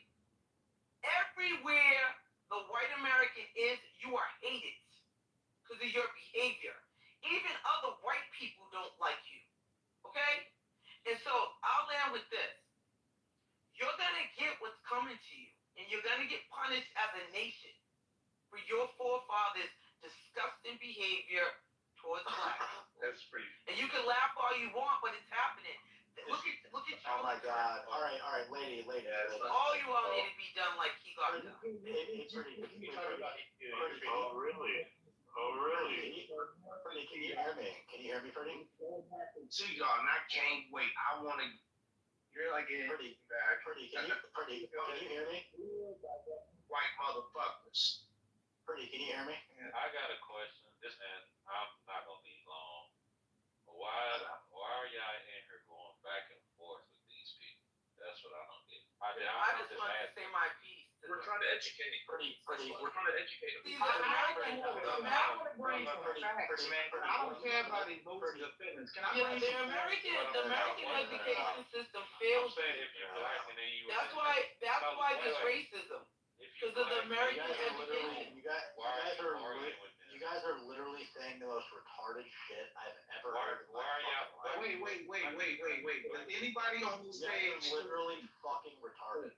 Wait. People in this room are fucking acting. Can I say one thing real quick? Does anybody on this stage believe that the Civil War was not about slavery? That's what it wasn't for? Because I heard that said, and I'm just trying to make clear now because I don't deal in speculation. Either I can prove it or I can't. So I'm trying to make clear: is anybody on this stage saying that the Civil War was not fought over the enslavement of African people? Let's make that clear. It came out of the president's mouth. The president himself is one who declared war. One mic on Ryan. Yeah, we're talking to Ryan right now. Go ahead, Ryan. Yeah, I'm funny now. I love what they do. What is Oh, nigga, we ain't trying to hear you. Okay. So, you black. That's great. Anyway, so Abraham Lincoln said it. The only way he could win the war was to free the slaves. And that's why, after they won the war, what did he do? He said, after the war was won, he said black people should go to a place called Liberia. And it's called Liberia. And he gave us free passes back to Africa. We didn't go because we believed the bullshit. We kind of believe the bullshit still today. And what happened? He deployed the military to the South because after the war, all these people that said they wanted to abolish slavery, they needed to be held back from killing black people roaming the streets. This was called Reconstruction. And what happened? Yeah, so can we clear a little bit of... Hold on, let me finish. Y'all just talk. No, I'm a mod. Listen. Hold on. Let's give some context. Yeah, let's give some context. The whole debate was, at that time, is would white folk and black folk be able to actually integrate? Now, what's your answer? I mean, from what we've heard tonight, from all y'all coming up on this stage right now, you don't think we can integrate. We should integrate it. That's what I heard. No, this is what the debate was. No, this is what the debate was over Liberia. No, I'm talking about Liberia, in that there were black folk that did not want to integrate with white folk. And they were offered the opportunity to go back to Africa. Now, how many of you would take that up? Why are you trying to change the subject? Literally what the subject's about. Go back to Africa. That's like a compliment. Why y'all want to go back to Europe? Y'all afraid to go back to Europe? Or the caves. How about that? We're not even indigenous to Europe. You made it very clear. Hold on. Listen. You made it very clear that what you said, you can't integrate with us, right? That we heard Truth sit right here and go on and on about how he don't want to be part of America. Why you let me finish the answer though? No, I am an original American. You're not. You're European. Or just give Ryan 20 seconds. Joe, you're an immigrant, really. Let Ryan finish 20 No, seconds. let Truth finish. Why are you kicking him off? It's on Ryan, nigga. Lady, you were trying to... Ryan. I ain't no nigga. Lady, we literally had to hear you talk about how fucking the people who were enslaved were overqualified I'm for talking jobs. about... Man, go ahead, Ryan. We trying to hear Ryan right now. Joe And asked the a question. reason the Civil War happened is because the South was fucking filthy rich off of slavery. And they wanted to do whatever that they wanted to fucking do, and they said they was gonna succeed from the Union because they didn't have no reason to fuck with the North. And the people up North were starving, bro. And what did Abraham Lincoln? No, I don't think that's true. It's not true. My family's been here for like 1,000 years from the North. That is not true. Yeah, that's correct. Wait. Do y'all know how much money the South was making compared to the North doing slavery? A few families got rich from cotton. No, that's not. They were not poor. They were not starving though. What are you talking about? They were starving. Wait. I don't mean starving like everybody was homeless and it was the dark ages. But the North economy was damn near broke. They couldn't get none of the South. Not true. That's not true, man. That's not true. It's not true. No, it's not. It sound like you spread The Mississippi River was going all the way up. They were, The Industrial Revolution didn't even start. no, it's not. Sir, No, it's not. sir. The slave owners, the Jewish slave owners, owned all kind of property up north, where they were taking the cotton, they were producing, they I'm were. not talking about Hold rich on. people owning They were property in taking the the cotton to the factories up north and shipping it to the south. Shipping it to Europe. So that's not true. Everybody, people have money. Wait a minute. Most of your banks and infrastructure, as far as banks and Insurance companies. they were in the north. Most of that stuff was in the north.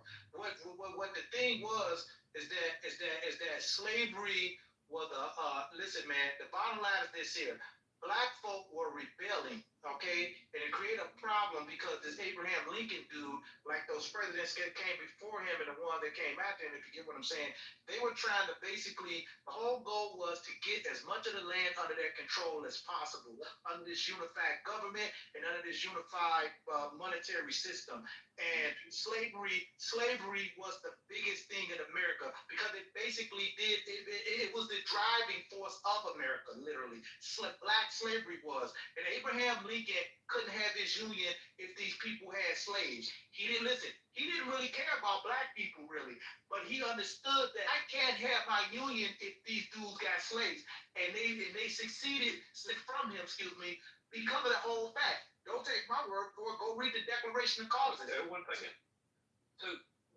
So, Joe, am I crazy? But wasn't the Northern economy like a machine compared to the South? Like it was good. Wasn't it rolling? It was way more productive. Joe. Yeah. So I mean, there's truths to the cotton.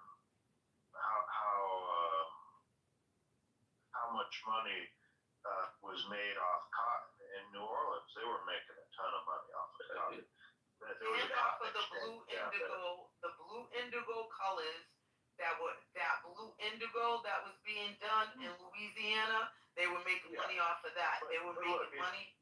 Go ahead.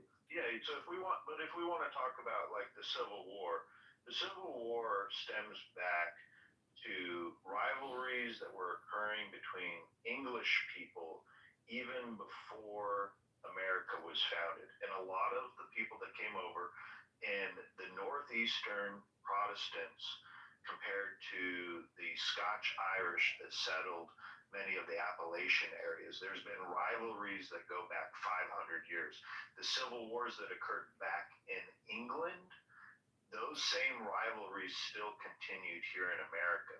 And for a long period of time, Southerners were, even though they were winning the presidency. So if you look at Virginia was part of the South. I was just about to say, I'm sorry, I ain't trying to cut you off. So hold on.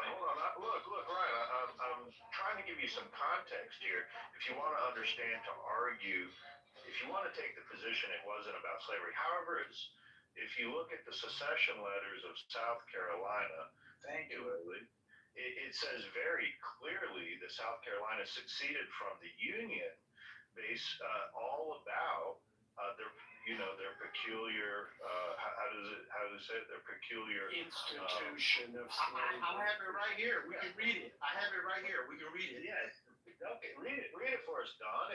Look, South Carolina lays it out why they succeeded. So the point to make here is though, there were rivalries. It's a country, just like we have rivalries today, regional rivalries all across this nation.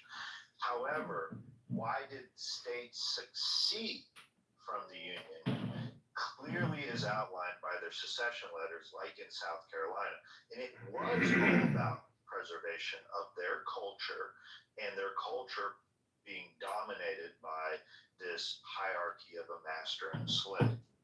So If I may add to that, I'm clicking on, moderators. I'm clicking on. Yeah, because when you look at the actual output of the North versus the South, and when you look at what slavery, that is the labor of enslaved black people, which we all agree was wrong, you look at that output and it amounts to anywhere from 15 to 20, no, I forget it, it's either between 12 and 20% of the output of this country.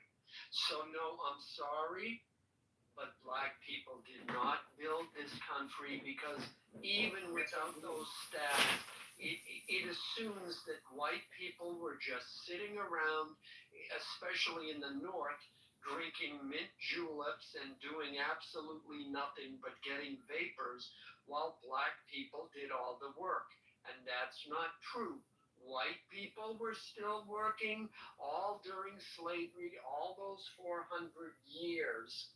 White people were working too. Thank you for your contribution. It was unfair that you had to work without adequate compensation. Slavery was wrong, but no, you didn't build this country. You didn't invent everything. And the United States and England were the only two countries in the world to not only stop slavery here, but white Christians went and fought your black brothers in Africa to make them stop doing slavery too and engaging in it. So please say thank you, sit down, and stop complaining, because no, white people aren't the devils, and we are tired of you, number one, demonizing us, and number two, we're tired of having to center black people's opinion about history and everything else. Other people have opinions, and thank you, we've indulged you enough. We're moving on. Thank you, John. Wait a minute. Wait a minute. We're done. Thank you. Okay, wait a minute. Hold up, Brian. Hold up, man. Let me jump in there right quick, because I ain't had time. Let me jump in right quick. I want to make this clear. I've been waiting, but go ahead, bro. I had after. Nah, one mic on Ray, man. You've been talking, man. You go next. I haven't said anything. You go next, brother. Look, Alan, here's the deal, right? You can't sit up here and just say, well, the whites have not done anything, and they did everything to help black people and all this other stuff. Listen, the war with the North and the South historically is known. It wasn't just about racism, no. It wasn't just about freeing the slaves, no. All right, there was other social issues that were going on, specifically dealing with finances and whatnot, and financial gain and everything. But at the same time, that's what the primary goal was either freeing or keeping the black slaves where they were at, all right, to make money off of them. Now, if you want to sit up here and say that black people didn't invent everything, they probably didn't invent every single thing, but probably about a good 85 to 90% of the things that you see that you're using right now was invented by somebody that was black. Yes, I have the list. I mean, I don't feel like reading the whole shit. The traffic light, the internet, the phone, everything. Hold on, the internet? Get out of here. See the monkey ranch? Yes. No. Okay, well, wait. Let's let Dunn speak. Dunn, because sorry. I only have like two. Yeah, go ahead, finish, but let Dunn speak before everybody, because everybody's going to want to jump off and prove you wrong, and myself included. But go ahead, after you go, Ray, and then you go, Dunn. But my thing is, though, but to sit up here and say, oh, we're not going to allow, it's funny because, like, I have the list and everything. I have the documentation, but regardless of the fact, I'm going to land here, to sit up here and say that you don't want to hear and don't want to say, oh, well, blacks and their opinions. Well, people have been hearing white people's opinions for a good 100 years.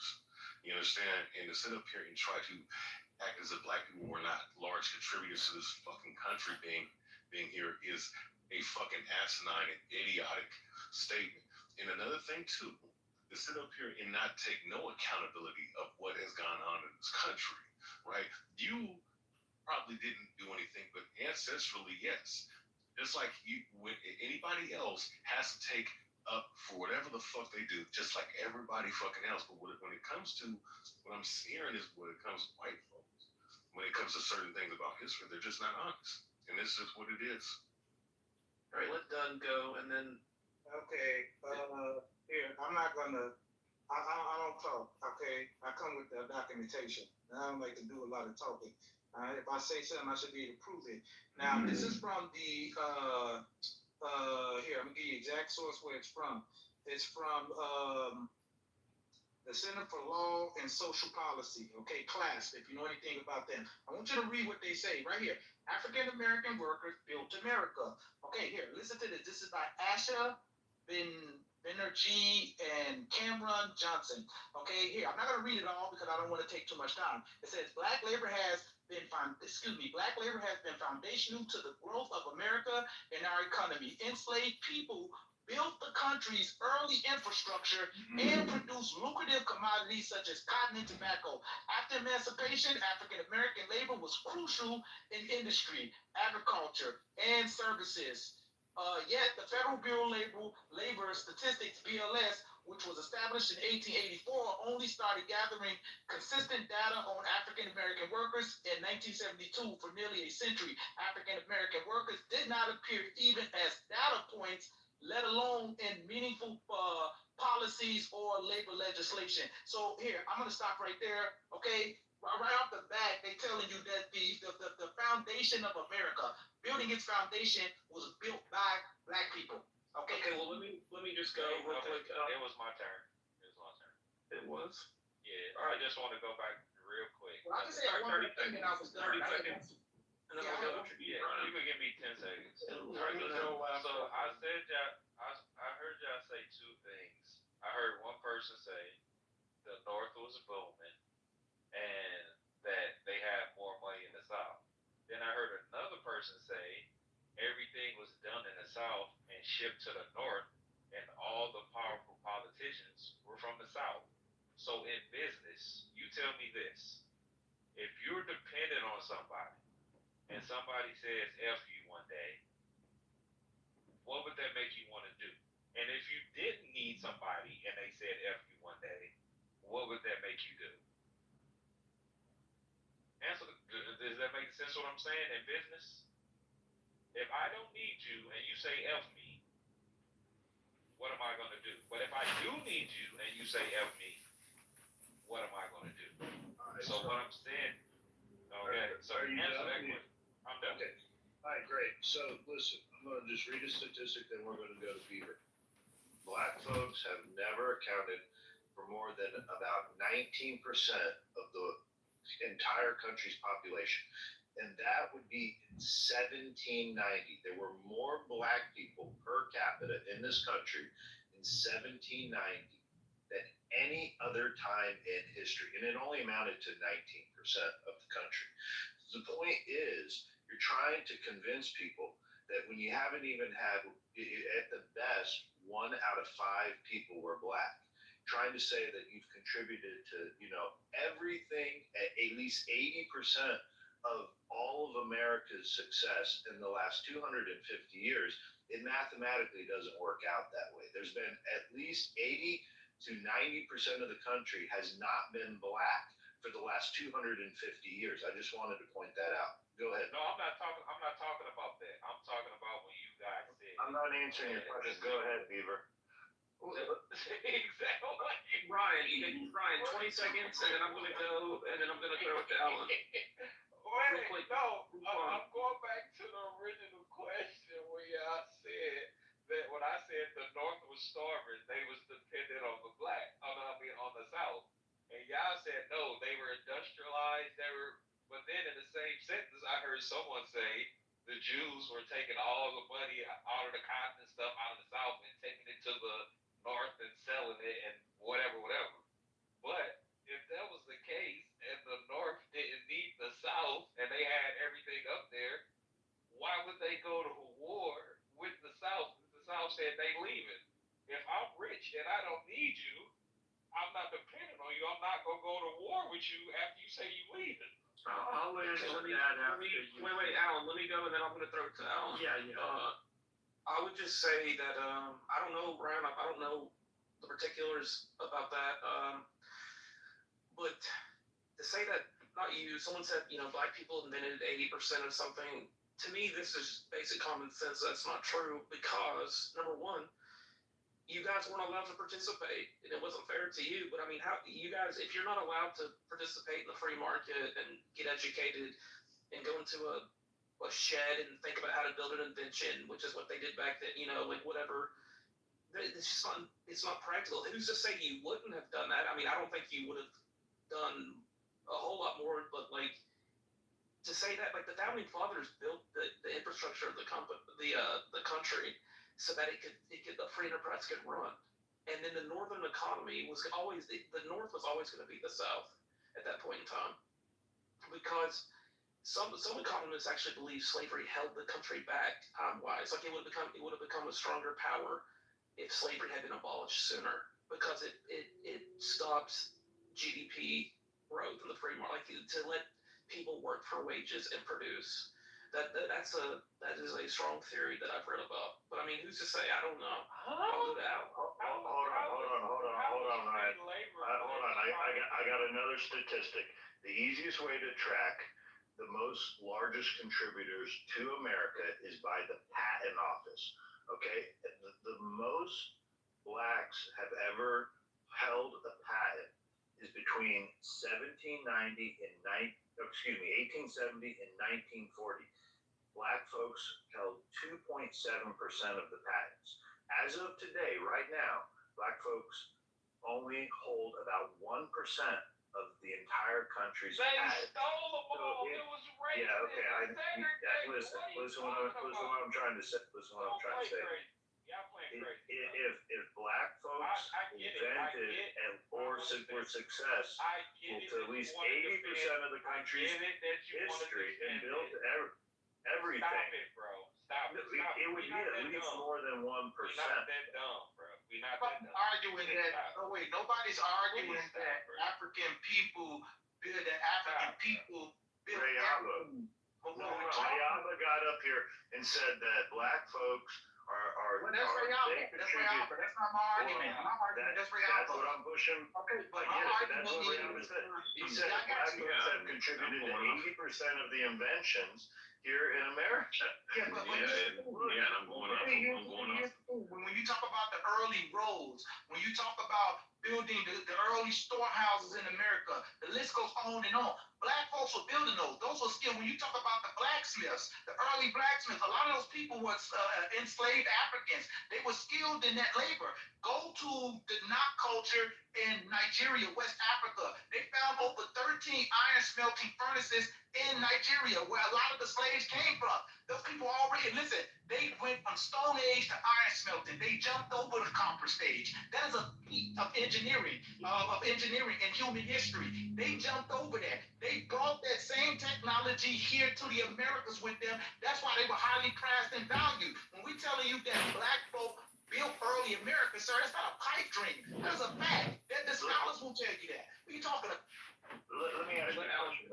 Hold on, real quick. Do y'all hold any animosity towards the Arabs that sold y'all across the entire world? So why are we talking about the Arabs when we're talking about Pivot. Yes. The Arabs who ran the slave trade. They ran the sub-Saharan slave trade, but they weren't the only ones that benefited off of it. Like there was a whole bunch of people. But the facilitation of it was not who facilitated. It was Arabs. It was Arabs that were running it out of Africa. But I mean, did the Arabs take Do you part go in into it? Arabs? Do you go and lecture Arabs about this? I'm just out of curiosity. I mean, I've talked to every particular person From about what do you mean? They racist as fuck, and I Why- shit on that's them what I'm all day saying. long. Like, why would you switch the subject all the time? Like, why are we talking? If we was if you're in the room with the Arabs and we're talking about Arabs and the sub-Saharan slave trade, that they we'll talk to them, but we're talking about this right here. So we can't sit up here and deny certain things in history just because the president of the United States and the MAGA folk want to do Well, shit. then let's You talk can't, you don't about, shit. let's talk about. I've seen them all day. Okay, but one mic on Alan, let him go. Yeah, I'm gonna talk about history. I know we live in an age where everybody's a scumbag and both sides are evil and nobody stands up for anything and very few people have principles. But if you go back to the 1800s and the 1700s, people meant what they said. When they said they were going to do something, they did it. If you told someone and you shook his hand, that meant more than signing a contract. So why, the question was asked, why would white people do that? Because they believed in the principle that no human should be a slave. Abraham Lincoln spoke extensively about abolition and the injustice of slavery. And he meant it. And the fact that he gave that speech that black people seem to obsess over was simply a political maneuver because he knew he would not get the backing from European countries if he made slavery the central issue of the war. He was a brilliant tactician and he saved all of your asses. It's exactly what he did. Wait, let me ask you a question. Point of moderation. Beaver. Seriously. You're not a mod, motherfucker. No, I'm asking beavers. Yeah, well, I'm still talking, so that's okay. That's okay. And Rayaba, look, I'm not saying what I said earlier. I'm not saying people can't have their opinion. What I'm discussing specifically is how this entire country has listened to the perspective of black people, which is not a bad thing. They have something to say. And we have all listened to that perspective, but we are listening to that perspective run wild right now on this stage, and it's enough. There are other perspectives too, and we're going to listen to those. And we are not going to suddenly forget reality just because there are some people who want to boost their own egos and say, we invented everything. That's not true. What did happen is that there were white people and there were black people who had principles, who were willing to put their lives on the line to abolish an institution that was morally wrong. And over 300,000 people died for that principle. And we've worked together since then. Sometimes well, sometimes not so well. But those are the principles that we live by. And forgive us if we're not going to buy into all of your narratives. That's the nicest way I can put it. Wait, let me ask him a question real quick. I want to ask him a question. Do you agree with the other guy that was and just give me a yes or no, and because I'm trying to be concise. The guy that was on the stage who said that about 1% of the Southerners own slaves. Do you agree with that sentiment? Yes or no? I've heard between 1% and 5%.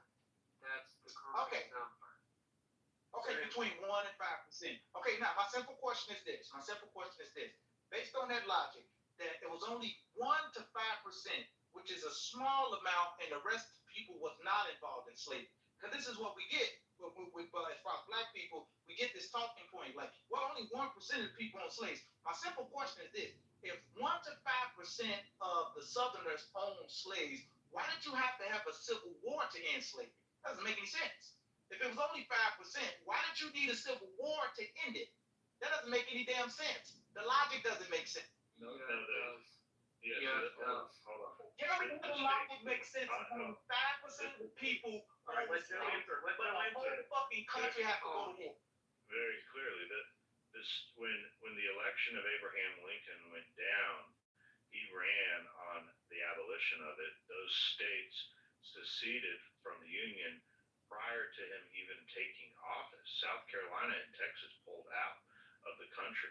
So when the war was starting up at that period in time, when then Lincoln takes office. And is it Bro, done? wait a minute. You got South Carolina, you got Mississippi, you got Georgia, you got Virginia, okay? I believe Texas was one. Don't quote me on that, okay? But here's the point. That seems like more than these are whole states fighting to preserve their way of life, which is slavery. That don't seem like fucking 5%, my man. Like, come on, dude, stop the cap, as the young boys say today. Stop the cap. And listen, I just want 10 seconds. You keep talking about this 1% of people own slaves. Hold on, hold on. No, if it's not 1 to 5%, then what is it? Tell us what the number is. Read when South Carolina, Georgia, Virginia, Mississippi, Texas, I believe. Well, you tell me how many goddamn people that is. When you got like 5, 6 states getting the fuck. All right, let Ryan go. We got to share the mic. Done. Let's go. Well, Ryan, he you asked me the question. I'll answer after Ryan. 10 seconds, Ryan. Okay. Yeah, I still ain't answered my question about the North-South thing. That's okay. So, if 1% of all of slaves were owned by somebody in the South or whatever, and it was the biggest moneymaker in the Western Hemisphere, right?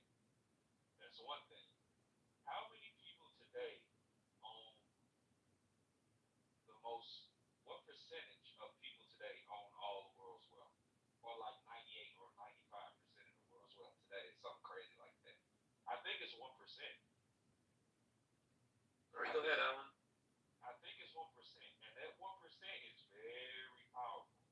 So Correct. let's talk about the 1% that had them slaves. They basically ran everything. So let's talk about it. That Well, I don't know 1%, that one. What are you talking about? That 1%? I'm not saying you're wrong. Because Alan, all right, you go. Yeah, again, why would they do it? Done? Because again, they had principles. And maybe it's hard for you to understand, but they saw you as a brother. They saw you as a fellow human being. And as far as that 1 to 5%, the other 95% were trying to get by. They were trying to survive.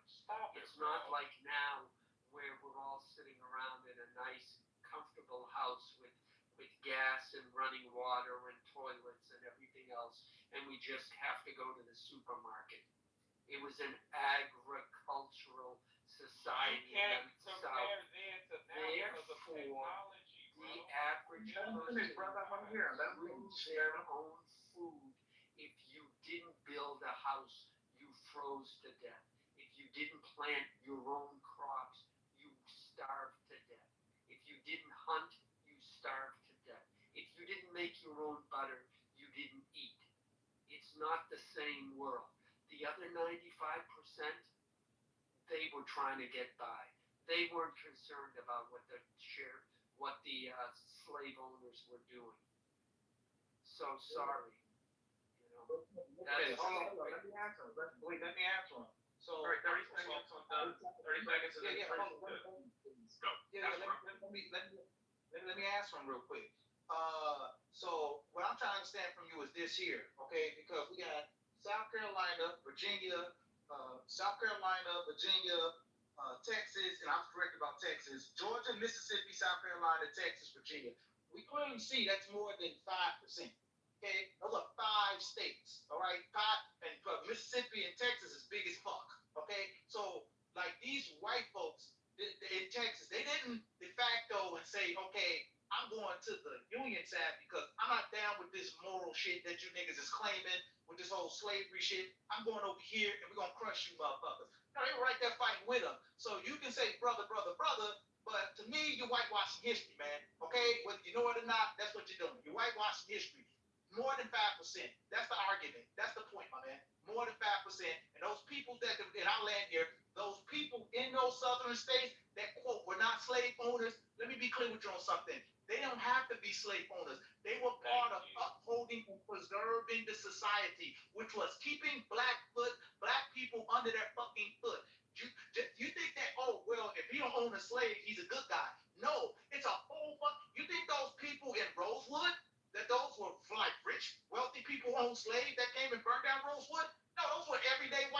who own the shops.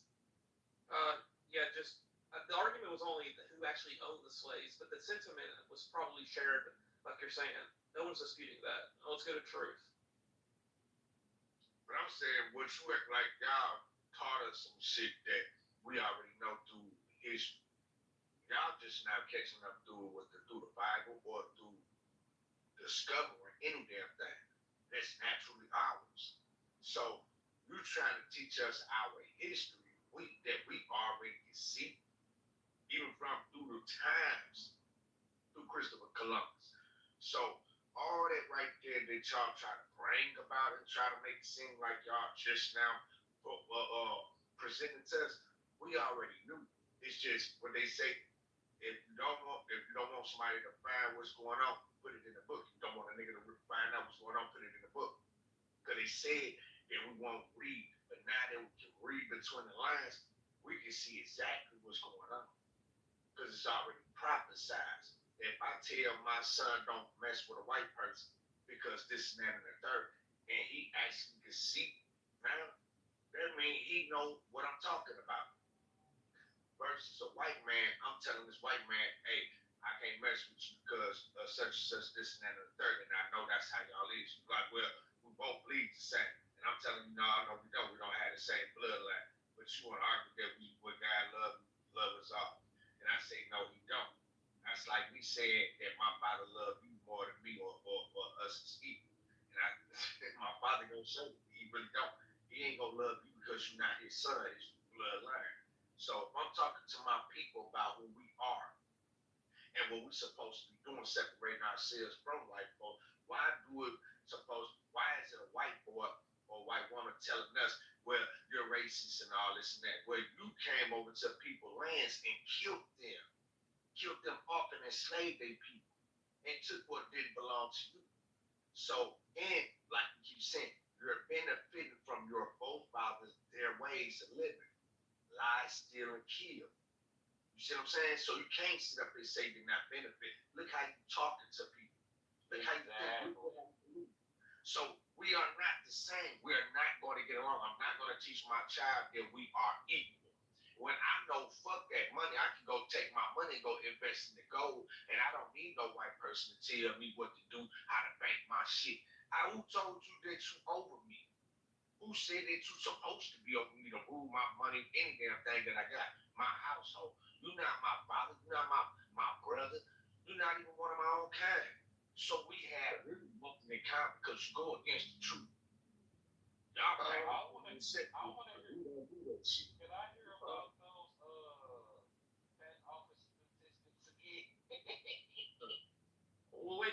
Here's what I don't get. You think that so you're saying that black people, they figured something out, they wrote it down, they figured out, okay, this is how we built this, and they did it, and then the white man came into the shed and said, oh, thank you, and then I'm going to take this, I'm going to get it patented. Like, you think that was the norm? That's what y'all do. Y'all learn our history just like Chinese. Y'all go anywhere y'all can, be comfortable with. Hold on. Let me ask you a question then. If that's the case, hold on. Let me ask you a question. Let's have dialogue. We don't need monologues. I don't want to talk. We don't need monologues. Hey, truth. Hold up. We don't need monologues. We need dialogue so we can have a conversation. We need a conversation. So let me ask this question. Let me ask this question. No, let's have dialogue. We don't need a monologue. Why is this hard to understand? So let me ask this question. Name. And then we can talk about what you meant.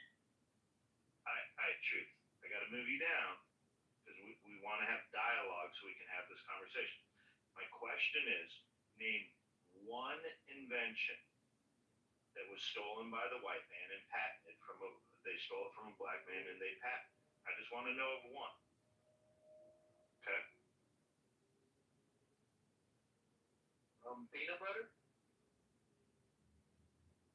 Okay, I'll give you that one. I don't know if it's true or not, but I'm. Man, I want a dialogue. Don't even ask me nothing. Say peanut butter. Oh, okay, I'm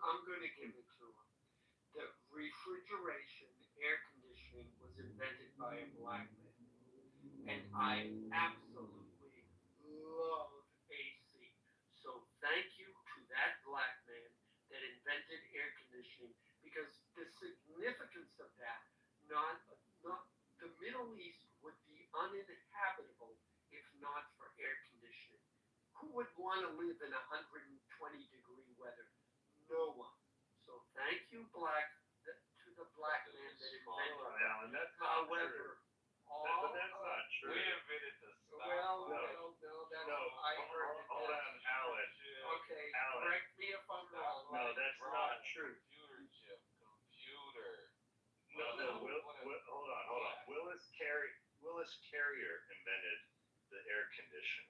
Carrier air conditioning. It's a huge. Stop, bro. That was a white engineer invented air That conditioning. was in the South too, right? It was so hot. By the way, just two things. I just want to interject real quick. I'm assuming it took slavery for you guys to invent everything. Is that a fair statement? And then my other question would be, did anything get invented in Africa? I mean, it seems like you guys are such geniuses that a lot of things should have happened in Africa too. Can you name an invention in Africa or no? Why do you think? No, because we can't. Why do you exclude every black person coming from Africa? Well, good for us to the people did. We don't know what happened over there. All right, Ray, you get 15 seconds and then pass it to the next to answer Matt's question. So your question was what invention in Africa? I would say that's kind of a loaded question because I don't come from Africa. But I mean, if you want to say an invention, drums. But that's not even, that's not even. If you want to say structure and whatnot with the Mali Empire, you can go right there. Okay, Brian, go real quick. Or Matt, finish. How will we know, bro? Y'all gotta stop answering these loaded questions that these people playing games. How will we know what we invented in Africa if y'all fucking stole us from Africa and erased our history? I can tell them some invention. I can tell them. No, but I'm just saying. Like, right, play it right now. Right, they play it. Wait a minute. If I may. Wait a minute. Yeah, but we know about inventions in Africa. We know about. No. All right, let Matt finish up and then we'll pass it to the next person to answer inventions. So, Ryan, you're claiming that your African history was completely erased the minute you arrived in America? Bro, listen. No, I'm being serious. Though. Yeah, yes. I'm gonna. How is that possible? Like they put up like machines to your head and just erase all your history, or how does that work? They did it. They did something even worse than that. They beat us to death, separated us, killed us if we spoke our language. Hold on. We gotta hold on just 1 second. So you're in Africa, and I'm assuming that there's some people in Africa that invented some stuff, right? That was my question. I didn't tell you that you came. I didn't say that everybody came was shipped over from Africa to the U.S. and that was it. There's obviously some inventions supposedly that happened in Africa. That's all I. Of course, there are inventions that happen in Africa. But what? How would I? Answer him. Can I answer? I just want to finish.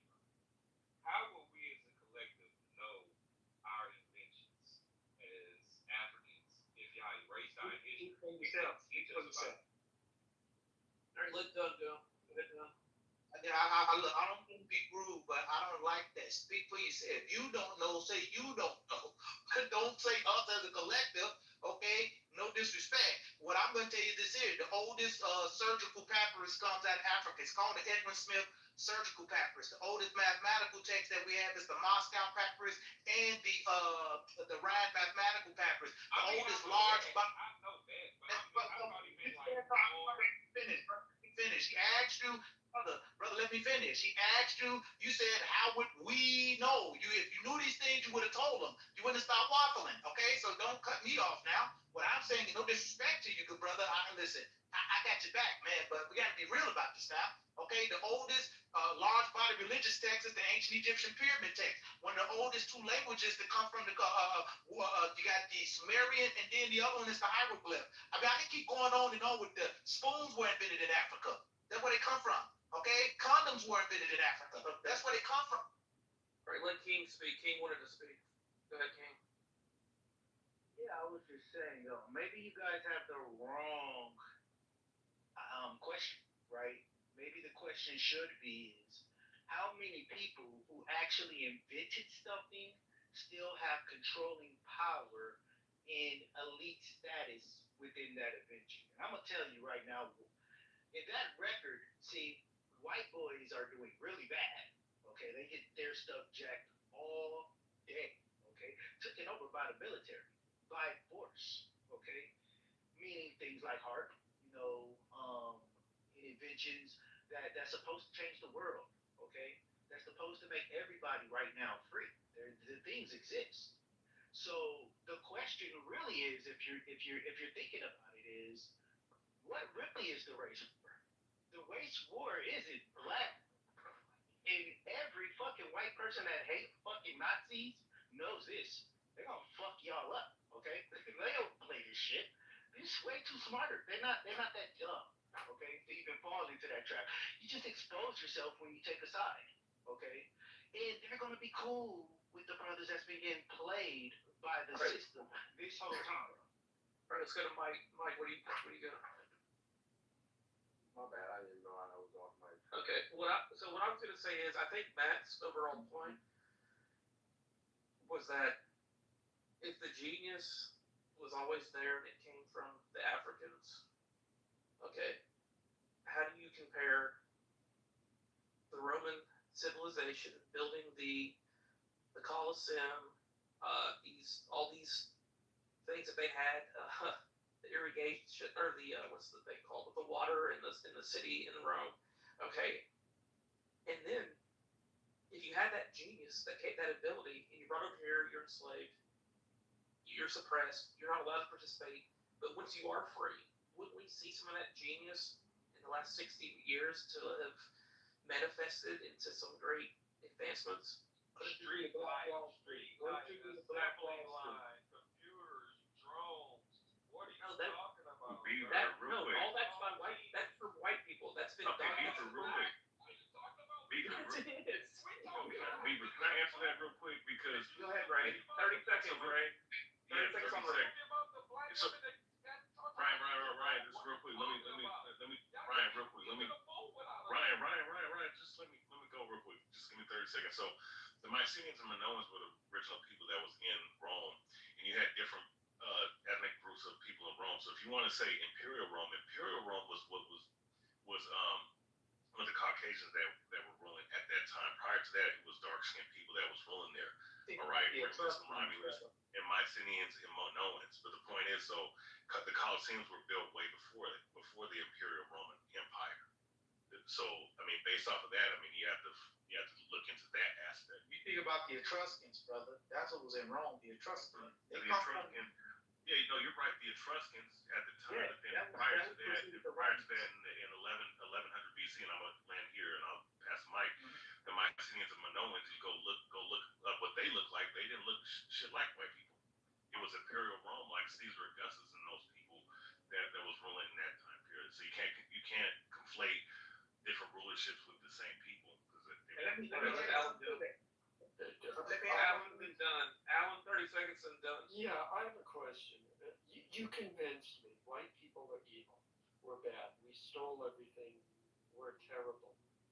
Why are you trying to convince us that you invented everything? We've already stolen from you. You know we're evil. Why are you here? Why do you keep trying to tell us how bad we are? Why are you even fucking with us? Okay, go off, make your own inventions, do what you're going to do, set up your own society, and show us how it's done. All right, done. Here we go. Okay, and by the way, the whole Tulsa, we did that and then you bombed us. Tulsa was one of hundreds of only, or no, not hundreds, but there were, I don't know, I think 50, 60, all black communities, and they were all thriving. Tulsa was one, and there were few that got attacked, yes, but Tulsa was not a black Wall Street, and all of those communities survived. So saying that we bombed you and stopped you from doing it is not an excuse. I'm Yeah, but So here, go off, show us how it's done. And if you're doing a good job, we'll come to you and we'll say, Dan, you're doing great. Let's We'll give build you again. some money and show us how it's done. No, you won't. They'll come to us and try. Wait, hold on, bro. All right, 30 seconds, I'm done. 30 seconds, I'm done. Here's the thing, bro. It's not just what y'all did to Tulsa in that regard. It's called eminent domain. When you take people's land, the government has their whole policy. They build expressways through people's land and things like that. I'm not here telling you that black folks built everything. That's not my argument. I've never made that argument. I don't get no problem giving other people credit when it's justifiable. But he was talking about the running water. The guy was talking about the running water under the ground, getting water to people. Yeah, Rome had that. I'm not saying they did, but they didn't invent that. That came from the Minoans. Minoans had that first. Like, what he's talking about. Okay, I think so. Let's just think in this last 100 years, the most consequential inventions. So actually, let's go further than that. We have the printing press, Gutenberg. The transistor, we have William Shockley, which then led to the microchips and computers. And then let's see, what else do we got? We have air flight, we have automobiles, and we have let's see, germ theory. We have modern medicine. But this is not to say that black people didn't contribute, and that they could have, if they were allowed to, they would have had some of their own. But just to say that, I'm not saying all of you are saying 80% or whatever, but the people that are telling me that black people, 80% of the inventions, and it's just unbelievably ignorant, and the computers and the internet, that's just not true. So, I mean, when you say things outlandish like that, that's just going to kill your entire credibility. Yeah, so the problem is none of the white people, as far as percentage, right, are just considered to be a people that are creators. What you're taking a few that actually had the resources from the rape, robbery, and murder in the gathering that they did, that actually used the resources for a better advantage in life. And look, any society could do that. Like Asia's whooping white people ass in inventions right now. And you got a lot of Saudis doing things and Middle Easterns and things like that. Like, stop playing the game like anybody isn't a thinker and can't nobody out here do shit with resources. That's dumb as fuck. First of all. Second of all, if you're over here playing that game where you actually think that black people need to go get their own and build their own, then you're fucking so stupid, because you don't even know that the government stops even your little ass from doing this shit. Go ahead and gather up your people and go take over and go build your city and watch what the fuck happens, dummy. You got an oppressor over you. You don't understand that shit. That's why you can't talk with enough sense, right? To actually make even a good point that anybody should consider, like, this shit should not be taught to nobody. Everybody should just go ahead and teach their kids something different than anything you're saying at this point. So Africa has all these incredible natural resources that we use, for cell phones and whatever. Why hasn't Africa? Are you going to tell me that the only reason Africa has not become a superpower in its own right is because the white man has suppressed them? If they had that genius and capability, then why didn't they? What's there to show for it? Wait, here. I'll ask you like this. I'm not gonna tell you that that's the only reason, but it damn sure is one of the biggest reasons, because here's the thing. There's a book you need to read. It's called The Social History of the Machine Gun. Learn how Europeans created weapons of mass destruction, and they tested those weapons out on Africa.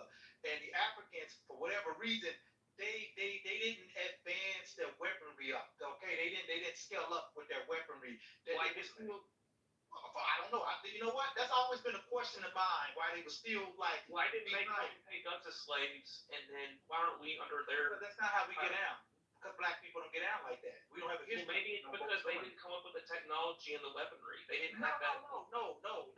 I'm talking about even when everybody was dealing with swords, pretty much. They still didn't do it. Like, they didn't do it. Like, when Europeans got on their exploration, coming from starting with Portugal and Spain, people were still primarily, for the most part, dealing with swords.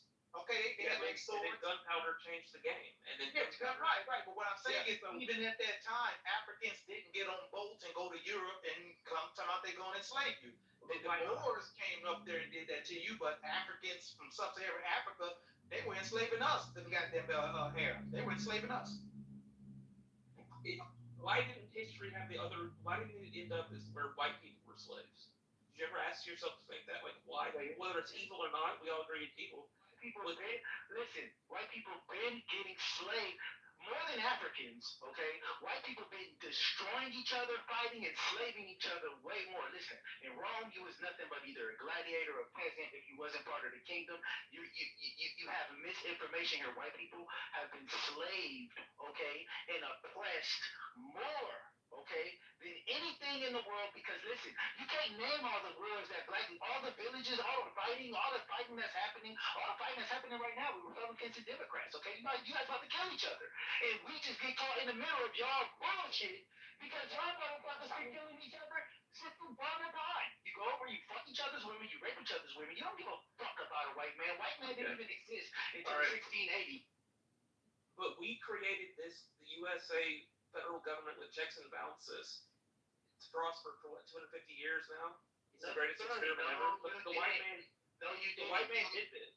No, you was shown. No, you didn't. You were shown by black people and Indians. Listen, the Constitution is the Kanisha Kawa. Wait, hold on a second. Why? America is the greatest country that has ever existed, greatest civilization. If you feel that way, that's fine. You're saying Republicans and Democrats fighting each other, but we have a system in place, checks and balances, most powerful military. How did this come to be? It wasn't luck. I came to be. Don't say it's luck. Savagery might show everything. No, I'm saying it's not. Amazing people. Listen. All people have the ability to be amazing, especially with resources. Now, white people, they're no different. It's not that they're not. No, it's not relative. People that has done magnificent things. It's not that. Okay, it's that. Hey, listen. At any time, you could destroy yourself, and you've been destroying yourself. Don't tell me. Don't make that your comeback. Oh, why have white people? No, I just told you, white people been killing each other since the dawn of time. Look. You said though all people have the ability if they have the resources, but that's not true because history has shown that to not be true. Hold on. Why is Africa a shithole? Still. First of all, listen. You listen. Europeans, okay? They smelled like dog shit before they ran into the Moors. They didn't even learn what civilization is. Okay? The Constitution. That's teaching us how to walk. That's such a stupid, insane remark. Like it's just such a tired throat. It's so stupid. Wait, Nero's don't lie though. Listen, I'm teaching you how to wipe your ass. Now listen. The Indians gave you the Kanisha Kawa, which is the Constitution today. That's what you got from them. You guys keep on getting into people's houses because they accept you in, and then they teach you their land. They teach you their life, and then you gain from that, but your evil ways only use it to your own manipulation for yourselves because all of you are after yourselves. That's why you guys have shit like patents, because you'll steal from your brothers all the way to like 1760 and shit when you guys had to put in patents just amongst each other because you guys are such savages. You guys will just kill, rob, and take. Okay? That's been the nature. And the nature has to be checked because you have to now look at yourself and say, I'm not aligned with that nature in these days. And in order to not be aligned with that nature, you have to look at just bare truth. One of the bare truths is you guys have done a lot of these things. And listen, don't act like having all these countries with nuclear weapons is the best thing in the world, which is what the white man did. Okay? They've actually gone home to make sure every nation is a nation of. All right, I hear your okay. Let me add in just. You don't think that you're referring to a dark age? You don't believe that? We're dialoguing. We're not monologuing tonight.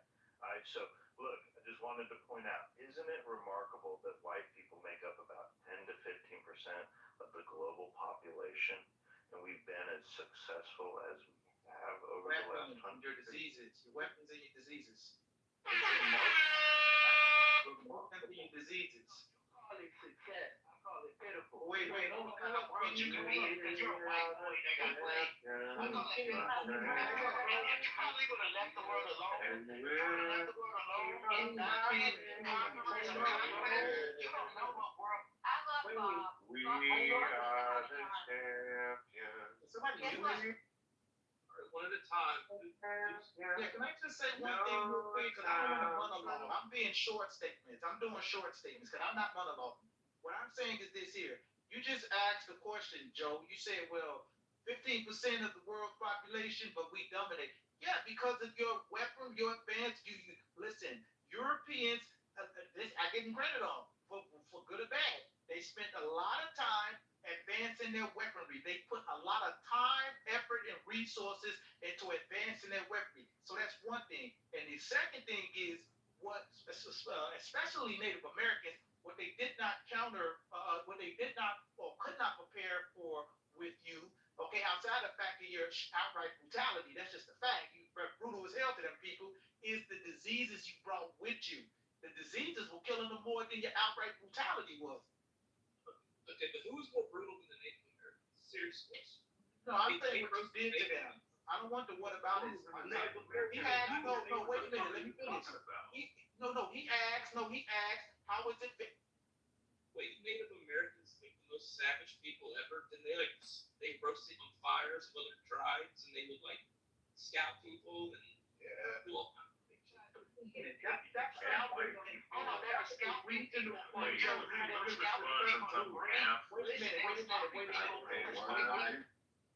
One mic on Ray. But real quick, when you're talking about some of the people that did some of that shit, and mind you, scalping came from white folks doing it to them before they did that to them. You know what I'm saying? Now, as far as certain rituals and certain things being done, no, I mean that's just when you go look at the history of scalping, that's what you're gonna find. But as far as doing rituals, doing witchcraft and shit, yeah, they did all that. But you also had the pilgrims who were digging up their own fucking ancestors and eating them when they were over here. They didn't even know how to really bathe or do anything. Like they were savages when they came over here. And actually, when they came over here, and they looked at the Aztecs and some of the societal structure that was there, they said that it was more advanced than some of the cities that they were in coming to America. So to sit up here and call them savages when they had structures and buildings and civilizations greater than what they were coming from because they were coming from an impoverished land, how can you say that? And as far as I'm just saying relative to other groups, like if you're gonna say white people are these savage people, my point was, well, relative to the Native Americans, I think they had a pretty good case for being more savage than we ever were. No, because that was a regional thing happening hold on for a second. That was a regional thing happening in Mesoamerica at the time. Okay? At least when I studied, it was going on in Mesoamerica with the Aztecs. I would have had those pyramids with the steps on top and it's truncated on the top. Yeah, that's what they had that for. And look, I'm not making excuses for it. It's pretty barbaric as far as I'm concerned. Right, but what Europeans did to them, read Bartolome de las Casas. I mean, that's pretty fucked up, bro. I'm sorry. Yeah.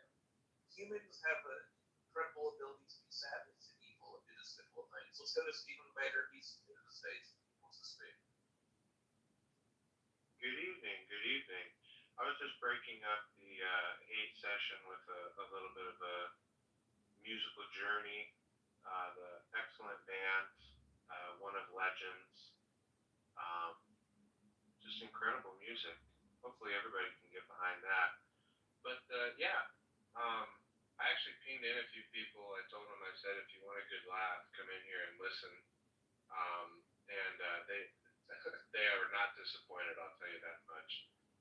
Some of the claims that you hear, you can only hear them on Clubhouse. That's probably the one thing that keeps this app alive with its last little string hanging on that side of the cliff. Is just that you never know what you're going to hear next. Example. Oh, like for example, there was a really goofy comment. It was made with confidence, I'll give him that. He believes it. But there was a really goofy comment earlier that said, Yes, I've got a list here. Yes, just call me Santa. I'm looking at my list and it says 80% of the inventions. 80%. That's incredible. Wow. And if you hang on, there's more. Wow. It's crazy. Imagine actually thinking that, but he really does.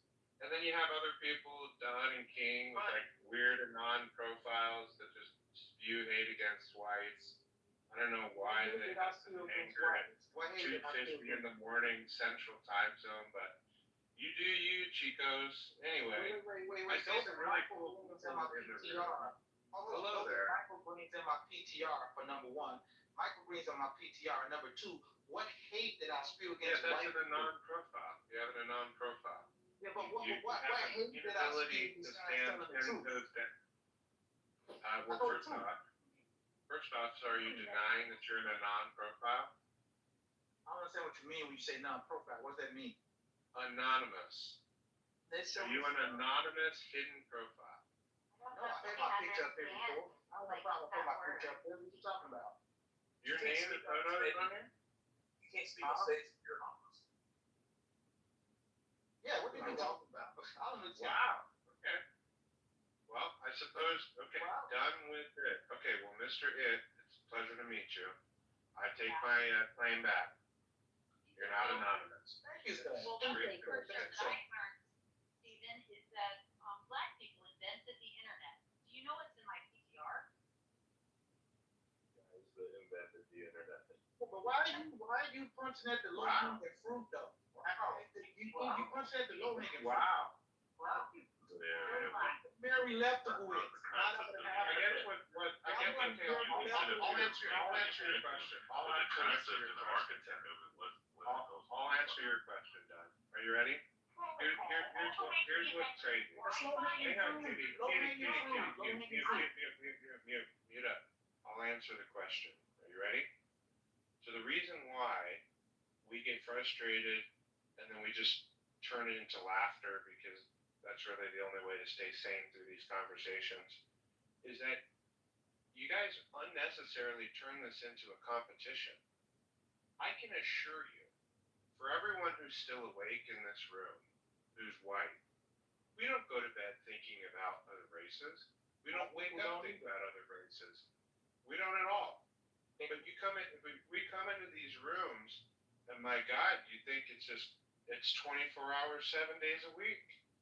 And it's like, imagine trying to have a competition about hundreds of years ago. Who invented more by what percentage? And who built this canal a little bit more than the other person? It's the craziest thing. No. We don't hear any white people go. Wait a minute, let me ask you. Wait a minute, bro. Let me answer him.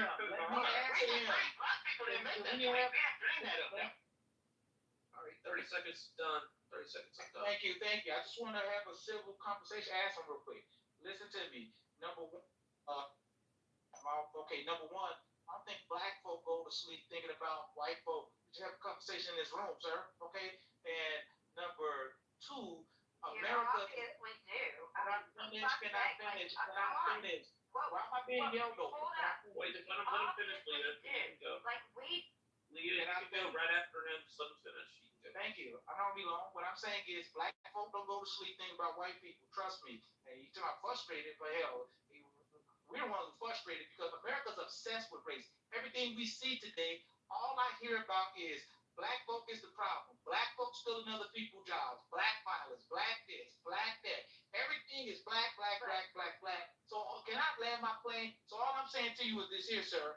That's low-hanging fruit, okay? I can't speak for these other black people here, but there's more sophisticated arguments to be made, and I'm sorry, sir, if you're gonna go for the low-hanging fruit. That is my problem. That's Mary Lefkowitz, not in Africa. Remember her? It is almost Applebee's. It is almost Applebee's. So I look forward to low hanging. Wait, let Leah go. Okay, Leah, let me just say this and I'll mute up and you go off. I don't participate in competitions with other races, and I don't think about races. You say things like people are obsessed. The vast majority of normal people are not obsessed. They're actually the opposite. They can't get away from racial discussions fast enough. The vast majority of normal people have no interest in talking about race at all. A lot of it gets shoved down their throat in a mandatory diversity training at work, or a mandatory racial class in college, where they have to scroll through their Facebook or their X and hear something. And then this app is not real life. This app is the least representative block of people that you could possibly put together on this earth. This is not real life. If people start to think that the opinions that are expressed on Clubhouse have any extrapolation out to the rest of the country, they need to pop their bubble immediately because it's just not the case. Go ahead. No, like I came in here because like it's fucking like almost 4 in the morning, but like nobody cares. Like Steven said, we don't as white people go to bed thinking about race. And I'm gonna say agree with you. Black people don't go to sleep thinking about race. Like in general. But that is what and I'm talking about the fucking left, that is what they want. They want to divide us, they keep doing that, keep pushing, and whatever. And it's retarded. I'm sorry, but it is. So there's that. Okay. Yeah, I think you're right. Most people really don't think about this shit. They have their actual problems with their own lives that they're actually worrying about. What they're doing the next day, their kids, whatever, is how am I going to pay for this? But I do think this is what sells. And it does interest me. I'm just totally fascinated by the fact that some people actually believe like the earth is flat, or that black people invented 80%. I mean, that is low-hanging fruit. I know all you guys don't believe that, but just hearing these things is mind-boggling to me. Go ahead, Ray. So real quick, the reason why, this topic, and the reason why I'm saying the things I'm saying is because, I mean, on this app and other fucking platforms, it just seems like there's a mass obsession with black folks, and it's to the point where it's like motherfuckers are always talking about bringing up these stupid ass topics about black people. And the thing is, when you see people get pushback, it's really in response to this. You know what I'm saying? I mean, it's funny to you, but it's just like it's every time you see it's the same shit over and over again. All right? I'm just saying, there's no black people thinking about. There's no black people thinking about. Okay, but there are no black people thinking about like this. Now you have certain people that do certain rooms, but goddamn, man, like not just like I said, not just on this app, just everywhere else on social media. It's just like a fucking obsession with black people. What the fuck they're doing? Whenever you hear people bring pushback, that's the whole point. You know what I'm saying? And there's all these arbitrary, fake ass fucking stats and numbers. It's stupid because when you go look at this shit, you find that a lot of this shit that is some fucking conservative talking points. The left does the same shit too.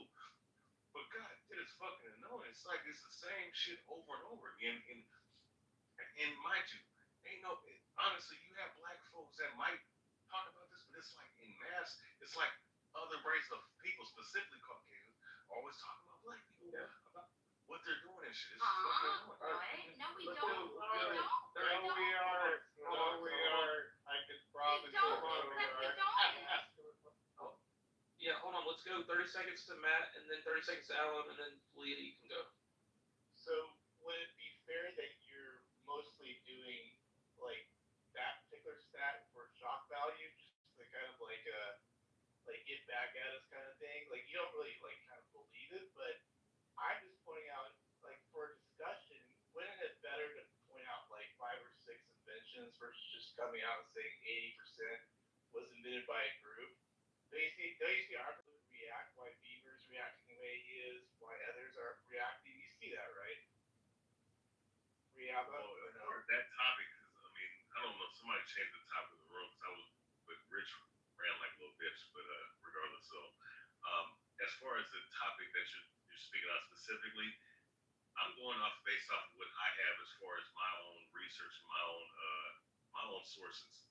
All right, I'm not speaking on like specifically any kind of thing, and that's why I said these numbers as far as what percentage is arbitrary. I just put the number out there just based off of the amount of shit that we see that's been invented, of who invented it, and who was the architecture of it.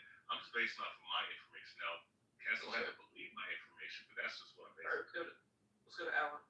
Yeah, and Ray, I share your frustration, which is why I am always coming down hard on Democrats.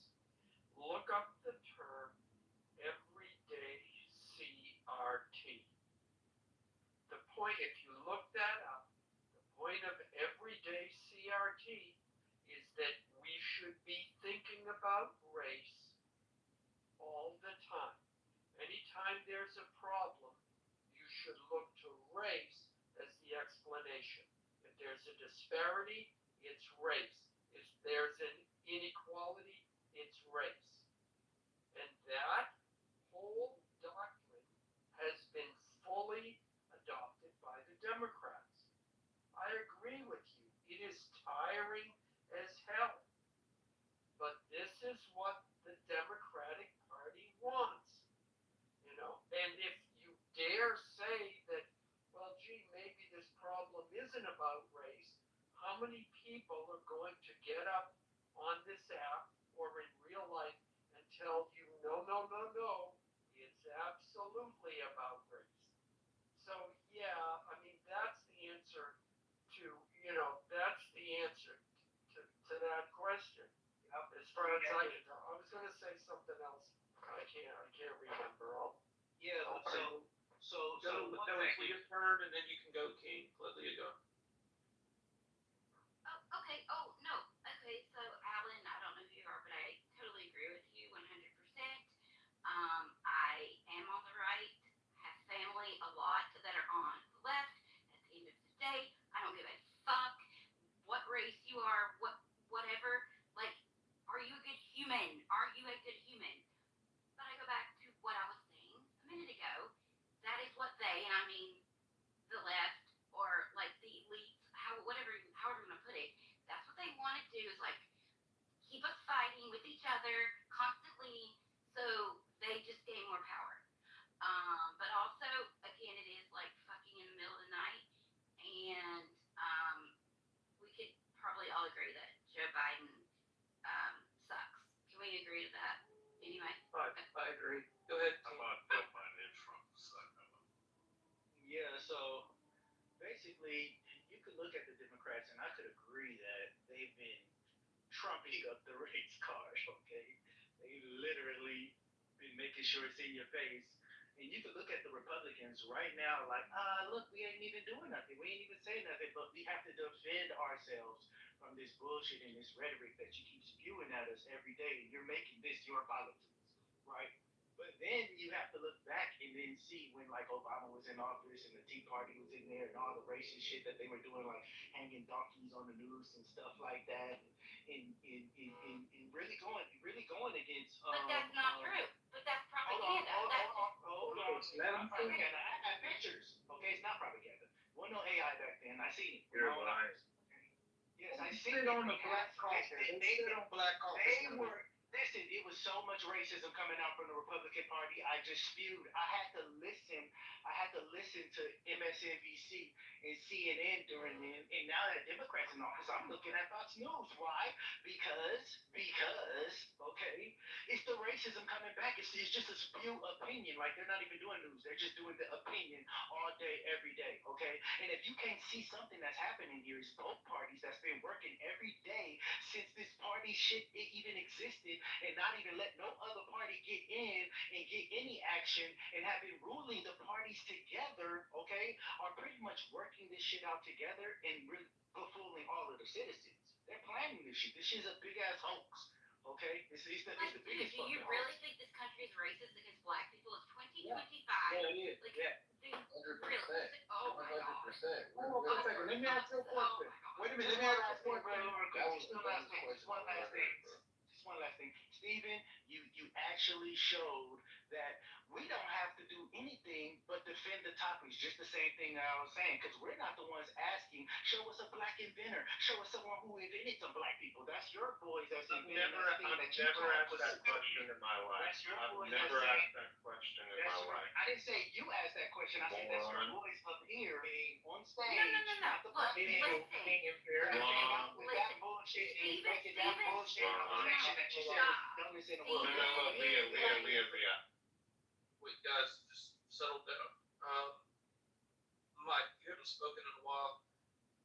What do you mean? If you say this country is racist in 2025, I'm not saying it's not. I just want to know, like, what do you mean? Like, what are you facing? What racism are you facing on a daily? Bro, we got like, motherfuckers gotta be realistic, bro. White people, bro, y'all really control hella shit, bro. Banking, where people lay their heads, jobs. So at the end of the day, it's gonna always be tension because as black people try to elevate, you always got some white folks that's trying to hold black people back, bro. Y'all don't want to admit that shit, but y'all be in the positions to hold a black nigga How back. do we hold? I don't think that's the goal. Wait. I don't think that's the goal, Mike. But I do think that is, you are right. But I don't think that's the number one objective. I just don't think they care to elevate. Yes, You I mean, know what I yes, mean? yeah, If it's happening, they don't care. It's number one. It's happening. Well, everybody's fighting for themselves at the end of the day. I mean, we're selfish creatures. But go ahead, This Leo. is one thing. DEI, talk about that, right? They have totally on the right side of things, because we talk about both left and right, but for whatever reason, the Republicans have made DEI about black people. Let me finish before you come up. Let me finish. Can I finish? Can I finish? Can I finish? Can I finish? Can I finish? Can I land my plane? Please, lady. Okay? Hey, look, you got a hot mic, Mosco, whatever your name is. Yeah, I mean, all I'm saying is as simply as this here, okay? And DEI, they have made DEI about black people. The dude who just got murdered, unfortunately, I ain't saying the man should die for what he was saying. I detest what he said. You know, listen, I didn't like any of the shit he said out of his mouth. I don't think he should have been killed for it. Here's the thing, though. Can I learn my damn thing? Can you Let him stop? finish real quick. Oh my gosh, he's too damn emotional. Let me tell you about these women, man. Some of these women. Wait, don't say that now. Just finish. Okay, I am, but listen, she got to have some discipline. Okay, listen, all I'm saying is this here. Even your boy, he talking about DEI, Charlie Kirk, he talking about DEI, he's stealing jobs. He talking about stealing jobs from white men. That's racist. Can I finish? Can I finish? I seen the video. Can I finish? Can I finish? Can I finish? Wait, can I finish? Give him 15 more seconds and you can go live. Just finish up. I can never listen. You keep taking the time down and she keep interrupting me. This is what's okay, go ahead, finish. Thank you. All I'm saying is this here is that him and people on that side frame DEI as black people stealing jobs from white people. That is how that whole thing was framed. Trump has got the whole thing. Well, anything that's got DEI in it, we got to get rid of it. DEI this, DEI that. It's unfairly giving jobs to black people. Hold on. Here's the point, though. Hold on. Here's the point, though. When you actually go look at DEI, white women benefit from it the most. Black people don't even benefit from it the most. Okay. But for whatever reason, you made it about black people with DEI. That's fucking like, you want to talk about, we're tired of hearing about racism. Why don't the fuck you leave us alone then? We ain't even You're right about the black thing. It is, people think of black people may think of DEI. Go ahead, Leo. Are you serious right now? Like DEI. What is that? Okay, first off, what does that stand for? What does it mean? Diversity, equity, inclusion, ma'am. Okay, I know what the hell it stands for. Correct. Okay, The good. fucking Well, good. We agree on that one, right? Okay. I'm sorry, but I'm a white woman and I'm on the right. Okay, I'm sorry, but DEI was invented by the left. It is for the left. Period.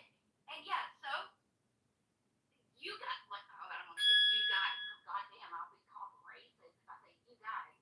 Right? But like, what in the? Are you? Am I a Democrat automatically or some shit? It all comes from the fucking whining about something that benefits white women the most. You guys got all emotional when she asked you a Wait, hold question. on. Let her talk. Let her finish and then you can go. So it comes from the left. The left. I used to be over there. I used to be on that side of fucking garbage. It comes from the left. DEI. You had like fucking. Okay. Let me ask you a question. Do you think affirmative action, whatever? Do you think which comes from the left? Affirmative action. Okay. Whatever. Do you think that they are looking at like black people like in this light, like, oh well, this is how it is.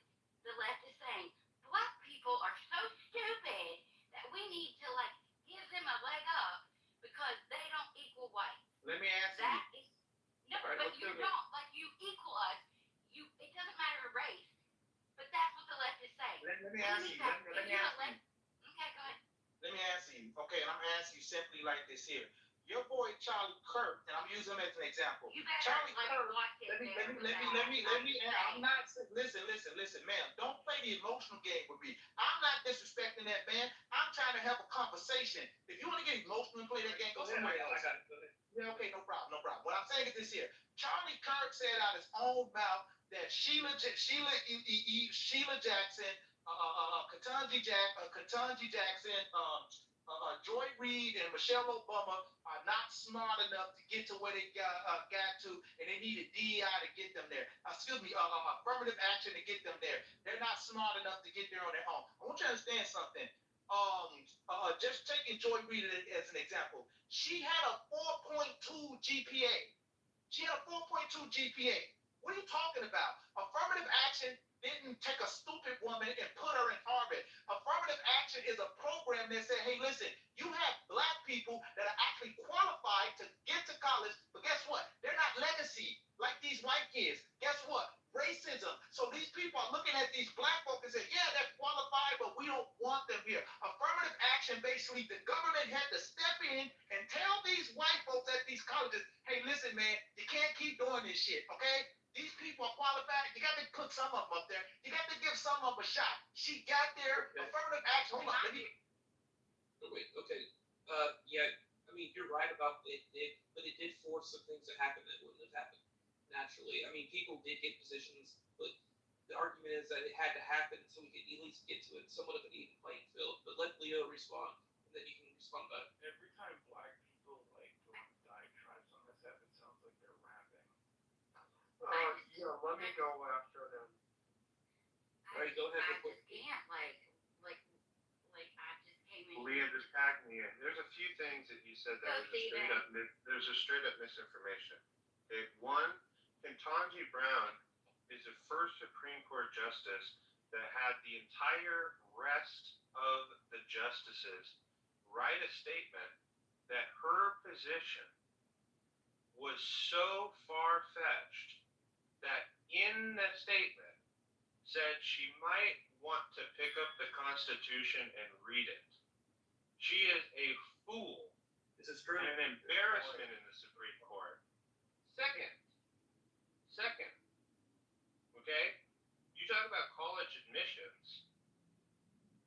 People who were actually qualified were being passed up for people who were not qualified.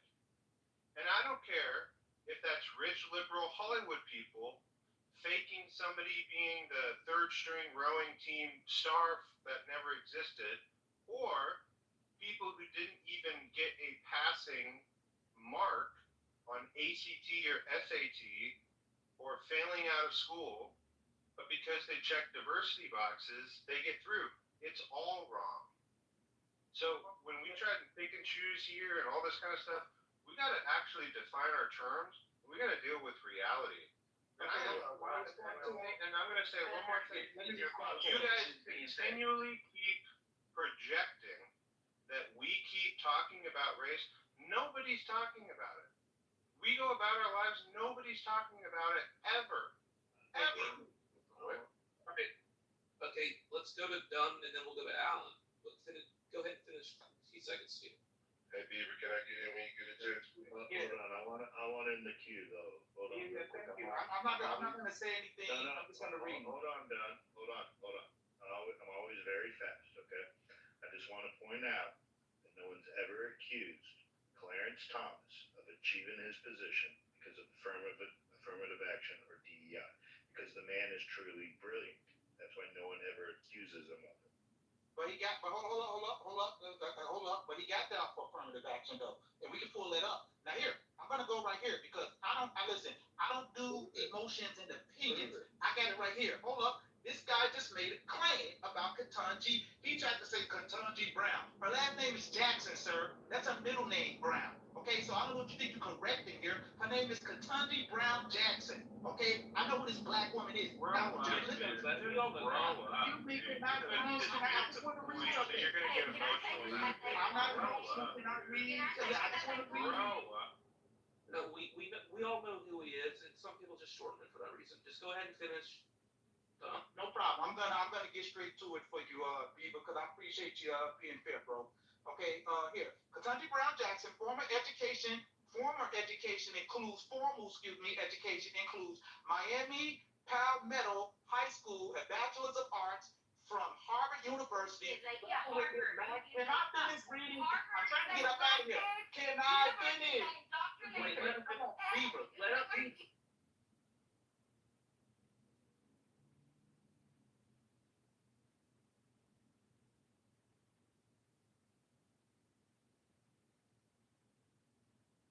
Sorry, I don't know if I was on mute. Anybody heard me? But just let him finish. Go ahead, Doug.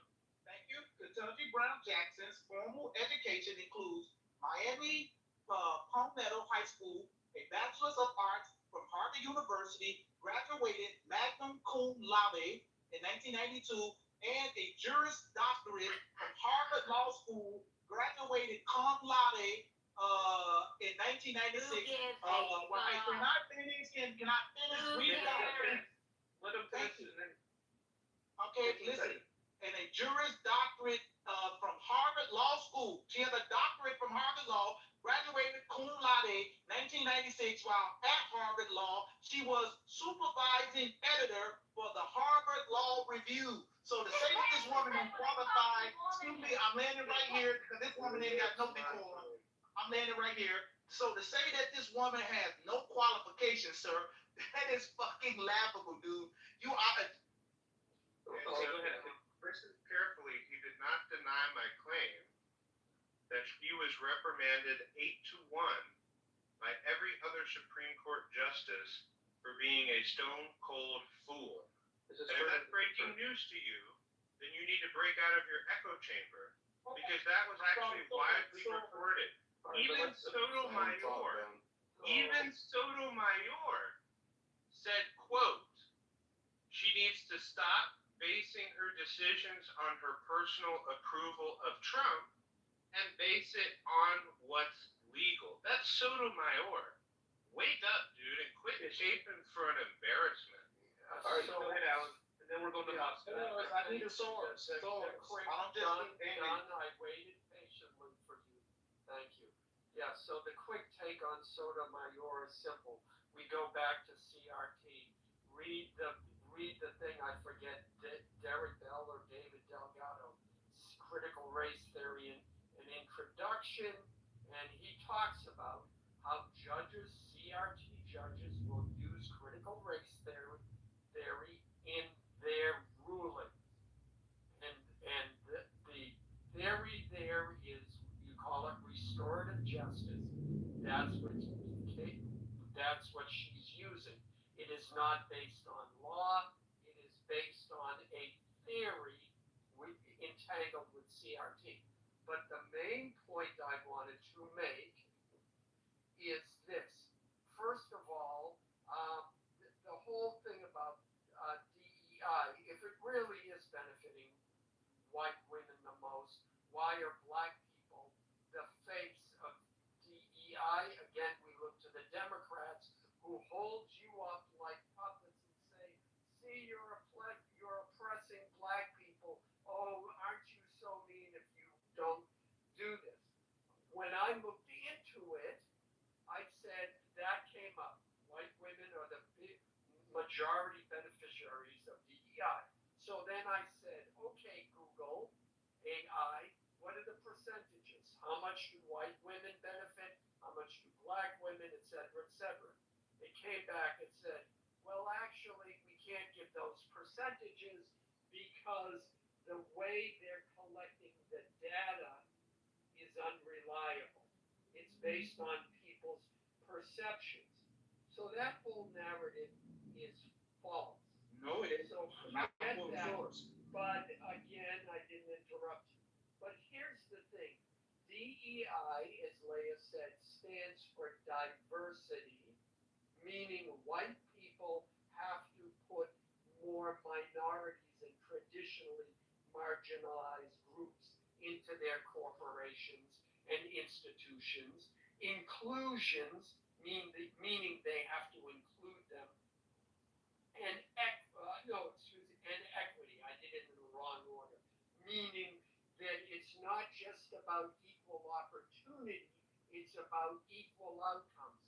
Again, this is all based against the metric that white people are unfairly, their belief, benefiting in these institutions, and they must provide diversity, equity, and inclusion. People see through it. It is against white people, and you can look up. Disney got sued because they overtly stated in a number of their job applications, if you are a white male, do not apply, or we're not going to even consider you. And they have people on camera saying, yeah, they told me I was up for a promotion, and they said, no, you're not going to get it because you're a white male.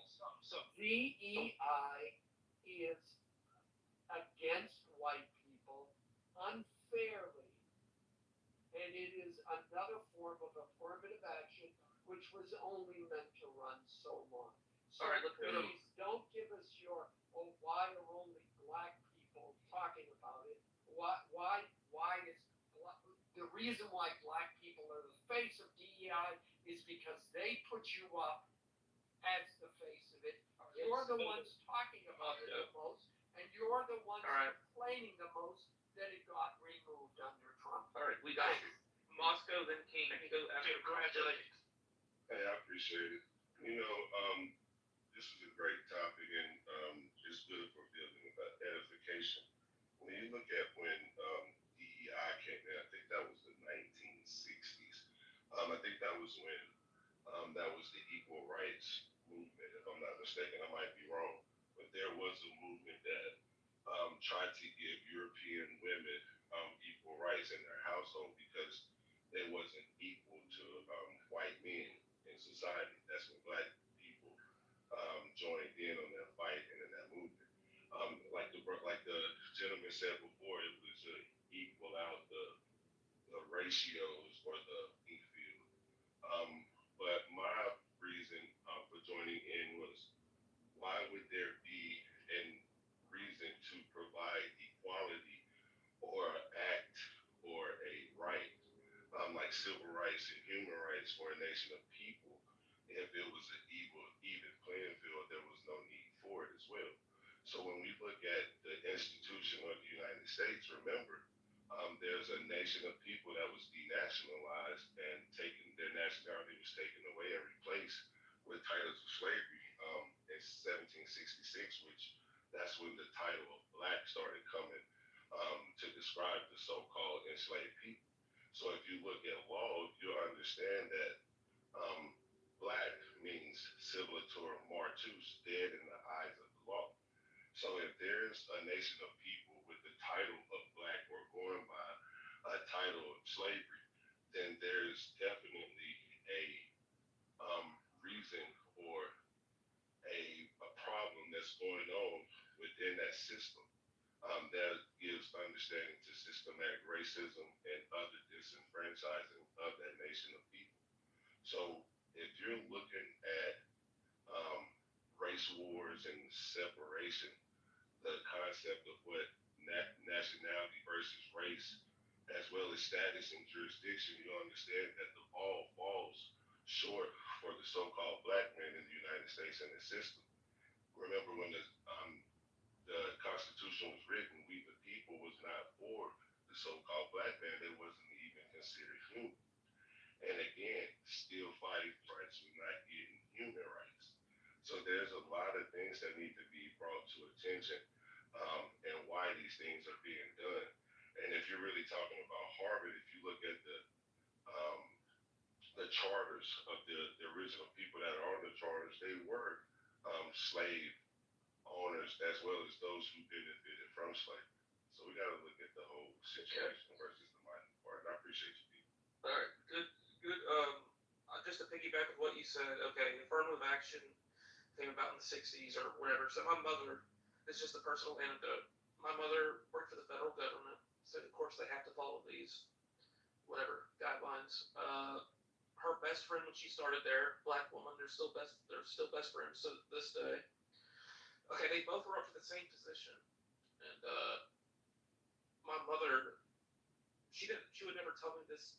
I had to read between the lines, but her best friend Emma, black woman, she got the job over her, and it didn't really bother my mom, and she still says this. I think she really probably on merit deserved it over her based on performance, but she says at that time things like that had to happen to make headway with her. Because I mean, like you said, right? People weren't given fair opportunities. It wasn't equal. So the argument for affirmative action, I can buy this argument for a little while, but the scale has to be artificially tipped. People have to be, put in, get jobs where maybe they shouldn't. And they got sued for this actual job. A white guy that was also put in for it, he sued them, and they had to go to court. And my mom had to testify and say that, yeah, I helped Emma write her application, helped each other, because they were actually good friends, and that settled the whole case. But Emma got the job, and I think those things had to happen. But I just have a hard time swapping now with Asians working their ass off and trying to get into Harvard, and they're handicapped with this all came out in the Supreme Court. Like to me, that's just wrong. And you can't expect equity across the board because people won't like to hear this, but races are different on average. That's just a fact that we have to grapple with. So you can't expect equity. Just like in the NFL and NBA, you can't expect white people to play corner in the NFL at the rate of black people. It's just not going to happen, and that's purely merit. So for a time, things had to happen, but I just think now that I think we're past that point. Read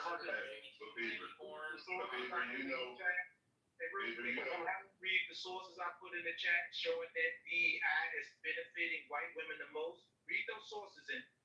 Okay, I haven't had time to read anything because I'm trying to make this a fair space, but go ahead, Mafia. It's so funny.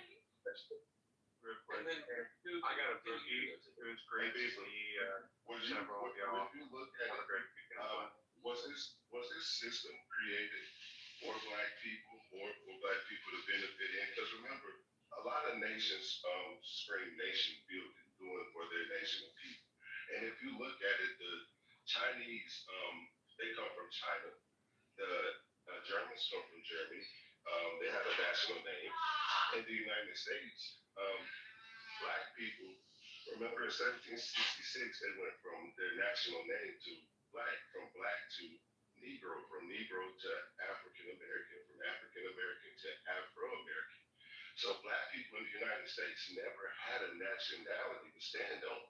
Everybody else in the world has a nationality, and the goalposts kept being moved in the United States. And to give honest highlighting, remember the Republicans were the ones that were for anti-slavery. They were the ones for the so-called slave people. It was the Ku Klux Klans that were with the Democrats and doing things like that. But I'm just giving reference of how it switched from. So if you look at, I'll go ahead, brother. You can go ahead, people. Yeah, so basically, that affirmative action, and all those things that come with it, all you guys are doing is showing how jacked up the system is against a certain people group. Because if you're saying the Democrats, and I'm sorry, I know you guys know, they're the racists. They're the KKK, okay? They're the ultimate racists. And I'm sorry, you guys have to deal with them as Republicans, okay? But if you got Democrats that hate black people so much that they do all this thing, well, guess what? We know there's racists on the Republican Party, okay? We know that. That's simple. You guys are like the face of racism. So when it comes down to it, what happens is we're getting hit from both sides, okay? We're getting all jacked up and caught in between two monsters. So if you can't just understand that, it doesn't matter if it's just happening to us right now. Because, like, let's say they wipe out all the black people right now, right? And it's just white people. You guys are going to get fucked up by your same government if you don't stop this tyrannical beat. Hold up, bro. That sounds dumb as shit. Black people like bullshit, bro. It don't matter. It doesn't matter. It's the same race. hold on, it's the same beast that's been penetrating the whole world since the beginning, which is the ultra rich. King, I just want to assure you, we'll fight them Democrats for you again, bro. Don't worry. Hey, which is the ultra. The Democrats gonna whoop your ass, cause guess what? The only reason black people roll with the Democrats, cause we just gotta roll with the people who like roll with anybody. You get what I'm saying? Hey, it'll serve you well though. Oh, like, yo, you'll accept anybody? Okay, cool. Then we should be good. Like, you're picking up whatever kind of soldier, even if you are the wicked beast at the end of the day. And if you had that white people on that KKK side that want to just, they got all the power. Y'all messing with the ones with the what? With all the stuff. Yeah, it's not So right. when it comes down to it, yeah. What about white race as well. What about black on black violence, man? Fuck everything, man. We good on real shit, man. What are you here to point out? Are you here to point out the loss of your own people? All the violence that happens on their own people. It happens on their Are y'all here to point out the loss of your own people? Yo. What about a nigga right now rolling up a clip right now? Nigga smoking black nigga, man. Like, oh God. Like, fuck these. Fuck y'all talking about motherfucking white. Mike, you want to handle this? That's more gutter. Hey, let me ask a question to the white folks right quick. Because they was like, let me ask a question to the white folks right quick. Because you guys are like, Hold on. What is this nigga talking about? I don't know. I probably lose him because he was just, I couldn't understand it. But go ahead. Oh, okay, for sure. White people, you guys were talking about, you guys were talking about, you're sick of the race question, and the slavery was a long time ago, and, Democrats are forcing race, and everything's about race, and then all this stuff. That was a long time ago. My simple question is this here. If you're so sick of it, explain this to me, because I'm confused. I mean, literally, I'm confused. What I see right now is Republicans, I'm just being honest, going out of their way trying to erect symbols of a foregone era, an era that's gone behind us, that you want to get, you're like, we don't want to talk about slavery anymore, guys. That's over with. But yet they're trying to put statues back up of Confederate generals. They want to erect the Confederate flag. They're going out of their way to try to rewrite the history of slavery and retell it. What I'm trying to understand is this here. If you got, this is a question I'm asking, you can answer. If you guys are so sick of talking about race, then why do you keep keeping reminders of it around? When people took them things down, put them back up. Hold on, I can answer this question. Name one Republican city that has a Civil War statue erected. Just one. Your president is doing it. Your president. Listen real carefully. Every city that has a Civil War statue erected is owned and controlled by Democrats. Those Civil War statues were erected by Democrats. And Democrats have torn down statues of Democrats. Let's just be very clear what the history has been over the last 100 years, 200, 150 years about this.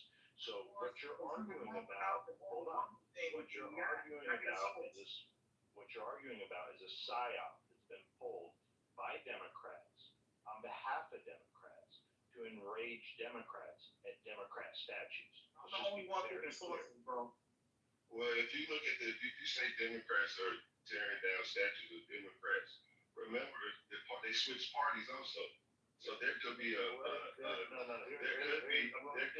party leader. My family were abolitionists. No, my family were abolitionists. So I can't finish my thought. They never did switch parties. That's a fucking lie. Making that up. It's 100%. So what is an abolition? Lie. So what is an abolition? You write history. I'm trying to rewrite history, man. We're white Republicans, bro. White Republicans that wanted to get rid of slavery. My family's been Republican for 150 years. What are you talking about? So your family didn't switch, but there were other people that was in the... Trust what you say because you didn't provide a sword. I'm not going to argue with you on something you don't provide a sword for. You just made a claim and like, now, defeat my claim. I'm the only one providing a sword. This is the biggest lie of the entire Democrat Party. It all hinges on this idea that the Democrats all of a sudden switched, and all the racist Democrats became racist Republicans. It's a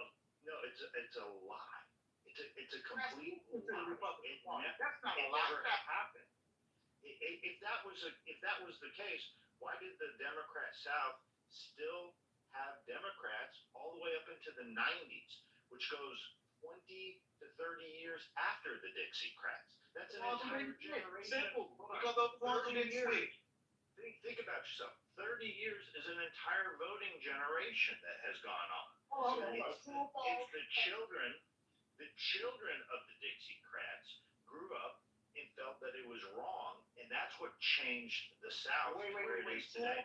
Did Lyndon B. Johnson, when he signed the Civil Rights Act and the Voting Rights Act, I believe, what was it, 64, I believe it is, when he's 64, 65, when he signed those two acts, did he not say out his own mouth that we were going to lose the South? He's talking about Dixiecrats. He did say that. He did not. He said we're going to have them niggers voting for the next 200 years. He said we're going to lose the South. He said we're going to also lose the South. Let me be very clear what Lyndon Baines Johnson, a Democrat, said. That's what he said. He said he was going to get all the Democrats to start voting. He was going to get all black folk to start voting Democrat. That's what he said. Do you want me to pull up the quote? Oh, now you want to pull up some quotes now. We can pull it up right now. He called black people the N-word constantly. That's what LBJ said. I mean, he did. I mean, that was said. I'm not even on the white people's side. Yeah, I know that. I reckon. Look, hey, Joe, Beaver, I gotta go. But let me depart with leaving you my wisdom that I've learned over the years. As Mike says, I'm an old man. You know who doesn't care about any of this? Pussy. Now go with me a moment here. Pussy don't care if you suffered 100 years or 400 years of slavery, or if the Dixiecrats did it, or if the Republicans did it, or the Democrats. Pussy cares about that you put her in a nice car, that you put food on her table, that you're in a nice house, and that you help her take care of the kids. And you know what she really hates is excuses. And all of that, if you're a man, I guarantee you know what I'm saying is right. She wants you to deliver. She wants those things, and if she doesn't, and let me tell you something about black pussy. If she doesn't get it from you as a black man, she'll go to a white man and get it. And you know what I'm saying is true. Do you have one? Yeah, do I have one? Moscow, I'm old, and I've experienced all of the flavors that life has had to offer. And I would be an idiot if I didn't. And I can tell you, pussy works the same no matter what. It doesn't matter what race it is. You stick your dick in it, and you're good to go. So that's my wisdom of the day. So thank you very finally much. was cooking, man. That's the first time I've heard you cook. Well, thank you, Mike. Thank you. And coming from you, I really appreciate it, because you're my harshest critic, and thank you, and good night. This is from The Guardian. This is Lyndon Baines. This is from The Guardian, a reputable newspaper. This is a reputable paper. This is common knowledge, dude. We may have lost the South. What LBJ really said about Democrats in 1964. Here, I'm just going to read a little bit real quickly now.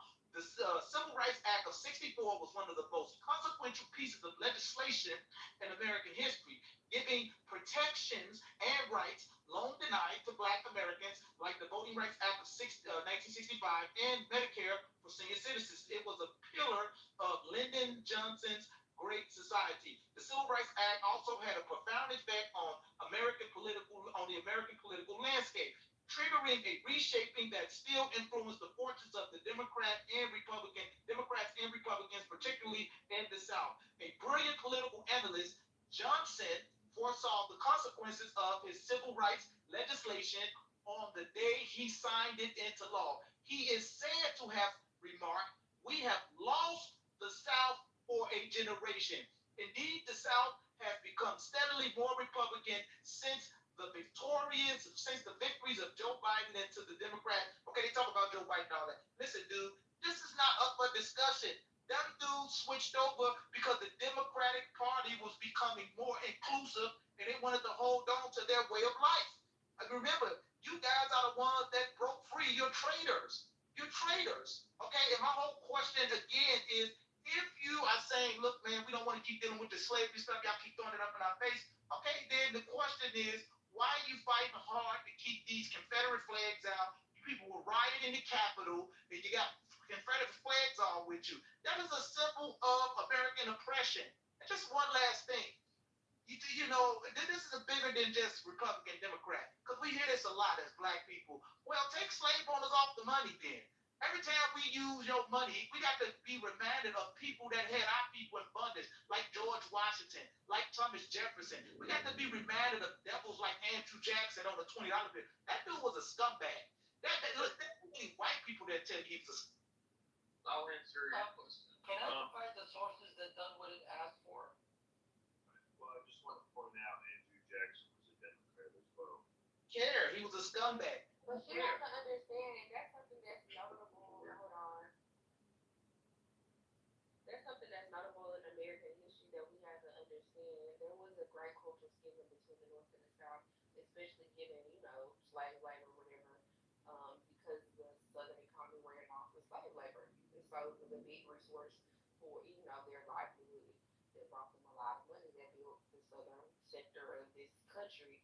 With that being said, I learned recently that a lot of these rhetoric that, in the evangelical church, initially, a long time ago when I was a child, I was told that this was just like a Texas thing.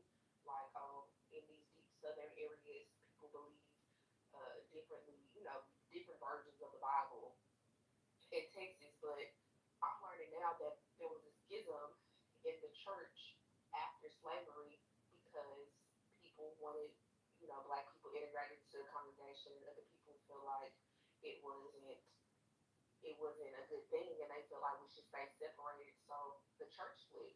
Like it seems like every major institution split because of this, and the uprising of those beliefs, that's from, that come out of the places where I'm from, is insane. Like it's what do baby saying? Amazing. Shit is amazing. It's amazing, but I have to read more about it. I went to the library. I've seen 3 books on evangelical Christianity and the schisms and how it started and how it plays out in society today. So I'm gonna report back to y'all. But yeah, a lot of the institutions split based on the idea of owning slaves, and because there is a biblical perspective of slavery too. So. Okay, go ahead, Alfie, with the sources. Yeah, that what it asked for sources is that of the statues and who erected them. Well, in fact, we can look at the Southern Poverty Center. That's one. There was an article in August 8, 2023, published by The Conversation, which is an academic publication. The article is titled "When Confederate Glorifying Monument Went Up in the South, Voting in Black Areas Went Down." Actually talks about how the article explains that after Reconstruction ended in 1877, the Democratic Party gained full control of the South and enacted Jim Crow laws. Counties erecting Confederate monuments, peaking around 911 or 1911, saw a 5.5% point increase in Democratic vote share and a 2.2% point drop in voter turnout, especially in areas with larger black populations. And also there's the Cato Institute, which talks about the Confederate monuments in the post-Reconstruction South, which was published last year, May 22. And that article shows that the Confederate monument dedications between 1819 and 1920 were linked to a 4 to 6% point increase in Democratic Party vote shares in those counties as the party sought to impose racial segregation. Monuments served as tools to drive social and political change under Democratic dominance. Also, the state court report titled "Confederate Monuments and State Constitutions"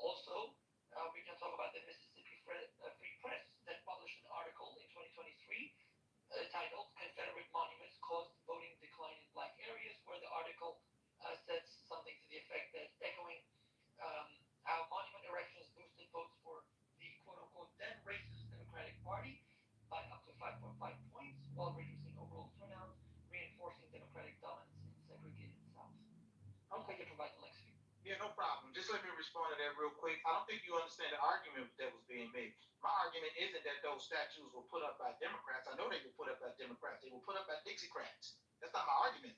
I'm not arguing that. So on those sources you bring in, I'm standing right there with you, like that's accurate information. I know about the Daughters of the Confederate, how they come up with the lost cause narrative. I'm very familiar with that. Those were Democrats. What I'm saying, for the most part, those were Democratic people with Democratic values. What I'm saying is what we see today. I'm talking about today. What I see today is Republicans doing the most, as they say. They're doing the most to keep. Let me land my plane, brother. Let me land. You keep going Let me on. land. I'm not going on and on. Let me land my plane. I'm going to read.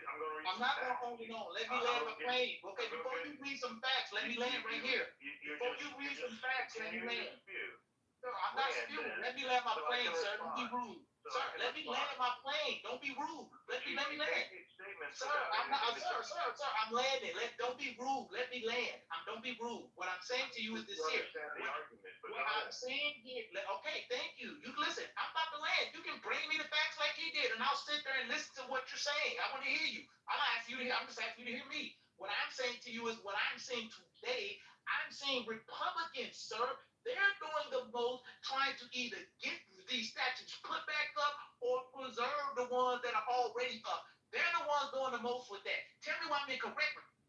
Okay, so I'll answer you, Jim. yeah. So okay, let's be very clear. There was no party switch, and I'm going to explain how I can link it together. Nancy Pelosi's father was. Wait, hold on. Let me have my opportunity. We all know who Nancy Pelosi is. Nancy Pelosi's father was the mayor of Baltimore. He erected Civil War statues of Democrat heroes of that time. He was a Democrat. Nancy Pelosi went on to be one of the most powerful Democrats in our modern time. It's all in the family. Al Gore's father was a Democrat. He was a Dixiecrat, as it's framed. Al Gore's father held one of the longest filibusters on the Civil Rights Act. He was a Democrat. We all know Al Gore was a Democrat vice president of the United States within our lifetime.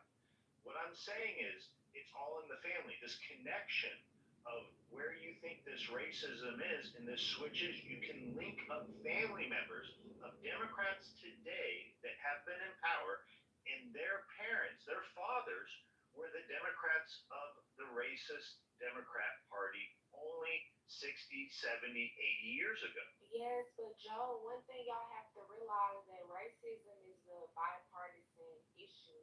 Like, it wasn't like racism wasn't like what we feel like it is today. We're trying to put it in conservatives and liberals and Republicans and Democrats, but in reality, like the entire country felt like black people were better off in servitude.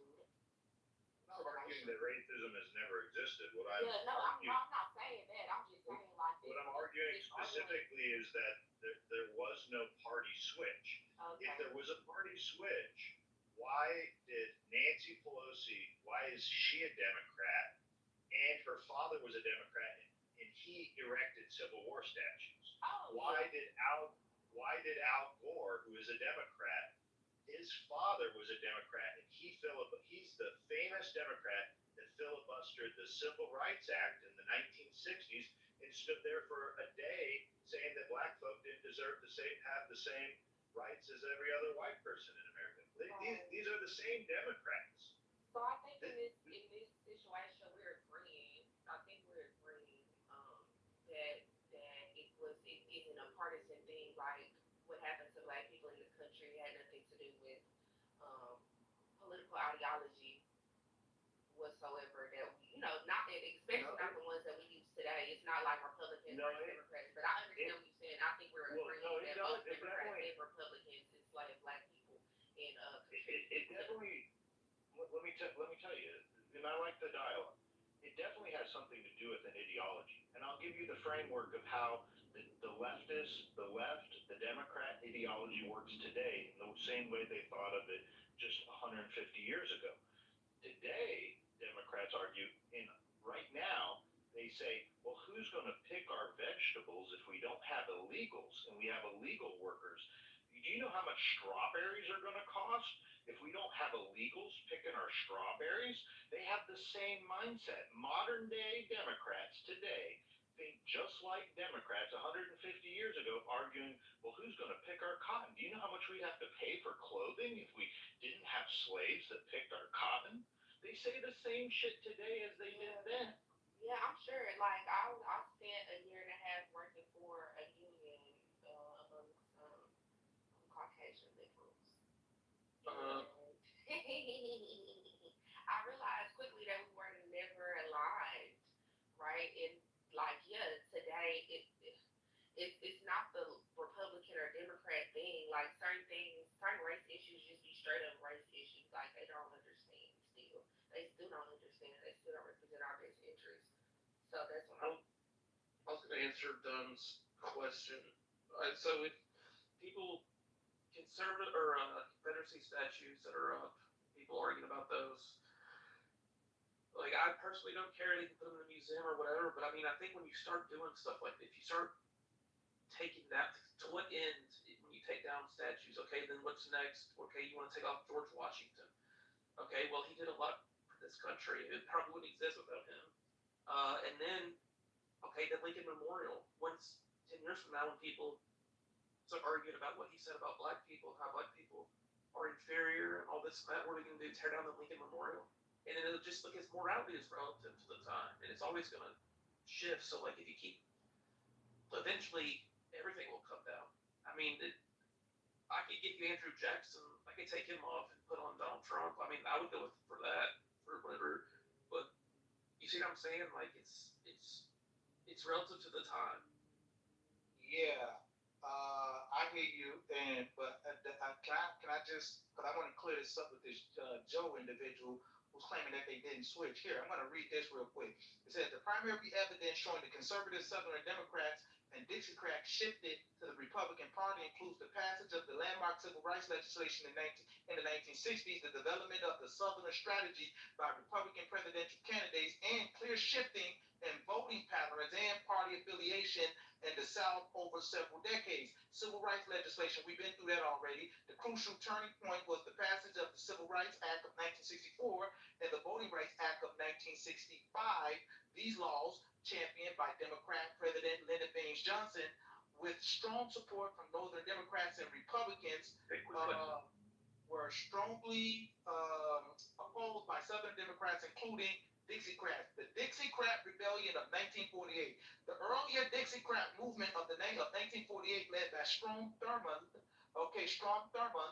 had already showcased the deep regional divide within the Democrat Party over civil rights. The movement nominated Thurmond for president in opposition to Harry Truman's progressive stance on racial equality. After the election, the Dixiecrats weakened loyalty to the Democratic Party among white Southerners, though many rejoined the party for a time.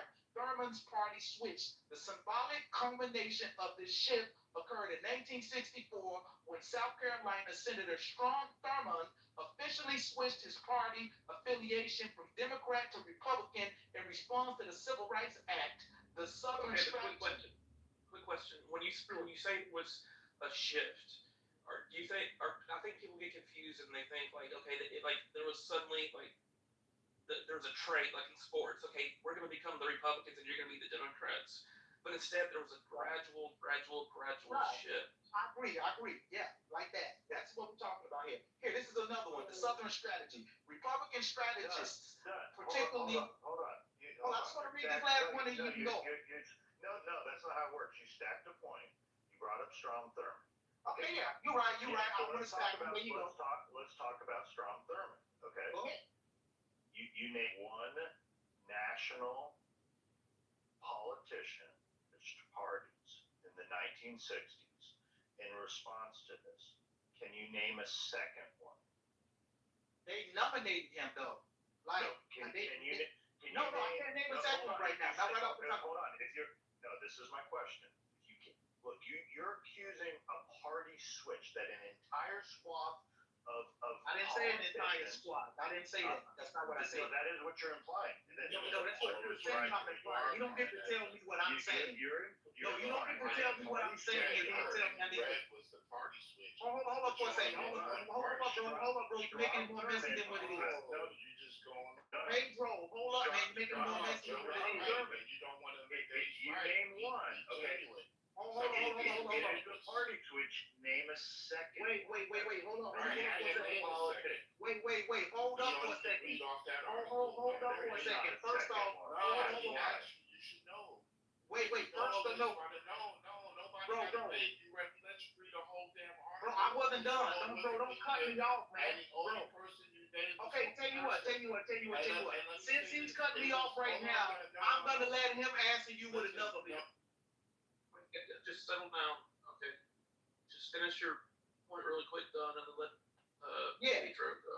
Thank you. Because here's the thing: what you're not gonna do is say, "This is what I feel you are insinuating." Now you have to account for that. That's not what I'm insinuating. Here, I want to read this one part right here. The Southern strategy. I already gave you Thurman. Now here, the Southern strategy. Republican strategists, particularly those working for the presidential candidates Barry Goldwater in 1964 and Richard Nixon in 1968, developed the Southern strategy to capitalize on the resentment of white Southern voters toward the Democratic Party's support for the civil rights. Goldwater 1964 campaign, Goldwater directly and aggressively courted white segregationists and won 5 deep South states in the 1964 election, the first major Republican victory in the region. What the hell are you talking about, Okay, man? I'll let Joe respond. Now you're done. So hold on. Wait, let Joe respond. Yeah, so done. What you're reading are talking points because you're not able to actually have a dialogue on this. So we're going to pass it over to Pedro because I asked you a very specific question. You did make the assertion that a party switch occurred. You named one politician. I asked for a second one. Pedro, do you have any thoughts on this subject? So on this subject, first of all, everybody think they switched and they didn't. The switch was basically about government, right? Democrats wanted to expand government reach. Republicans weren't, and that's what they think it was, a switch or party switch, or that the Democrats became better than the Republican. That's a lie, right? Because then you want to talk about not Strong Schumann, but what's his name? The one that brought in welfare and all that. He basically said we're gonna have black people vote Democrat, right? The Democrats were the original KKKs, right? Everybody black, we talking about 40 acres and a mule, but it was a Republican that gave y'all the 40 acres and a mule, and a year later, it was a Democrat that took it away. The Republicans passed the Civil Rights Act. It was the Republicans that abolished slavery. Everything that black people benefited from came from the Republican Party. Now, will politicians switch based on basis and stuff? Yeah, but it doesn't mean the parties totally just went. So what you're saying is the Republicans got it. That's fucking nice. Say that again. So what you're saying is the Republicans. I didn't finish, but everybody's saying a bunch of stuff, so I'm trying to honor. My bad, Rachel. No, go ahead. You were cutting me off when I was talking. All right, cool. Hey, quit yapping, bro. So all I'm saying is that you pull up these bullshit talking points and you read these opinionated articles, but when you really deep dive, you'll realize that everything that black people benefited from came from the Republican Party. You wanted civil rights movements, Republicans that voted for it, right? You wanted to abolish slavery, Republicans voted for it, and that's why you got slavery abolished, right? 40 acres and a mule. You wanted reparations. You got it from the Republican Party. Every opposition black people had actually came from the Democratic Party, the ones that they voted for, right? And I'm going to say this, I'm going to close it out. We can go all the way to today, right? The migrants was to replace your black ass. And you voted for the party that wanted to usher them in and move you out. But I digress. Okay, so I'm gonna look for the quote, but I'm going to paraphrase. I believe that George Washington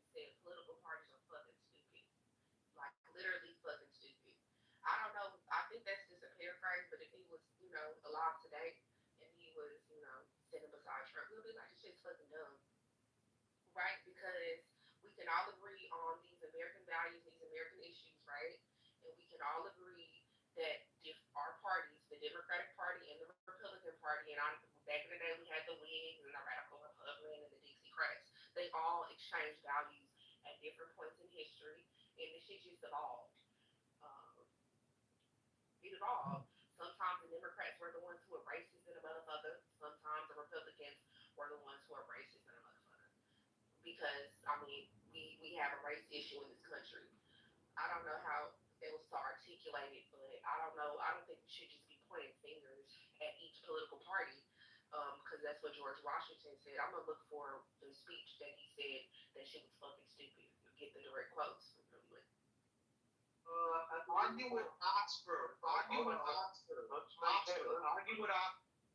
And this is why he said political parties are dumb, because we all share the same. We all have the same issues. Like literally, we all have the same issues. And now you're pointing fingers. It's Democrats, Republicans. When y'all Democrats and Republicans have exchanged values for the last fucking 300 years, then almost 300 years. God damn. Well, switch. I just want to say this last thing about parties. Everybody wants to talk about, that, but Trump was originally a Democrat, and he supported the Democrat Party. He funded Jesse Jackson's campaign, right? You know why he left the Democrats? It's because the Democrats wanted to bring in David Duke, who was a known racist and KKK member. And he said specifically that's why he left the party. He realized it was going way too left. And he had to go Republican because his values. And he was like, no, they're selling out the country. But y'all don't praise him for that. Y'all want to say he's racist. Y'all want to say he's this, he's that. But he wasn't racist when he was funding Jesse Jackson, when he was taking pictures with, Al Sharpton. They loved him. They loved his money. Matter of fact, he won the Rosa Parks Award. But nobody he became racist in 2015 is when he became racist. Yeah, right. It's crazy. They always want to say he became racist. Bro, man, listen. Folks is confused. Right? After you help all the black people, you had Judge Joe Brown was talking about, and there was so many people that talk well about Trump. Like, yo, he funded so many black businesses and didn't even ask for the money back. What? Yeah, look up Joe Brown. I'm bringing sources. And he did. We can come on here talking about some talking points. He's in 20K in PPP. Look, so Don brought one that switched parties. I'm gonna bring one that didn't. Robert Byrd, a famed segregationist, he was a grand wizard of the Ku Klux Klan. He was a Democrat for 50 years. Joe Biden did his eulogy when he passed in 2014. I just wanted to point that out. He never changed parties. I don't care. Okay. Yeah, Joe Biden, even when Joe Biden started going into politics, and he was a segregationist as well. He argued for keeping buses segregated. This doesn't go that far back. We have politicians that were Democrats still that never switched parties. So if there was this great party switch, why did so many segregationists still stay in the Democrat Party? And that's a black person right now. A lot of black people are segregationists right up under your nose, and you don't even know it. A lot of African American people believe that we should stay segregated, and they vote Democrat every election. You believe they really think that? We clearly. Yes, they do. I know people who are part of Nation of Islam. Yes, they do. They really think that, like, generationally. So with that, they think they'd be better off. When I'm telling you, these are American issues. These are not partisan issues. Because there's a lot of black people right now voting democratically who don't believe in abortion, gay rights, and believe in segregation. And that's normal. And I'm a Texan. I'm thinking that that's normal. Hold on.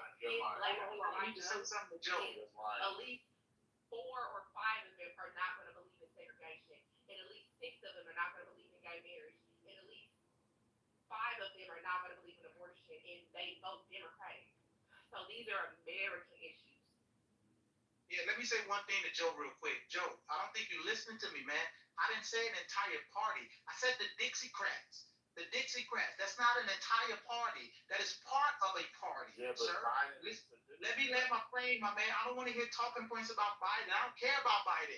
I'm talking about history. I'm giving I don't know why you dudes feel like every black person who says something negatively in your mind about the Democrats, that about the Republicans, that automatically makes us in favor of Biden and that shit. Like, dude, I don't give a fuck about the two parties. Listen, I don't give a fuck. Neither one of them. I didn't vote for each one. Bro.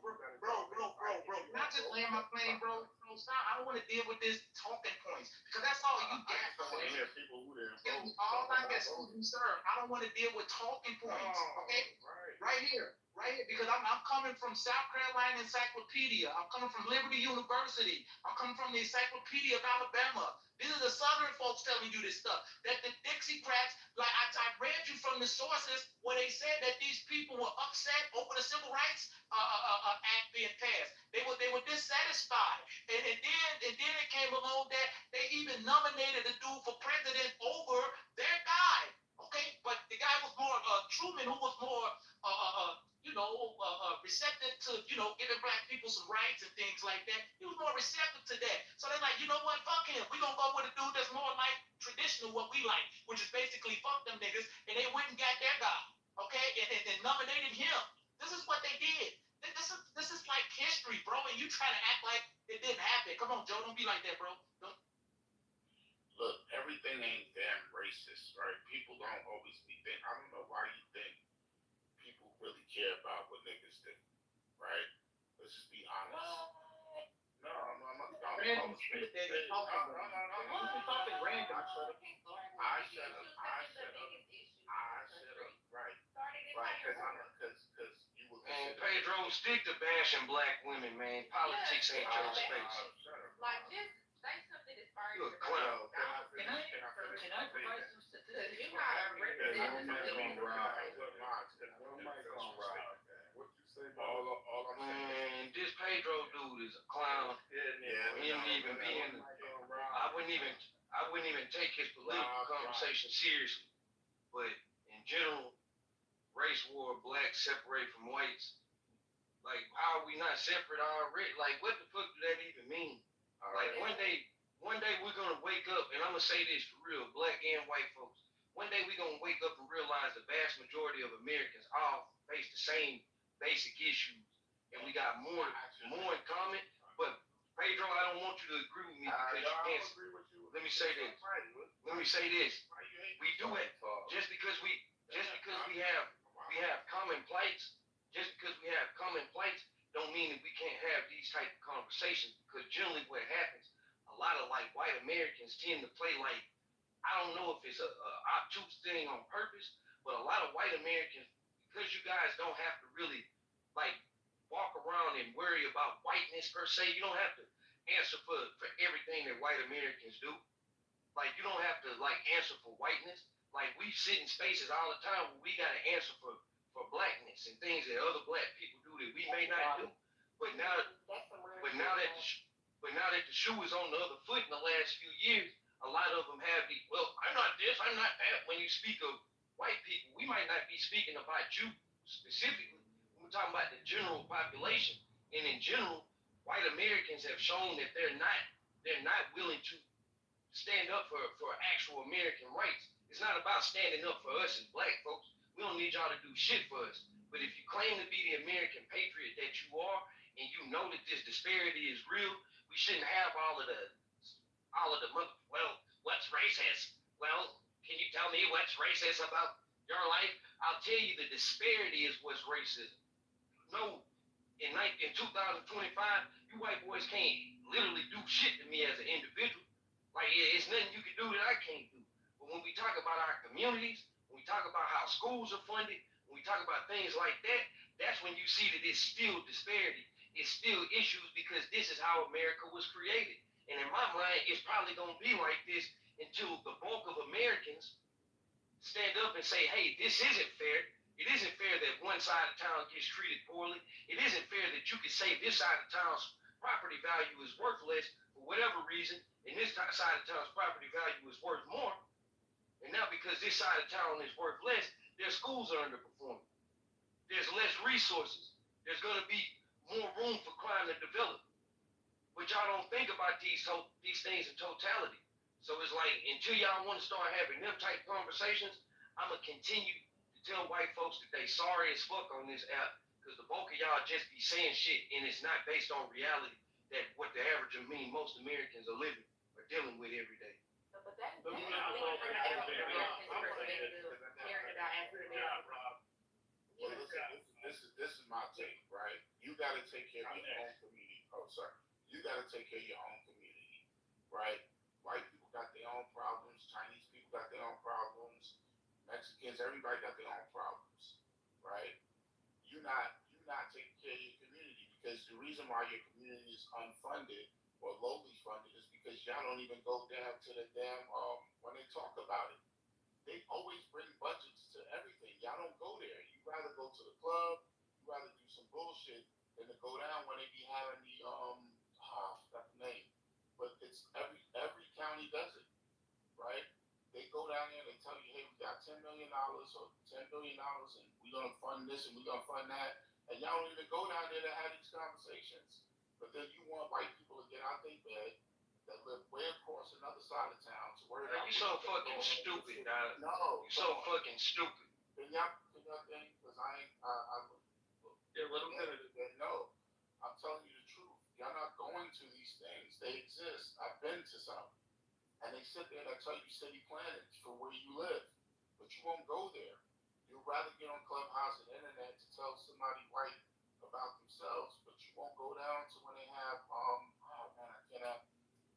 city council meetings? City council, yes, when they have city council meetings. They have it for your schools, they have it for everything. Housing, development, schools, right? All of that. Because everybody gets right. That's why they do the census, because they send money out, and what happens? You're not there to say where they should go. You don't hold your city council members accountable. You don't even know who they are. But you want to sit here and be on this app and get mad at people that ain't thinking about you, right? You want another race of people who gotta pay their bills, feed their family, work hard to develop themselves or whatever, to worry about what you're doing over there because you feel to do it yourself. It's not, y'all be thinking people racist. They not. They just going about their business. And you don't live in within their vicinity. So why are they paying attention to you? White people get up every day worrying about what you're doing. So why don't we get up and worry, I'm about to land. You don't even get up to worry about what's being done in your own community. And let's be honest, when y'all get a little bit of money, you get out anyway. So what are you talking about? You don't even live in the community. I mean, you were obviously a nigga that I don't know what your stance is. I don't even know if you a black man. I don't even know if you a black man. But I'm gonna disrespect you every chance I get simply because you had a. All right, settle down, guys. Let's let Damien speak. Damien. Ain't taking no advice from a black man that got on the app saying that black women don't deserve rights. This nigga shouldn't even be in this conversation. I'm straight up blunt. Rob, I'm gonna add on what you said about the community. One thing's for sure. If you're kneeling down behind a donkey or an elephant, the only thing you're guaranteed of is you're gonna get shit on by an animal. We're not taking care of each other in our communities. It's not about the people in Chicago. I live in Louisiana. I need to be taking care of the people next to me in Louisiana. You go to communities that are thriving. You go to Dearborn where them Lebanese people are. You go to Houston where them Chinese people are. You go to California where them Jewish people are. They buy from each other's shops. They go in to see each other. Somebody gets sick, they go visit them at the thing. We go to Walmart and buy a damn honey bun wrapped in a plastic wrapper. We don't even go to our local bakery. It's out of business. We don't do business in our community. We don't go hang out with the people next door to us. We so worried about what's going on in Chicago and all these other damn places that got nothing to do with us. We got to take care of our people around us. The federal government's full of shit. They don't take care of you. They just want you and me fighting. They don't care.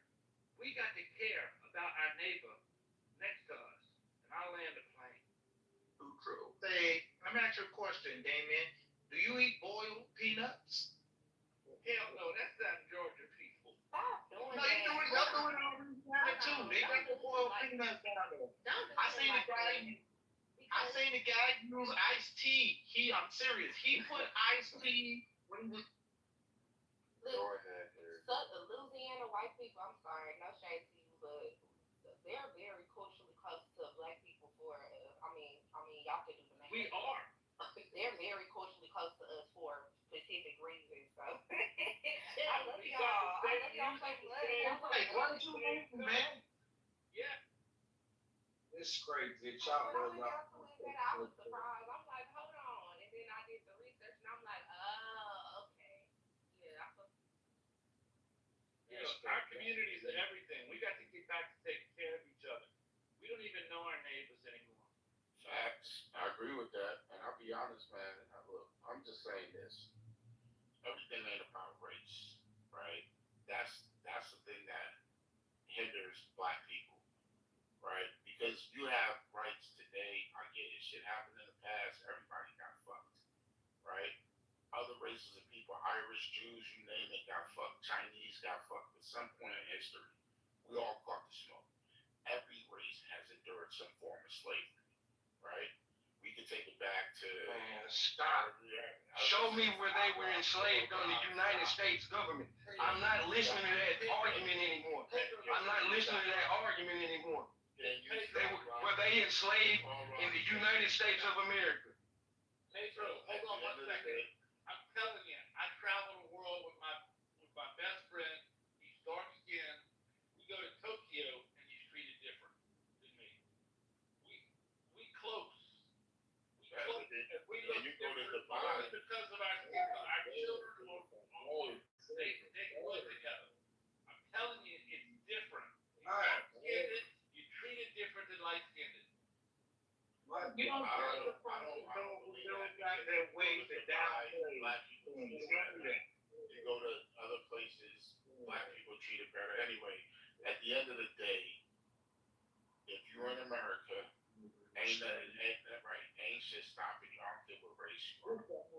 No, but where do you niggas get out hearing people saying that they're being stopped when they speak about issues that are related to the collective? What issues are you talking about? I mean, I spoke about the funding disparity issue, how property taxes, that's not how you fix it. That's not how you fix it. That's not how you fix it. That's not how you fix it.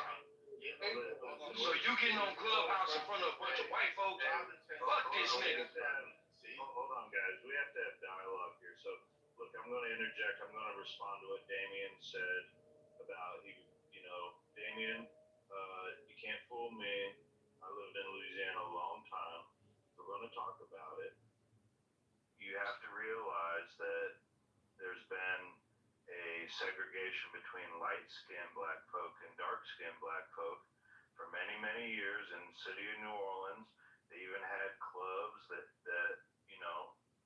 dark-skinned black folk weren't allowed to be part of light-skinned black folks' social clubs, and they had the brown paper bag tests and things like that. So this segregation isn't just white folk and black folk. Black folk have had their own segregation within other black folk. So this has been going on for a very, very long time. It's ingrained in cultures long before just this modern white versus They black. learned that from you. They learned that from white people. So it's white people's fault. Black people are racist. Wait. Hold on for a second. White people created the color. Hold on. White people created the color cast. This is what we're talking about. We could never genuinely get. Let me say this. We can't even have a real conversation. I am having a real conversation, but we can never get to a genuine place if at the end of the day you guys are always deflecting the shit that you created it. You said you're from Chicago, right? Listen, let me just say this right quick. White people, listen, this is a fact. White people created the color. Let me land my plane right here, brother. Can I land my plane? This is a fact. I know you want to listen. Dude, stop talking over me. Hey, Beaver, can you stop this guy, bro? Because I didn't talk over him. We're not getting anything intelligible. What's going on? Thank you. I can talk over him. Why is he like that, acting like that? Like for real, bro. You got the right. Okay, listen. What I'm saying is this is simple: is that the color caste system in America was created by white people. Okay, the black people learned that behavior from you. Okay, we don't have a history of that. That is a historical fact. That is not obfuscating or trying to absolve black people, like saying we've never done anything wrong. That's not my argument. But if you say something that is historically incorrect, like I'm gonna come and say, no, dude, that is historically incorrect. Historically incorrect. So what you do is, hold on, I want to just point this out. What you do, Don, is every time I make a point, you come over top, and then you gaslight the entire stage here, and you try to diminish the point that I just made, by somehow claiming that it's the white person's fault that did it. Well, And we can't really ever have a conversation. well, How let's did you get light-skinned Negroes? How did you get them light-skinned Negroes? How did you get them light-skinned Negroes? How did you get what you call a Creole?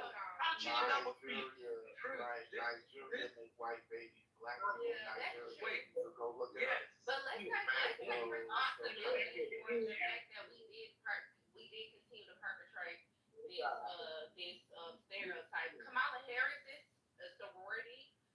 If you look it up, they are the first, Hellenistic sorority, and they had the largest culture of this all the way up until now, to the point where if you went to a HBCU, you understand that this particular sorority is inclined to be colorist because of their history.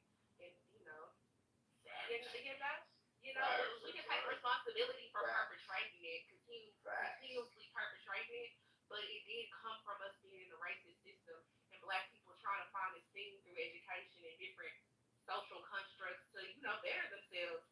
And some of these organizations adopted the fact that lighter skin was better. And that was because we were in a racist America.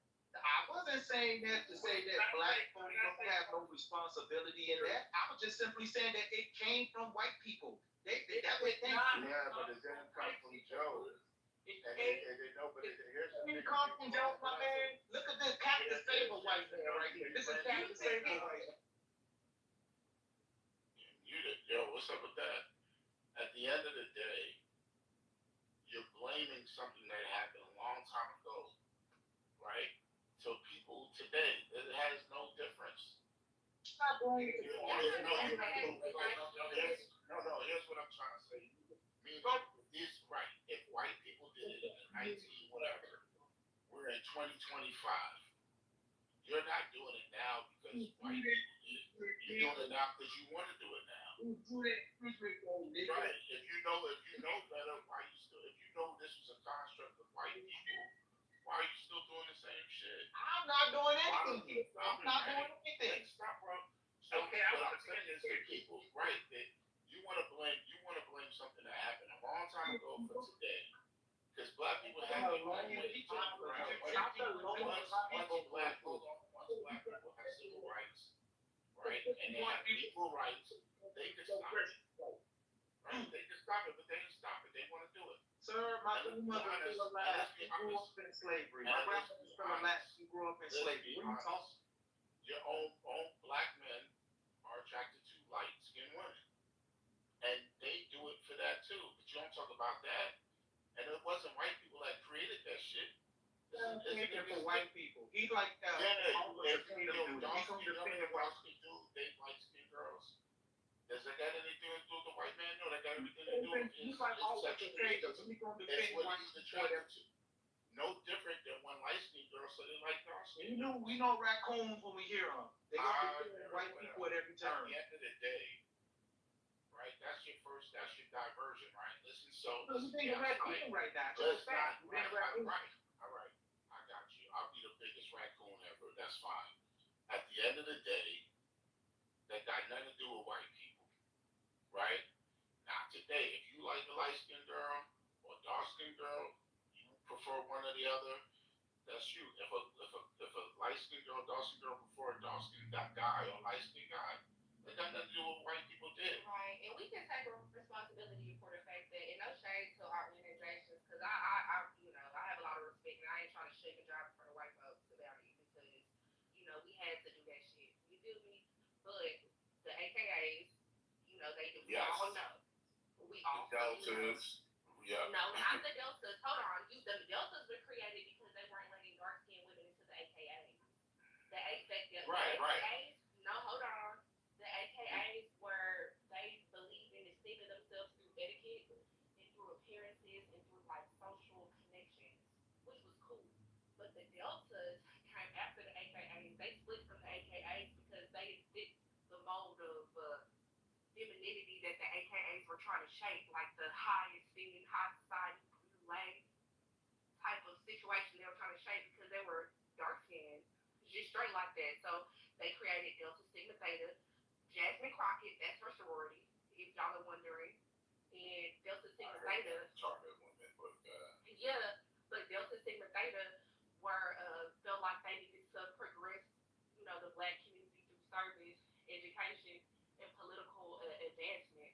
So, in the first women's suffrage march, those ladies out of Seneca Falls, when they did their march to organize it, the Deltas were right behind them, marching. Y'all can look it up.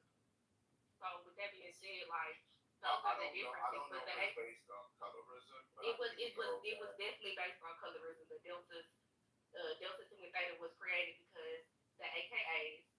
So they were originally AKAs. They were originally AKAs. Yeah, right. but so that means they were led into the organization.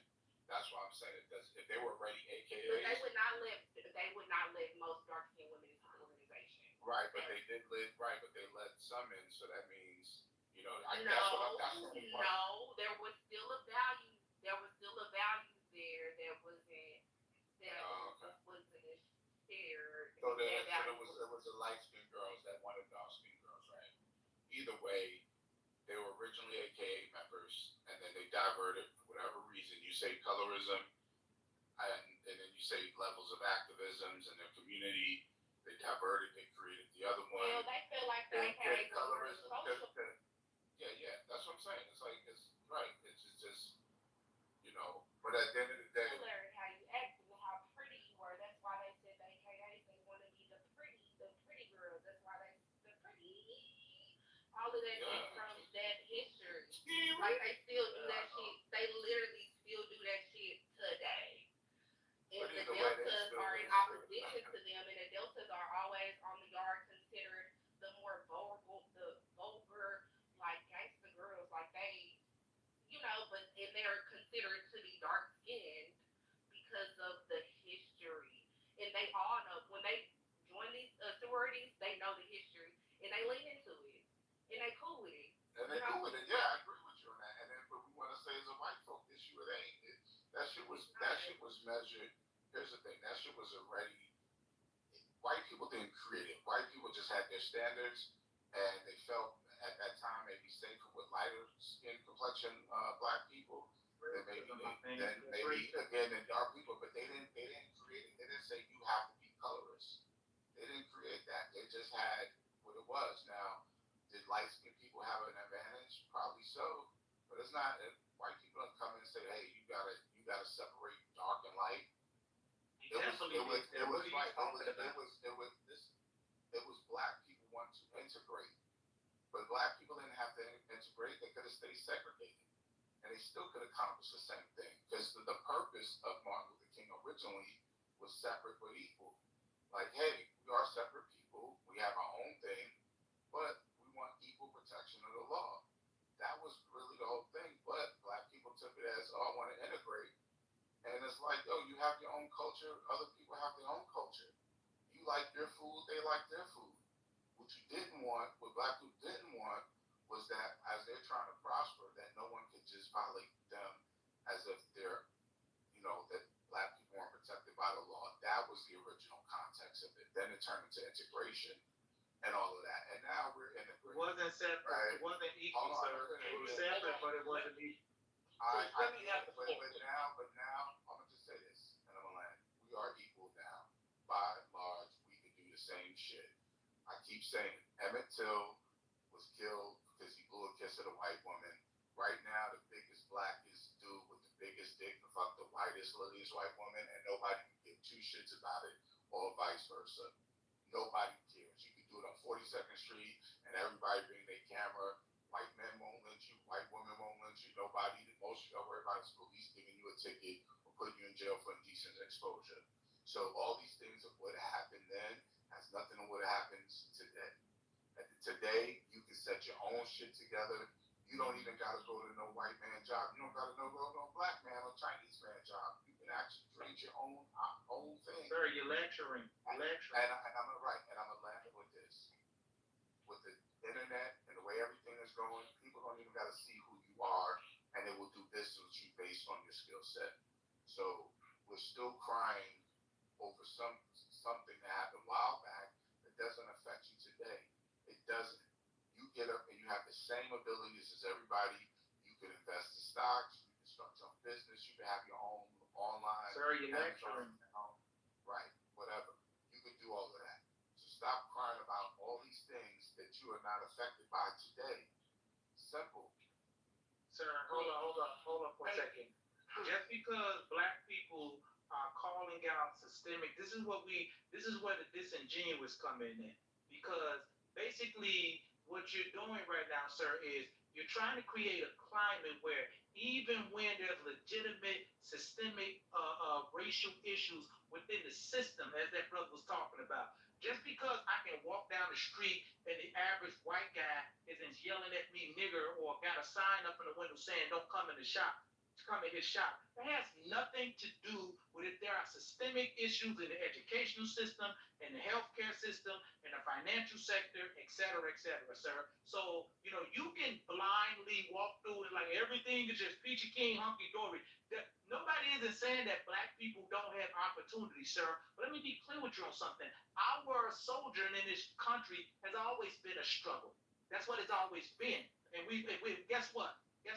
Black people have never been people sitting around crying, nor are we sitting around crying today. By systemic, this is the problem when I'm talking about, Beaver, why we can't never get anywhere with this, because now I see a lot of these black folks doing the same thing. Just calling out systemic issues that are real things within hiring, within education, we're being told that we're crying. So, and listen, how is it that you want, on the one hand, you want things like we all need to come together and all this stuff, but you tell black people who are simply calling out issues that they see, instead of trying to say, okay, what are you talking about? Can you break it down? Can you show me? Can you show me the data that supports what you're saying? Let's have a real talk. Bro, can you stop talking? Can you stop?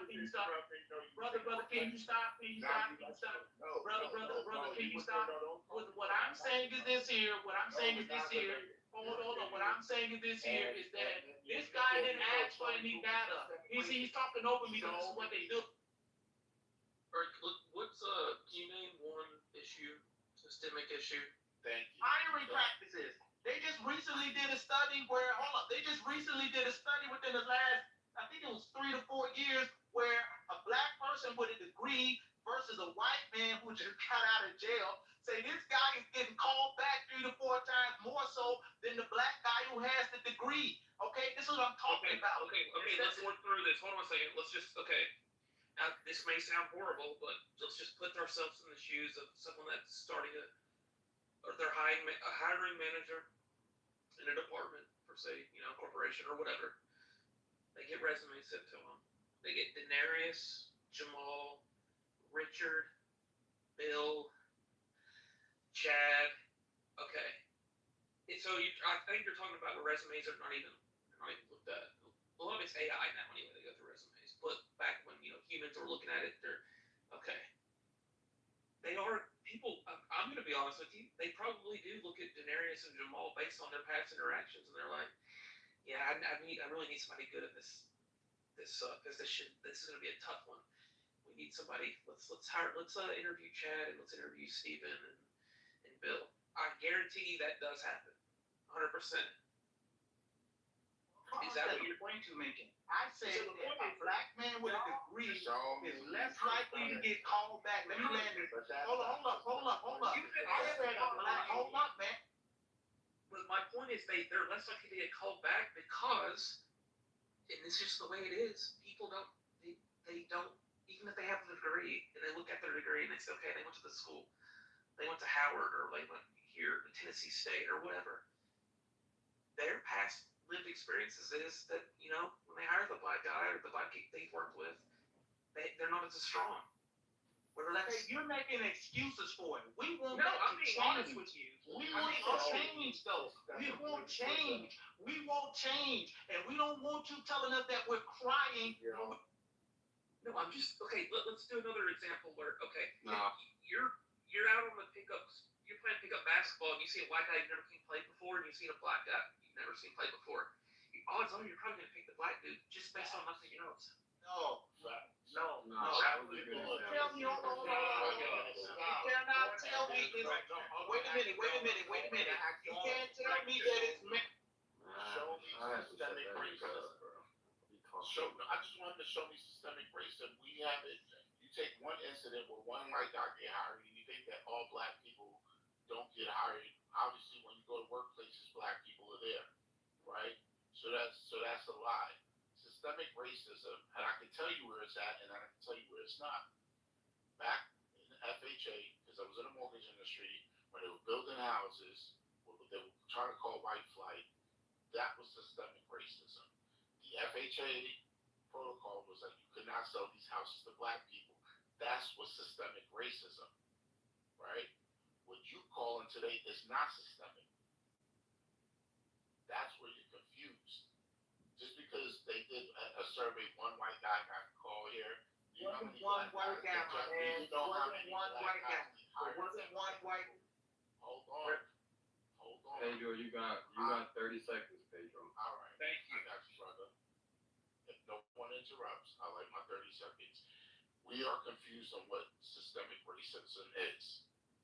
Systemic is when the system is racist.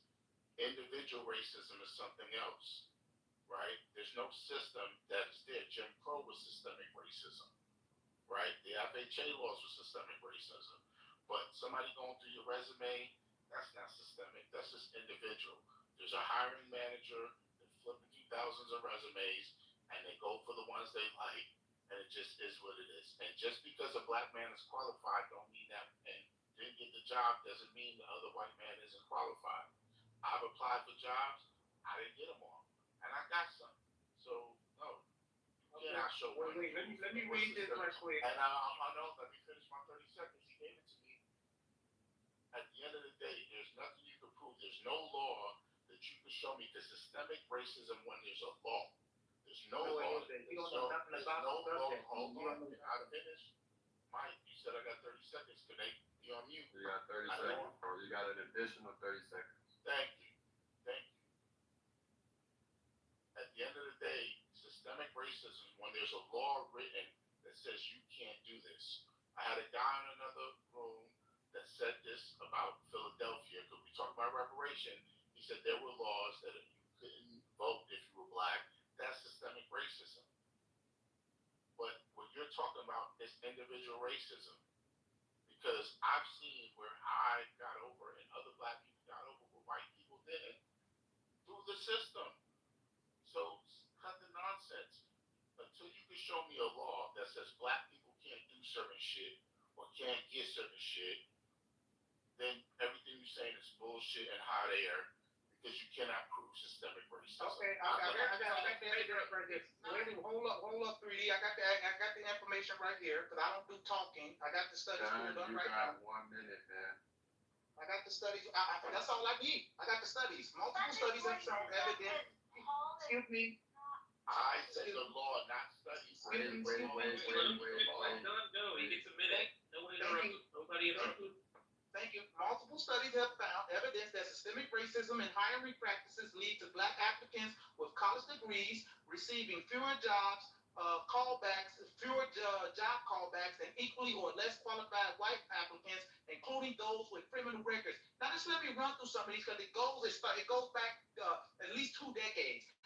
2003, sociologist Deborah Page's landmark field experiment sent matched pairs of black and white men with equivalent resumes to apply for entry-level jobs. Black men without a criminal record received job callbacks about the same rate as white men with felony convictions. Clear. When white applicants disclosed a criminal record, their callback rate was still twice as high as that for black applicants without a criminal record. Follow-up, 2009.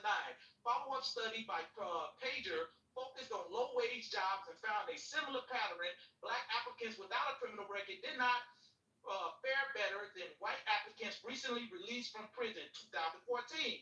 A report from the CSG Justice Center replicated the findings in a different city, confirming that white men with a criminal record received more positive responses from employees than black men with no criminal record. 2020, a study focusing specifically on college education applicants found that a bachelor's degree did not eliminate the stigma of criminal record. It also confirmed that college-educated black and Latino men with records received fewer callbacks than their college-educated white counterpart. 2023, and I'll stop here. A 2023 meta-analysis of decades of data from 90 field experiments found that white applicants receive on average, 36% more callbacks than equally qualified black applicants, and this level of discrimination has shown almost no change over time. So listen, you can listen, this is why I call, listen, I don't mean to be mean, but when I call people raccoons, particularly my people, and I got that term for other groups too, but when I call my people that, because it seems like no matter what a person brings, you're going to find a black person in this day and time that's going to come out and argue against it, but know nothing about it. And they're going to go out of their way to say, it's not like that, you're lying, that's hot air, that's bullshit, that's all bullshit. That tells me something about you, okay? So don't say one person, sir. That's decades of data. What are you talking? True. Everything you're saying is exactly true, and it's everywhere in the world. It's not a place that just happens in America. There are some cultures in Asia that if you're a certain height, you don't get attention. If you have a certain facial, if your face is round in Singapore and not squared up, you're judged differently. It is called bigotry and judgment, and it is not a racist thing. It is an earthling thing. We judge people on the way they look. And in Australia, if you have a certain body type, you're not well thought of. But if you have a different body type, you're more attractive. But that same person comes to America and they're not judged at all. These things happen all over the world. In China, oh my God. In India, there's a whole caste system based on, my God, their teeth. We are judged. We are treated by bigotry based on the way we sound. This is something that happens all over the world, and it just happens to have something we can blame it on in the United States. But the people in Singapore have the same argument that you do, and it's not systemic. It is That's their problem. I'm talking about here. My problem here. I don't care about Singapore. I'm talking about but it's the same thing he's saying. It's not systemic. Because it doesn't happen all the But time. y'all, let me finish. This world has judgments against you and for you. There are advantages based on the way you look, based on the way you talk, based on the way you're from, based on your family, you have advantages as well. You're just not disadvantaged. You have advantages. You can tend to just focus on the shit that the world has given you, and that's all you can live with. But you gotta know that within you there is greatness, there is goodness, there is advantages that you have. You need to lean into your advantages. I can find all the reasons why being a dumb backwoods idiot from Louisiana with no education, barely can read, why that should hold me back. But for some dumbass reason, my mama wouldn't let me do that. So you have to find a way. We have to help others find a way to succeed in spite of the bigotry and the judgment all over the world. And I know it's hard here, and I'm sorry for that. But what are we gonna do? Shit, I'm not sorry. Segregate. We need segregation. I want to segregate from fucking crying ass black people. Hold on, Pedro. Well, there's gonna be somebody. Pedro, you're not healing at all. We got to heal this thing. Man, I am trying Your to heal. experience is different from somebody else. You don't heal. You ain't helpful, Kevin. I can't move forward because I gotta hear Negroes cry every day. You don't have to. You can put them in, somebody else needs to talk, bro. And hold on. We heard from both of y'all for the last 30 minutes now. Go ahead and let that nigga basically, race was created by definitely this white supremacy, and there's a guy called William Beckley in 1809. He created the race war just because he wanted to separate the slave and from the white, and he definitely created privilege for more white people and the house Negro, obviously. And that actually impact people today. So if we're going to talk about institutional racism, we see in police, we saw it in when black people are doing better, they always put them down. We saw it in all these innovations, all these creating people that are actually inventing stuff that we're using today. And most of them are black melanated, and some of them have been killed. Their name is not being promoted, they're not credited for their work. So it's still institution based on the privilege for white people. And when you go to court, most of these people are favored by when they do so much crime, and they say, they justify because they have a mental issue. But if it's a black person, he's going to die in prison. So all this thing is still there. And if we're going to say there's no race institution, then you're a liar. Why are you a liar? Because everything is still based on the slave master still getting paid. In some certain time, in some country, even in UK, they still get them paid. So just for them, for the slave to end. So that is institutional racism and its superior ways of dominating on our race. So if you've done slavery and killed people so much time and do all this evil act to them, they still have right to have their say. They have right to say there's racism. When you go to UK or apply some jobs in some places, they will tell you to change your African name and just use an English name. That's institutional racism. So all these things, your experience will be different because of your color. America, we don't have that here. They don't tell Well, you have so much of what I mentioned. You have police racism there. And I mentioned court racism, institutional racism. So if people are denying all this true, why do you have to interrupt me when I'm talking? I didn't interrupt nobody. I'm correcting you because we don't. No, you can't correct me. You have to bring your evidence or based on what I say. Put your evidence in the chat. You don't have to interrupt me. There are enough black men here. You can't give me without not reading something that will relate to what I said. Let them know that in America they can't tell you to. You're so defensive because you know it triggers you, but your experience is different from somebody else's experience. It doesn't matter what is American. Who gave you the name American? Who names you American? I just asked you a question, woman. Who names you American? Oh, woman. Literally just said in UK they tell you to change your name. Seriously?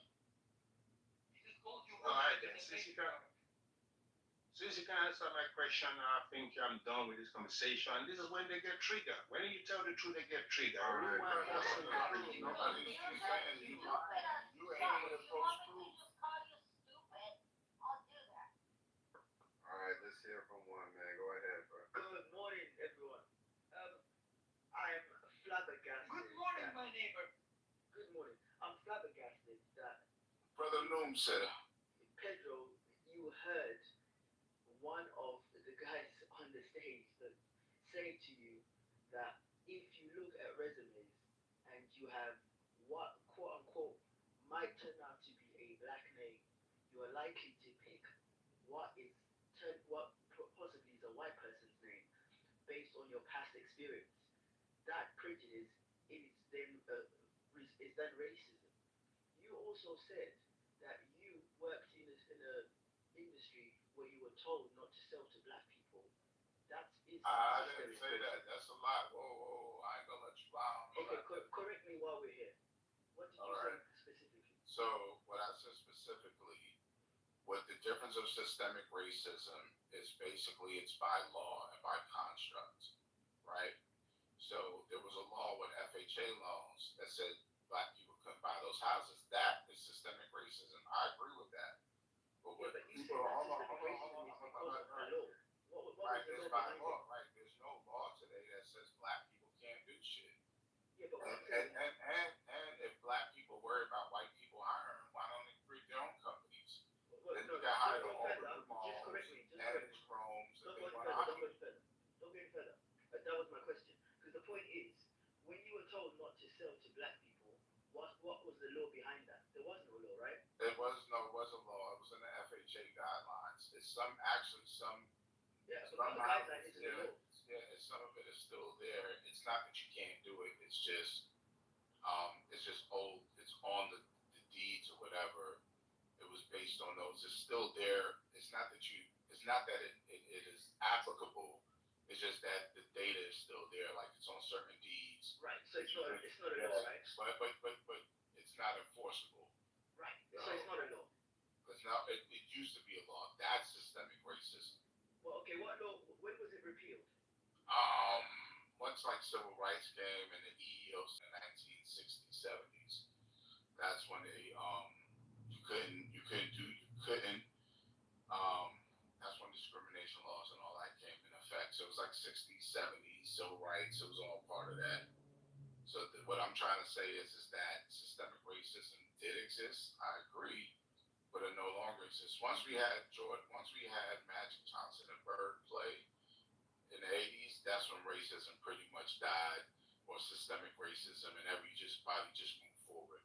But complaining today about it is I think as I was asking you so I could carry on my point. Oh, my bad. Yeah, I appreciate you've got a lot to say. But, I mean, are you at an understanding that systemic racism does not have to be underpinned by a law? It's just about the general consensus.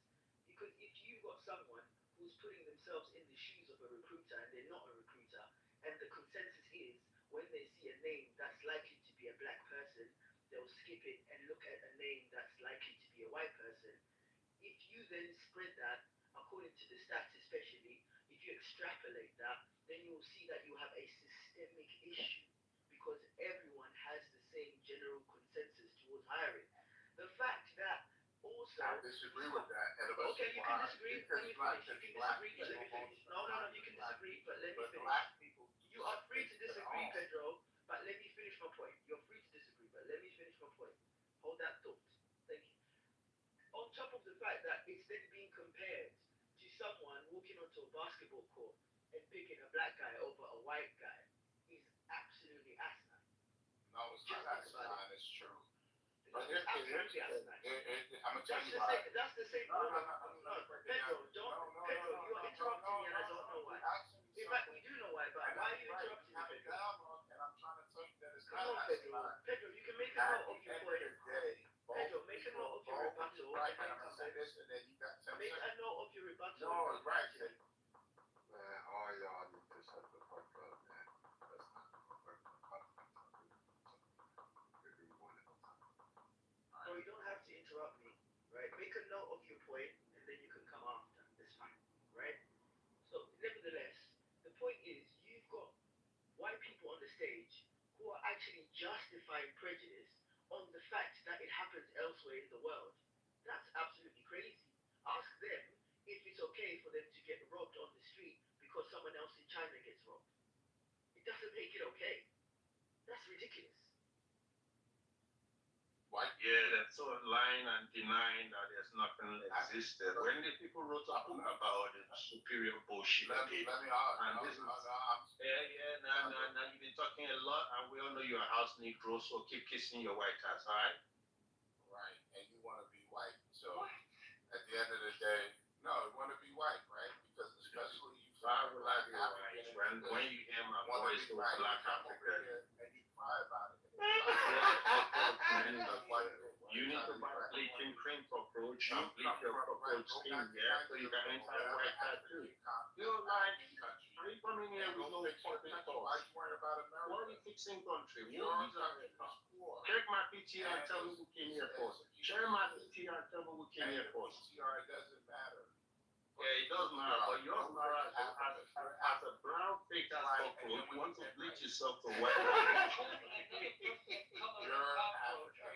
You're a cockroach, man. You're a white one too. You're trying to paint yourself a brown cockroach, right? Faking that shit. And why you hijack somebody else's mouth? Yo. Oh, you're racist. Beautiful. You can't put a fucking lemon on your voice, man. You're smoking too much, you dumbass. I don't smoke. Yeah, he's trolling. You eating your cabbage then. Stop eating cabbage. It's that African booty scratcher. Now he's a poverty African booty scratcher. Yeah, all you lost are racist mindset. He got an antenna with a wire. We pull up a receipt, we pull up a link, people wrote a book about what they did, people racist superiors, and you're lying. Stop lying, boy. get running water first before you come Yeah, over there and talk about what we doing. Reaching out to dig any ground. I go over there. Don't fight me, fight Ebola. Oh, yeah. You need to keep that cockroach in your kitchen. Stop breeding cockroach in your kitchen, man. Stop breeding cockroach, man. And stop bleaching cockroach too. The fake ass fucking I ass don't nigga. understand, man. You're not from the United States of America. Why you all up in their business, bro? Right. Why do you sound like a Ruti, man? Why you sound like a fucking You said it, boy. You said it, boy. Why you sound like a fucking Alright. You ain't got shit to say. You ain't got no proof. You ain't got receipt. You're denying the truth. You're lying against your own people and your piece of ass ego. Yeah, you dying no. I got it. I can't be talking over You ain't dying no love, man. Shut your I know monkey we up. get it. Moin, moin. They're not in there. Our Jamie Prince is not listening here, mate. One mic, man, before I boot y'all to Yeah, we the let's go one mic. Let them take over. One mic. Who was in Africa first, the Afarensis or the Australopithecus? Like, you know. Alright, Africans ain't nothing but pieces of shit. So at the end See, of your the day, true self is coming out with that cockroach. Can we move to the conversation now? Now you're coming out with that cockroach, man. Done with this. How many white toilets have you fucking I'm kissed? sorry, can we have a conversation where we can all engage? Yeah, we're gonna have One mic on Yeah, okay. we're not gonna have that with yours here. Yeah, if you're not moving them, then Let's I know you want the numbers, man. Who's talking right now? Shut up. Paula, you can go, and then Kayla, if you want to go for it. Go ahead. Alright, let me finish. Okay, cool. Pedro. Paula, You got just said Pedro, I can speak. Pedro, 10 seconds, and then the he girl said can Paula. go. He said Yeah, Paula. I said Paula. Yeah. Oh, I thought you said Pedro. Yeah, sorry about that. Yeah. First, you said one mic on Pedro, then you said Paul, you can speak next. That's what I heard. Let's go with Paula real quick. Yeah, I'm not trying to derail the room anymore, but I kind of just got here not too long ago. So I just want to know what you guys were speaking about so I can speak on it, if that's okay. Room topic. Alright, can I speak now? Because at the end of the day, y'all confused about She was ethnic trying racism. to speak, bro. What are you doing? No, she said she was. I asked a question and I was waiting for an answer. Thank And you. that's what I was trying to give her. Yeah, you All right, give her the answer then, bro. Race wars, blacks separate from whites. What we've been kind of discussing. Right, what was the last conversation on systemic racism? And the argument was, is it, still prevalent, whatever, it's not. And then we were saying some things which you think is racism, it's just bigotry, and everybody across the world deal with it, irregardless, So that's what it was about. And my argument was that it no longer exists. It used to exist. But do you have bigotry? Yes, that will always exist, but it exists on both sides. It's no different than what Damien said, who you gonna pick, black person or white person when you're playing basketball. Not knowing how they play, you're gonna do that. The only problem is that black people are not in the position to be as racist as they think white people are. And that's where the frustration comes in, because they do practice it. Because I know the dude that will sell a black man a nickel bag of weed will see the white boy come in and want to sell it to him for $20. Right? Wherever black people could be racist or bigoted, they will do that. And the problem is they limit themselves. And then they cry about systemically, but they don't build their own shit and hire their own people. Okay, thank you. Right. Did you want to say something, brother? Yeah, I like it. Yeah, thanks, Pedro. Well, I think, Kayla, you want to respond to that now that you know what the topic is? I'm not trying to be rude, but I didn't really understand anything that he was saying. It just sounded like a whole bunch of mumbo jumbo type shit. It just sounded like nothing. I mean, it didn't really sound like, I don't know, is that really what y'all were talking about, or was that his summary of it? Because that just sounded stupid. Exactly. Talking about weak bad bullshit. Right. Are you there, brother? Mike, can I say something? Hold on, Matt. You want to explain that? Well, now I'm all confused too. I guess we'll just go. Who just said they wanted to speak? That was me. That was me. Right. All right, I'll speak up to you anyway. Well, maybe Wait, so the monks Kayla, don't know the well, topic? bro, maybe Kayla will know, or will understand better after the guy goes, and maybe she can tag along after Yeah, I he just goes. needed the argument to stop. I appreciate Yeah, you, man. yeah, Just go ahead, y'all. Yeah, I think people need to be very clear on the definition of terms. I think Pedro, you need to maybe understand what racism is as opposed Dear to God, I think he understands. I don't think so because saying a black person can be racist to a white person is actually incorrect. If you're part of the minority, you can't actually be racist to the majority. You can be prejudiced, but you can't be racist. You need to actually look that up because you can't inflict any unfairness on a whole on the other race. You can be prejudiced towards someone based on their race, but you can't be racist. So you need to understand that. Number two is systemic racism can occur from one of two ways. The first being the fact that one race isn't given the same rights when it's codified, when it's put down in law, in practice. The second is the one that's more covert, which is where there's a belief and there's a culture, something that is unsaid, which is why when one of the mods said, when you see a black person's name, you're more likely to pick a white person's name. That's not written down anywhere. That's not part of the code of practice, but it's an understanding and it's a belief that's ingrained in everyone. It still makes it systemic. It does not have to be by law. So you need to get up to speed with these terms so you can actually understand what's going on before you speak on these topics. But I do, and I'm telling you. Hold you're on. on Caleb, did you understand? Would you like to respond now? Yeah, I'm gonna respond. That was for Pedro. He was talking to Pedro. Oh, okay. Yeah, so I'm responding, and what he's saying is a lie. Black people practice the same shit. They just don't have the leverage because they don't own shit. They keep trying to get a job at a white man's place and cry when the white man don't pick them. If you don't want your kid to go through it, don't name him Jamal. Don't Tom and whatever, so he can get a job. But no, you want to keep him to his roots, and his roots don't own shit. You can create your own company, right? There's no one company. Everybody has competition. Even Google competition is Bing and other search engines, right? You could create your own shit, but you won't do that, and then you bet the white person to give you shit. That's a pussy move. That's a punk move. And you deserve to be fucking put to the bottom because you won't fight for your position. Power has to be taken. It doesn't have to be given. And you sit in here begging white people to give you shit, and when they don't give it to you, you fucking cry. And my thing is go back to England, go back to Africa, fix your fucking countries before you talk about what's happening here in America. You motherfuckers don't ever fix your shit, but want to come here and talk about our shit. Like Africa, needs running water. Niggas don't do shit about it. They do Nigerian scams, asking for people for money, and always scamming. And then you English people want to be fucking fake ass proper, but y'all sitting running around getting your guns taken from you and don't fight for your fucking rights. So cut the bullshit. You want power, you want privilege, you want leverage, you gotta fucking take it. And you're mad because white men, white people took their shit and they maintain it. So you don't think Africa has running water? Like what? Yeah, there's some parts of the United States that doesn't have running like water that you can drink out of either, like where you should take baths in. I don't think that you should. Well, you've been talking for a while. I think you should be done now. I think you're close.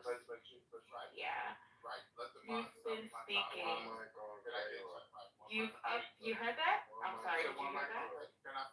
He said Kayla. He said Kayla. You cannot finish. One mic on, Kayla. Oh wow. Yeah, I appreciate that because I'm sick of hearing those type of things. Like they go through the same things that we go through in the United States. Outside of the United States, they go through the same shit we go through. They have certain names that they can't put down. I'm sorry. They can't put down certain names because they'll get judged as well. Because that's what we're talking about. I don't understand why the running water is a thing. I mean, Africa is so advanced now. That just shows me that you guys have never been. If you tell me that all of the people in Africa are poor, I know that you're a broke dusty that just sits on TV. I mean, and watches his TV. Um, so yeah, y'all gotta come with better talking points than that because that's not true. Africans are living better than you. Would you figure that?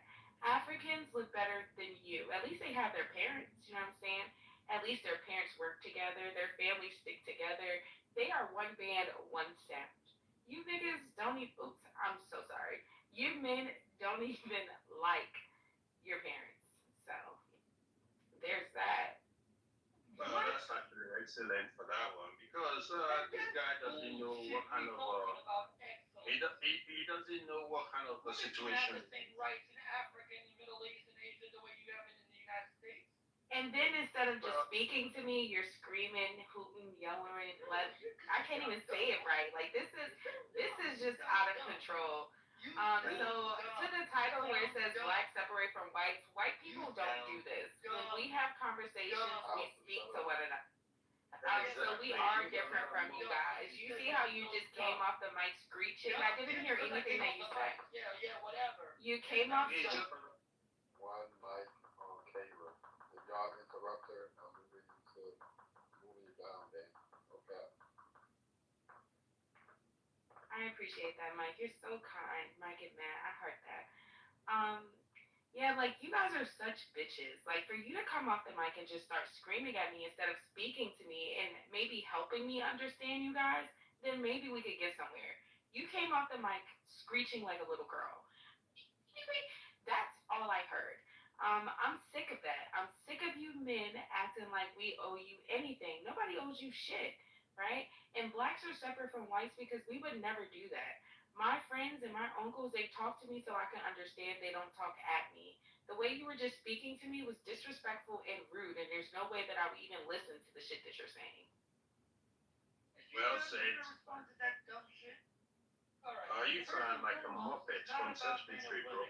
Hold on, serious. Hold on, you prince of, I don't know, Zimbabwe. Hold on. First of all, it's not about Zimbabwe at this, please. yes, and their shitty dollar. First of all, it's not about. Oh, you sound like a little girl. What's wrong with sounding like a little girl? Well, What's wrong with sounding like a little girl? Are you serious? I'll let you speak. My turn. Excuse me, mother. You're excused. Excuse me, mother. Right? But you are right? Very you are right. Don't come around here, right? Why you were talking to so strong, rowdy tone? Are you done? Mother. One mic on Alpha, man. We're gonna let him talk. Once Alpha done talking, you can talk next, whoever's speaking. You got a pink ticket, cash your shit in, or you can't talk. Thank you for carrying me. Go after Alpha, you got 1 minute. First and foremost, when you try to sound like you're such a top feminist and you stand up for women, then you imply that somebody sounds like a little girl as if that's an inferior thing. You contradict yourself in principle. Read a book, right? And you are so stupid for calling people N-words. Do you listen to yourself, Miss Uncouth? That's unbelievable. See, I don't take you as a representative of all females. You know why? Because I've seen so many intelligent females, and so many intelligent females have been my professors in university. You stand in no shape or form in their caliber. That's for sure. And second, you don't know anything about Asia or anything about Africa. I don't even know why you guys went to Africa, a different continent, and Asia, a different continent. We're talking about the United States of America, which is one country in the American continent. Simple. And it has nothing to do with your uncles and aunties. I don't want to know what goes on in your domestic life. I'm not interested. Okay? Well, Alpha, it wasn't me that brought up the different countries. It was someone else. So I think that you should probably listen and maybe ask questions before you just say anything else, because you sound stupid, right? The dude that was up here, I don't even recall his name, but he brought up Africa. Pedro, yes. Pedro brought up Africa, you dumb bitch. I want you to know that. I didn't bring up Africa, Asia, or any of those. All I did was comment on the dumb shit that he said. And you are right here, right now, commenting on what the fuck I said as if I started this. I didn't start this. I actually politely asked what the fuck the conversation was about. That's what the fuck you should have done. But you just came in here screeching like a little bitch, right? And then, no, bitch, I'm not talking to you, right? Because I don't even know who you are, right? I'm talking to Alpha. Because you came in here screeching like a little bitch, and any real man would at least say, hey, guys, what's the conversation about? You know? Oh, so you've been here for hours, and so you're just picking. You're just picking at me because I'm sorry. What do you mean by women of my caliber? You would never be in the same vicinity as me, right? Your professors, they were stupid. No, don't react like that. You're talking about your professors and the women that taught you. Do you hear the way that you speak and the way that you sound? You're calling women bitches and Oh. little girls. Micronation Brack. Read a book. Please imagine me talking about how beautiful, how great my instructors were, my professors, how smart they were, and I sound like I'm under a fucking pillow, and I can't fucking speak with my right lip, and it just sounds all bunched up. Nobody can understand anything that you're saying. You're screeching like a little, and then you're telling me to read a book. You're telling me to read a book. If I put a passage up here, more than you. if I were to put a passage in my PTR, would you read it? Right. Yeah. Expand your vocabulary too. Because you sound very unintelligent. Hold on, you heard that nigga say, hold on, what's wrong with you? Yeah, what's going on, folks? All right, Marco, I think you've been trying to jump in. Go for it. To where? Wherever you were talking, though, you came off mic. You need to explain to This stupid bitch can't even talk for herself. She Why? only wants to talk when other people are speaking. why This is African another and AI. American only. This is a Timo AI on the stage talking bullshit. How far I've been you full of shit? You sound like a fucking Sesame Street. Can you understand my English? Go ahead. My pronunciation is girl. Hey, let the Nigerian's friends talk, okay? Let him talk. Nice to meet you. Who is this Elmo? Well, let him. That's Elmo, bro. Is that Elmo? You're gonna pick the Sesame Street from Alpha. I'm fucking, what's her name again? This girl with petrol. Oh, is that the girl petrol or petrol? Is it run out of petrol yet? Or is it begging Africa to help him to supply petrol? What is domology Are saying? you done? No, you Are ain't you done. done I ain't done. me? I'm trying to see what planet you're from because you don't sound like you're from this I'm earth. from planet Earth. Well, the planet where fucking Ebola doesn't exist. I think this guy got shit out by alien, and we seen the pool. Like that guy in Prana right now. I think that is the same guy right now. Is that people from the alien? Mr. Odumbe. Mr. Odumbe, shut the fuck up now. Well, everyone has said that before. Can you say something more intelligent? So seriously, where are you from?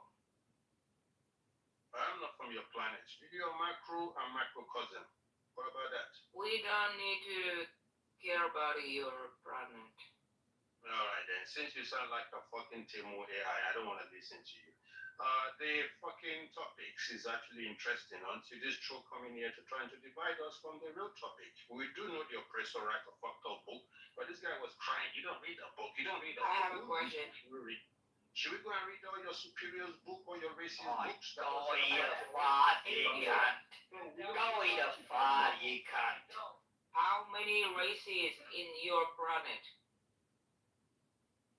Well, race means I love my own race, and I don't really discriminate So for that race. I'm asking you a correct name of your race. Only that. Of my race. What's my name say? Serious Star. That is my people. What's your planet? What's your planet? You see these domologists as well. All you laws are domologists. Elmo, you're the most domologist My on name the is stage. Domology. Writing on the road. Check my name. My name is Listen, you Timu twat. Listen. Oi, Timu twat. Enough. Alright then, now you turn to rush. Can you write the alphabet? We need to rush the teeth out of your mouth. You're not gonna face the topic or not? Alright, does anybody want to speak on the topic? Please write. Okay, does anybody want to speak on the topic? Professor, do little. I think you haven't speak a lot. Maybe you can do your little on the stage since you want to mix with Michael Jackson and Talk to that woman. Okay. Yes, Mike. Actually, look, the topic was interesting in the beginning when Pedro and what's his name? Something with what we're going at it. Um, and I think the voting in the poll really does speak to the topic. Though there are people who believe that there are systemic uh, impediments that prevent people of color from going ahead, and there are people who don't. There are people on the quote unquote white side and quote unquote black side who feel that yes, there is systemic racism, and there are people on both sides that say no. Pedro was one of those who said no, there isn't, and what was one of those who said there is, and that's the topic. And they both were speaking points. I think they both were saying things that need to be heard. The problem is when you involve your emotions to the point where you don't consider the other person's point, and you are invested so much in convincing the other, regardless of what they say, then you're not really going to get anywhere. You're not going to build any common ground. So anybody that wants to engage in the topic, from what I know, the topic is there a race war? Okay, and there is. Who's winning the race war? And that's why the poll says that. Well, who is winning based on who have a soul that don't have a genocidal mind or racist mind or actually killing people for their resources. And we do know that there are people like that in Africa and actually in America. Vote for the poll, man. Are you gonna vote? Well, who is am I gonna vote for? Is it you or somebody else that I have to vote for? Who's winning? Black, whites, or neither? I need you to vote. Oh, you mean your poll you put on your stage on your okay? Oh, that poll. If you want me to vote, you have to take me to court of meanings of black and white, and you have to define what white means and black means for me to actually participate in your vote. Did I have right for that? All right then. Since you ain't gonna answer no dictionary to explain your black and white concept, I don't have right to vote. So do you not know what black or white is? All right. If you're gonna talk about if I do know, I know black is a color. I know white is a color. I know Williams Bakley in 1809 have a, for the supremacy of his mind, he changes black and white color to slaves meaning. And we do know the dictionaries or maybe the court dictionary explain black as a dead if you go to the court. So if you're going to take me to all this explanation, I won't represent that is black. I have my own definitions of my melanin people, my Afro-Aficionate, or my black American. All right, then you get your bitch ass down there, nigga. But for all intents and purposes of this apparent vote, how is this even a question when you've got black people at just over 12% of the entire country? How can you even question who is winning a race war? That doesn't make any sense. I mean, you could just answer the question. I mean, fair enough, I could, but I think it's a I mean, because nobody's answer is like a true answer, right? These are all just our opinions, and we're just here to share them. And that's why I clicked on the app today, is because I wanted to share my opinions. So actually, I'll share my opinion. I think black people are winning the race war. I think black people are winning the race war because black people are way more united than they have ever been before. They're sticking together. They're helping one another out.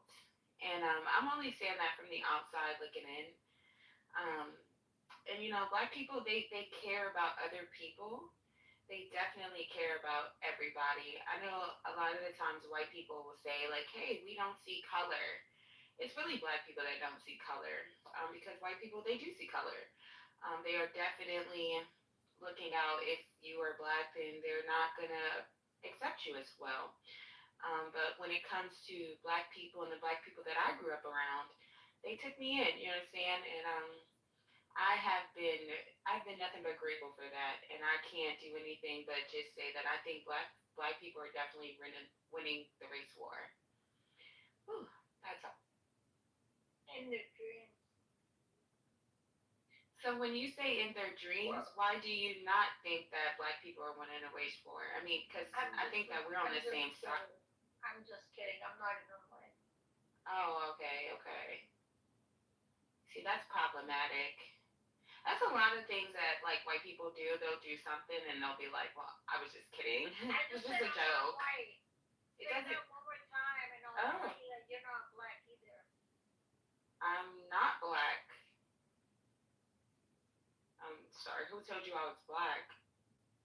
Nobody is black. Black is something. There's some old ass racist Europeans in there. That's what the fuck black is. I definitely identify as a banana, for sure. White. Man, shout out to you and the banana. You seen the Savannah bananas? You seen that shit? Bitch, I'm black.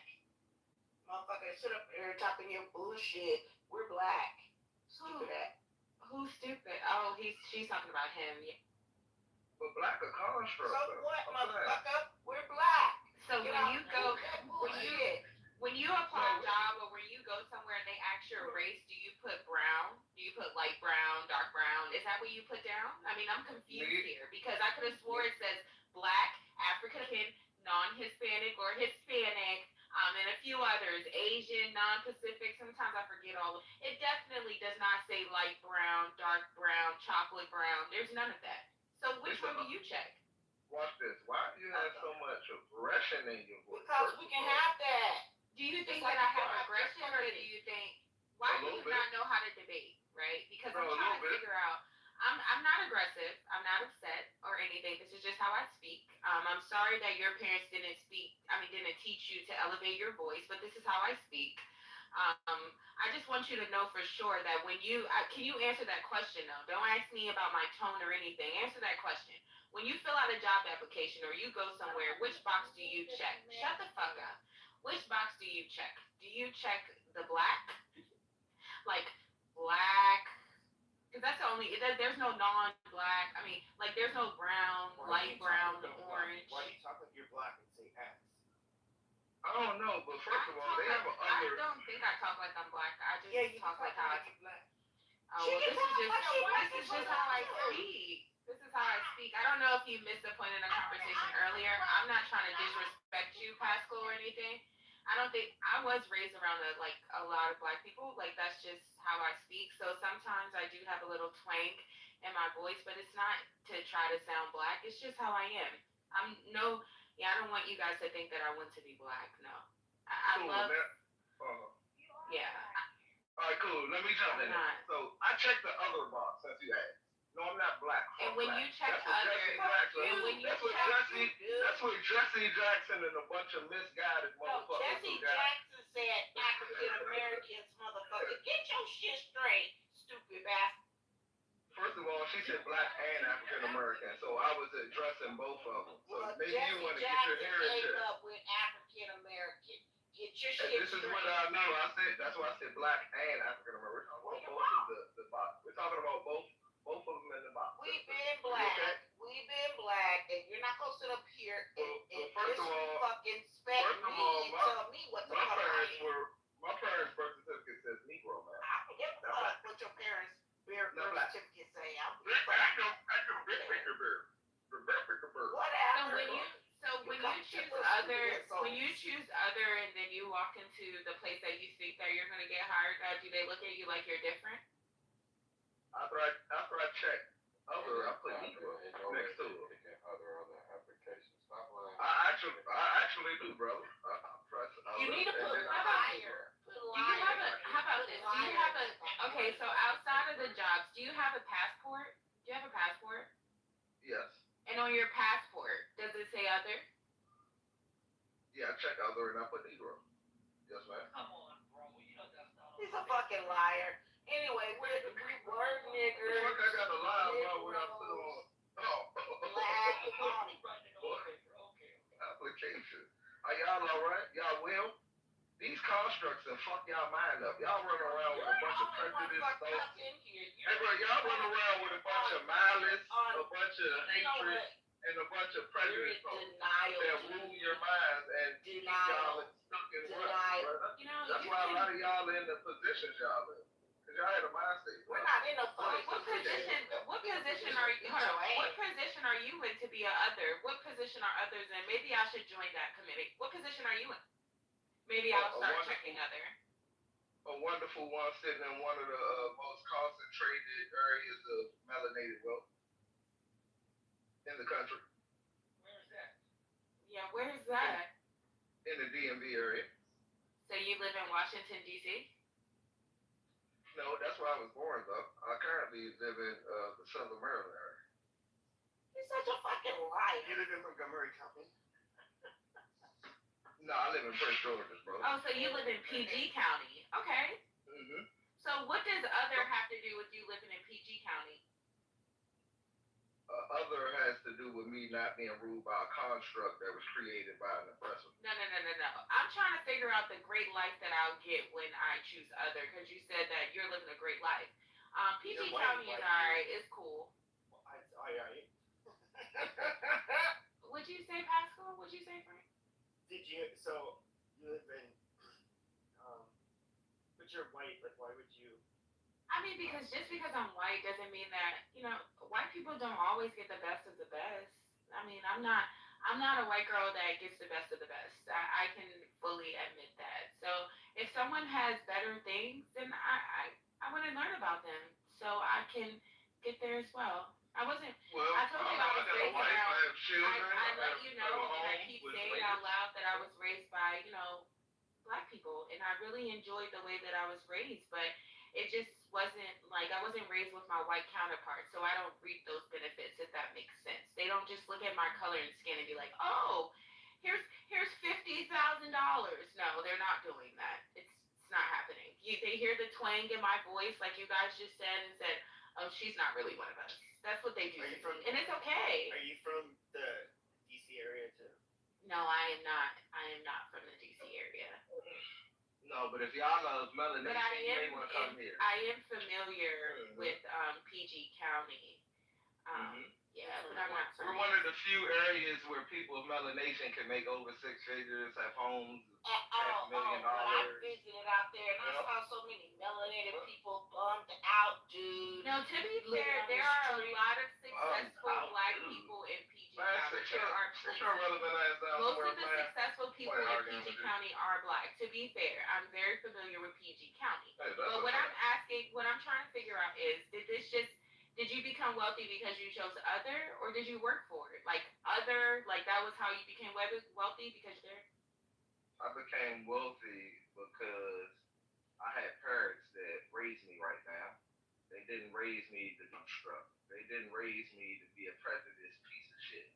They didn't raise me to be engulfed in the mentalities of. Oh, they raised you up there with all the white people, right? Okay, good. No, yeah, no, in your parents were sucking white people's assholes way back.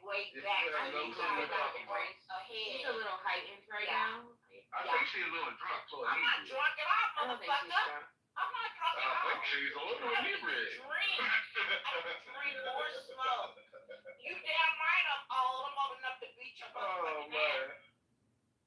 I do think as an elder, that was kind of insane. I do think as an elder, we need to. I mean, you need to. You need to chill out. Like you're telling him the more you're gonna whip his ass. What are we talking about here? That is a man. That is a man. He'll whoop your ass. No, I wouldn't, sister. No, I would not do that. I was raised way back. Okay, I don't think you would, but I'm just saying, like any woman, you raising your hand to a grown ass man is crazy to me. Are you not afraid? Like you bitches are so Yeah, that's the other things we gotta do. As people, we gotta. I mean, well, I know y'all said y'all are European, but us Black, we get niggas and bitches. Just for the record, that's another thing. No, everybody's a bitch. It's okay. No, it's not. No, we all have our bitchy I was raised by a woman. You know. And sometimes your mom can be a bitch. Yeah, and guess what? My mother. I bet your father has called your mother a bitch 1 or 2 times. Guess what? My father has tremendous respect for my mother, And guess I'm what? sure. My dad doesn't go around calling himself a nigger, and neither do I. Well, I can't say that word, so nice try. That's why I said I'm not talking to the Europeans. I was talking to the melanated people in the room. That's one thing that's Well, you guys, you're not melanated. You're other. So I'm confused. Why are you speaking No, I to said the I wasn't. finding others? I said I wasn't You're black. not. Well, you're not melanated. There you You're go. other. I'm not black. I'm not African American. Now listen, black. So you should go Black find is others. merely a construct, right? And it isn't used right. Black is worldwide. That's for the worldwide melanated diaspora. And it should be a sword and shield against Well, white you can be supremacy bigger in and the rest of it. melanated to tell you right now that they're not black. Okay? Melanated. Them That's not a motherfuckers hard say word to they are say. not black. Well, instead of saying it's not a hard word to spell, you would have just spelt it, huh? Did somebody say carbon? Melanated. Really? Come on, man. See, Meanwhile, now you're Googling it. You're literally saying ma'am, it so you can Google it. first and foremost, I'm just ma'am, saying. no. I think a lot of the times you guys learn No, I'm not here to put on a dispute. Okay. Okay. Melanated is a new word someone No, it's not What the new, fuck right? going on? Because even construct and all these things that you're saying, I think that these are new words, new terms that you may have just learned. Because I think at the end of the day, you were raised as a black boy. You were not raised as a other boy. So I think at some point, like you are delusional. Like this is delusion at its fine. I'm just curious. She mad because I don't call myself black or a nigga or African American. Ma'am, I graduated past that shit. That's some shit that You heard I graduated past that. He's learned new terms and now he's using them on us. That's all he's just saying. It's okay. It's okay. What? Just say that you're learning and you're using the new terms that you're learning. It's okay, bro. It's fine. First and foremost, I'm not learning anything, and I can teach you, apparently. And plus, it's a total right that the whole I'm sorry. world You cannot calls teach me themselves anything if you call yourself a other and you know that you're a black man. There's no way. I date black men. I don't date other men. I don't date Actually, other I'm an men. indigenous turtle islander, and fuck these constructs and these Did terms you just that say these that you're a European digital turtle colonizers. islander? Come on now. What the Fuck fuck are we these talking about? terms and these fucking constructs that these European colonizers have clouded your mind and everybody else. Give money, give women, right? And I said indigenous turtle islanders, sister. What'd you say, brother? I said give money, give women, right? That's the motto. No, I'm a married man, brother, and it's about building wealth and sustaining legacy. And I actually think that you can change something in this little room. My man. You're crazy. I'm just really trying to Change figure out what? What do I need to change? I don't have anything. I'm really just trying to figure out the message. Indigenous turtle islander doesn't I'm change. not trying to change anything in you narrow-minded people. I'm really just trying to figure out the. No, I don't want you to change, right? I want you to stay the same because there are some people out there in the world that need to be like just like this.